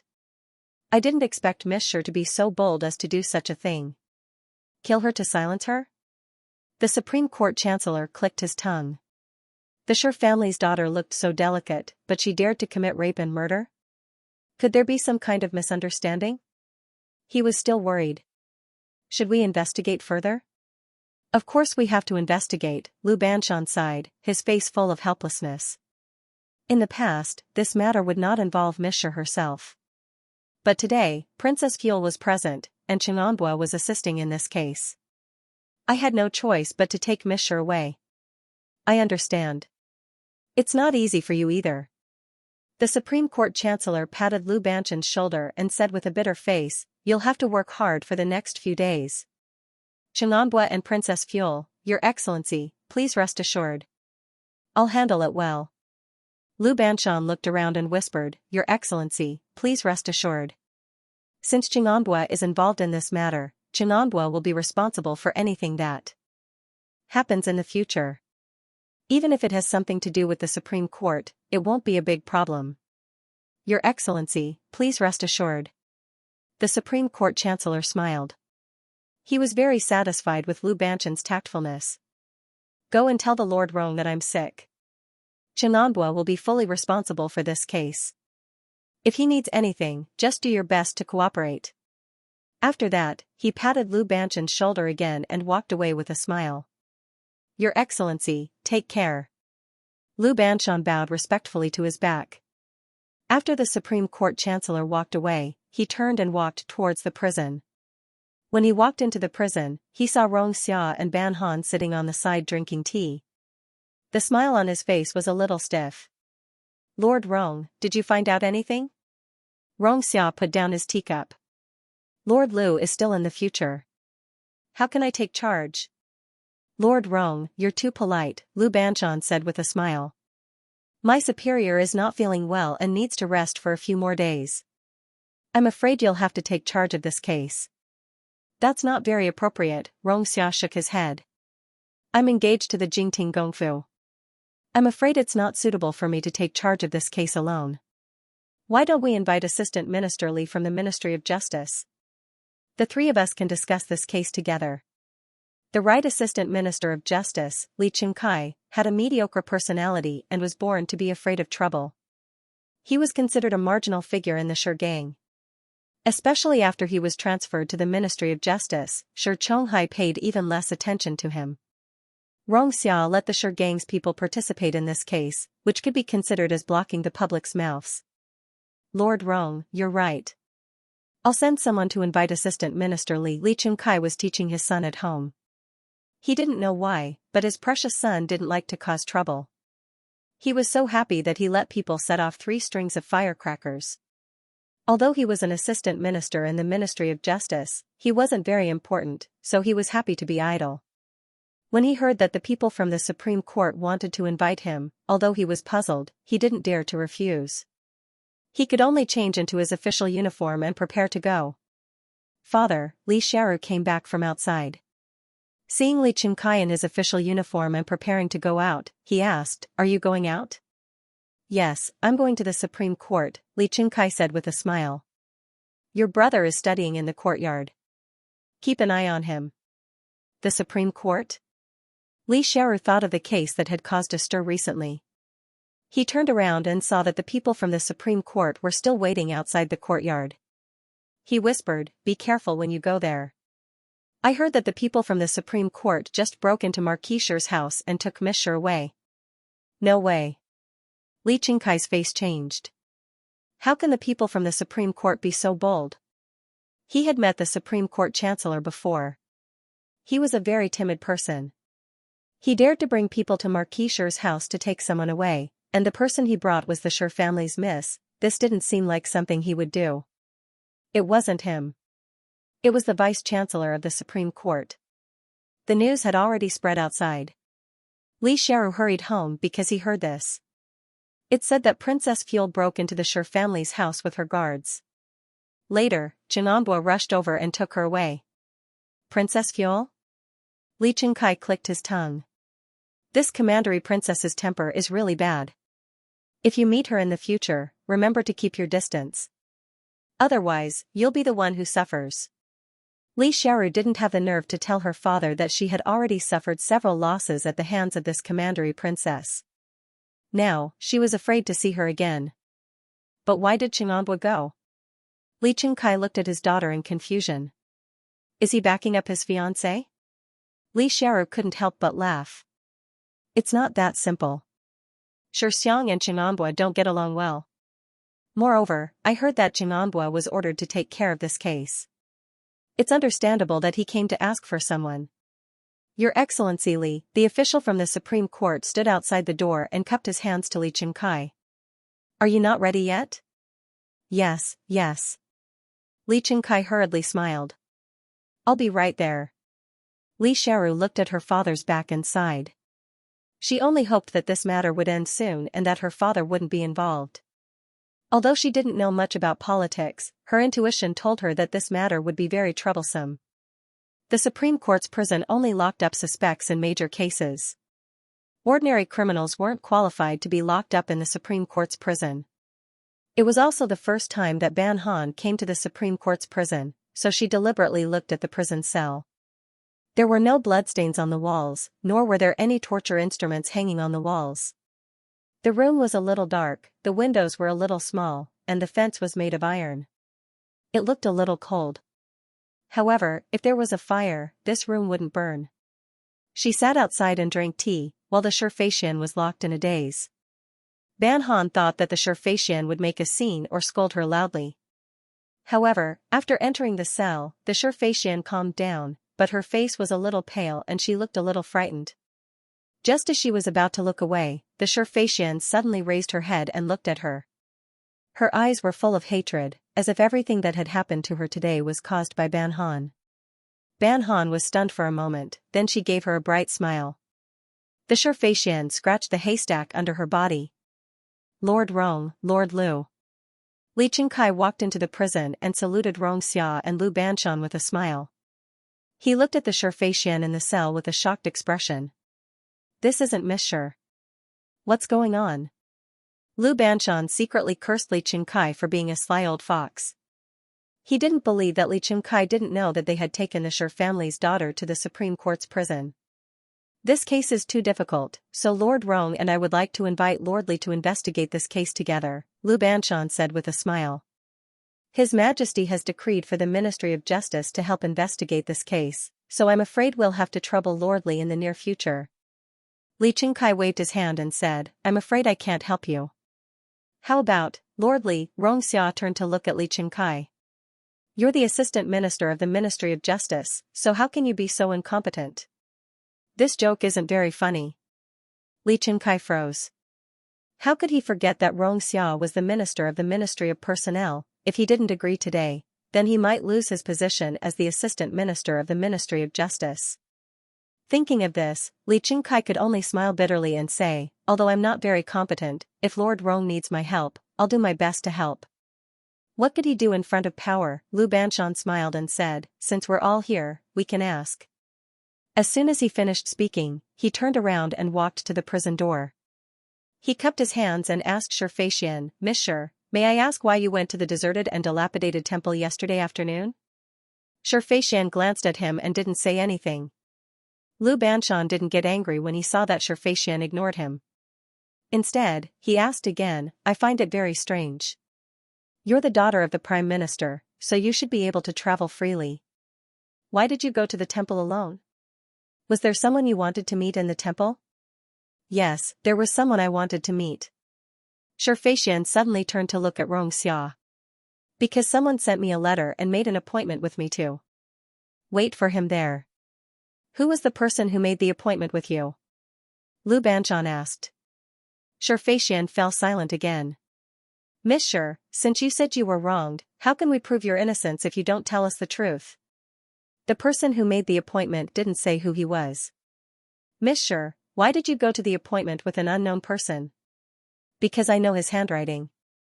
Xianxia looked at Rong Xia with shining eyes. I've seen his handwriting many times. I knew it was written by him with just one look. Who was it? Lu Banshan looked back at Xianxia and asked again. Chenanbua, Rong Junpo. The whole room was silent. Some people were looking at Xianxia, while others were looking at Ban Han. Novel's Ban Han just glanced at Xianxia, then lowered his head and continued to drink tea. Xianxia raised her eyebrows slightly. Me? Xianxia laughed bitterly. If it weren't for you, why would I go to that deserted temple? But Monsieur, I've never written you any note, and it's impossible for me to write you a note. Xianxia looked at Xianxia calmly. Can you show me the note? Xianxia sneered. Now that something like this has happened, of course you won't admit that you wrote me a note. Although she was a little vain, Xianxia was the only person in the world who could make her do this voluntarily. Now, in front of so many people, including Li Chunkai from the Shi party, Xianxia was not worried that Xianxia would destroy the evidence, so she took out the note hidden in her clothes without hesitation. Xianxia did not reach out to take it. Lu Banshan looked at Li Chunkai. Li Chunkai hesitated for a moment, then reached out to take the neatly folded note. He had seen Xia's calligraphy and paintings, so when he opened the note and glanced at it, he felt that the words were indeed written by Xia. But Li Chunkai did not dare to say it directly. He just raised the note in front of Lu Banshan. Lord Lu, look at this. Lu Banshan glanced at it, then shook his head with a smile. This is not written by Lord Rong. What? Xianxia suddenly looked up at Lu Banshan. That's impossible. It was impossible for her not to recognize Xia's handwriting. This was obviously Xia's handwriting. Monsieur, I also like the Lord Rong's handwriting very much, so I've collected several pieces of the Lord Rong's calligraphy over the years. But Lu Banshan turned to look at Xia. In fact, the Lord Rong's calligraphy is rarely circulated. Many of the so-called authentic Lord Rong's calligraphy outside are copies. Although this calligraphy looks like it was written by the Lord Rong, as long as we ask an old expert to take a look at it, he'll be able to prove that it's not written by the same person, Lu Banshan said to Xianxia. Monsieur, there's an official in the Supreme Court who can appraise handwriting. Even His Majesty has praised his eyesight. I'll ask him to appraise it now. Seeing that Lu Banshan was so certain, Xianxia was already half convinced. She looked at Xia in a trance and gradually became clear-headed. Xia was usually so indifferent to her. How could he write a letter to ask her to meet him? Her body swayed and she sat weakly on the cold ground. Soon, the old man who could appraise handwriting came. He was still holding Xia's handwriting. After a few glances, he shook his head with certainty. This is written by two people. Duke Rong's handwriting is vigorous and forceful. Moreover, towards the end of his handwriting, there's a habit of a slight hook, which gives people a sense of amazement as if they're dancing dragons and phoenixes. But the handwriting on this note is only similar in appearance but not in spirit. Moreover, this person's handwriting is a little unsteady, probably because of insufficient wrist strength. The person who wrote this handwriting is either a weak scholar or a woman. The old man put down the note and cupped his hands in obeisance to the three officials. This is my personal opinion. But in order to make the case clearer, I'd like to ask more gentlemen to appraise it. Thank you, sir. Lu Banshan bowed to the old man and turned to Xianxia. Monsieur, no need. Xianxia looked up expressionlessly. I believe you. Lu Banshan smiled. In that case, can Monsieur prove that you just happened to meet someone in the ruined temple? Seeing that Xianxia was speechless, Li Chunkai secretly shook his head. He was afraid that he couldn't explain the matter of the miss of the Shi family clearly. Everyone in the capital knew that the second miss of the Shi family was good at handwriting. Perhaps she had deliberately copied this note as an excuse. Moreover, many people knew that she had some feelings for the Lord Rong. She could have used this excuse to cover up the fact that she had killed Xianxia. Who could tell whether it was true or not? Monsieur, before this matter is cleared up, I'll have to trouble you to stay here for a few days. Lu Banshan turned to look at Xia and Ban Han. But please rest assured that we won't let a bad person go, nor will we wrongly accuse a good person. Xianxia didn't say anything. She could only blame herself for thinking that the note was written by Xia when she saw it. She didn't even carefully identify the handwriting. She knew that her only way out now was to wait for her father and brother to save her. But when she thought of her father's silent posture when she was taken away, she felt that it was ridiculous for her to have such thoughts. The girls of the Sher family were born to sacrifice for the family. The only extravagant hope she had was to marry the man she liked. However, this extravagant hope was shattered because this man didn't like her. I see. You can go now. Xianxia's lips curved into a mocking smile. You don't have to put on such a hypocritical face. Ban Han, who had been sitting next to them and hadn't said anything, suddenly stood up and said to Xianxia, I should go back. Wait. Xianxia also stood up. I'll take you back. Junpo. Xianxia stopped Xianxia and looked at him seriously. Can you tell me why you'd rather marry a woman like Ban Han than look at me? Banju stopped and turned around to look at Xianxia. His expression didn't look good. There were always some people in the world who believed that they were affectionate. Even if the other party didn't like them, they would insist on asking for an answer. If the other party didn't answer, they would be indifferent. Even if this person already had a lover or a wife, these people wouldn't think that their questions would be difficult to answer. Moreover, the other party had to answer in order to be polite. They didn't think that it was impolite to ask questions regardless of the occasion, no matter what the purpose was. And people were always moved by the inexplicable sacrifice. For example, right now, Ban Han saw that some of the people present were beginning to be moved. Yes, a beautiful and weak woman fell in love with a man.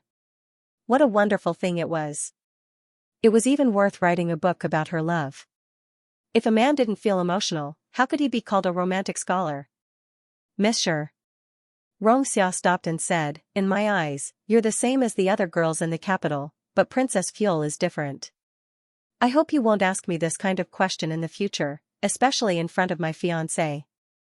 This kind of question will only make people feel embarrassed and will also make my fiancé unhappy. Xianxia raised his chin slightly. Goodbye. It wasn't until Xianxia and Ban Han left that the crowd gradually came back to their senses. Yes, this Monsieur clearly knew that Lord Rong and Princess Fuel were engaged, but she still asked this kind of question in front of them. Wasn't it a bit inappropriate? Princess Fuel and Lord Rong had a good relationship, but because of her question, there was a problem. Li Qingkai complained in his heart. What kind of situation was this? He was in a dilemma and couldn't advance or retreat. He hadn't been put in an important position in Shi Chonghai's family and had some opinions about the Shi family. Now, it was difficult for him to do his best for the Shi family. Walking out of the Supreme Court, Ban Han looked up at the sky. Seeing that the sky was still a bit gloomy, he said to Xianxia, are you going back to the Fu now? I'll send you back first. Xianxia climbed up the mountain. I have something to tell you. About Monsieur? Ban Han raised his eyebrows. No need. I believe there's nothing between you and her. Xianxia looked at him in surprise. Ban Han saw his surprised expression and couldn't help but laugh. The way a man looks at a woman is different from the way a woman looks at another woman. In my opinion, the way you look at Monsieur is the same as the way you look at Assistant Minister Li. Xianxia was stunned. After a while, he laughed and said, Hua trusts me that much? Ban Han nodded seriously. Xianxia looked at his black and white eyes and couldn't help but laugh a few times. The news that the Prime Minister's daughter was taken to the prison of the Supreme Court quickly spread throughout the capital. Even some commoners began to describe the entire case vividly. They said that because Monsieur was jealous of Princess Fuel's beauty, she hired an assassin to assassinate Princess Fuel. After the matter was exposed, Chenanbua flew into a rage and reported Monsieur to the emperor. He would rather offend the powerful Marquis to put Monsieur in prison. The final conclusion was that Monsieur was too evil. Chenanbua was infatuated with Princess Fuel. And that poor Princess Fuel. It must be because she was too beautiful that she was envied. In this story, Ban Hui had nothing to do with it. There were also people who said that Monsieur was the #1 beauty in Day. How could she be jealous of Princess Fuel? However, this claim was quickly slapped in the face. The reason was that when the Prince of Ai heard that Monsieur was the #1 beauty, he wanted to marry her as his consort. Who would have thought that he would call Princess Fuel Monsieur at the banquet? What did this mean? It meant that in the eyes of the Prince of Aipa, the number one beauty was Princess Fuel, not Monsieur. There were also people who asked, why did everyone think that Monsieur was the number one beauty in the world? Some quick-witted commoners said that it must be because Monsieur attracted men. It was said that even Princess Fuel's second fiancé was seduced by Monsieur. Thus, in this version of the story, there was no such thing as a brothel girl or a yunyong. In the mouths of the people in the capital, all kinds of love and hatred, as well as melodramatic grudges, were enough to be written into a book of 1,000,000 words, and the plot was not repeated. It was said that in some tea-houses, there were already storytellers who adapted the story based on this matter. They used these stories to earn a lot of money. Shi Chonghai couldn't stand these rumors anymore, so he ran to the Emperor Yunqing to complain. However, not everyone could be like Ban Han, who could receive benefits just by complaining to the emperor. This time, the emperor didn't give face to the crown prince and protect the reputation of the Shi family. Instead, he reprimanded him in front of all the officials. He said that he didn't teach his son well, that he was lazy and lax, etc. Although he didn't directly convict him, he lost all his face. Shi Chonghai hadn't lost so much face in a long time. When he left the court, his legs were shaking, and he had to rely on his two colleagues to get into the sedan chair. Xia Wanyu listened to the palace servant talk about the sorry state of the Shi family. She sat in front of the bronze mirror with a smile and gently stroked her raised eyebrows. What is there to be happy about? His Majesty likes the crown prince more. Even if the Shi family is embarrassed for a while, it won't affect their foundation. At most, we will just watch the fun. The palace servant saw that although her words were cold, there was still a smile on her face. She immediately understood and continued, Wang Fei, you don't know, but the rumors outside about Miss Shi are very unpleasant. If this servant was the one being talked about like this, I would have died of shame and anger. Oh? Xia Wanyu lowered her eyebrows and turned her head to look at the palace servant. What are the people outside saying? The palace servant picked out some rumors that were suitable to be spread in the palace. When she finished, she saw that Xia Wanyu seemed to be in a very good mood, so she added, I heard that she even asked in front of Qinganbo why he would rather marry a woman like Princess Fuel than look at her.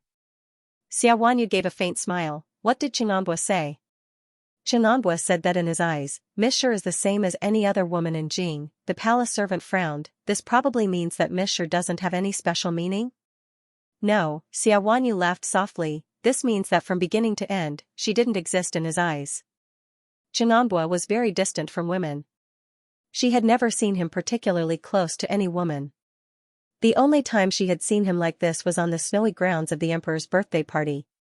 He and Ban Han were walking side by side. The atmosphere between the two made her feel that if she went out to disturb them, she would have made a huge mistake.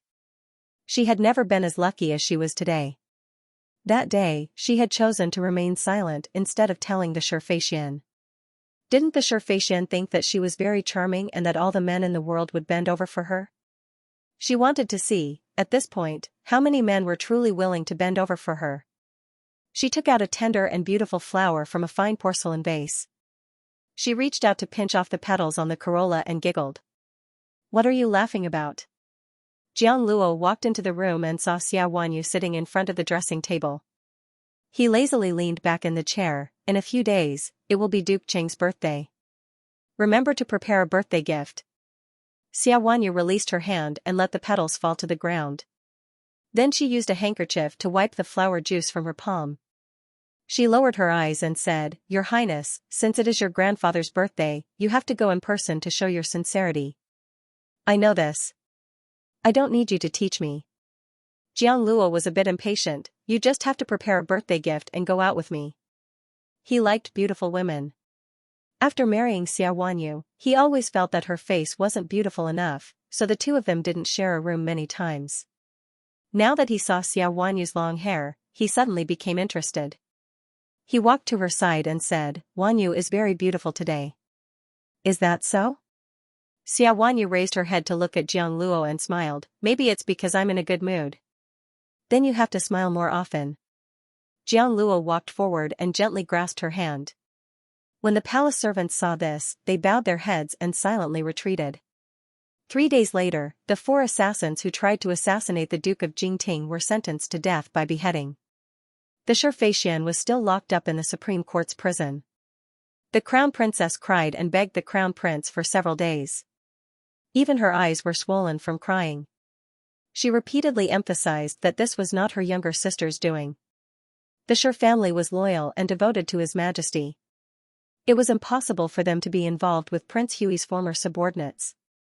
It was even more impossible for them to arrange for this kind of hooligan to assassinate the Duke of Jingting. Someone else must have set them up.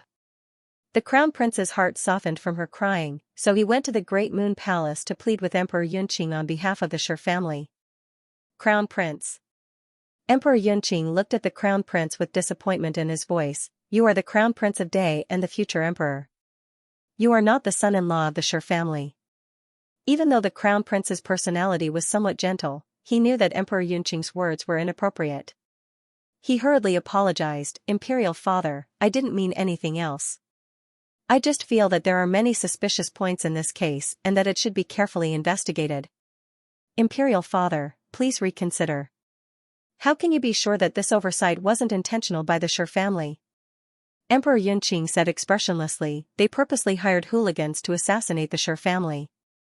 If this matter was exposed, people would think that someone was trying to frame the Shi family. After all, how could the Prime Minister's estate not even be able to afford an assassin? Why would they hire a few hooligans to assassinate the Shi family? But don't forget, even if these were just a few hooligans, if the Duke of Jingting hadn't coincidentally turned around, they would have succeeded by now. Emperor Yunqing threw away the brush in his hand and angrily scolded, the Princess Royal sacrificed her life to save me.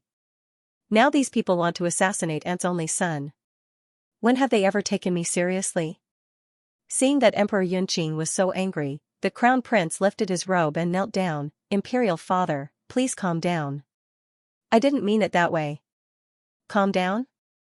Emperor Yunqing looked at the crown prince's head and felt even more angry. How do you expect me to calm down? That is your grandaunt's only son. You didn't care about them and instead went to plead for mercy for the Shi family. When you said these words, are you not worthy of your grandaunt? Imperial father, the crown prince bowed his head and said in fear, I don't have any dissatisfaction with the Duke of Jingting. In my eyes, the Duke of Jingting is half a relative of mine. How could I be so heartless? Imperial father, please investigate this matter. As the crown prince, you actually listened to the words of a woman in the inner courtyard. How can I be at ease handing over the country to you? Emperor Yunqing waved his hand dispiritedly. Withdraw and think carefully about whether or not you should have come to plead for mercy for the Shi family today. The crown prince retreated in fear and didn't dare to mention the Shi family again. Emperor Yunqing was even more disappointed when he saw that the crown prince had retreated. If the crown prince had fought for the Shi family, he would have thought more highly of the crown prince. However, the crown prince retreated after being reprimanded by him. How could such a coward become the emperor of a country? However, Emperor Yunqing was even more annoyed when he thought of his reckless second son. At most, the crown prince was indecisive, but his second son was simply brainless. If the country was handed over to his second son, it would sooner or later cause chaos. In the early years, because his imperial father favored the illegitimate sons, they suffered a lot. Therefore, after he ascended the throne, he cut off the illegitimate son's hopes. Who knew that his 2 legitimate sons would be so disappointing? Emperor Yunqing's body swayed and his vision darkened. He barely managed to hold on to the imperial table so that no one would notice anything was wrong. Recently, he had symptoms of dizziness from time to time. Even when the imperial physician came to check his pulse, the physician couldn't say anything. The physician only said that he had used too much energy and needed to rest. Rest, as the emperor, how could he rest, thinking of what had happened in the early years and his aunt who had died for him? Emperor Yunqing sighed. Was this retribution from the heavens? Although the news that the crown prince was reprimanded by the emperor didn't spread, the atmosphere in the eastern palace wasn't very good. The crown princess was in a bad mood, and the crown prince stayed in the study all day. He didn't go to the crown princess room or the concubine's room. How could the servants be at ease? The crown princess didn't think that the crown prince would ignore her after he went to the Great Moon Palace. She only asked the crown prince to help her plead for mercy. Her cold husband and her family in trouble made her feel very distressed. Almost every night, she slept with tears on her pillow. If this was just a simple fight for affection, it would be fine. However, it involved Prince Hui's former subordinates. The people outside the palace didn't know, but she knew very well who sent the assassins to kill the Princess Royal. If her family couldn't clear their name in the emperor's eyes, it would be the same as colluding with Prince Hui. What good would it do for her family to be involved with a prince who wanted to rebel but failed? Did the crown prince still sleep in the study last night? The crown princess looked at herself in the mirror and carefully rubbed the corners of her eyes. She felt that she had become much more haggard. Crown princess, the crown prince didn't go to the other concubines' rooms last night. The crown princess smiled bitterly. It would have been better if he went to the concubines' rooms, but he just had to sleep in the study. Was he blaming her, or was he expressing his attitude towards the Shi family? Arrange for people to prepare a generous gift and send it to the Jingting Gongfu. The crown princess stood up and looked at the trees that were sprouting little buds outside the window. If the Ban family was willing to compromise, the Shi family still had room to turn things around. The Ban family's actions were arrogant and reckless. They probably didn't even know that the Prince Hui mansion was trying to rebel. As long as the Ban family relented, even if the emperor was dissatisfied, he wouldn't openly make things difficult for the Shi family. This way, the Shi family would at least have a moment of respite. Soon, the generous gift prepared by the Eastern Palace was sent to the Ban family in the name of the Crown Prince. The Ban family looked at the room full of jewelry, medicinal herbs, calligraphy, and paintings. They were a bit confused. Was the Eastern Palace preparing to move the storehouse to their home? Originally, they wanted to ask a few more questions, but they didn't expect the people from the Eastern Palace to leave after putting down their things. They didn't even dare to accept the pouch they had given them. Their fearful expressions made the members of the Ban family wonder if they were scourges. I'm afraid these gifts weren't from the Crown Prince. The Ying clan flipped through the gift list. Although the Crown Prince is meticulous, he wouldn't be this meticulous. There were some things that only the women in the harem would notice.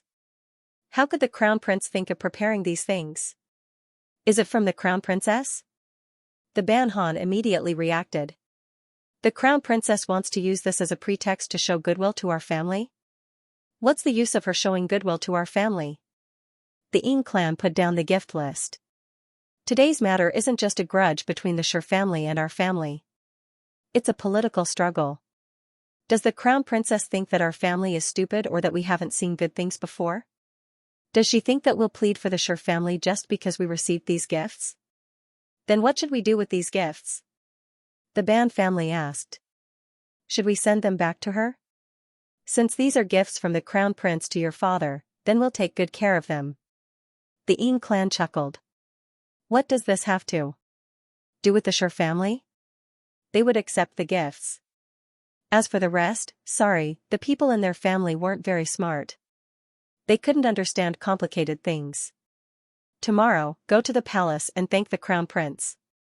Tell him to thank him for the gifts, the Ying clan said to the Ban family. Do you understand? Ban family suddenly understood. Yes, I understand. Even if these gifts weren't from the Crown Prince, they would make it seem like they were. Ban Han hesitated for a long time. Then she looked up at the Ying clan. Mother, was it really the Shi family who did this? It doesn't matter if it was the Shi family or not. The Ying clan sighed. She gently stroked the top of Ban Han's head. The important thing is that His Majesty thinks the Shi family did this. Ban Han was silent. After a while, she said, but, I don't want to let go of the mastermind behind this. When she thought about how her father had almost died, her heart was filled with anger. What happened in the imperial court was other people's business. But the Ban family's business was her business. The Ying clan sneered. Who said we'd let them go? These people all thought that the Ban family was stupid. But who could really bully them? Chenambua's mansion. A middle-aged man in ordinary clothes strode into the study and came to Xianxia. Uncle, I found out. Speak. The eldest son of the Xie family, Xie Chengjin. Him? Xia's eyebrows twitched. When did the Xie family become so powerful? The middle-aged man hesitated. I found out that His Majesty's other secret investigation team seemed to be involved in this matter. Was it before or after the Duke of Jingting was attacked? After the attack. Xianxia heard this and snorted. It seems that he's not that ruthless. Uncle, do you need me to bring the suspicious points to the surface? Xianxia stood quietly in front of the window. After a long time, he said, no need. He put his clean and white hand on the windowsill and listened to a bird chirping outside. Arrange for people to protect Princess Fuel. Don't let anything happen to her. Also, don't let the Ban family get involved in this matter. Anyway, they can't help much. Yes. The middle-aged man's face showed surprise, but he quickly lowered his head. The old generals and subordinates of the Ban family were all rare connections. How could they not be of help? What did Uncle mean by that? When the Empress heard that the Crown Prince had been reprimanded by the Emperor, she sighed helplessly. She didn't plead for mercy for the Crown Prince and didn't mention the matter in front of Emperor Yunqing. Not till it wasn't until the next day that Ban Heng entered the palace to give thanks that the Empress had someone call Ban Heng and the Crown Prince in front of her. Seeing Ban Heng's sloppy appearance, the Empress couldn't help but smile. I heard that you came to the palace to give thanks. What kind of grace are you thanking? Wei Chen greets Empress. Ban Heng smiled and bowed to the Empress. A few days ago, His Highness the Crown Prince had the palace people send many things. The two elders of the family were very grateful and let Wei Chen come to the palace to thank His Highness the Crown Prince. Originally, I was going to enter the palace 2 days ago. Who knew that Wei Chen's father wasn't well these 2 days, so I stayed at home for a few days. We're family, there's no need to thank, the Empress smiled and turned her head. Seeing the change in the Crown Prince's expression, she had a bad feeling. Crown Prince, what did you give the Duke of Jingting's family? Chen. The Crown Prince didn't dare to meet the Empress's eyes, it wasn't anything rare. Uncle's family was too polite. The Empress's gaze swept over him and then smiled at Ban Heng. Did you hear what the Crown Prince said? If you are so polite next time, I will be angry. Hearing this, Ban Heng smiled embarrassedly. This time, because of my father's matter, His Majesty has been troubled. The matter also involved. He glanced at the Crown Prince and awkwardly swallowed his words. If I knew the matter would become so serious, Wei Chen would have advised my family. Advised what? The Empress glanced at the Crown Prince, her voice cold. If you do something wrong, you should be punished. You are Ben Gong and His Majesty's relatives. These daring people dared to scheme. Sooner or later, they will scheme against Ben Gong and His Majesty. When the Crown Prince heard this, his expression became unnatural. However, the Empress acted as if she didn't see him. She only said, in the future, you can't say such things to me. Otherwise, I will be angry with you. Ban Heng wasn't good at anything else, but he had been with his mother and sister for a long time, so he had learned how to make girls happy. Therefore, it didn't take long for him to make the Empress so happy that she forgot that the Crown Prince was still present. The Crown Prince was a gentle person. Seeing the Empress treat him like this, the first thing he thought of was not hate, but what he had done to make Muhu unhappy. When he heard what the Crown Princess said, he felt that the Sher family was indeed innocent. That was why he was willing to plead on their behalf. In the past few days, he had been thinking carefully in the study. It was possible that the Sher family had been wronged, but it was also possible that they had lied. The Crown Princess said that her younger sister was a weak woman who only knew poetry and painting. However, after he sent people to investigate, he found that the Crown Princess's younger sister was not like that. She had affairs with many men, and even had an unclear relationship with Huahua's former fiancé. Now that Huahua was engaged to Qing'anbua, there were rumors that she liked Qing'anbua. This made the Crown Prince suspect that Miss Sher had ulterior motives and that she was deliberately targeting Huahua. Otherwise, why would she choose from so many men in the capital, but always be involved with a man who was engaged to Huahua? Most importantly, even on the day of his second brother's wedding, he had specially gone to see her. What kind of charm did she have to make his second brother abandon his bride? Thinking about how his second brother always had problems with Huahua, and even deliberately bullied Huahua, could it be that he had also listened to the Crown Princess's second sister's words and did such a thing? The human mind was very strange. Once he believed in something, even if it didn't make sense, he would automatically fill in the gaps and make it reasonable. The crown princess' recent actions had already made the crown prince unhappy. However, he had a soft personality and remembered old friendships, so he had always hidden this dissatisfaction in the bottom of his heart. It was even possible that he didn't notice this trace of dissatisfaction. Until this time, when he was reprimanded by his father because of the Sher family, he suddenly woke up. Many of the things he did now, many of the decisions, were related to the Sher family. It was to the point that he had developed a habit of asking his father-in-law if he had any problems. However, his father-in-law was still his father-in-law, not his father. In this world, the surname was Jiang, not Sher. No wonder his father was so disappointed in him. After understanding this point and seeing Ban Heng, the crown prince couldn't help but feel guilty towards the Ban family. Not to mention that the empress was giving him the cold shoulder in front of Ban Heng. Even if Ban Heng scolded him, he wouldn't talk back. Ban Heng sat in the empress palace for a little less than an hour before he stood up and said his goodbyes. As a man, it wasn't appropriate for him to stay in the inner palace for too long. The empress couldn't keep him, so she had a servant send him out of the palace. After Ban Heng left, the empress' face darkened. Crown Prince. Muhu, the crown prince, stood in front of the empress with his head bowed. Seeing her son like this, the empress was angry and distressed. You. Akan has disappointed Muhu. The crown prince held the empress' hand. I only ask that Muhu not be angry and harm your health. You should change your personality. The empress patted the back of his hand and sighed. You are the crown prince, the future emperor. How can you not take care of your own backyard? The gift that the Ban family received, was it sent by you, or was it sent by the crown princess in your name? It was, the crown princess. This is all Muhu's fault. In the past, I saw that Xianxia was dignified and had a good reputation, so I felt that she was the best choice for the crown princess. Who knew that she was like this? The empress sighed several times. This matter cannot be spread, and you cannot let others know that this was done by the crown princess. She is muddle-headed, but you cannot be muddle-headed. Akan will remember. None of them are easy to worry about. The empress rubbed her forehead. You can leave. Behind the scenes, Akan sees that your complexion is not good. How about I find a Tai to take your pulse? The crown prince saw the empress' tired expression and felt even more guilty. Otherwise, Akan will not be at ease.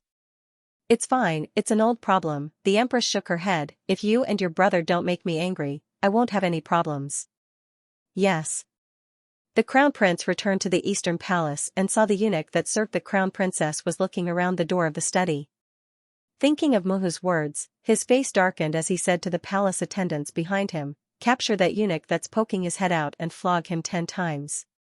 Your Highness the crown prince, that is the crown princess, are my words of no use? Yes. In the years that the crown prince and the crown princess had been married, the crown princess did not have a son, and the crown prince had never embarrassed the crown princess.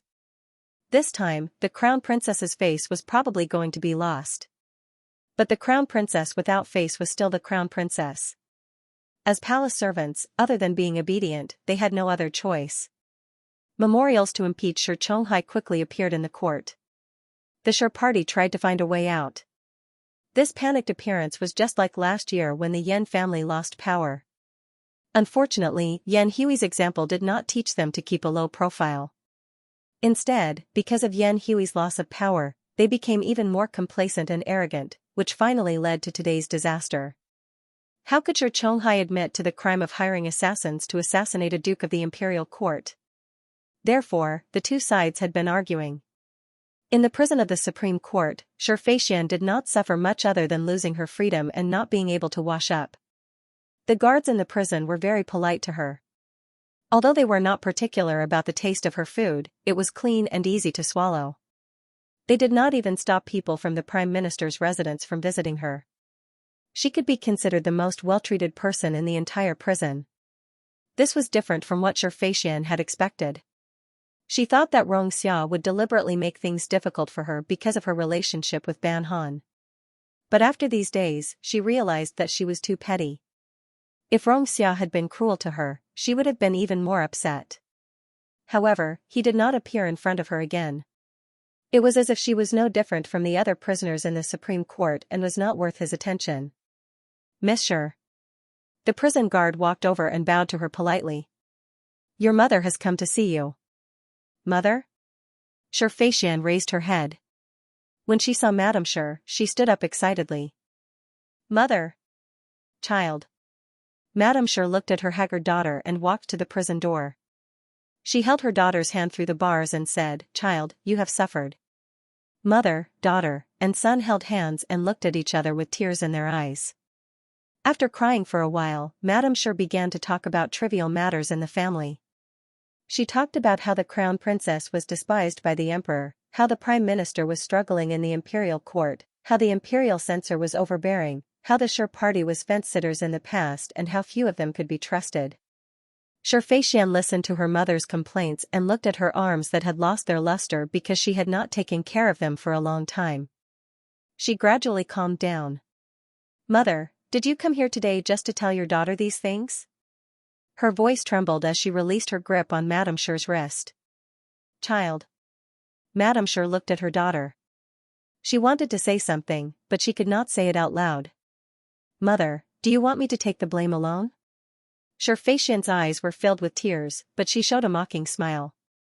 My reputation has been ruined. Even if I am released, I can only find a useless man to marry into my family. Moreover, I will implicate the entire Xu family. Why don't I take the blame? Father, big sister, and big brother will not be implicated. Don't you think so? Madame Xu covered her mouth and shook her head as she cried bitterly. She did not know what to say. But I didn't do any of this. As my family, shouldn't you seek justice for me? Xianxia's voice became shrill. Just like the Duke of Jingting, he smashed the door of anyone who bullied his daughter. No matter how bad her reputation is, he should protect her and not let her suffer any grievances. This is what parents and family should do, isn't it? Madame Xu leaned against the railing and cried until she was out of breath. She did not dare to look at her daughter's face. She was too ashamed to face her. I know. Xianxia looked at the crying Madame Xu and wiped the tears off her face with the back of her hand. You can go now. Child, don't worry. I will take the blame. Xianxia turned her back and did not look at Madame Xu. Her voice trembled. Just take it as a daughter repaying your kindness for raising her. I didn't want to. I didn't want to. Madame Xu cried and beat her chest. I was useless. I couldn't protect you. One day later, in the Great Moon Palace, the Supreme Court Chancellor bowed to Emperor Yunqing.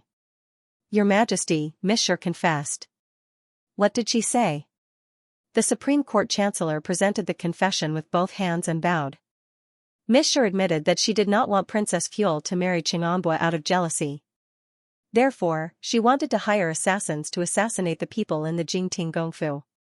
However, the Prime Minister's mansion was very strict and would never allow her to do such a heinous thing. Therefore, she could only secretly find some hooligans and ask them to assassinate Princess Fuel.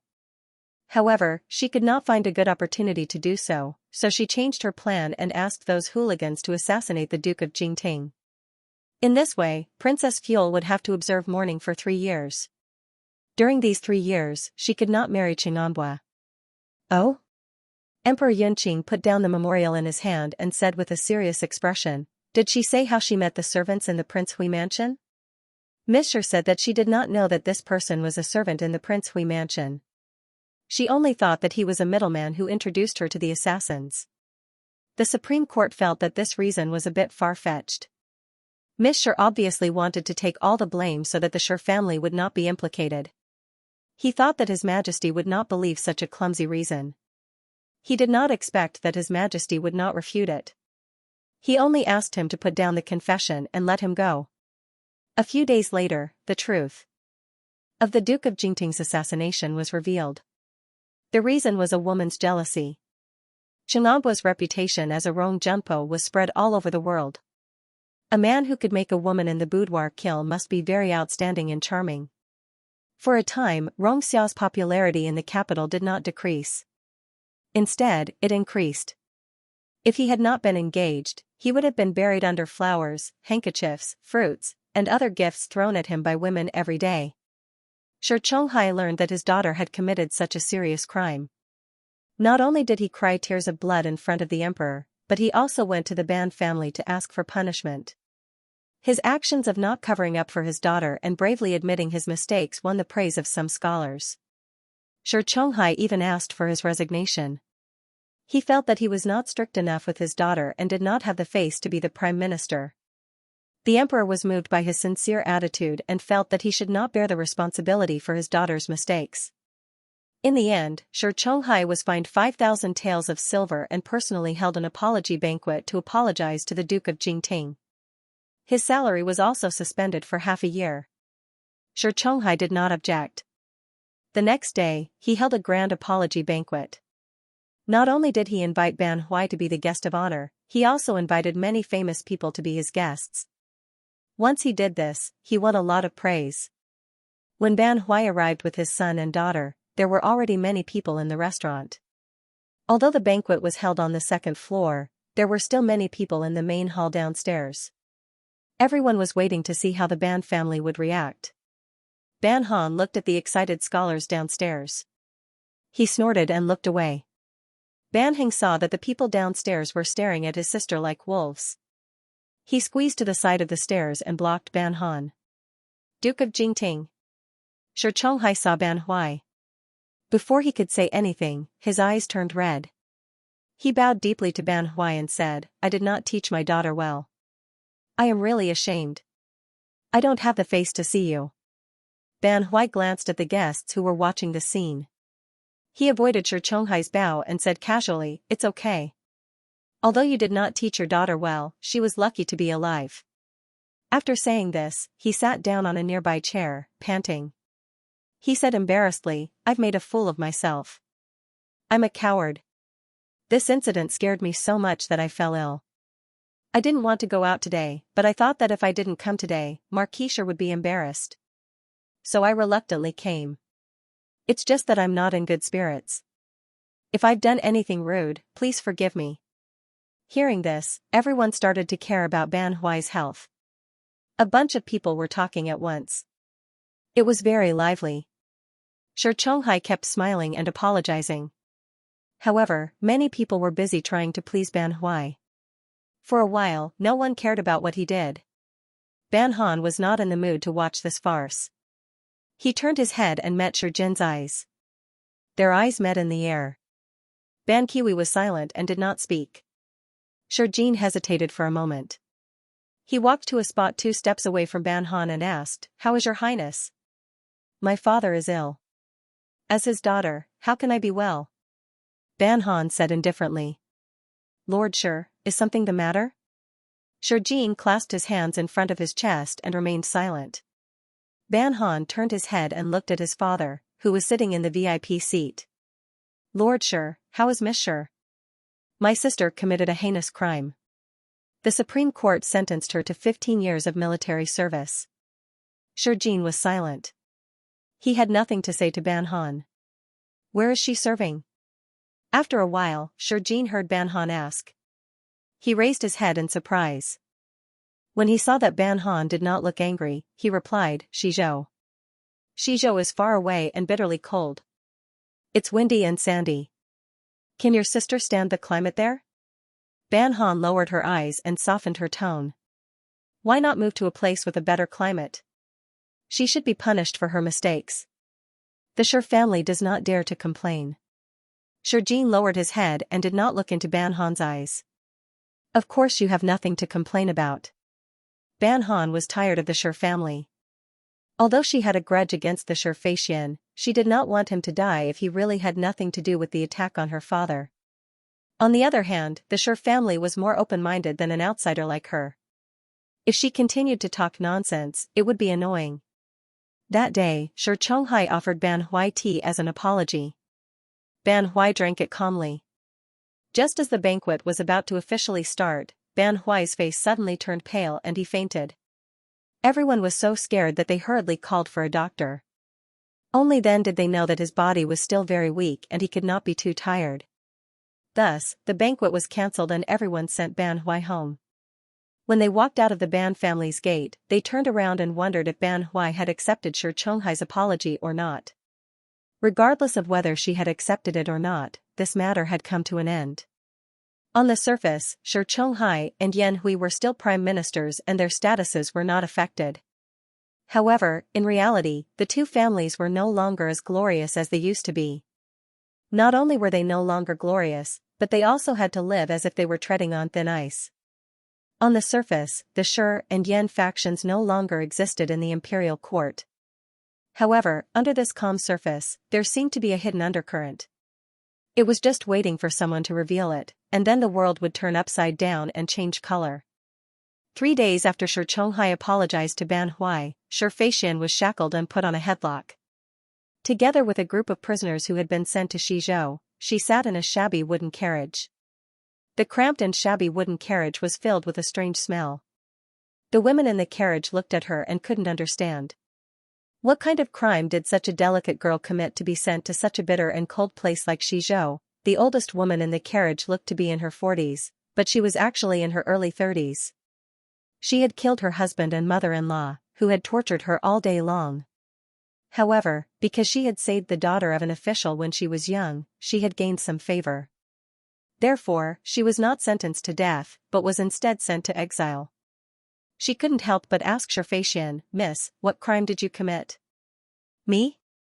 Shi Feixian stared blankly at the woman in front of her, whose face had experienced the vicissitudes of life.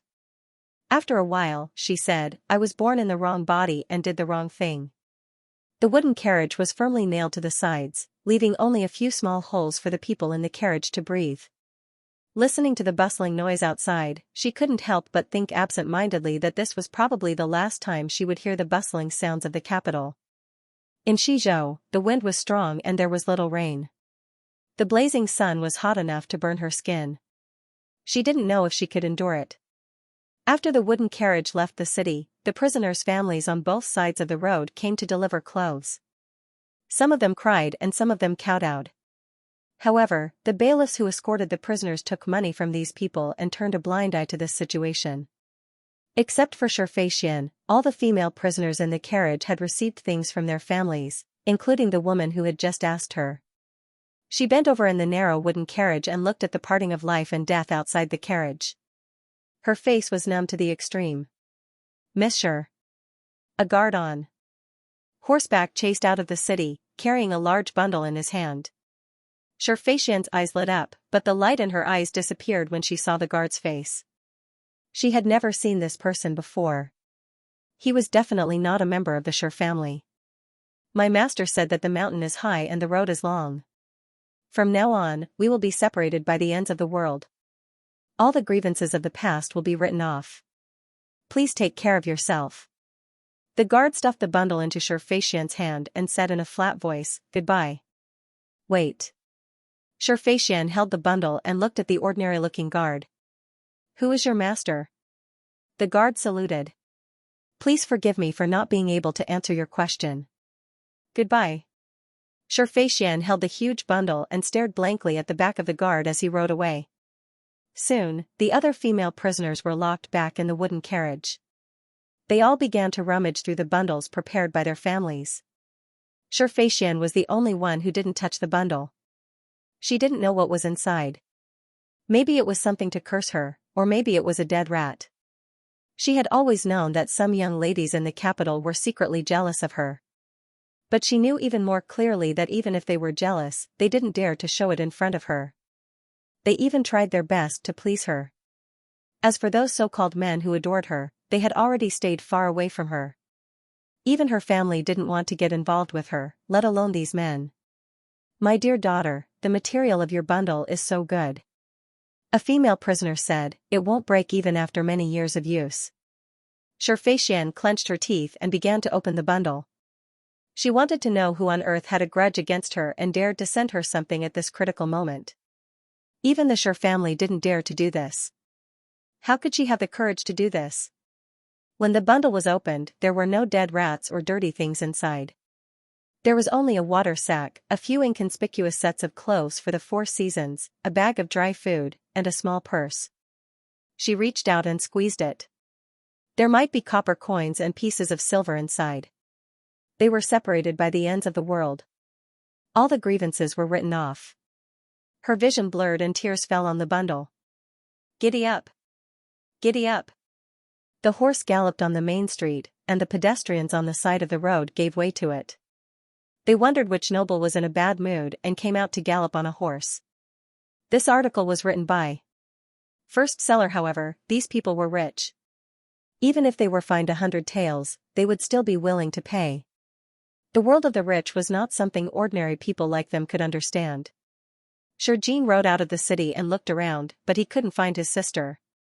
He turned around and found the guard at the city gate. Did the female prisoners sent to the West Province leave the city today? The guard who was asked was a new guard. Seeing that the person who asked him was dressed in brocade and had an imposing aura, he didn't dare to hide anything. He hurriedly said, "They left the city 4 hours ago." 4 hours ago? Shurjin grabbed the guard's collar. Didn't you say that the prisoners would be sent out of the city at noon? Young master, I didn't hear about this. The guard didn't dare to make Shurjin angrier when he saw how crazy Shurjin was. He said carefully, "I received a document from my superiors. It was written that a group of female prisoners were sent to the West Province at 7 in the morning. 7 in the morning. Shurjin let go of the guard in a daze. For a moment, he felt as if the world was spinning. Young master. The guard of the Shur family chased after him. The Prime Minister said to ask you to go back immediately. Get out of my way. Shurjin kicked away the guard closest to him. He stared at these guards coldly for a long time. After a long time, he seemed to have lost his soul. You go back by yourselves. I'll walk around. Young master. The guard who was kicked got up from the ground and said anxiously, the Prime Minister said that you can't be impulsive. Your words and actions affect the entire family. In the Shur family, other than Shur Chonghai's branch, there were many branches that relied on the Shur family to survive. If Shur Chonghai fell from power, everyone under the Shur family's wing would suffer. Shurjin's body trembled. He laughed bitterly and led his horse into the city, not even sparing the guards a glance. Ever since he was born, he had been constantly reminded by his parents to prioritize his family. His eldest sister had married the crown prince, and his second sister had been spoiled by their parents. Even he had to strictly follow his father's wishes. Otherwise, he would be considered unfilial and take the entire Shur family's wealth as a joke. It was too tiring to carry such a family on his back. He walked into the bustling crowd and looked at the passers-by coming and going. He actually felt a little breathless. On the side of the road, there was a little girl holding her father's hand. Then, she shamelessly asked her father to hug her. Her father lowered his head and said something. Then, he hugged the little girl in his arms. The little girl happily hugged her father's neck. The dimples on her cheeks were extremely cute.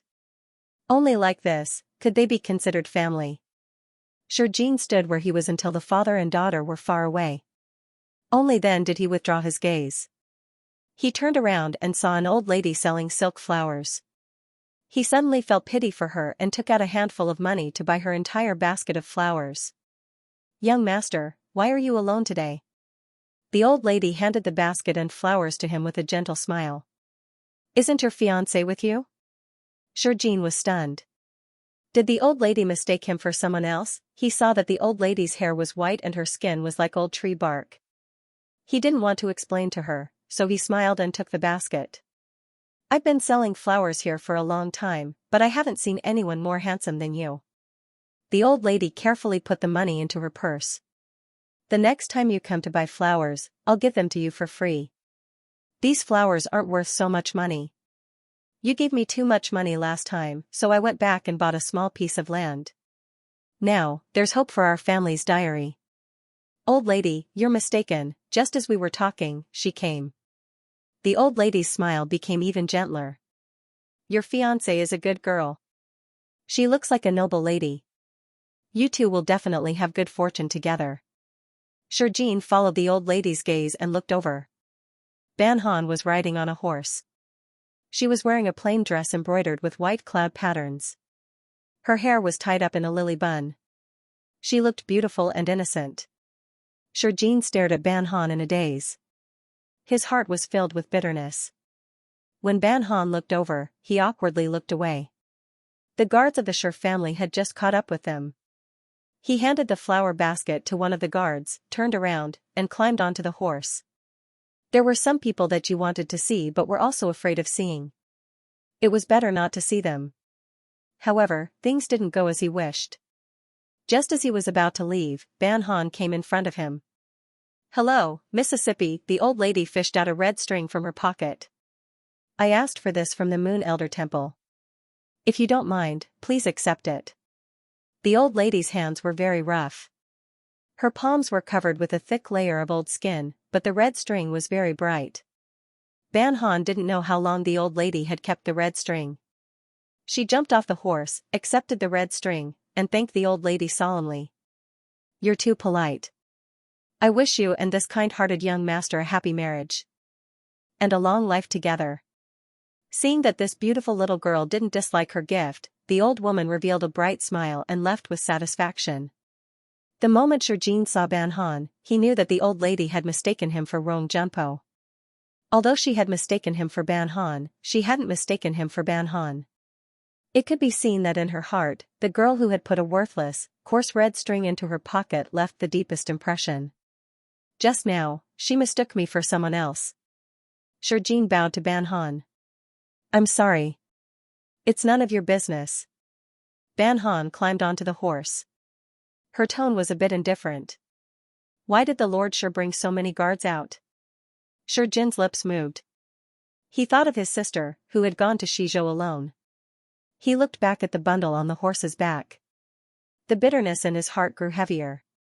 Ban Han also saw the bundle. She raised her eyebrows slightly. She left the city at 7 in the morning. "What can you find if you rush there now?" "Princess Fuel, please don't misunderstand. Our young master didn't go to look for the second miss." The guard behind Shurjin saw that Shurjin didn't speak. He was afraid that this matter would cause trouble, so he hurriedly explained. "Who are you? Who are you to interrupt when the master is talking?" Ban Han glanced at the guard with her beautiful eyes. She immediately stared at the guard so hard that he didn't dare to speak. So what if he went to deliver something? Even a condemned prisoner can eat a few mouthfuls of food before being beheaded. The dignified prime minister's estate is actually so cautious. It's ridiculous. Shurjin saw the mockery in Ban Han's eyes. He couldn't help but say, "I thought it was noon." Even the guard he had sent yesterday to gather information said that the female prisoner would be sent out of the city at noon. The moment he couldn't find his second sister, he knew that his father had lied to him. The person who was killed was a former subordinate of Prince Hui. His father was afraid. He didn't dare to gamble with the entire family, so he didn't even send his little sister off. However, his little sister had never suffered so much in her life. She didn't bring anything with her. How was she going to survive in the future? As a son, only when you have enough power to make a decision will people care about what you say. Ban Han smiled faintly. Young Master Shur is really a good son. The Shur family's guards didn't dare to speak after hearing these words. They turned around and saw that their young master didn't say anything, so they could only obediently shut their mouths. Suddenly, Shurjin bowed to Ban Han. "Princess Fuel's words are reasonable. This one understands." Ban Han's eyebrows twitched. What did she just say? She was just casually mocking Shurjin. Was he provoked? She stole a glance at Shurjin. He didn't seem to be joking. Facing such a serious person, Ban Han felt a little uncomfortable. She found an excuse and left. After walking for a while, Ban Han turned around and saw that Shurjin was still staring at her. She pulled her sleeves. She couldn't help but think that this Shurjin didn't hate her, right? "Princess," one of Ban Han's guards whispered. "You should go back and eat." Ban Han sighed and glanced at the city gate. Yes. Without Cultivation, the most beautiful woman in the capital didn't change much. The second prince didn't change. The Xie family didn't change. Even the Prince of Ipo, who once said that he wanted to marry the most beautiful woman in Day, Miss Shur, seemed to have forgotten about this matter. He continued to stay in the capital with the excuse of admiring Day's culture. To the world, she was just a woman. No matter how beautiful she was just a woman with a criminal record. They were ashamed to talk about her. How could they admit that they had admired such a Buddha's mouth but a snake's heart woman? One day later, it was the birthday of the emperor's father-in-law and the empress's father, Duke Qing. Although the Ban family was still in mourning, Duke Qing's mansion repeatedly expressed that they didn't care about these customs. They sent out several invitations, asking the Ban family to come and visit. Since the other party was so enthusiastic, the Ban family couldn't refuse. Ban Han changed into a plain-colored ginkgo embroidered dress. Ginkgo symbolized auspiciousness, so it was just right for her to attend the birthday. The color was also not eye-catching, so it was suitable for her, who was still in mourning. They arrived at Duke Cheng's mansion in a carriage. As soon as they got off the carriage, the people of Duke Cheng's mansion welcomed them. Then, they welcomed the Ying clan and Ban Han to the backyard. As soon as they arrived at the entrance of Chuehua, they heard laughter coming from inside. It was very lively. When the people inside saw the Ying clan, Ban Han, and her daughter, they all stood up and greeted them. "You're finally here. I was just talking about you. How is the Duke of Jingting? There's a prescription at home that can help you concentrate. Why don't you follow the prescription and make some medicine and drink it?" The Ying clan and these women greeted each other and answered their questions. The atmosphere was harmonious and lively, but it could be faintly seen that many women were intentionally or unintentionally trying to curry favor with the Ying clan.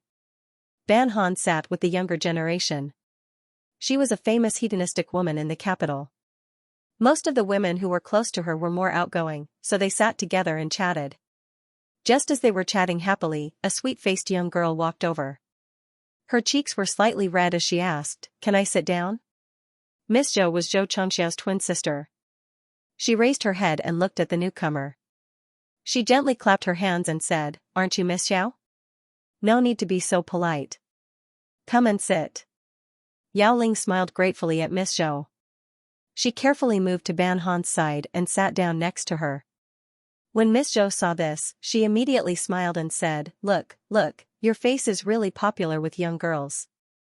Even Sister Yao, who just returned to the capital, likes to stare at you and blush." Ban Han saw that this Miss Xiao looked unfamiliar and had a childish look on her face. She took a fruit from the table and put it in her palm. "Don't mind Sister Zhou. She loves to tease cute little girls like you." Seeing this, the few people laughed even more. Miss Zhao's temperament was more gentle and quiet. At this time, she also had to chime in, "Sister Zhou is not lying. As long as you go out, aren't you always attracting cats and dogs, provoking a group of young ladies and elder sisters to circle around you?" Ban Han touched her face and raised her eyebrows. "It's hard to give up on one's natural beauty. This is fate. Let me see how thick your skin is." Miss Zhou gently pinched Ban Han's cheeks. She felt that her skin was soft and smooth. Even if she was a woman, she couldn't help but want to pinch it a few more times. "Your skin is not thick. It seems that you don't want it anymore." Everyone laughed. Yao Ling secretly looked at Ban Han. She only felt that this princess in front of her was very beautiful.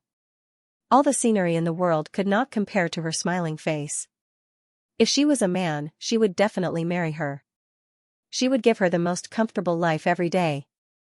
Although she was free, she would always be happy. Even when she was old, she would become the most beautiful old woman. Ban Han noticed that the Miss Yao was secretly looking at her.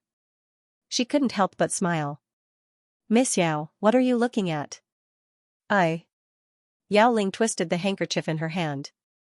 "I think you look good." Ban Han heard this and laughed. "That's really nice to hear." "Ah?" Yao Ling opened her mouth in confusion. Shouldn't she be modest? Or shy at this time? "I already told you, this person is extremely shameless. You just have to praise her." Miss Zhou waved her hand at Yao Ling. "Come, you should stay away from her to avoid being led astray. Princess is very good." Yao Ling thought for a moment and added, "She won't be a bad influence." Ban Han saw that her companions were about to laugh again and said, "All right, don't make fun of this little girl. I'm thick-skinned. You should laugh at me." Yao Ling, who was originally a little embarrassed, heard this and her heart moved. She couldn't help but look at Ban Han a few more times. She only felt that Princess Fuel was very gentle. Then she found that after Princess Fuel said this, these young misses really didn't make fun of her anymore. They only brought her in from time to time when they were chatting. Sitting with these people, it didn't take long for the uncomfortable feeling to disappear. So there were so many fun places to go in Jing City. So that seemingly elegant young master was so bad in private. The more she heard, the more interesting it was. Yao Ling suddenly felt that the days after returning to Jing City had been too boring. It wasn't as colorful as these noble ladies. You used to live in Shuazhou? Ban Han suddenly remembered that she and Xianxia had gone to a noodle restaurant to eat. The owner seemed to be from Shuazhou. How was it? In the past, I heard people say some bad things. But since the change of provincial governor a few years ago, the lives of the people in Shuazhou have been much better. Yao Ling said, I once went with people to visit the wife of the provincial governor. She was a very gentle woman.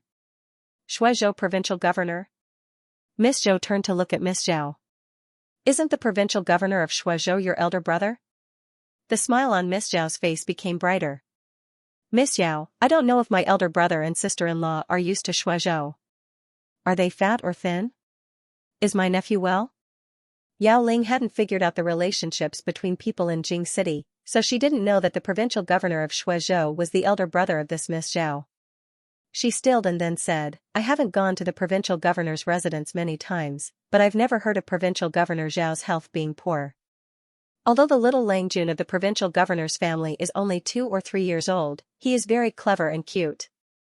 Before I returned to Jing City, the little Gongzi already knew how to speak very well. That's good, that's good. The smile on Miss Zhao's face became wider. She pulled Zhao Ling and asked about the local customs and customs of Shuazhou. With this episode, Yao Ling was truly integrated into this small group. The birthday banquet hadn't started yet, but there were already many people calling her little sister Yao and not the unfamiliar Miss Zhao or Miss Zhao. Hua Hua, Miss Zhou brought Ban Han to a corner and whispered to her. Be careful with the Shi family. Ban Han nodded. The Zhou family had a good relationship with the Ban family, but although the Shi family's relationship wasn't very good, it wasn't too bad either. The Shi family had suffered such a big loss this time and lost face in front of so many people. She was worried that the Shi family would seek revenge in the future. Everything about you is good, it's just that your personality is a bit too straightforward. Zhou family's young miss looked around. Although Yao Ling looks pretty good, but after she returned to the capital, she has always been playing with Cultivation and the others. Now that something has happened to the Cultivation, the 7 fairies of the bamboo forest, the 7 talented women, and so on have all scattered.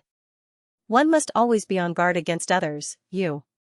Older sister Zhou, I know you're doing this for my own good. Ban Han squeezed Miss Zhou's hand. I won't think too much. Who cares if you think too much or not? Zhou Wenbi snorted and reached out to touch Ban Han's silver hair ornament. I'll be satisfied as long as you don't worry about me. Ban Han smiled fawningly at Zhou Wenbi. When he turned his head, he heard a commotion outside. It seemed that someone important had arrived. The two of them walked over to take a look. It turned out to be the second prince and his wife. The two of them walked in hand and didn't seem to have a bad relationship like the rumors said. After the second prince entered the door, he bowed deeply to his grandfather and grandmother to show his filial piety. If it weren't for the fact that there were so many rumors about him, no one would believe that this person was a bastard. No matter what his character was like, his appearance was still good. If he wasn't a prince, he could just barely be a gigolo for a noble lady with this face.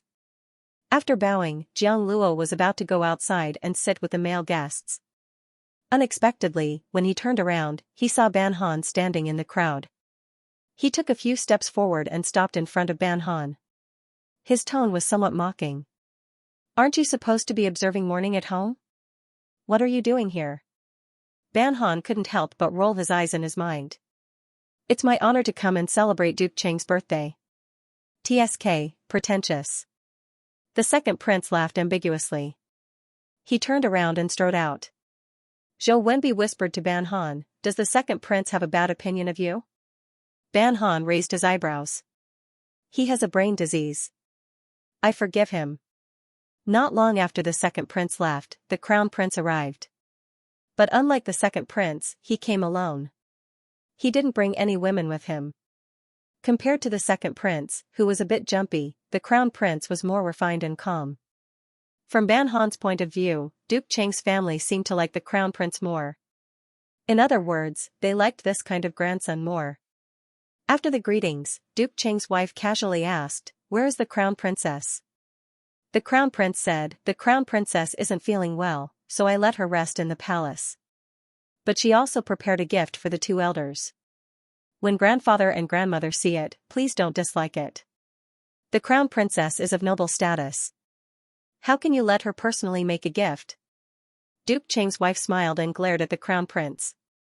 You are too inconsiderate. It's not that I'm inconsiderate. It's that the crown princess misses the two elders. I couldn't stop her.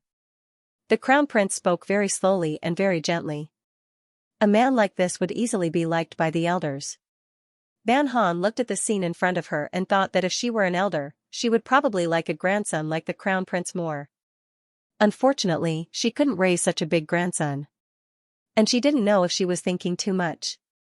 There might have been a problem between the crown prince and the crown princess. Otherwise, the crown prince wouldn't have not brought the crown princess to such an occasion. As for whether the crown princess was sick or not, only the crown prince knew. Duke, Madam, Xianxia has arrived. Quickly invite him in. Everyone knew that Duke Cheng was very fond of Xianxia. He treated Xianxia as if he was his own grandson.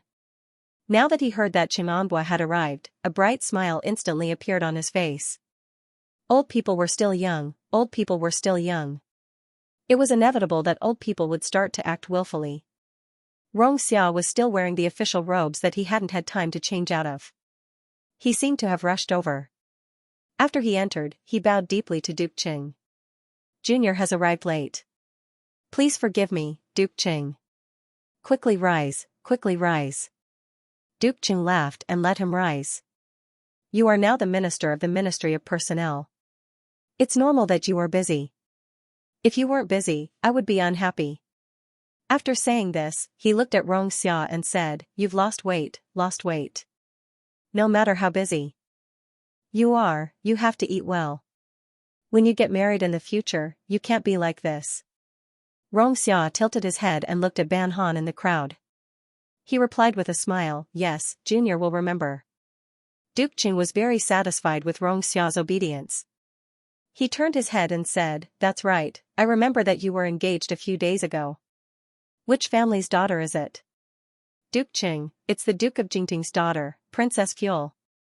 When Xianxia mentioned Ban Han's name, the smile on his face couldn't help but widen. Princess Fuel? Although Duke Cheng was old and muddle-headed, he still had some impression of Ban Han. He thought for a long time and nodded.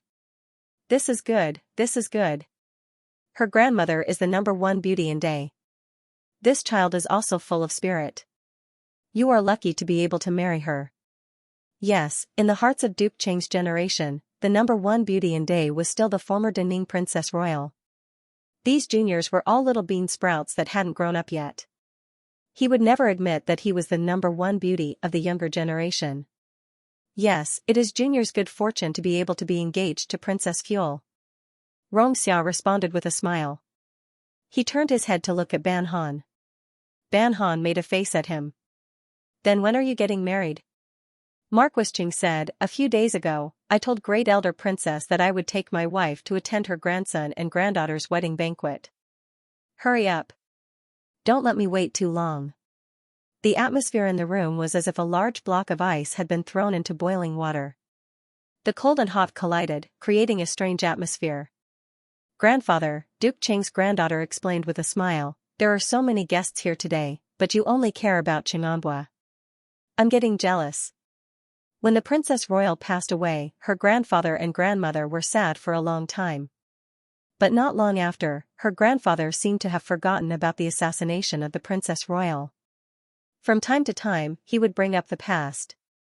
The family didn't dare to provoke him, so they would often follow his words. Now, in front of the Ban family, he still brought up this kind of thing. It was a bit painful. The younger generation of Duke Cheng's family smiled apologetically at the Ying clan and Ban Han. As the younger generation, they were in a dilemma. They just hoped that the Ban family wouldn't think that they had intentionally offended them. You child, older people liked it when the younger generation acted spoiled in front of them. He shook his head cheerfully. When you first got married, I was also concerned. Xianxia turned to look at Ban Han. Seeing that her complexion wasn't good, he didn't want Dukching to continue asking, so he said, we'll get married next spring. At that time, you must come. Isn't it good this year? Why wait until next year? Dukching was dissatisfied. You young people are becoming more and more inattentive to your own affairs. When I was your age, my eldest brother could already run and jump. Xianxia patiently explained, I asked the imperial astronomer to calculate. It's best for me and the princess to get married next year. In reality, after the princess royal passed away, Ban Han, as the granddaughter, had to observe mourning for a year. Regardless of whether there was a good day this year, they couldn't get married. But Xianxia couldn't bring up this matter. Dukching probably couldn't accept the bad news that the princess royal had passed away. Dukching was very pleased with this explanation. He nodded and said, you're right. Marriage can't be taken lightly. You have to take care of the days. When I married my wife, I also asked the imperial astronomer to calculate the days. Look at how good our relationship is. Xianxia looked at the two old men with silver hair and bowed deeply. When he left the inner courtyard, Xianxia stopped and looked at the women. Ban Han and the daughter of the minister were standing together. The two looked very intimate. Zhou Bingan had quite a bit of prestige in the imperial court, but among his two sons and one daughter, only his eldest son was mature and steady. The remaining pair of children were all hedonistic and playful. Back then, when the Yan family wanted to form a marriage alliance with the Ban family, Zhou Bingan's wife was the one who spoke up for them. It could be seen that the Zhou family and the Ban family had a good relationship. Zhou Bingan was the second place in the imperial examination more than 20 years ago. What was more interesting was that the ancestors of the Zhou family were martial artists. Although the descendants of the Zhou family wanted to change from martial arts to literature, none of them were good at studying. It was only in Zhou Bingan's generation that they could be considered to have achieved scholarly honors. The Zhou family successfully changed to civil officials, while the Ban family succeeded and became playboys. This was simply a comparison of the positive and the self-deprecating. But what was more amazing was that the Zhou family and the Ban family had always had a good relationship. It was worth noting that although the two families had a good relationship, the two families had never been connected by marriage. This taught everyone a lesson. If the two families wanted to have a good relationship, then they shouldn't become in-laws. As soon as he walked out of the inner courtyard, Xianxia saw Ban Heng, Zhou Changxiao, and a few other well-dressed young men gathered together. The atmosphere was harmonious and lively. But from their sloppy appearance, it was obvious that they were playboys. Zhou Changxiao elbowed Ban Heng and said, Brother Ban, your future brother-in-law is here. Ban Heng looked back and saw Xianxia walking through the moon gate. He waved his hand and wanted to call him over. But just as he waved his hand, Zhou Changxiao pulled it down and said, We're not talking about poetry or painting. Why did you call him over? Moreover, would someone like Xianxia be able to stand it if she stood with them? But he didn't mention this to Ban Heng. If he did, it would seem like he was trying to drive a wedge between them. Brother Ban, Xianxia walked in front of Ban Heng and greeted the other playboys. He didn't look uncomfortable at all. He wasn't like the other young men who had a real job or who boasted of their talents. When facing them, they always had an inexplicable sense of superiority.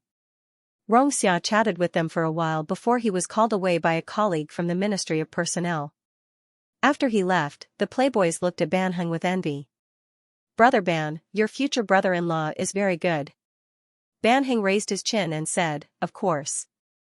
Otherwise, why would our family agree to his marriage proposal? Brother Ban, a playboy who was closest to Ban Heng, put his hand on Ban Heng's shoulder and said, It's a pity that such a great beauty is going to marry another man. For many playboys, Ban Han was the representative of great beauty in their hearts. If they took a few more glances at her and tried to please her, they would be in a good mood for the whole day. It wasn't that they liked Ban Han, but everyone loved beauty. Being with a beauty would naturally make their mood better. This was also the reason why the girls in the capital liked to throw flowers and fruits to handsome men. Anyway, looking at them didn't violate the laws of the country. Don't mention my sister.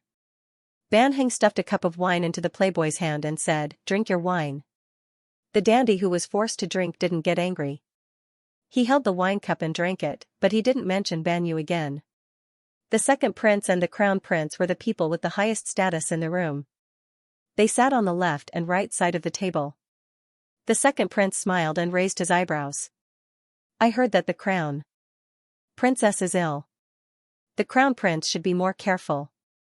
The crown prince smiled and said, thank you for the reminder. I will definitely be careful. Ha, the second prince laughed mockingly. The crown prince is indeed benevolent.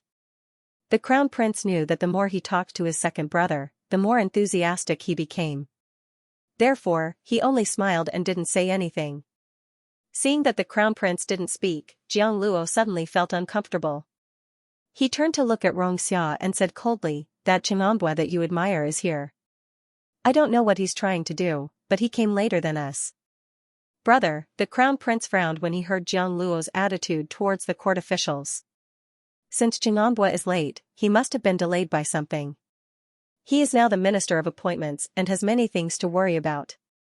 How could he have so much free time? Crown Prince, are you saying that I have too much free time? Jiang Luo sneered. I'm not as lucky as my eldest brother, who could reincarnate a few years earlier and meddle in the affairs of the 6 ministries. After the Crown Prince turned 15, he began to walk in the 6 ministries and became familiar with the workflow of the 6 ministries. Although the second prince was married, he didn't have a real post or a title. Therefore, his dissatisfaction with the Crown Prince grew. Originally, the emperor was biased, but the second prince didn't dare to hate the emperor, so he transferred all his resentment to the Crown Prince. Because the Crown Prince was gentle and didn't like to bicker with him, he increasingly felt that the Crown Prince was putting on an act and couldn't please him no matter what he did. This subject greets Your Highness the Crown Prince and Your Highness the Second Prince. Xianxia walked in front of the 2 brothers and saluted, ignoring the second prince's ugly expression. Junpo, Jiang Luo pointed to the seat next to him. Sit. Thank you, Your Highness. Xianxia didn't sit in the seat the second prince pointed to, but chose an inconspicuous seat and sat down. Jiang Luo felt that Xianxia and the Crown Prince were sometimes quite similar. They were both good at acting. In the eyes of a bunch of stubborn and sour scholars, they were synonymous with elegant gentlemen.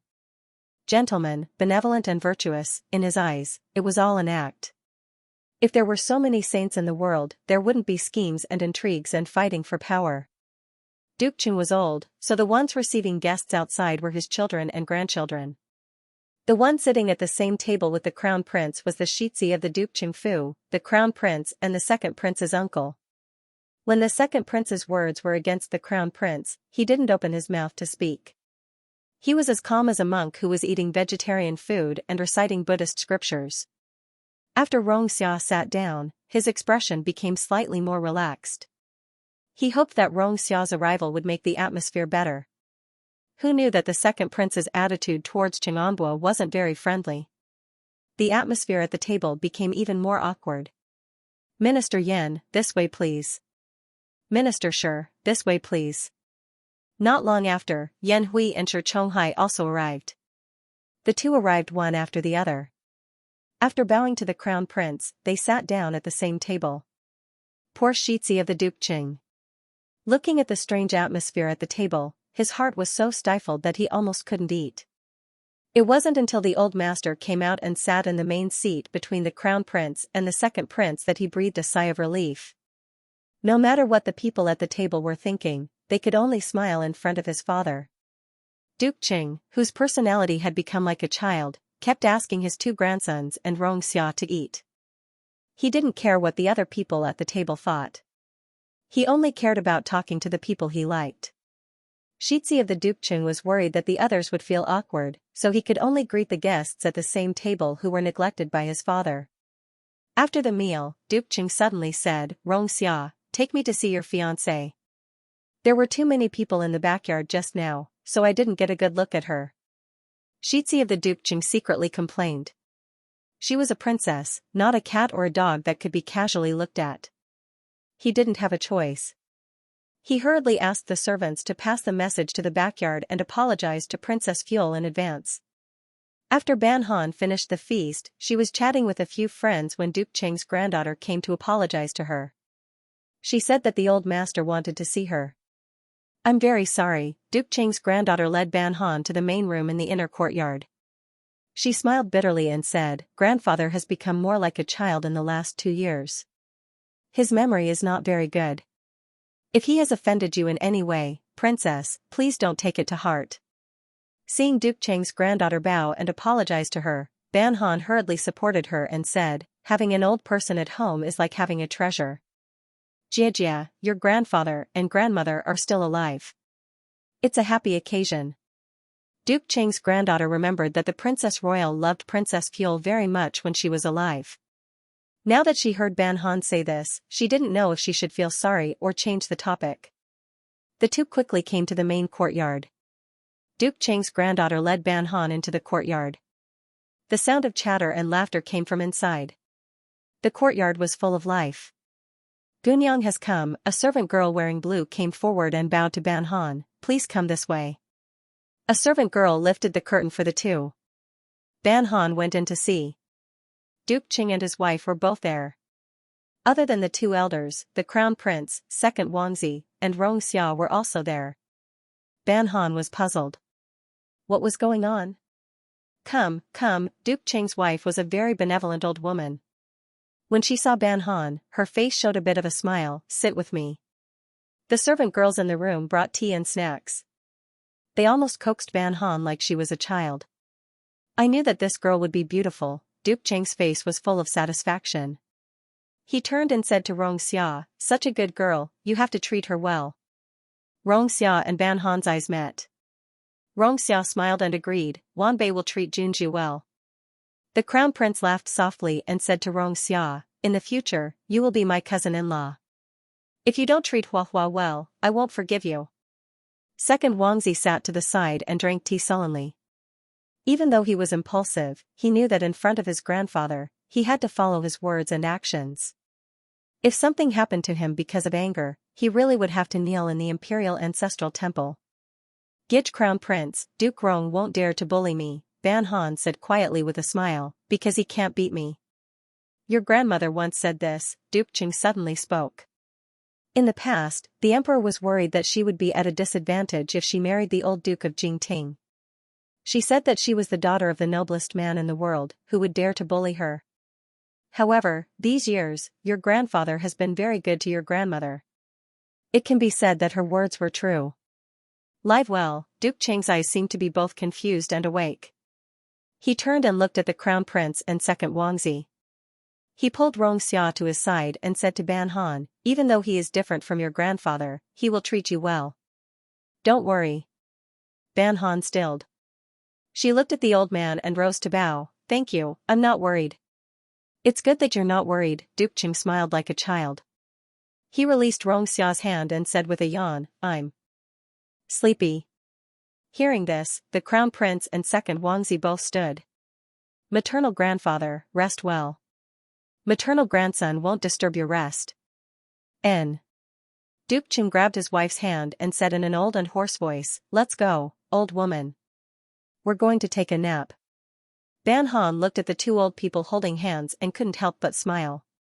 The four left the Jingyuan. Second Wangzi glanced at Ban Han and Xianxia. "It's late. I should return to the palace." "Take care, Your Highness." Second Wangzi. Xianxia stepped forward, blocking Ban Han behind him and bowing to second Wangzi. Second Wangzi glanced at the engraving behind him, snorted coldly and turned to leave. The crown prince smiled warmly at the two. "RD has a straightforward personality. Don't take his actions to heart." "Don't worry, I'm used to it." Ban Han raised an eyebrow. "I'm going back to the womenfolk. Mother is still waiting for me." "I'll go with you," Xianxia said. "You don't come here often." "I know the way." The crown prince smiled and raised his hand to the two. "Go quickly. I'm going to talk to uncle." After Ban Han and Xianxia bowed to the crown prince, they walked in the direction of the womenfolk. "You used to come here often?" Ban Han found that Xianxia was really familiar with Duke Cheng's foo and didn't just say it casually. Rongxia nodded. The old madam and my grandmother were very close when they were young. After my parents and brother passed away, the old madam often took me to this Fu to play. So I call the grandchildren of the Duke Cheng's Fu brothers. No wonder the emperor trusted Rongxia so much. An orphan who lost his parents and brother and was raised by his father-in-law. The emperor probably knew his character and temperament better than anyone else. I'm sorry. I shouldn't have asked you to bring up those sad things. Ban Han's expression was a bit embarrassed. If she knew that these things would involve Rongxia's painful past, she wouldn't have brought it up. It's okay. It's all in the past. It's okay to bring it up, Rongxia smiled. Also, Duke Cheng's Fu treated me very well. There's nothing to be sad about. The corners of Ban Han's mouth moved. For a moment, she didn't know what to say. We're almost there. Rongxia suddenly stopped and turned to look at Ban Han. Hua hua. Ban Han unconsciously raised her head and found that Rongxia's beautiful eyes were filled with her. She was a bit dazed. When you're out of mourning, will you marry me? Ban Han froze and didn't know what to say. Seeing her so hesitant, Rongxia smiled gently and reached out to touch her forehead. You go in. After this door, you'll be in the courtyard where the womenfolk are. It's not appropriate for me to go. Ban Han dazedly turned and walked away. After a few steps, she turned back and saw that Rongxia was still standing in the same place, looking at her with a smile like a spring breeze. She stopped. Rongxia saw her stop and thought that she had something to say. He walked in front of her and asked, "What's wrong?" Nothing. Ban Han stood on tiptoe and touched his forehead. She smiled and said, "I'll give it back to you." Finishing, she turned and ran into the inner door. Rongxia touched his forehead and couldn't help but smile. Your Highness, he turned his head and looked at the person standing in the corner. Didn't you return to the palace? I don't need to report to you where I want to go. The second prince leaned against a tree and looked at Rongxia expressionlessly. I didn't expect that the elegant Ronggonzi, who treats women indifferently like water, would have such a gentle side. Rongxia smiled. A fair and graceful woman is a good match for a gentleman. This official is fond of Princess Fuel and naturally treats her differently from other women. Is that so? The second prince crossed his arms. It's a pity that those talented women in the capital who are infatuated with you are not worth a woman's skin in your eyes. This official is shocked that your Highness has such a realization, Rongxia replied with a half-smile. Princess Fuel does have an appearance that many women in the world can't compare to. This official is fond of a beautiful and lively woman. What is there to pity? Jiang Luo knew that Rongxia was mocking him for liking women. He snorted coldly and said, in the end, you are just a hypocrite who covets women. Rongxia said slowly, Your Highness, your words are wrong. This official is fond of Princess Fuel and she is a rare beauty in the world. Sophistry. One of the reasons Jiang Luo didn't like scholars was because of their mouths. They could turn white into black and black into white, but they could make the world not doubt their words. The Lord Rong is so eloquent. Would you use it in front of His Majesty and the Crown Prince? His Majesty is the Emperor and the Crown Prince is the Crown Prince. This official has never lied in front of them. Rongxia bowed. Of course, this official does not lie in front of Second Prince. Enough, you don't have to pretend in front of me. Jiang Luo made a gesture of slitting his neck. The fox's tail will be revealed one day. Rongxia smiled faintly and bowed to Jiang Luo. Jiang Luo saw his indifferent appearance and turned to leave. In his heart, he was even more afraid of Rongxia. A man who could keep his composure like this definitely wasn't a simple gentleman in other people's eyes. He didn't understand what methods Rongxia used to coax all the scholars in the world into praising him. Even his father and the Crown Prince were full of praise for him.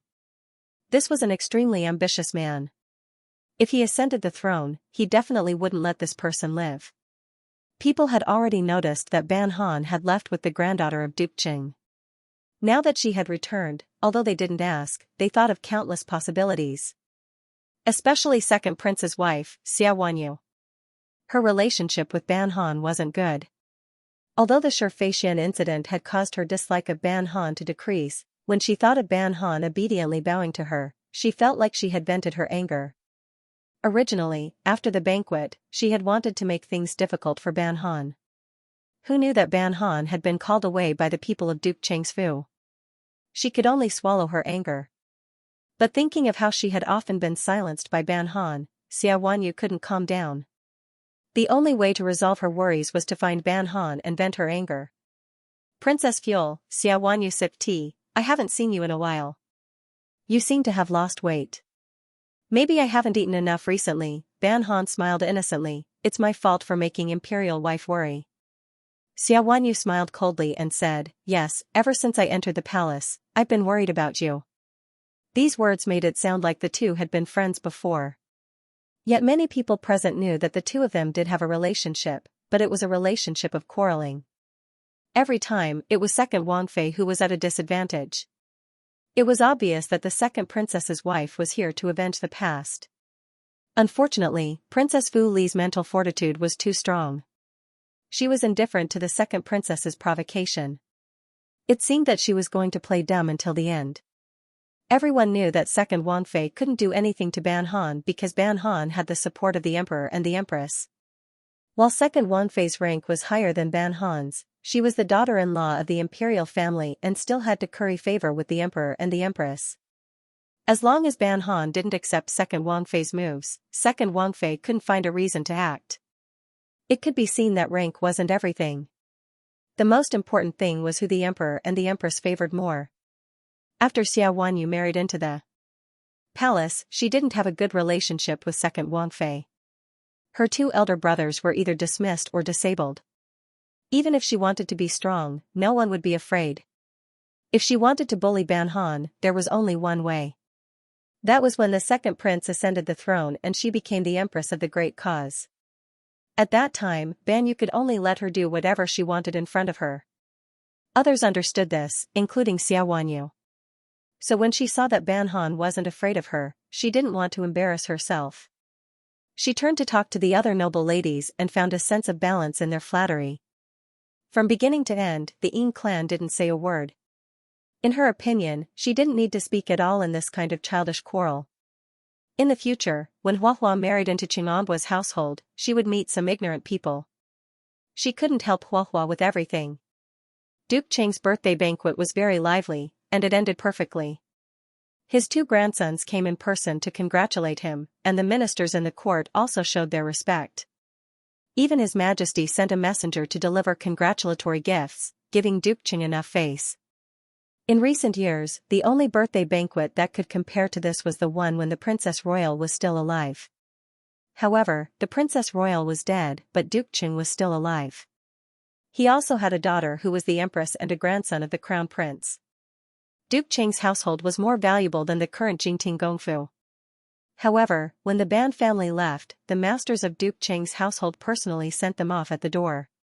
Everyone finally understood that the Empress's maternal family's attitude was the Empress's attitude. The Ban family was still favored by the Emperor. On the night of Duke Qing's birthday banquet, there was a sudden clap of thunder and a commotion in the palace. His Majesty was seriously ill and vomiting blood. In the end, the news of Emperor Yunqing's serious illness did not spread outside the palace. The Empress ordered the palace gates to be closed and no one was allowed to leave the palace to spread the news. Even the residence of the Crown Prince and the second prince was heavily guarded. The Empress dared to trust her two sons, but she did not dare to trust the people around them. The Empress, who usually did not care much, showed her courage at this time. When she married the Emperor, the Crown Prince's position was precarious. However, she had been with the Emperor for many years. At this age, she was still the Emperor's most trusted woman. This showed her means and breadth of mind. Since the imperial physician entered the Great Moon Palace, he had no chance to come out. If there was any medicine needed, the Empress's people would personally escort the imperial physician. The entire imperial hospital was also sealed off. 2 hours later, the Emperor Yunqing woke up. He saw the Empress sitting by the bed and crying. He wanted to sit up, but he could not muster any strength. Empress, what's wrong with you? Your Majesty, are you okay? When the Empress saw that the Emperor Yunqing woke up, her face lit up. She quickly waved her hand to ask the imperial physician to come over and take the Emperor's pulse. Only then did the Emperor Yunqing notice that something was wrong. But at this moment, his mind was in a mess. He even stuttered, Empress, why are there so many people around me? Your Majesty, this humble subject will take your pulse. You can leave. I am fine. There is no need to take my pulse. The Emperor Yunqing did not like people saying that there was something wrong with his body.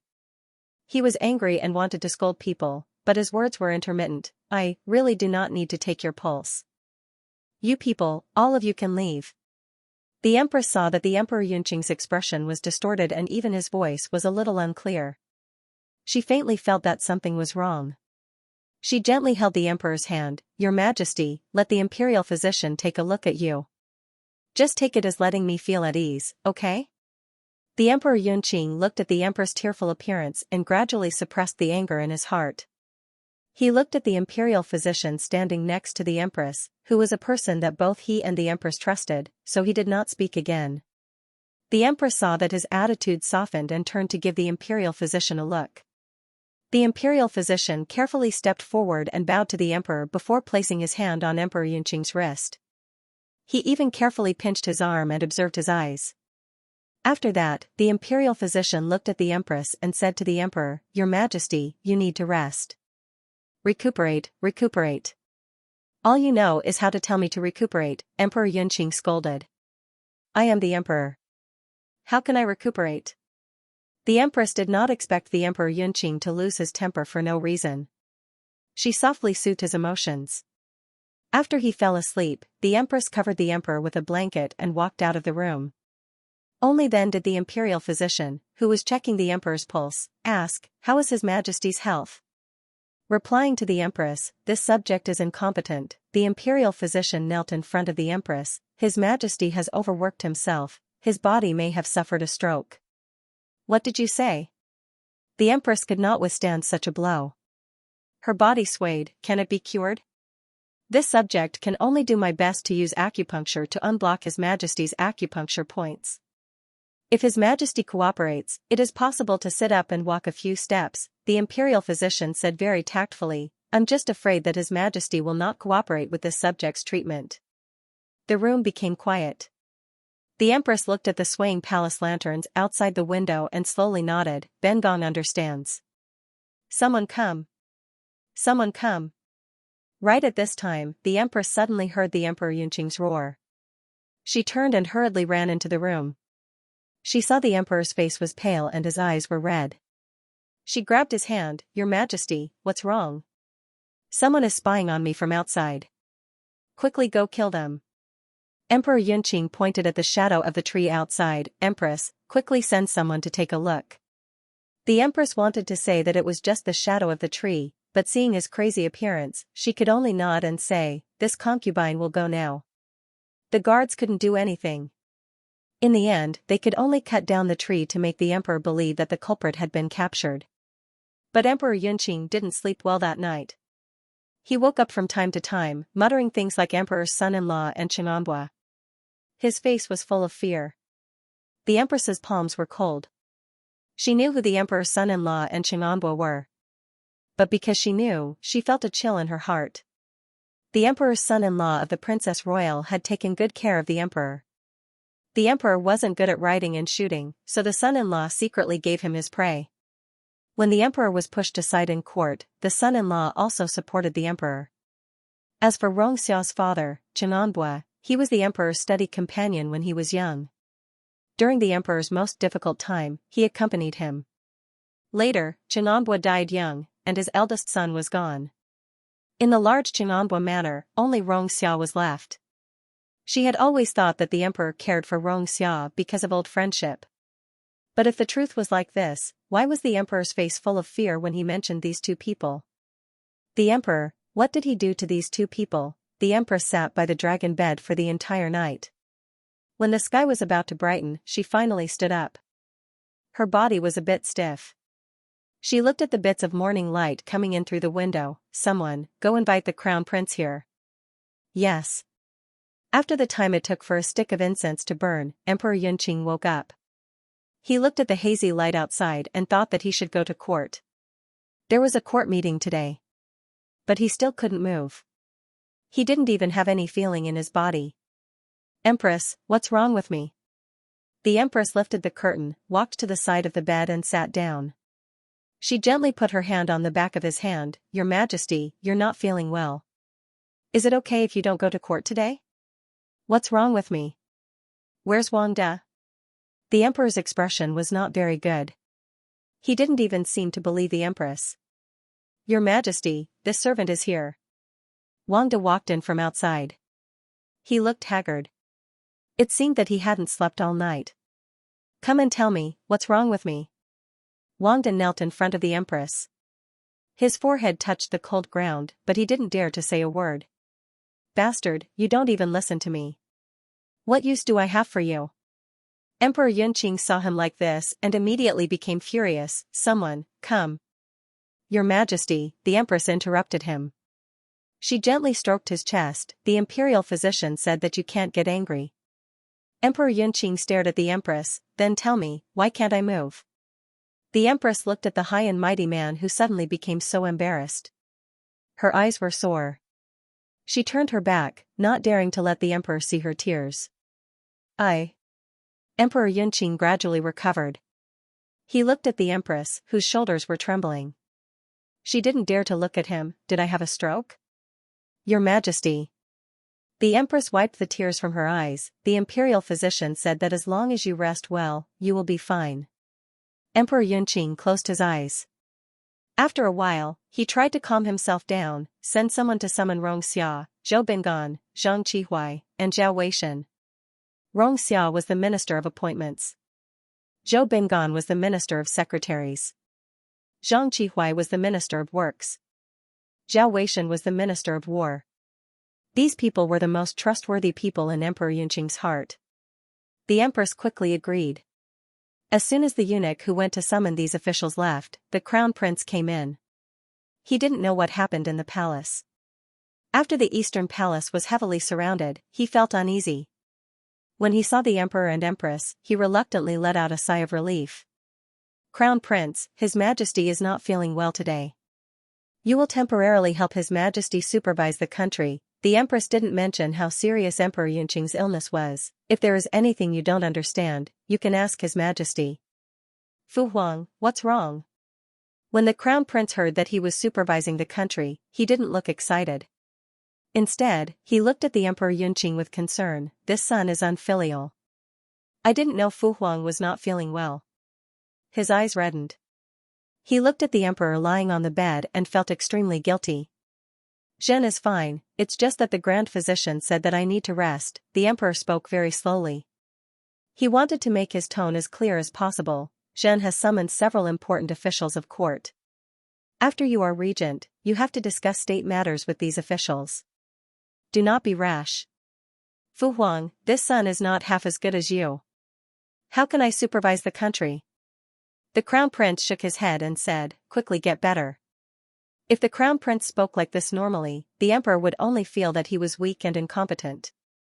But at this time, he found this son very pleasing to the eye because this son trusted him wholeheartedly and didn't even care about supervising the country. Feeling happy, he gave a few more orders. When Wang De came in and said that the officials had arrived, the emperor had the empress and crown prince help him sit up. He fixed his hair and barely maintained the dignity of an emperor. Then, he let Wang De go to summon these people. The morning of the 4th or 5th month wasn't too cold, but they hurriedly got out of bed and put on their clothes in a hurry. The officials couldn't be considered very comfortable.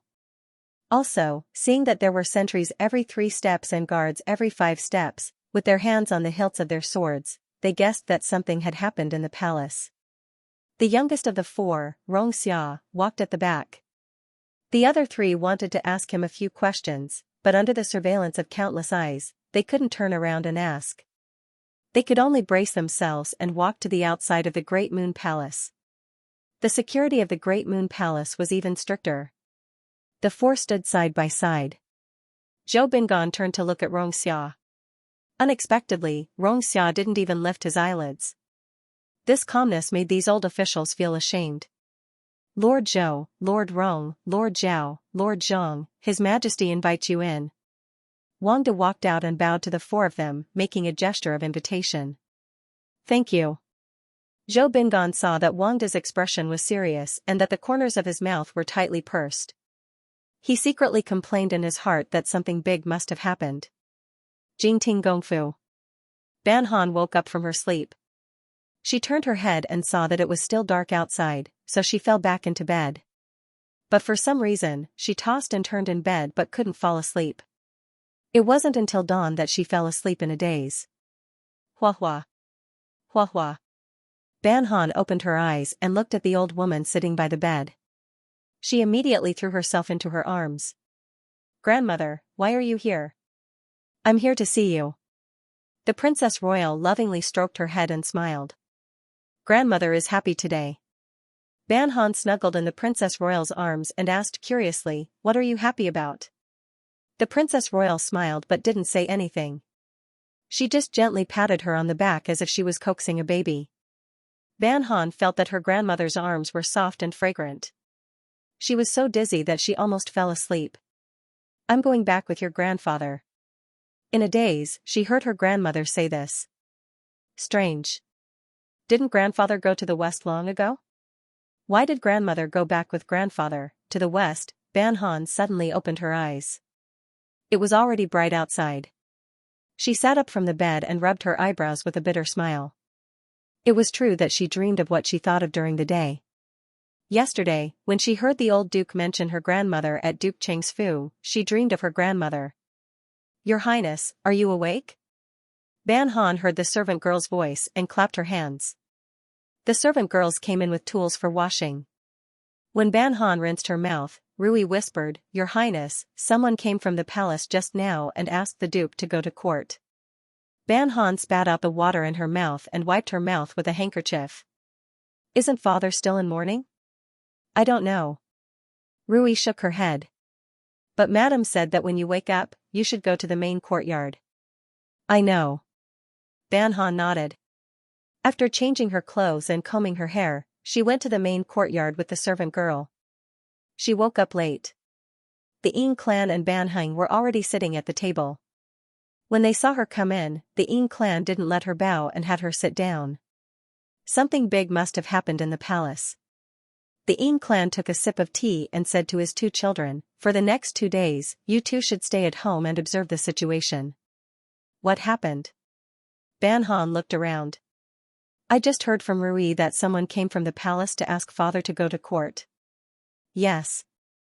The Ying clan nodded and then said, Just now, the Minister of War sent someone to tell us that the situation in the palace is not good and that we should be careful. The Minister of War was indebted to the old man of the Ban family in his early years. These years, although the two families didn't have much contact on the surface, when something big happened in private, he would send someone to secretly pass on the message. This was to prevent the Ban family from being unaware of the situation and causing a disaster. However, although they were both surnamed Zhao, Minister Zhao wasn't related to the Zhao Jia who had been assassinated. They weren't from the same sect or clan. They just happened to have the same surname. Ban Heng and Ban Han nodded obediently. The Ying clan smiled and said, I'm not telling you to be cautious all of a sudden. It's not too much to be careful. If Minister Zhao was the only one who sent the message, the situation wouldn't be so serious. Before Minister Zhao, someone else sent a message. Who? Ban Han thought that the only people who had a good relationship with their family, other than those who didn't know the news, were those whose ancestors were military generals. However, most of these people didn't have high status. Even if some of them sent messages, there wasn't much to pass on.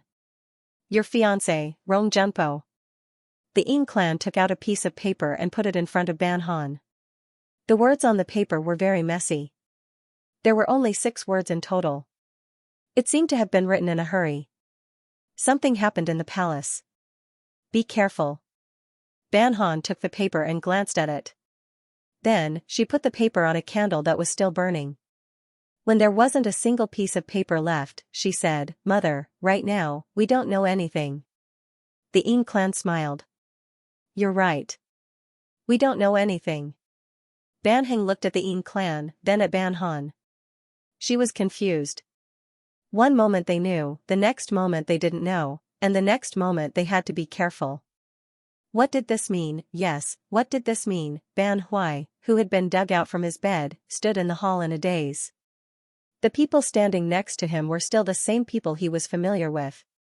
However, even if they attended court on a normal day, not all of them would be present. Why were they all here today? The other people were even more shocked than Ban Huai. Normally, Ban Huai didn't like to go to court. Now that he was in mourning, he had even more reason not to come to court. Why was he here today? However, they were in court. It wasn't appropriate for them to ask. Ban Huai gestured with his hand and didn't say anything. The other people suddenly realized that it was His Majesty's idea. After an hour, His Majesty still hadn't appeared. The court officials were puzzled.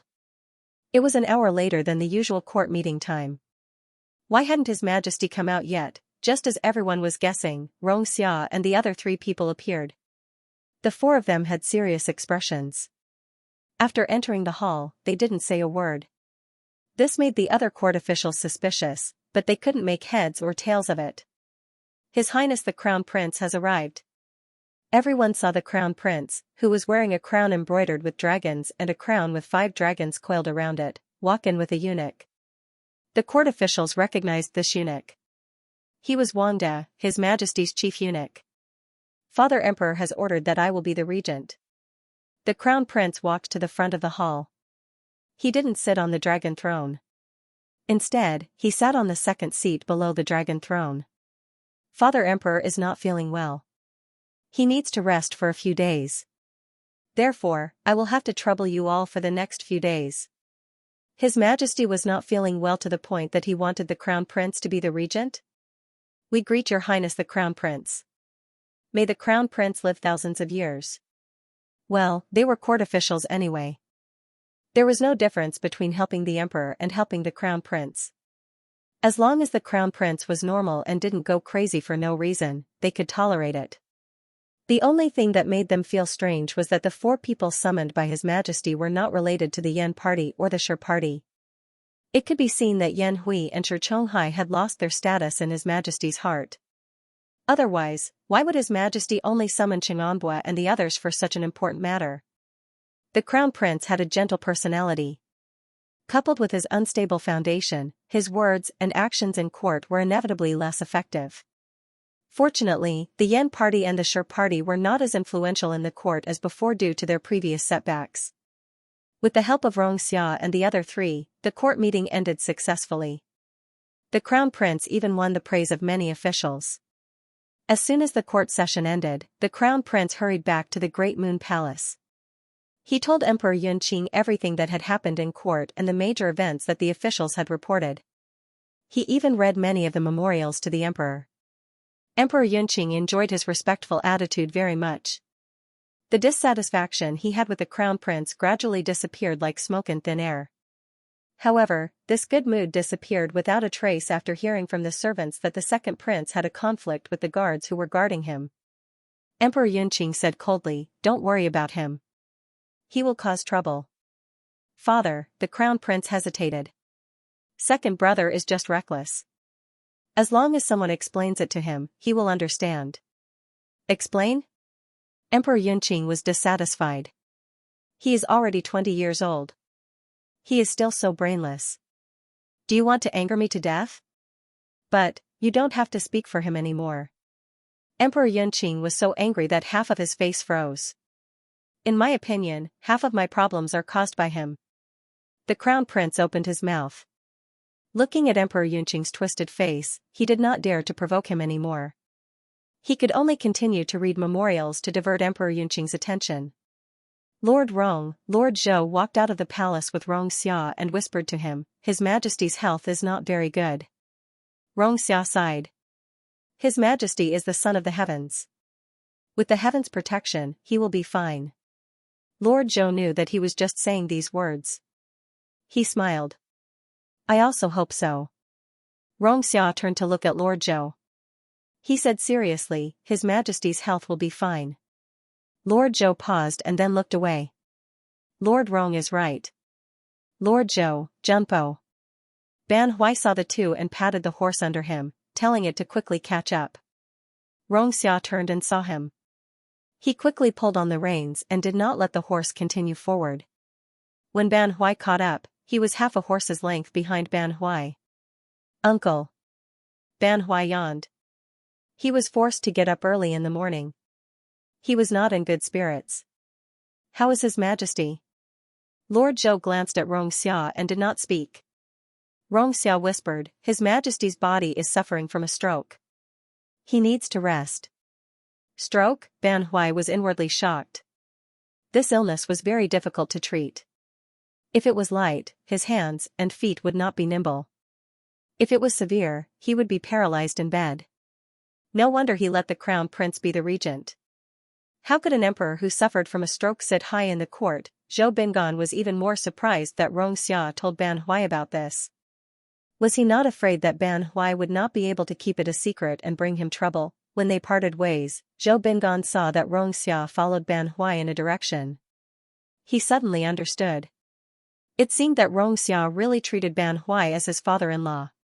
Did that Princess Fuel really have such great charm that she could make Xianxia act like this? He looked up at the sun hanging in the sky and shook his head secretly. Last night, there was still thunder in spring. Today, the sun was shining brightly. The weather was really unpredictable.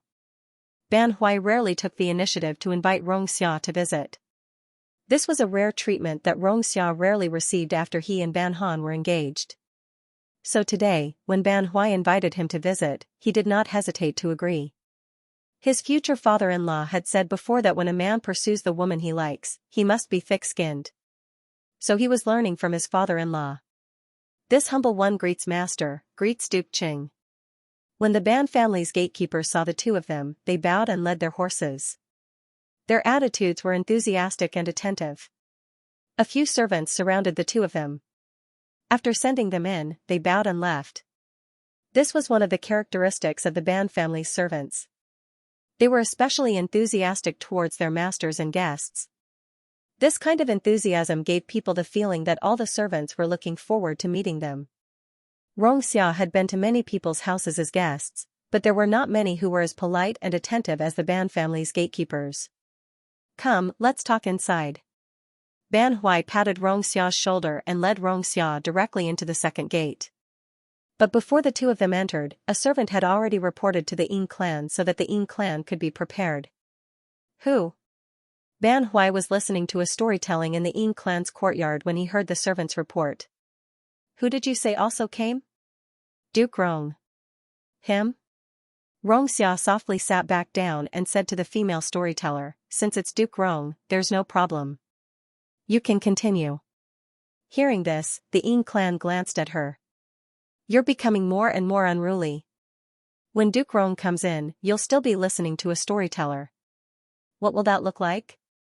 He's different from others.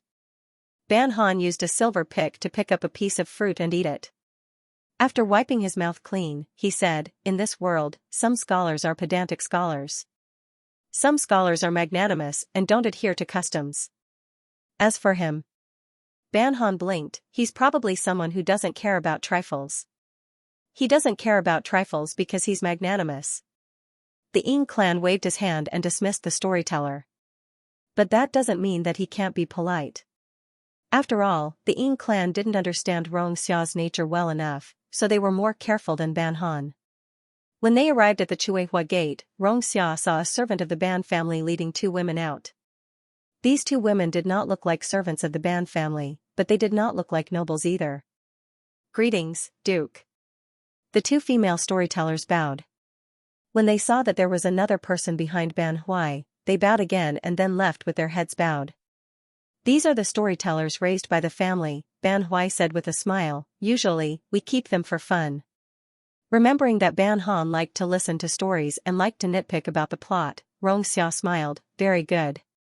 She had long known that the Ban family raised storytellers, but only after meeting them did she know that the Ban family lived a carefree and fastidious life. It was enough to make many people envious. Father, Duke Rong, Ban Hing came out to greet them. Seeing that Ban Huai was fine, he breathed a sigh of relief. Early in the morning, his father was called away by someone in the palace, and there was no news from him. He did not even listen to what the storytellers said. Outside the courtyard, there were tables and chairs with tea and snacks on them. The Ying clan and Ban Han sat at the table. Xia came forward to greet the Ying clan and presented a gift she bought on the way. Our family doesn't care about these things, the Ying clan smiled and asked Xia to sit down, next time, don't bring anything. It's not something valuable. Xianxia glanced at Ban Han from time to time from the corner of her eyes, it's just that it looks interesting. This junior thought that everyone could try it. Ban Heng sniffled. This everyone only included his sister? These little things were obviously used to coax a little girl like his sister. He was a man, how could he be interested in these things? The Ying clan also guessed Xia's thoughts. She smiled and asked Xia to sit down, thank you for your reminder today. Xia shook her head. Auntie, you're treating me as an outsider. Ban Heng lowered his head and played with a teacup in his hand. He spoke as if he was a member of the Ban family. Madam, isn't it time for lunch? Ban Hui rubbed his stomach. I woke up early in the morning, so I didn't even have a chance to have some snacks.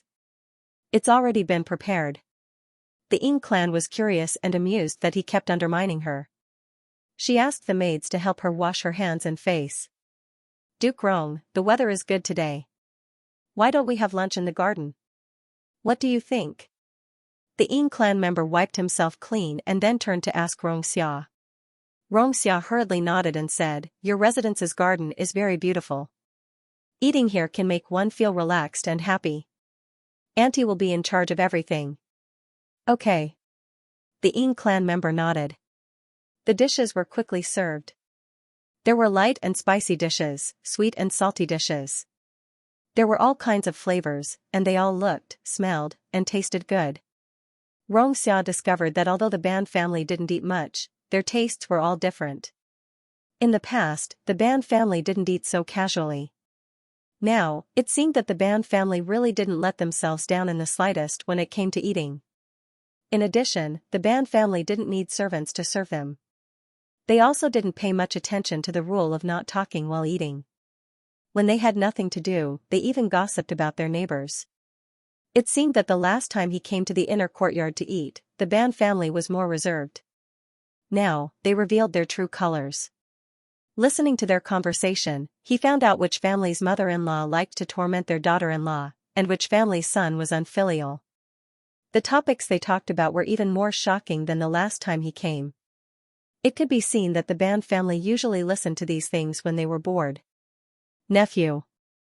After eating and drinking to their heart's content, Ban Hui gave Xia a cup of digestive tea. He narrowed his eyes and said, our family members have this kind of lazy temperament. We've made a fool of ourselves in front of you. Xia's eyebrows relaxed, and the corners of his mouth curved into a smile. No, it's very good. The Ban family no longer hid their true colors when they received him. This meant that the Ban family had begun to value him. Ban Hui drank his tea, and looked at Xia with a smile, but didn't say anything. This junior has no elders in the family, and no children or nephews. To be able to eat at the same table as uncle's family is a kind of pleasure for this junior. Xia turned to look at Ban Han. In the future, when we get married, if uncle doesn't mind, I will often bring Junju back to eat. The two words come back were incomparably pleasant to Ban Hui's ears. Thus, he didn't seem to reject Xia's mention of marriage. After you get married, you two young people will stay in the empty mansion. It will also be cold and cheerless. The courtyard at home will always be reserved for you. You can come back whenever you want. Master. The Ying clan didn't think that Ban Hui would push his daughter away with just a few words. She scratched the lid of the teacup in her hand. Hua and Duke Rong's marriage hasn't been set yet. It's too early to talk about this. Yes, yes, yes. Ban Hui nodded repeatedly. In front of the Ying clan, he didn't have any position. Xia stood and bowed to the two. This junior knows that it is somewhat rude to say this today, but this junior has to say it. His Majesty's health is deteriorating day by day. The Crown Prince's personality is weak, and the second prince is ambitious. This junior is worried that there will be chaos in the capital. Ban family, yes, not only will there be chaos, but there will also be a change of dynasty. Xia thought that the Ban family would be curious and alarmed. However, when faced with their "so what" expression, Xia felt as if she had just said, good luck and good fortune. Uncle's status is high. This junior is worried that someone will make a fuss about your family. Xia frowned. In the future, please be careful. Ban Hui nodded. Many thanks for the reminder. Also, this junior feels that there will be an auspicious day after the beginning of spring next year.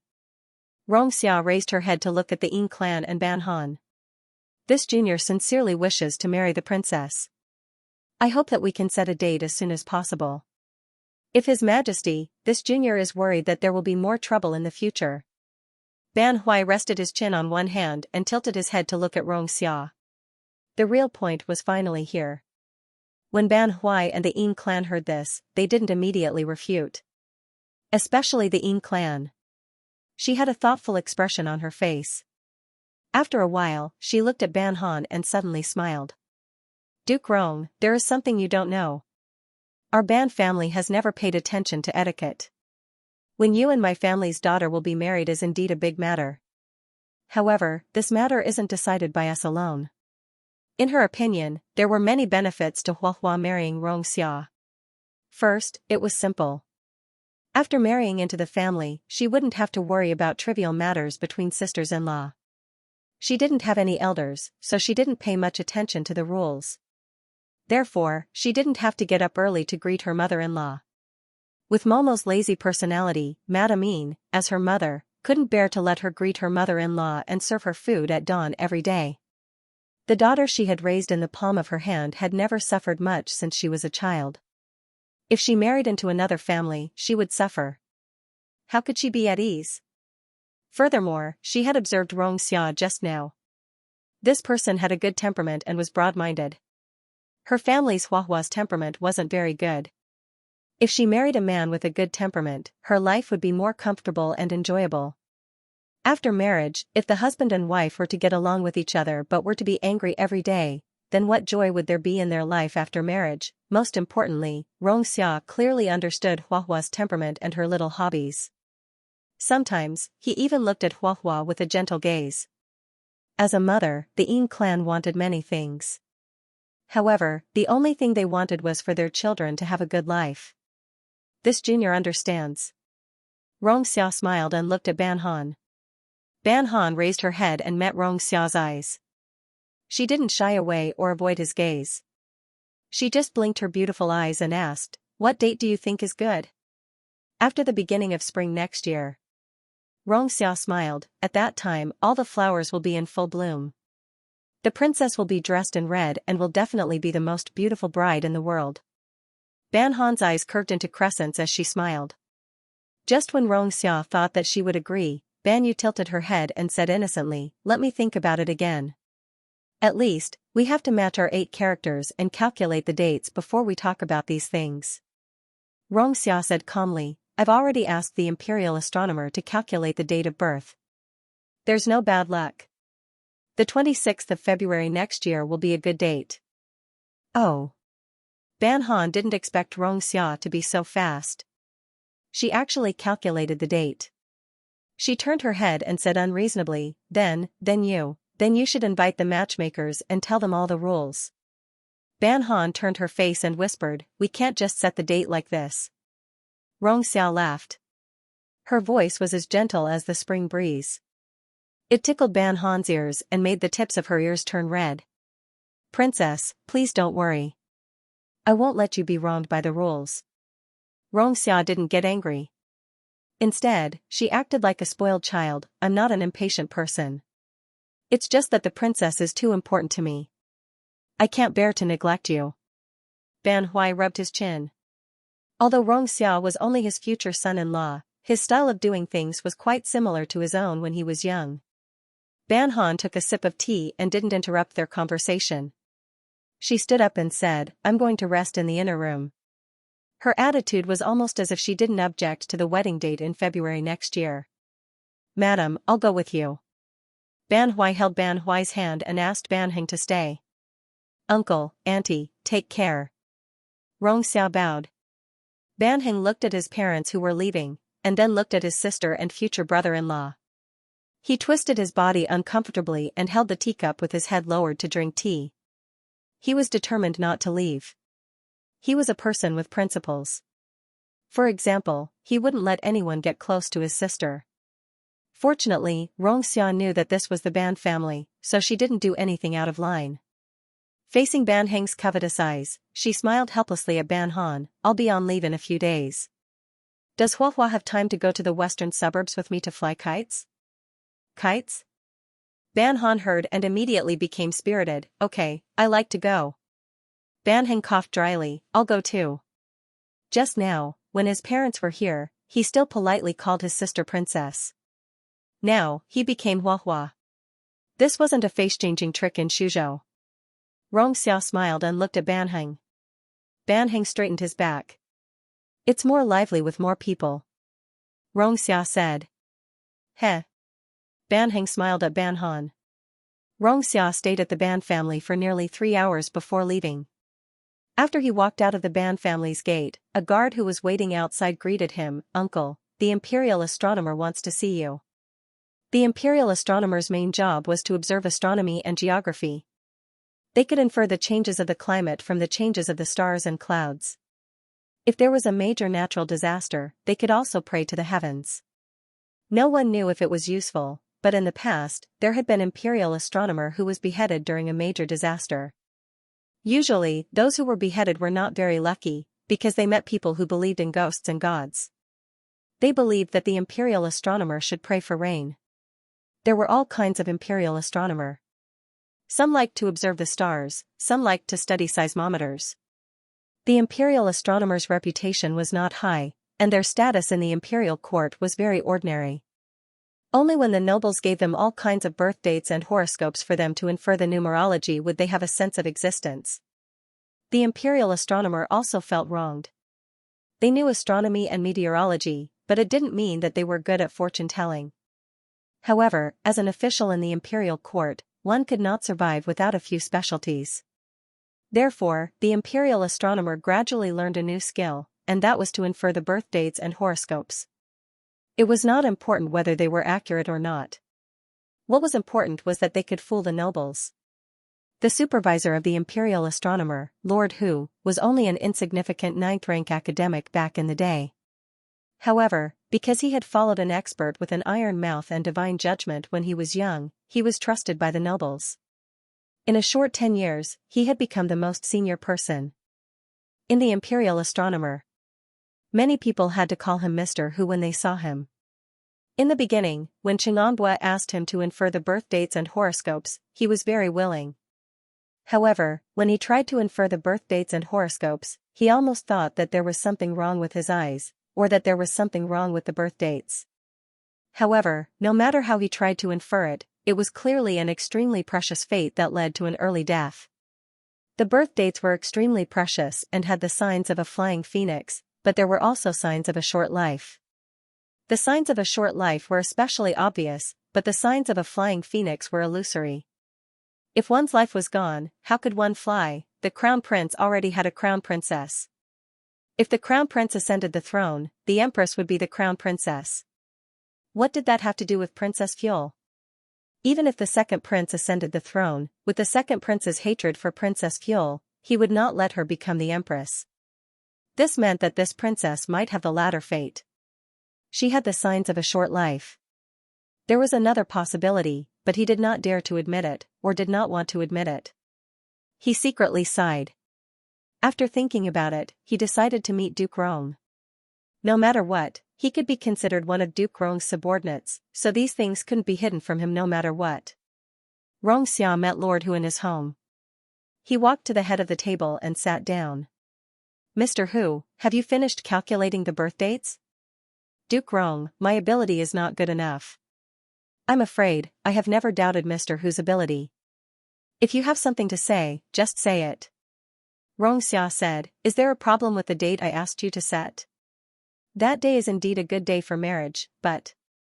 Lord Hu looked at Rongxia with difficulty. The problem is Princess Fuel's birth dates. Rongxia frowned when he heard this. What's wrong with her birth dates? Princess Fuel's birth dates seem to be prominent, but they show signs of death. Lord Hu was worried that Rongxia did not understand, so he added, she will die under a sharp blade. Rongxia raised his eyebrows, and his eyes suddenly became sharp. Mr. Hu, I don't believe in fate. You should understand. Lord Hu met Rongxia's eyes, and his heart trembled. He hurriedly stood up and said, "In fact, Princess Fuel's birth dates can still be changed. I know that you don't believe in these things, but, tell me, what other opportunities are there to change fate?" Xianxia interrupted Lord Hu. "The birth of the phoenix is auspicious. As long as the princess has the birth of the phoenix, she will naturally be reborn. She will not be afraid of any sharp blade." Lord Hu bowed to Xianxia. "But I don't think this path is feasible. Duke, please reconsider. Are you talking about Princess Fuel or me?" The smile on Xiao's face gradually disappeared. His white fingers touched the table. The table was cold to the touch. He lowered his eyelids slightly. "Fate is up to you. It doesn't matter if Princess Fuel has the birth of the phoenix or not. In this life, with me, no one will betray her." "Duke."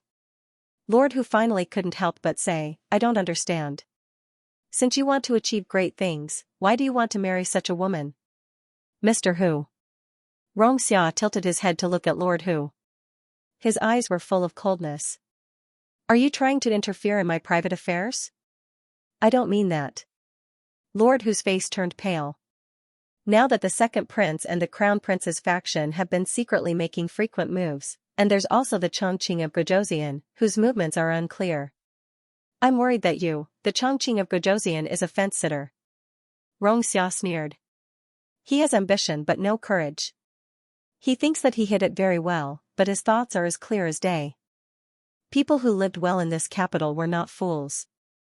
For such a big event, if you succeed, you will be famous for eternity. If you fail, you will be infamous for 10,000 years. Duke, please reconsider." In the end, Lord Hu didn't want Xiao to go down that path. "Mr. Hu." Xiao looked at Lord Hu. "Not long ago, the abbot said the same thing as you." Lord Hu immediately fell silent. He knew who the abbot that the count was talking about was. "I am very grateful that you are willing to follow me, but there is one thing that I hope Lord Hu can understand." Xiao took a sip of tea. His tone was very cold. "What I hate the most is others telling me what to do." Lord Hu's palms were slightly sweaty. "I have overstepped." Xiao nodded. "If the Ban family asks, you only need to say that the 26th of February next year is a good day. As for the rest, don't say a word." "Yes." Lord Hu saw that Duke's expression was slightly better.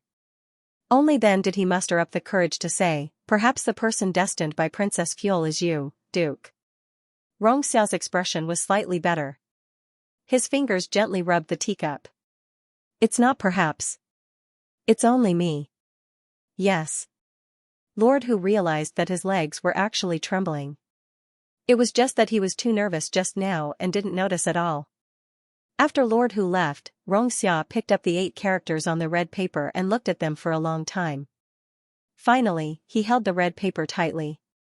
Since he was young, he didn't believe in ghosts or gods, nor did he believe in destiny. He could only believe in himself. "Come." Dujia walked in. "Duke. You can go and help the second prince." The red paint on the red paper stained Xiao's entire hand. He opened his palm and looked at the bright red in his palm. He said slowly, "I think the second prince will like this gift of mine." "Yes."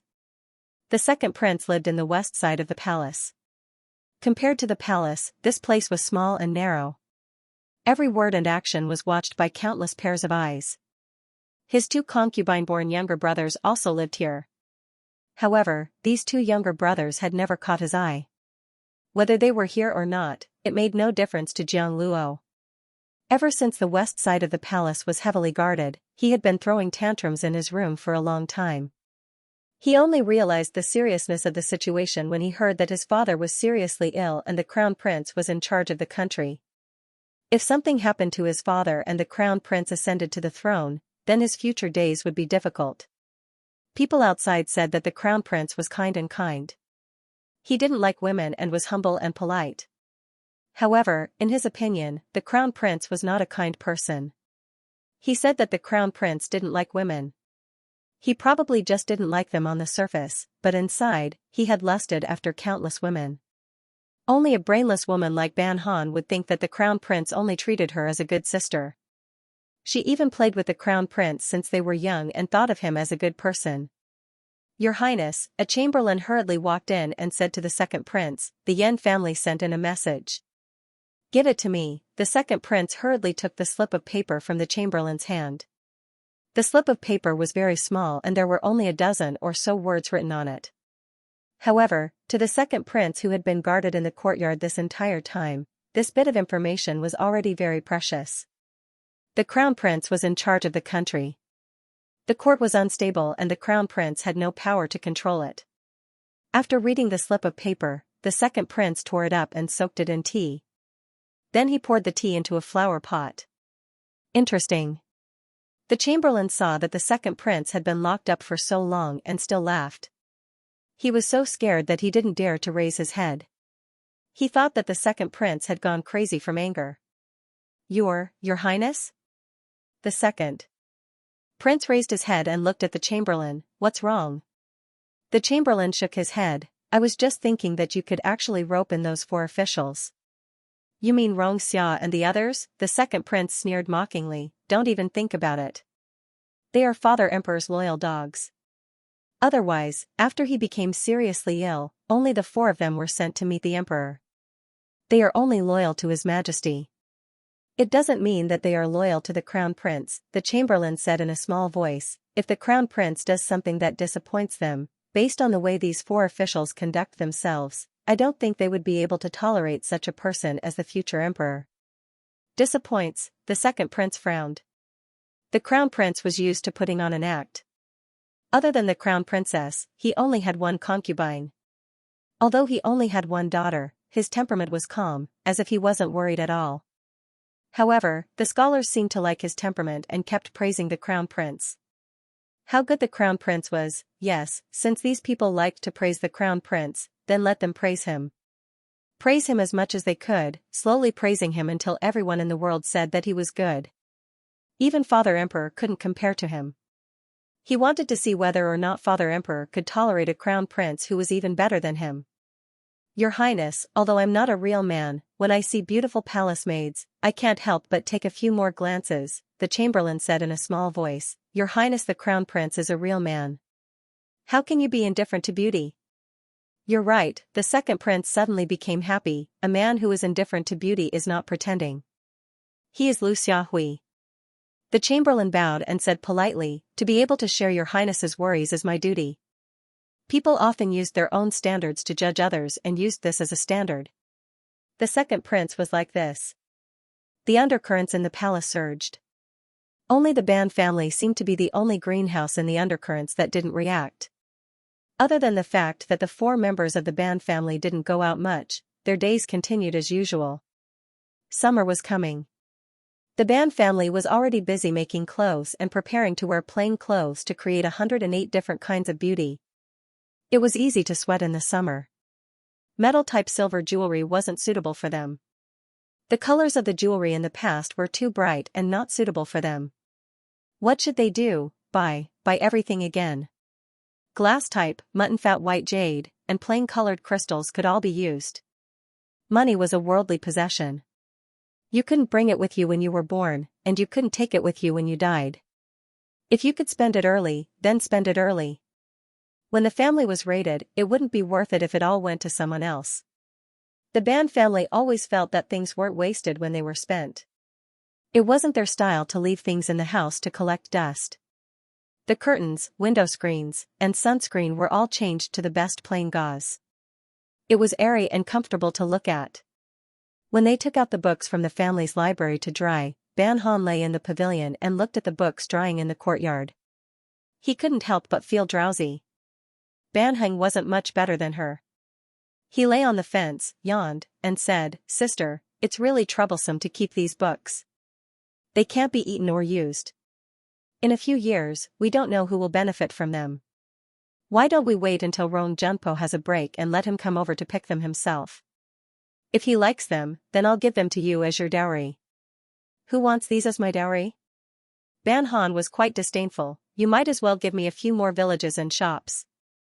That's fine, Ban Heng nodded generously. There will definitely be a lot of villages and shops. But books are also necessary. If my future nephew likes to read, then wouldn't our family have one more talented person? What nephew? It's not a matter of time. You might as well think that your future child will be a talented person. Ban Han squinted. It's getting hotter and hotter every day, and I feel sleepy every day. Isn't that so? When the weather gets hotter, I don't want to go anywhere, Ban Heng said. When I look at the white sun, I feel dizzy. Shitzi, Junju, a manservant hurriedly ran over.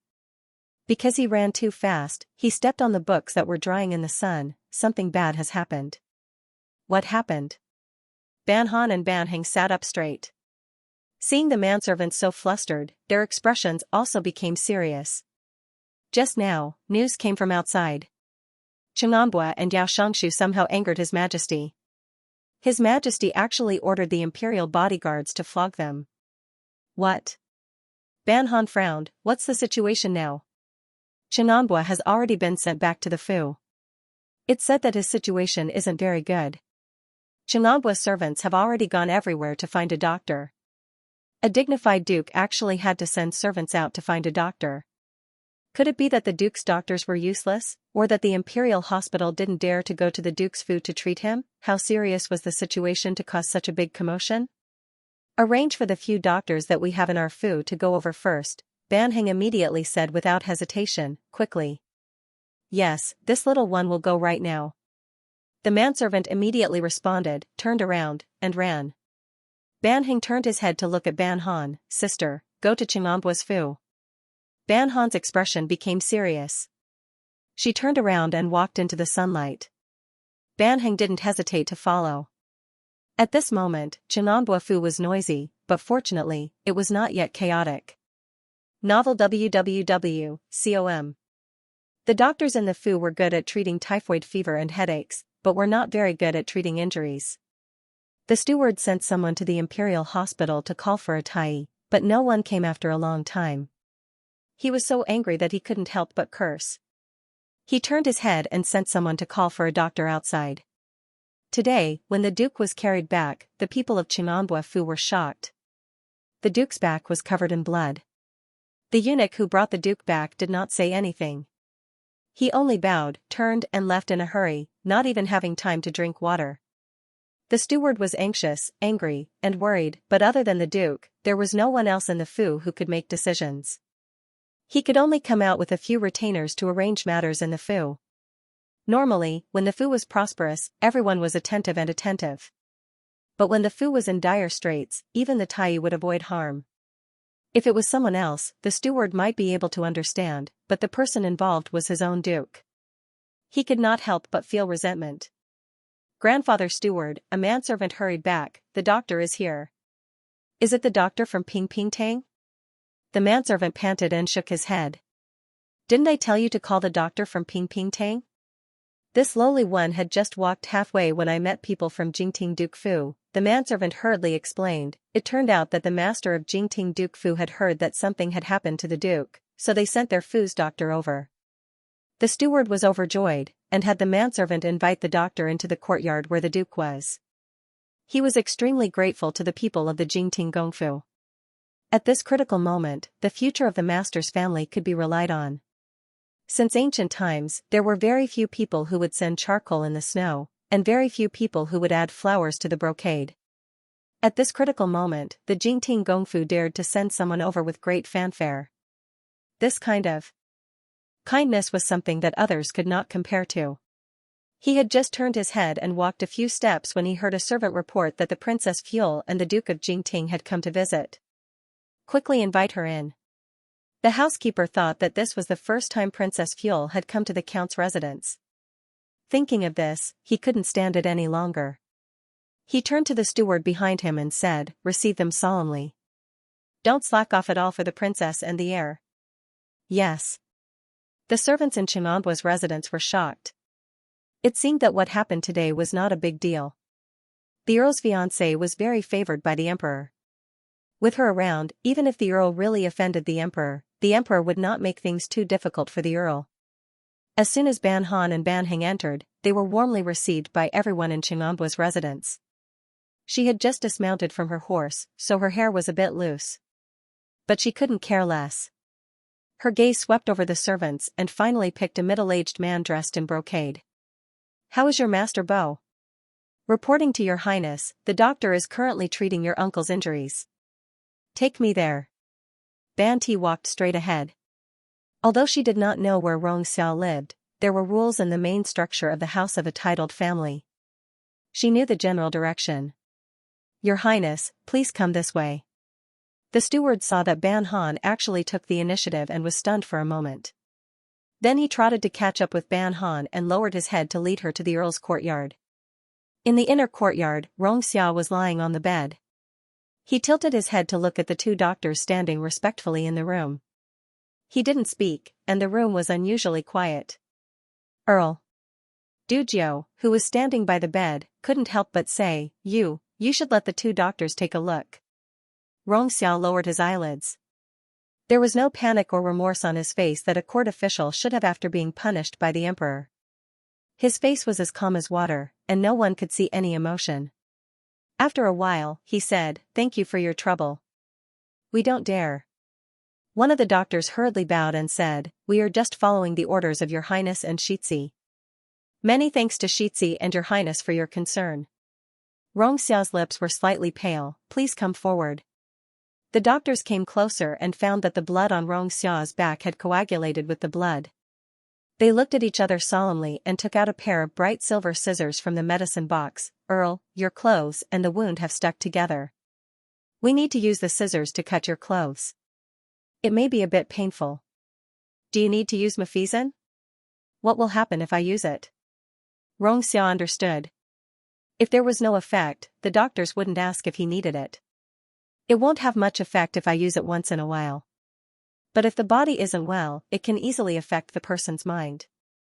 In serious cases, it can cause dependence." "No need, just cut it." Xiao closed his eyes. "Quickly do it."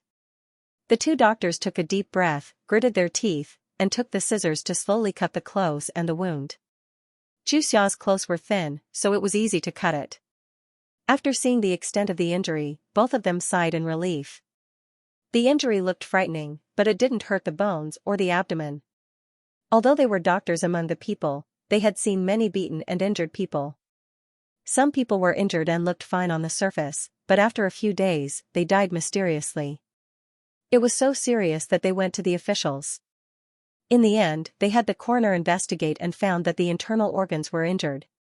"Earl, your external injuries are very serious. We need to clean the cloth bit by bit." Every time the cloth was torn, blood seeped out. The doctors used cotton gauze to stop the bleeding. They were sweating profusely. After a while, there was a pile of bloody gauze on the ground, but the wound was only half treated. "Count your highness, please wait a moment." The door was pushed open and a gust of wind blew into the room. The gauze curtain fluttered in the wind. Xiao opened his eyes and saw the woman standing at the door. She was wearing plain clothes, her hair was in a crooked bun, and her cheeks were slightly flushed. The sunlight behind her was as bright as gold, so bright that he couldn't help but squint. When he opened his eyes again, the woman had already lifted the gauze curtain and walked towards his bed. He looked at her in a daze, and was stunned. "Are you okay?" She stood at the edge of the bed and looked at him.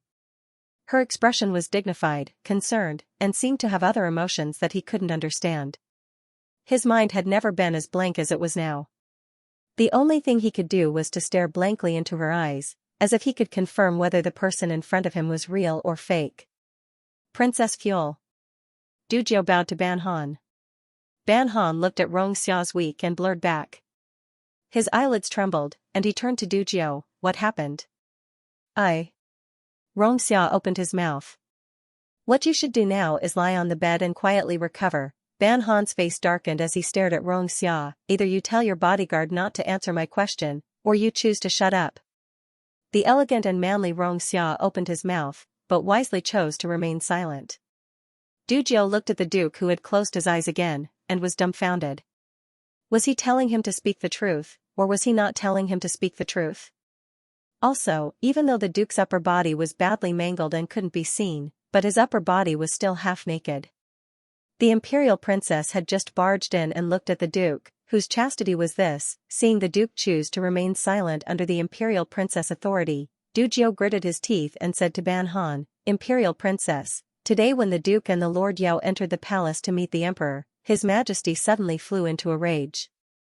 He said that the Duke and the Lord Yao had not taught the Crown Prince well, and had led the Crown Prince astray. In his anger, he had people beat the Duke and the Lord Yao. Did not teach them well? Ban Han frowned. The Crown Prince is his eldest son, and he is older than Xianxia. Even if he made a mistake, how could he blame it on Xianxia? Dujio was silent. Was an emperor who could reason with others still an emperor? What happened to the Crown Prince? Ban Han felt that the emperor couldn't have lost his temper for no reason. This didn't seem like Emperor Yunqing's style of doing things. Could it be that when a person was sick, their personality would change as well? Dujio hesitated and turned to look at Xianxia. I told you to talk to me. Why are you looking at him? Ban Han said lightly, if you can speak, then speak. If you can't, then don't speak. Xianxia opened his eyes and looked at Dujio. In front of Junju, there is nothing this subordinate can't say. Dujio's expression was subtle. Last night, someone discovered that the Crown Prince was having an affair with one of His Majesty's concubines. In the middle of the night, this concubine hanged herself. Hanged herself? Ban Han raised his eyebrows in surprise. Which concubine? Lin Qiren. Ban Han suddenly remembered that after this Lin Qiren entered the palace, she had been favored by the emperor for a few days. But because of her family background, her status in the harem was not high. When the previous emperor was still alive, there was a concubine Lin who was bestowed with a white silk because of her witchcraft in the harem. This Lin Qiren was from the same clan as the previous emperor's concubine Lin. What was more interesting was that these two Lin clan members were from Xia's maternal Lin clan. They were from the same clan, but from the same branch. When Xia's maternal grandmother married into the Lin family, because she was involved in the political struggles of the imperial family, she was demoted to a commoner. The Lin family was also affected. She had also suspected that when the previous emperor was on the throne, the concubine Lin who was bestowed with a white silk, had really used witchcraft, or had she been implicated by the Lin family to end up in such a miserable state? Other than the previous emperor, there was probably no one else who knew the truth of this matter. So it was her. Understanding the cause and effect of this matter, Ban Han sighed. Xia's misfortune could be considered undeserved. These years, he had lived alone and had never seen anyone from the Lin family get close to him. Now that the womenfolk of the Lin family had entered the palace to become concubines and had an unclear relationship with the Crown Prince, the emperor had vented his anger on him. Looking at Xia's deathly pale appearance on the bed, Ban Han frowned and sat down on the stool next to him. How is Duke Xia's injury? Replying to Princess, Duke Rong's injury is somewhat serious. Fortunately, it did not injure his lungs, otherwise it would leave a permanent illness. A doctor, with a head full of sweat, finally removed all the cloth covering Xia's wound. What he admired was that Duke Rong did not make a sound. Seeing Xia's pale lips with a hint of bruise, Ban Han frowned. You are a dignified duke, don't you know to ask the guards to be gentler? His Majesty is in a state of anger, the guards do not dare to be too perfunctory. If His Majesty is angered, the consequences will be more serious. Xia smiled. You don't have to worry, I'm fine. Who's worried about you? Ban Han snorted. I'm worried that something will happen to my fiancé. At that time I will have to bear the crime of bringing misfortune to my husband. Hua, don't worry, I will not let you suffer this kind of grievance. Xia reached out to Ban Han. However, Ban Han was too far away from him and he could not hold her hand. Instead, when he reached out, it affected the wound on his body. He couldn't help but frown in pain. Lie on the bed and recover. Why are you moving around? Ban Han glared at Xia. However, Xia still looked at him tenderly. Her lips moved and she finally patted his hand. All right, be good. Take your hand back. Xia laughed softly and obediently took his hand back. Duke Rong, we need to disinfect your wound. Bear with it. For doctors, wine was the best disinfectant. They used wine to clean the bloodstains on his body and the small pieces of cloth that might be hidden in his wound. However, wine was undoubtedly a great stimulus to the wound. Even though Xianxia was good at enduring, when the wine touched the wound, all the muscles in his body could not help but tense up. Sweat dripped down his forehead. Some fell into the pillow, and some fell into his eyes. It was so bitter that his eyes hurt. The wine mixed with the dirty blood flowed down. The smell of blood and wine mixed together. It was really not a pleasant smell. Xiao broke out in cold sweat and looked at Ban Han. Hua hua, it's stuffy in the room. Go out and get some fresh air. I'm outside every day. It doesn't matter if I don't get some fresh air. Ban Han saw that even his neck was white and his voice was much lower. Don't worry. Although you look a bit ugly now, I won't dislike you. Enduring the great pain, Xiao actually laughed out loud. Thank you. You're welcome. Ban Han sat firmly in the chair and did not move. Soon, Xiao's body was drenched in sweat. The doctor applied a green herb to his wound. Duke, please take note of the room you're living in. Let the wind in through the doors and windows. Don't be stuffy. In addition, we will write a prescription. The main effect of the prescription is to stop bleeding and remove pus. After the wound is completely healed, you can use something to replenish the blood. If you replenish it too much now, it will do more harm than good to your wound. Thank you for your trouble. When the medicine was applied to his back, he felt a comfortable cold feeling spread throughout his body. Even the pain was reduced by more than half. Duke Rong, you're too polite. The slightly older doctor said, it's the most unbearable when disinfecting, but you didn't complain. We admire you. It hurts whether I complain or not. It's better to maintain some poise in front of a beauty, Xiao said with a smile. No matter what, you two have helped me greatly. Ban Han, who had just walked to the door, heard these words and couldn't help but snort. He was injured like this, but he didn't lie in bed to recover. Instead, he had the energy to curry favor in front of his sister. Was this the conduct of a gentleman? We don't dare to accept Duke Rong's thanks, the doctor hurriedly bowed and said, Duke Rong, please pay attention to your diet. You must eat light food. We will come to your fu every day to change Duke Rong's medicine. After saying this, the doctor bowed to Ban Han. Junju, this subordinate will take his leave.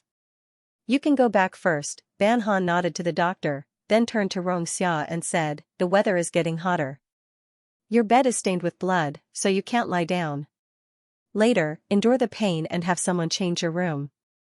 It should be so, Xiao said apologetically. Thank you for your trouble today, Hua Hua. I was just moving my mouth. It was the doctor who did the work. There was no trouble. Ban Han sighed. Being punished by the emperor was not a good thing for a court official. It would probably be recorded in the history books. Xiao smiled and didn't continue to argue with Ban Han. He was silent for a moment, then closed his eyes and said, you shouldn't have come today. Everyone knew that the emperor's temperament was unstable. If someone was punished by him, they would no longer be in an important position. Now that he and Lord Yao were together, who knew how many people avoided them? The Ban family, who relied on the emperor's favor to live a prosperous life, really shouldn't have come to his house at this time. If this matter reached the emperor's ears, it could be said that the Ban family was dissatisfied with the emperor's will, or that the Ban family was openly opposing the emperor. The emperor might not think this way when he was not sick, but it was hard to say for the emperor now. For a family like the Jingting Gongfu, it was especially difficult to gamble with the emperor's will. There's no such thing as should or should not. Ban Han looked calmly at Xiao. For me, it's only whether I want to or not. Xiao opened his eyes and looked into Ban Han's eyes, as if he wanted to look into her soul through these eyes. There are too many uncertainties in life. Even if I didn't come to see you today, it doesn't mean that the Ban family will be rich forever. Ban Han laughed casually. Moreover, didn't I tell you that the Ban family will never let their own people be wronged? If you think that I shouldn't have come, then you mean that we shouldn't treat you as one of our own? Xiao's eyelashes moved. Her long and slender eyelashes were like brushes, sweeping in front of her deep eyes. Yes? Ban Han didn't understand why he only called his name and didn't speak. Xiao smiled. Thank you. Didn't I tell you not to say these words to me? Ban Han stood up from the stool. Seeing that you're still so energetic, I'm relieved. Are you leaving?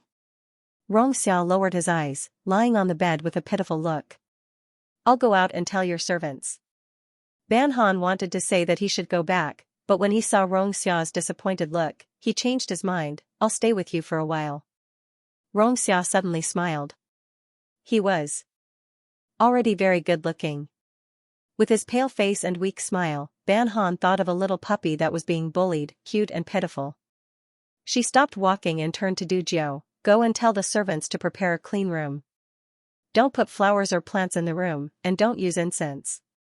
It's fine as long as it's bright and ventilated. Yes. Du Jiu hurriedly took the order and left. Hua knows so much. Xia smiled and grabbed her hand. It's good to have talent and good looks. I admit that she's good-looking. This is. Ban Han saw that he wasn't being honest again and pulled her hand away. Don't praise her. I feel embarrassed when I hear it. Talent is talent if you have talent. It doesn't mean that you're talented if you know poetry, calligraphy, and painting, Xia said righteously. Who said that talent only includes this?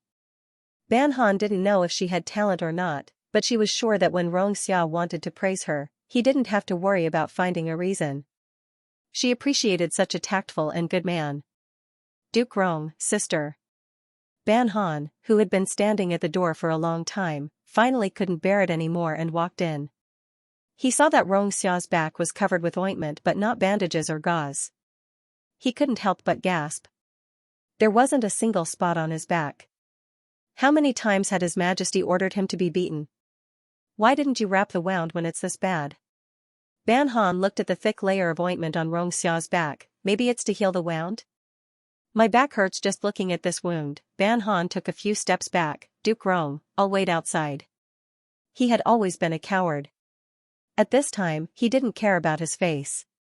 With a numb scalp, he turned and walked out, as if the wound would transfer to his body if he looked at it one more time. My younger brother is a little cowardly. Ban Han coughed dryly. He didn't mean any harm.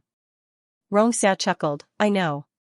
Ban Han touched his slightly itchy ears and changed the subject. Do you think the crown prince was schemed against? Xia moved his gaze away from Ban Han. Maybe not. Then how is the crown prince now? He was in charge of the country, but something happened. His Majesty's health is not good. Who else can he give the important matters of the court to? His Majesty and the Empress have more than one son. Xia sighed. Without the crown prince, there is still the second prince. The second prince? Ban Han frowned. He is impulsive and vengeful. How can he rule the country? Xia smiled helplessly. It's important that he doesn't. What's important is that His Majesty no longer trusts the crown prince. The emperor of a country had a stroke and was paralyzed in bed. It was a huge blow. Who knew that outside the palace, there were rumors that the crown prince was benevolent and virtuous, and that even His Majesty was not as good as him? When these rumors reached His Majesty's ears, they became a thorn in His Majesty's heart. Before this thorn could be pulled out, there were rumors that the crown prince had a private meeting with the concubines in the harem. How could Emperor Yunqing tolerate this? A man's status, reputation, and self-esteem had all been taken away by one person. How could Emperor Yunqing, who was in pain and suffering, calm down? Emperor Yunqing didn't even think about whether or not the crown prince was schemed against. He only thought about how his dignity as an emperor had been challenged. And him and Yao Peiji were just an excuse for His Majesty to vent his anger and shame. They were a fig leaf that covered his face. Although the secret meeting between the crown prince and the concubines wouldn't spread out of the palace, the choice of regent would definitely be changed. If the second prince regents, will it affect you? Ban Han remembered that the second prince and Xia didn't seem to get along very well. Was it because a love rival saw a love rival and was exceptionally jealous? The second prince liked the Xianxia, and the Xianxia liked Xia. Thinking about it this way, she felt that she was the winner in the end because she was Xia's fiancé. Probably, that was it? Even if the second prince didn't regent, I still wouldn't be able to attend court in my current state. Xia smiled faintly. I'm sick and can only rest. I don't have the ability to attend court even if I want to. Ban Han saw him like this and thought that he was sad, so he comforted him. Don't take these things to heart. Some people in the capital don't like to be idle. If they say anything unpleasant, you don't have to take it to heart. Nothing is more important than your own health. The most important thing for you right now is to rest well. I'm not sad. Xia's smile didn't disappear. Riches and honor are like smoke. You can't grasp them or touch them, so I don't care about the present. It's good that you can think this way. Ban Han sighed in relief. A gentleman was a gentleman. He viewed riches and honor as dirt. Unlike her. Whenever she thought about losing her title in 4 years, she felt so sad that she couldn't breathe. She had to admit that there was a huge difference in temperament between people. It's a pity that I originally planned to fly kites with you during my break. Xianxia looked at the sunlight outside the door. When I recover, the weather in the capital will become unbearably hot. It won't be appropriate to fly kites then. It's fine. It's the same if you wait until autumn, Ban Han comforted. There will be kites every year. This is a small matter. The corners of Xia's mouth curved up like the sun in early spring. It was warm but not hot. Ban Han's words of comfort to Xia were not wrong. The day after Xia was beaten, the crown prince fell ill. The imperial court was managed by the second prince. The second prince didn't even try to persuade Xia and Yao Peiji to stay and recuperate. The second prince didn't even try to persuade them to stay and directly approved. When people saw the situation in the imperial court, they felt that Xia must have been disliked by the emperor. Otherwise, why would the second prince directly allow Xia to recuperate at home without even trying to persuade him to stay? He also found some substitute ministers in the Ministry of Personnel and the Ministry of Revenue to temporarily replace Xia and Yao Peiji's positions. More importantly, it was a temporary replacement. After a while, who knew if it was a temporary replacement or a real replacement? Some people who had a good relationship with Xia on the surface began to distance themselves from him. After Xia was injured, these people never visited him. After this incident, the Ban family once again became the laughingstock of the capital. There were all kinds of rumors outside. They thought that they had found a good son-in-law. Who knew that this son-in-law would lose his power and even lose his position as a minister? There were many people with titles in the imperial court. They didn't have a real job and were just nobles. In this capital, they weren't considered important. They said that extreme joy begets sorrow. Let's see if they can still be arrogant. Even some women who once said that they liked Xia didn't mention Xia anymore. Although good-looking men were important, status was even more important. Who wouldn't want to live with their own glory and wealth? Even without Xia, there were still Li Xia, Xianxia, and Wang Xia. As long as they were rich, they didn't have to worry about these things. Everyone was waiting to see the emperor's attitude. They didn't dare to rashly approach Xia. At this time only the Ban family wasn't afraid. They carried a bold and foolish heart and often sent gifts to Qing'anbu's residence. Everyone thought that the Ban family was courting disaster. It wasn't until half a month later that the imperial palace sent an imperial decree to summon the Ban family. Moreover, Princess Gyul's name was listed in the imperial decree. She was the focus of the invitation. Sister, Ban Heng worriedly walked in front of Ban Han. I'll go with you. Down. His Majesty didn't summon you. What can you do if you go? Make up the numbers? Ban Han sat in front of the bronze mirror and drew her eyebrows, making them appear sweeter and more obedient. Right now, the situation in the palace is unclear. If you stay outside the palace, I'll be more at ease. But I'm not at ease. Ban Heng sat at the table and frowned. Second Wangzi and you have always been at odds. What if he makes things difficult for you and makes you suffer? Right now, he's only a prince. Ban Han lowered her eyebrows. If he wants to punish me, he'll have to wait until the day he ascends the throne. Didn't you say that second Wangzi is stupid? Ban Heng felt uneasy. A simple-minded person will do things without thinking of the consequences. He doesn't have a brain. Do you think I have a brain? Ban Han put on blush and lipstick. She even drew a flower between her eyebrows. She shouldn't dress like this during the mourning period. But she understood His Majesty's nature. Only by dressing up brightly and beautifully would she gain his favor. The palace is second Wangzi's territory. I'm worried that you will suffer, Ban Heng thought. How about, you don't go? Don't be silly, Ban Han stood. If I don't go now, it will be second Wangzi bullying our family. It will be His Majesty bullying our family. Hearing this, Ban Heng fell silent.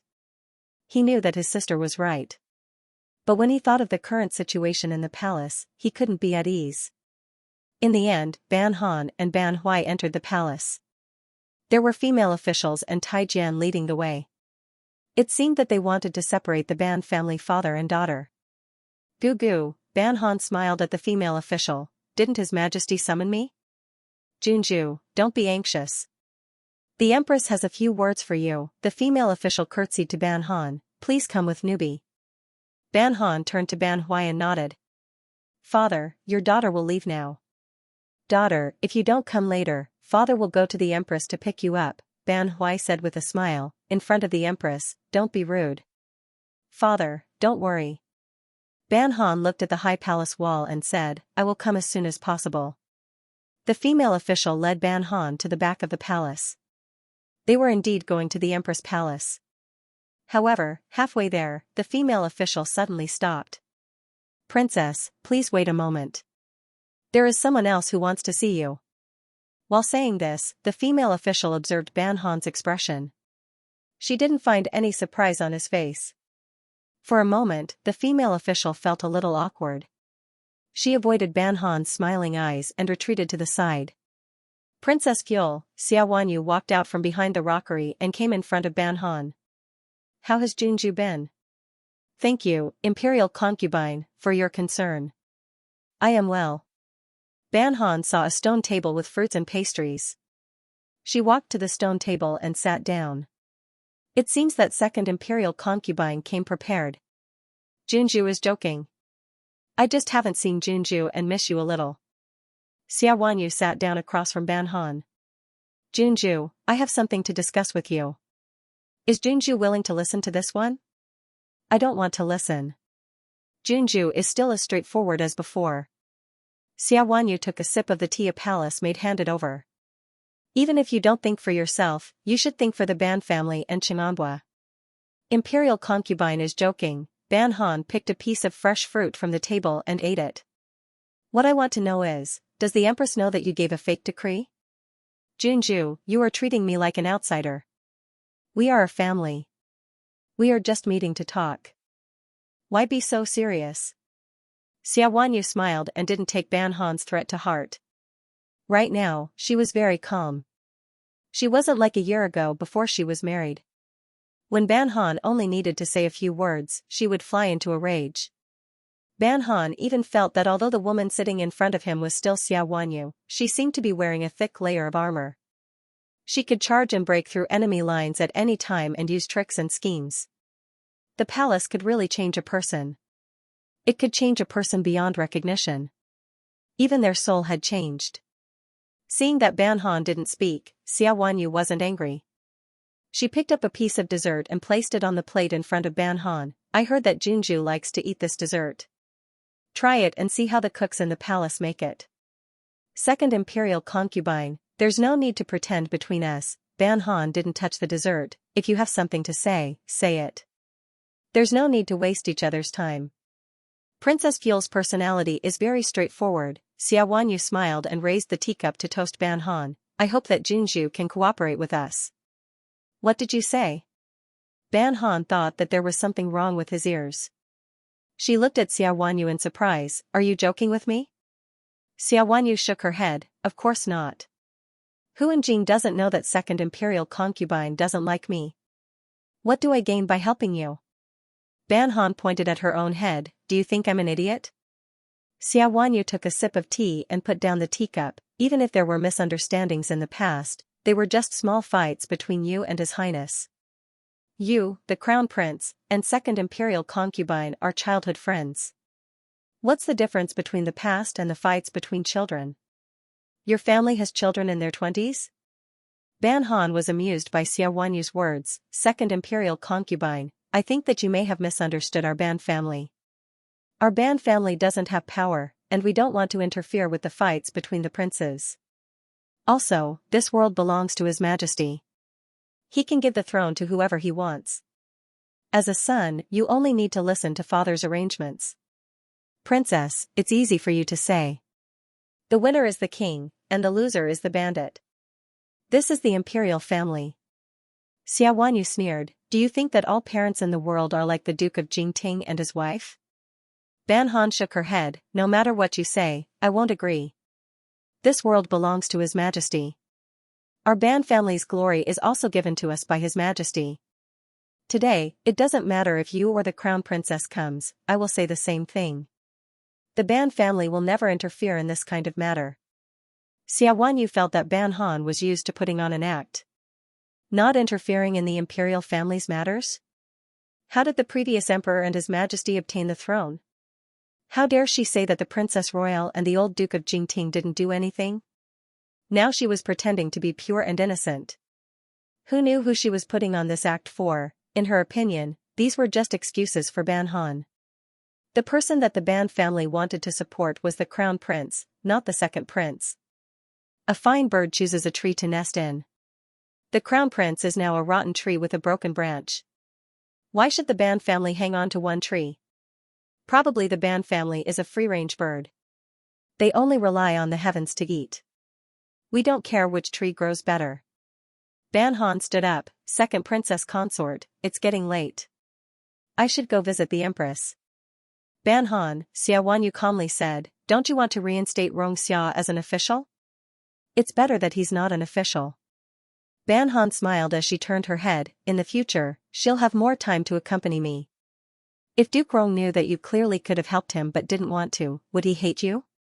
Xia Wanyu stood up and walked in front of Ban Han. As a woman, you shouldn't be too selfish. Selfish women aren't liked by men. Then I'm sorry, Ban Han sighed, I've been selfish since I was born. I don't like to be liked by men. I'm just waiting for them to come and make me like them. Saying this, she smiled charmingly and touched her cheek. I've made second princess consort laugh. Xia Wanyu felt that her temper had become very good after marrying into the palace. But seeing Ban Han like this, she still felt her hands itch. The anger in her heart flared up again. How could there be such a detestable woman in the world? Junju is very confident in herself. And, because confident women are more beautiful. Ban Han.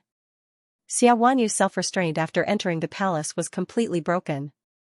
She coldly glared at Ban Han. Don't refuse a toast only to be forced to drink a forfeit. Seeing her like this, Ban Han thought to himself, that's right. She still has the shadow of the Xia family's second young miss. Miss Xia doesn't need to tell me this. Ban Han calmly shook his head, it's useless to tell me this.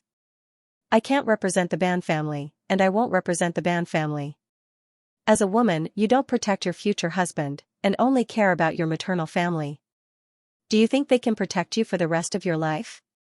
Xia Wanyu didn't understand Ban Han's actions. As long as the Ban family was willing to cooperate with them, His Highness wouldn't make things difficult for the Ban family after he ascended the throne. He would even reinstate Xianxia. Why wasn't Ban Han willing? I don't know if Miss Xia's maternal family can protect you for the rest of your life. But I'm sure that my maternal family can protect me for the rest of my life, Ban Han expressionlessly said. It's pointless to say anything else. Second princess consort, please leave. Saying this, she turned to leave. Stop her. Xia Wanyu was furious. She wanted to teach Ban Han a lesson. Greetings to second princess consort, greetings to Princess Fuel. Shi Jin, who was wearing silver armor, appeared on the other side of the rockery with the imperial guards.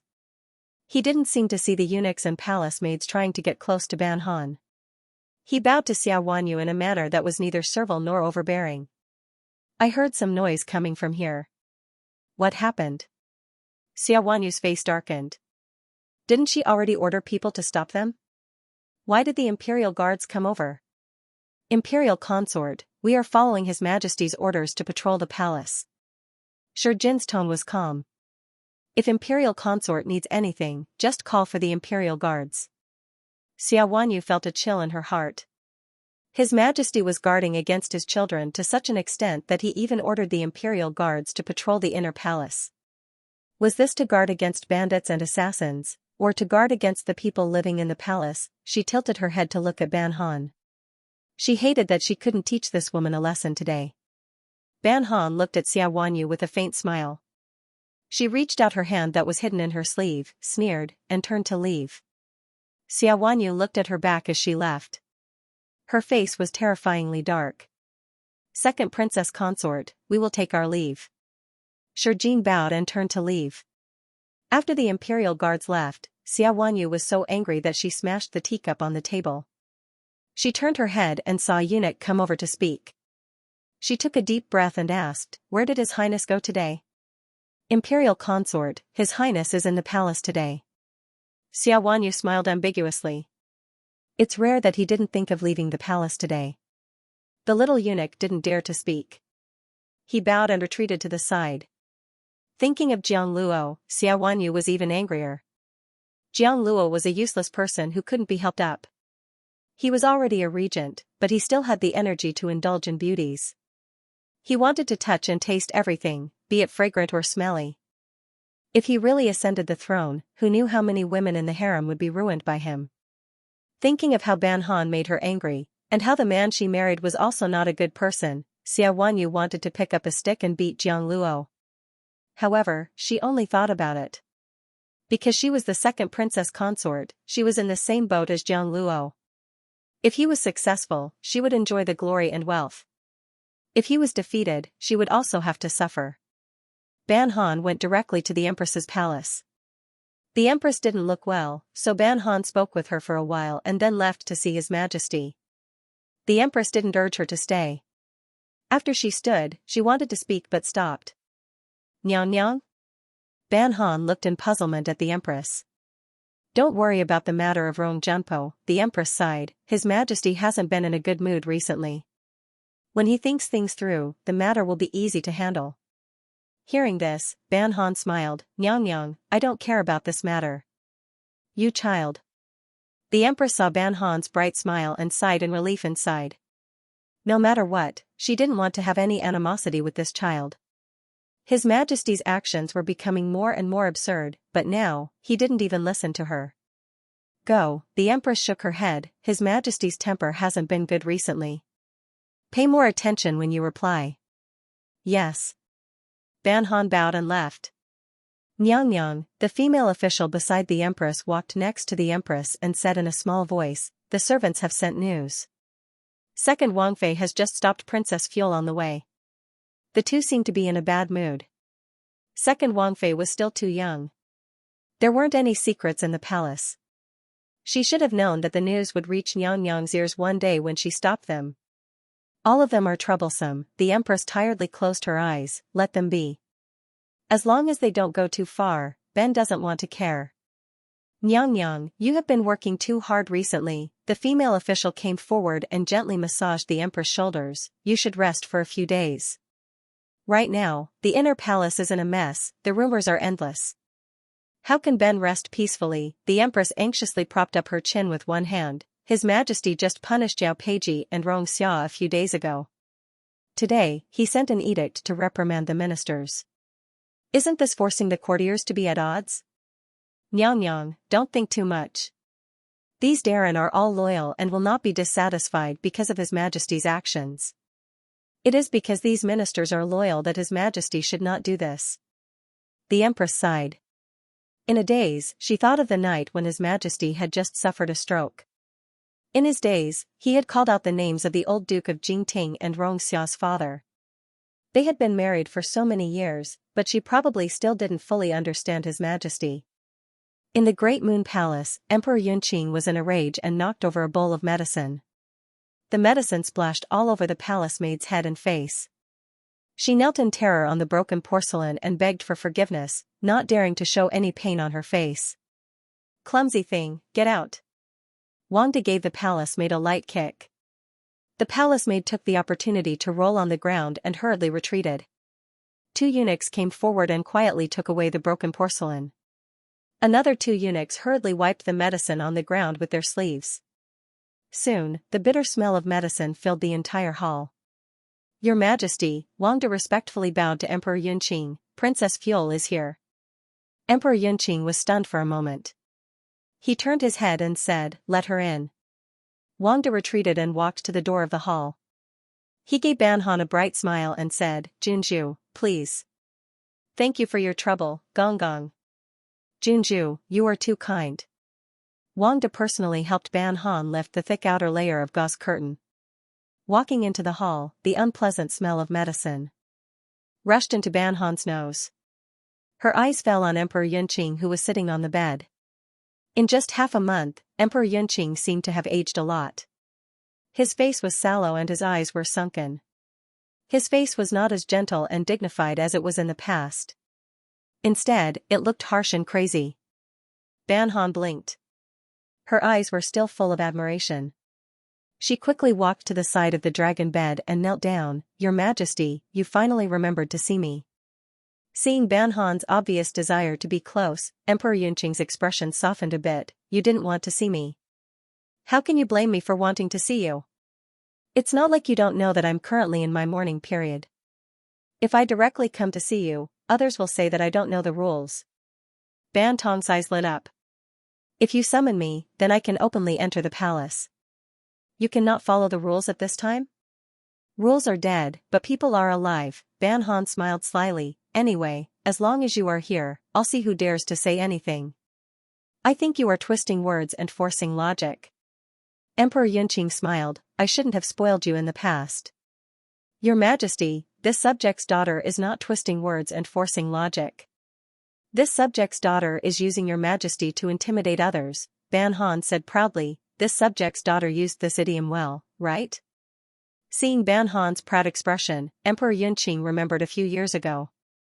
At that time, Hua didn't like to read and often used the wrong idioms. He couldn't help but laugh. Later, every time she used an idiom correctly, he would praise her. Later on, every time she used an idiom in front of him, she would look at him proudly, waiting for him to praise her. The little girl who was as cute as a white dumpling had grown up in the blink of an eye, and he had also grown old. Emperor Yunqing's face showed traces of a gentle smile. "Not bad. You have improved." The smile on Ban Han's face became even more proud. Ever since they entered the room, Ban Han never mentioned Emperor Yunqing's health. Emperor Yunqing also seemed to have forgotten about his body's discomfort. Chatting with Ban Han made him feel a few years younger. Unknowingly, an hour passed. The palace servants guarding the outer hall heard the emperor's laughter from time to time in the inner hall, and they all breathed a sigh of relief. At the same time, they also admired Princess Fuel. Even the princes and princesses couldn't do it, but the Princess Fuel did it. No wonder the emperor doted on her so much. If they had someone by their side who could make them happy, they couldn't help but treat her better. "Hua," Emperor Yunqing suddenly said, "I had people beat Rong Jumpo. Do you resent me?" "Why would I resent you?" Ban Han looked at Emperor Yunqing in confusion. After a moment of shock, he seemed to react. He waved his hand and said, "Don't worry. These days, I often go to Qing'anhua's residence to visit.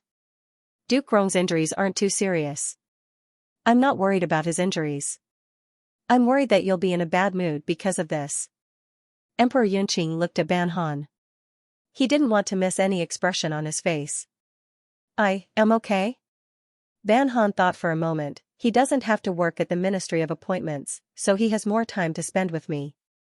In any case, he still has his title, and he doesn't lack food. Isn't that good?" Emperor Yunqing heard this and laughed. He had forgotten that this girl grew up in a jar of honey. Even if no one in her family had any real power in the court, she had never suffered any grievances. She didn't know how important power and status were to her sons. All she saw was the world in front of her. Therefore, she was telling the truth. What if he doesn't even have his title? "Your Majesty, you wouldn't do that, right?"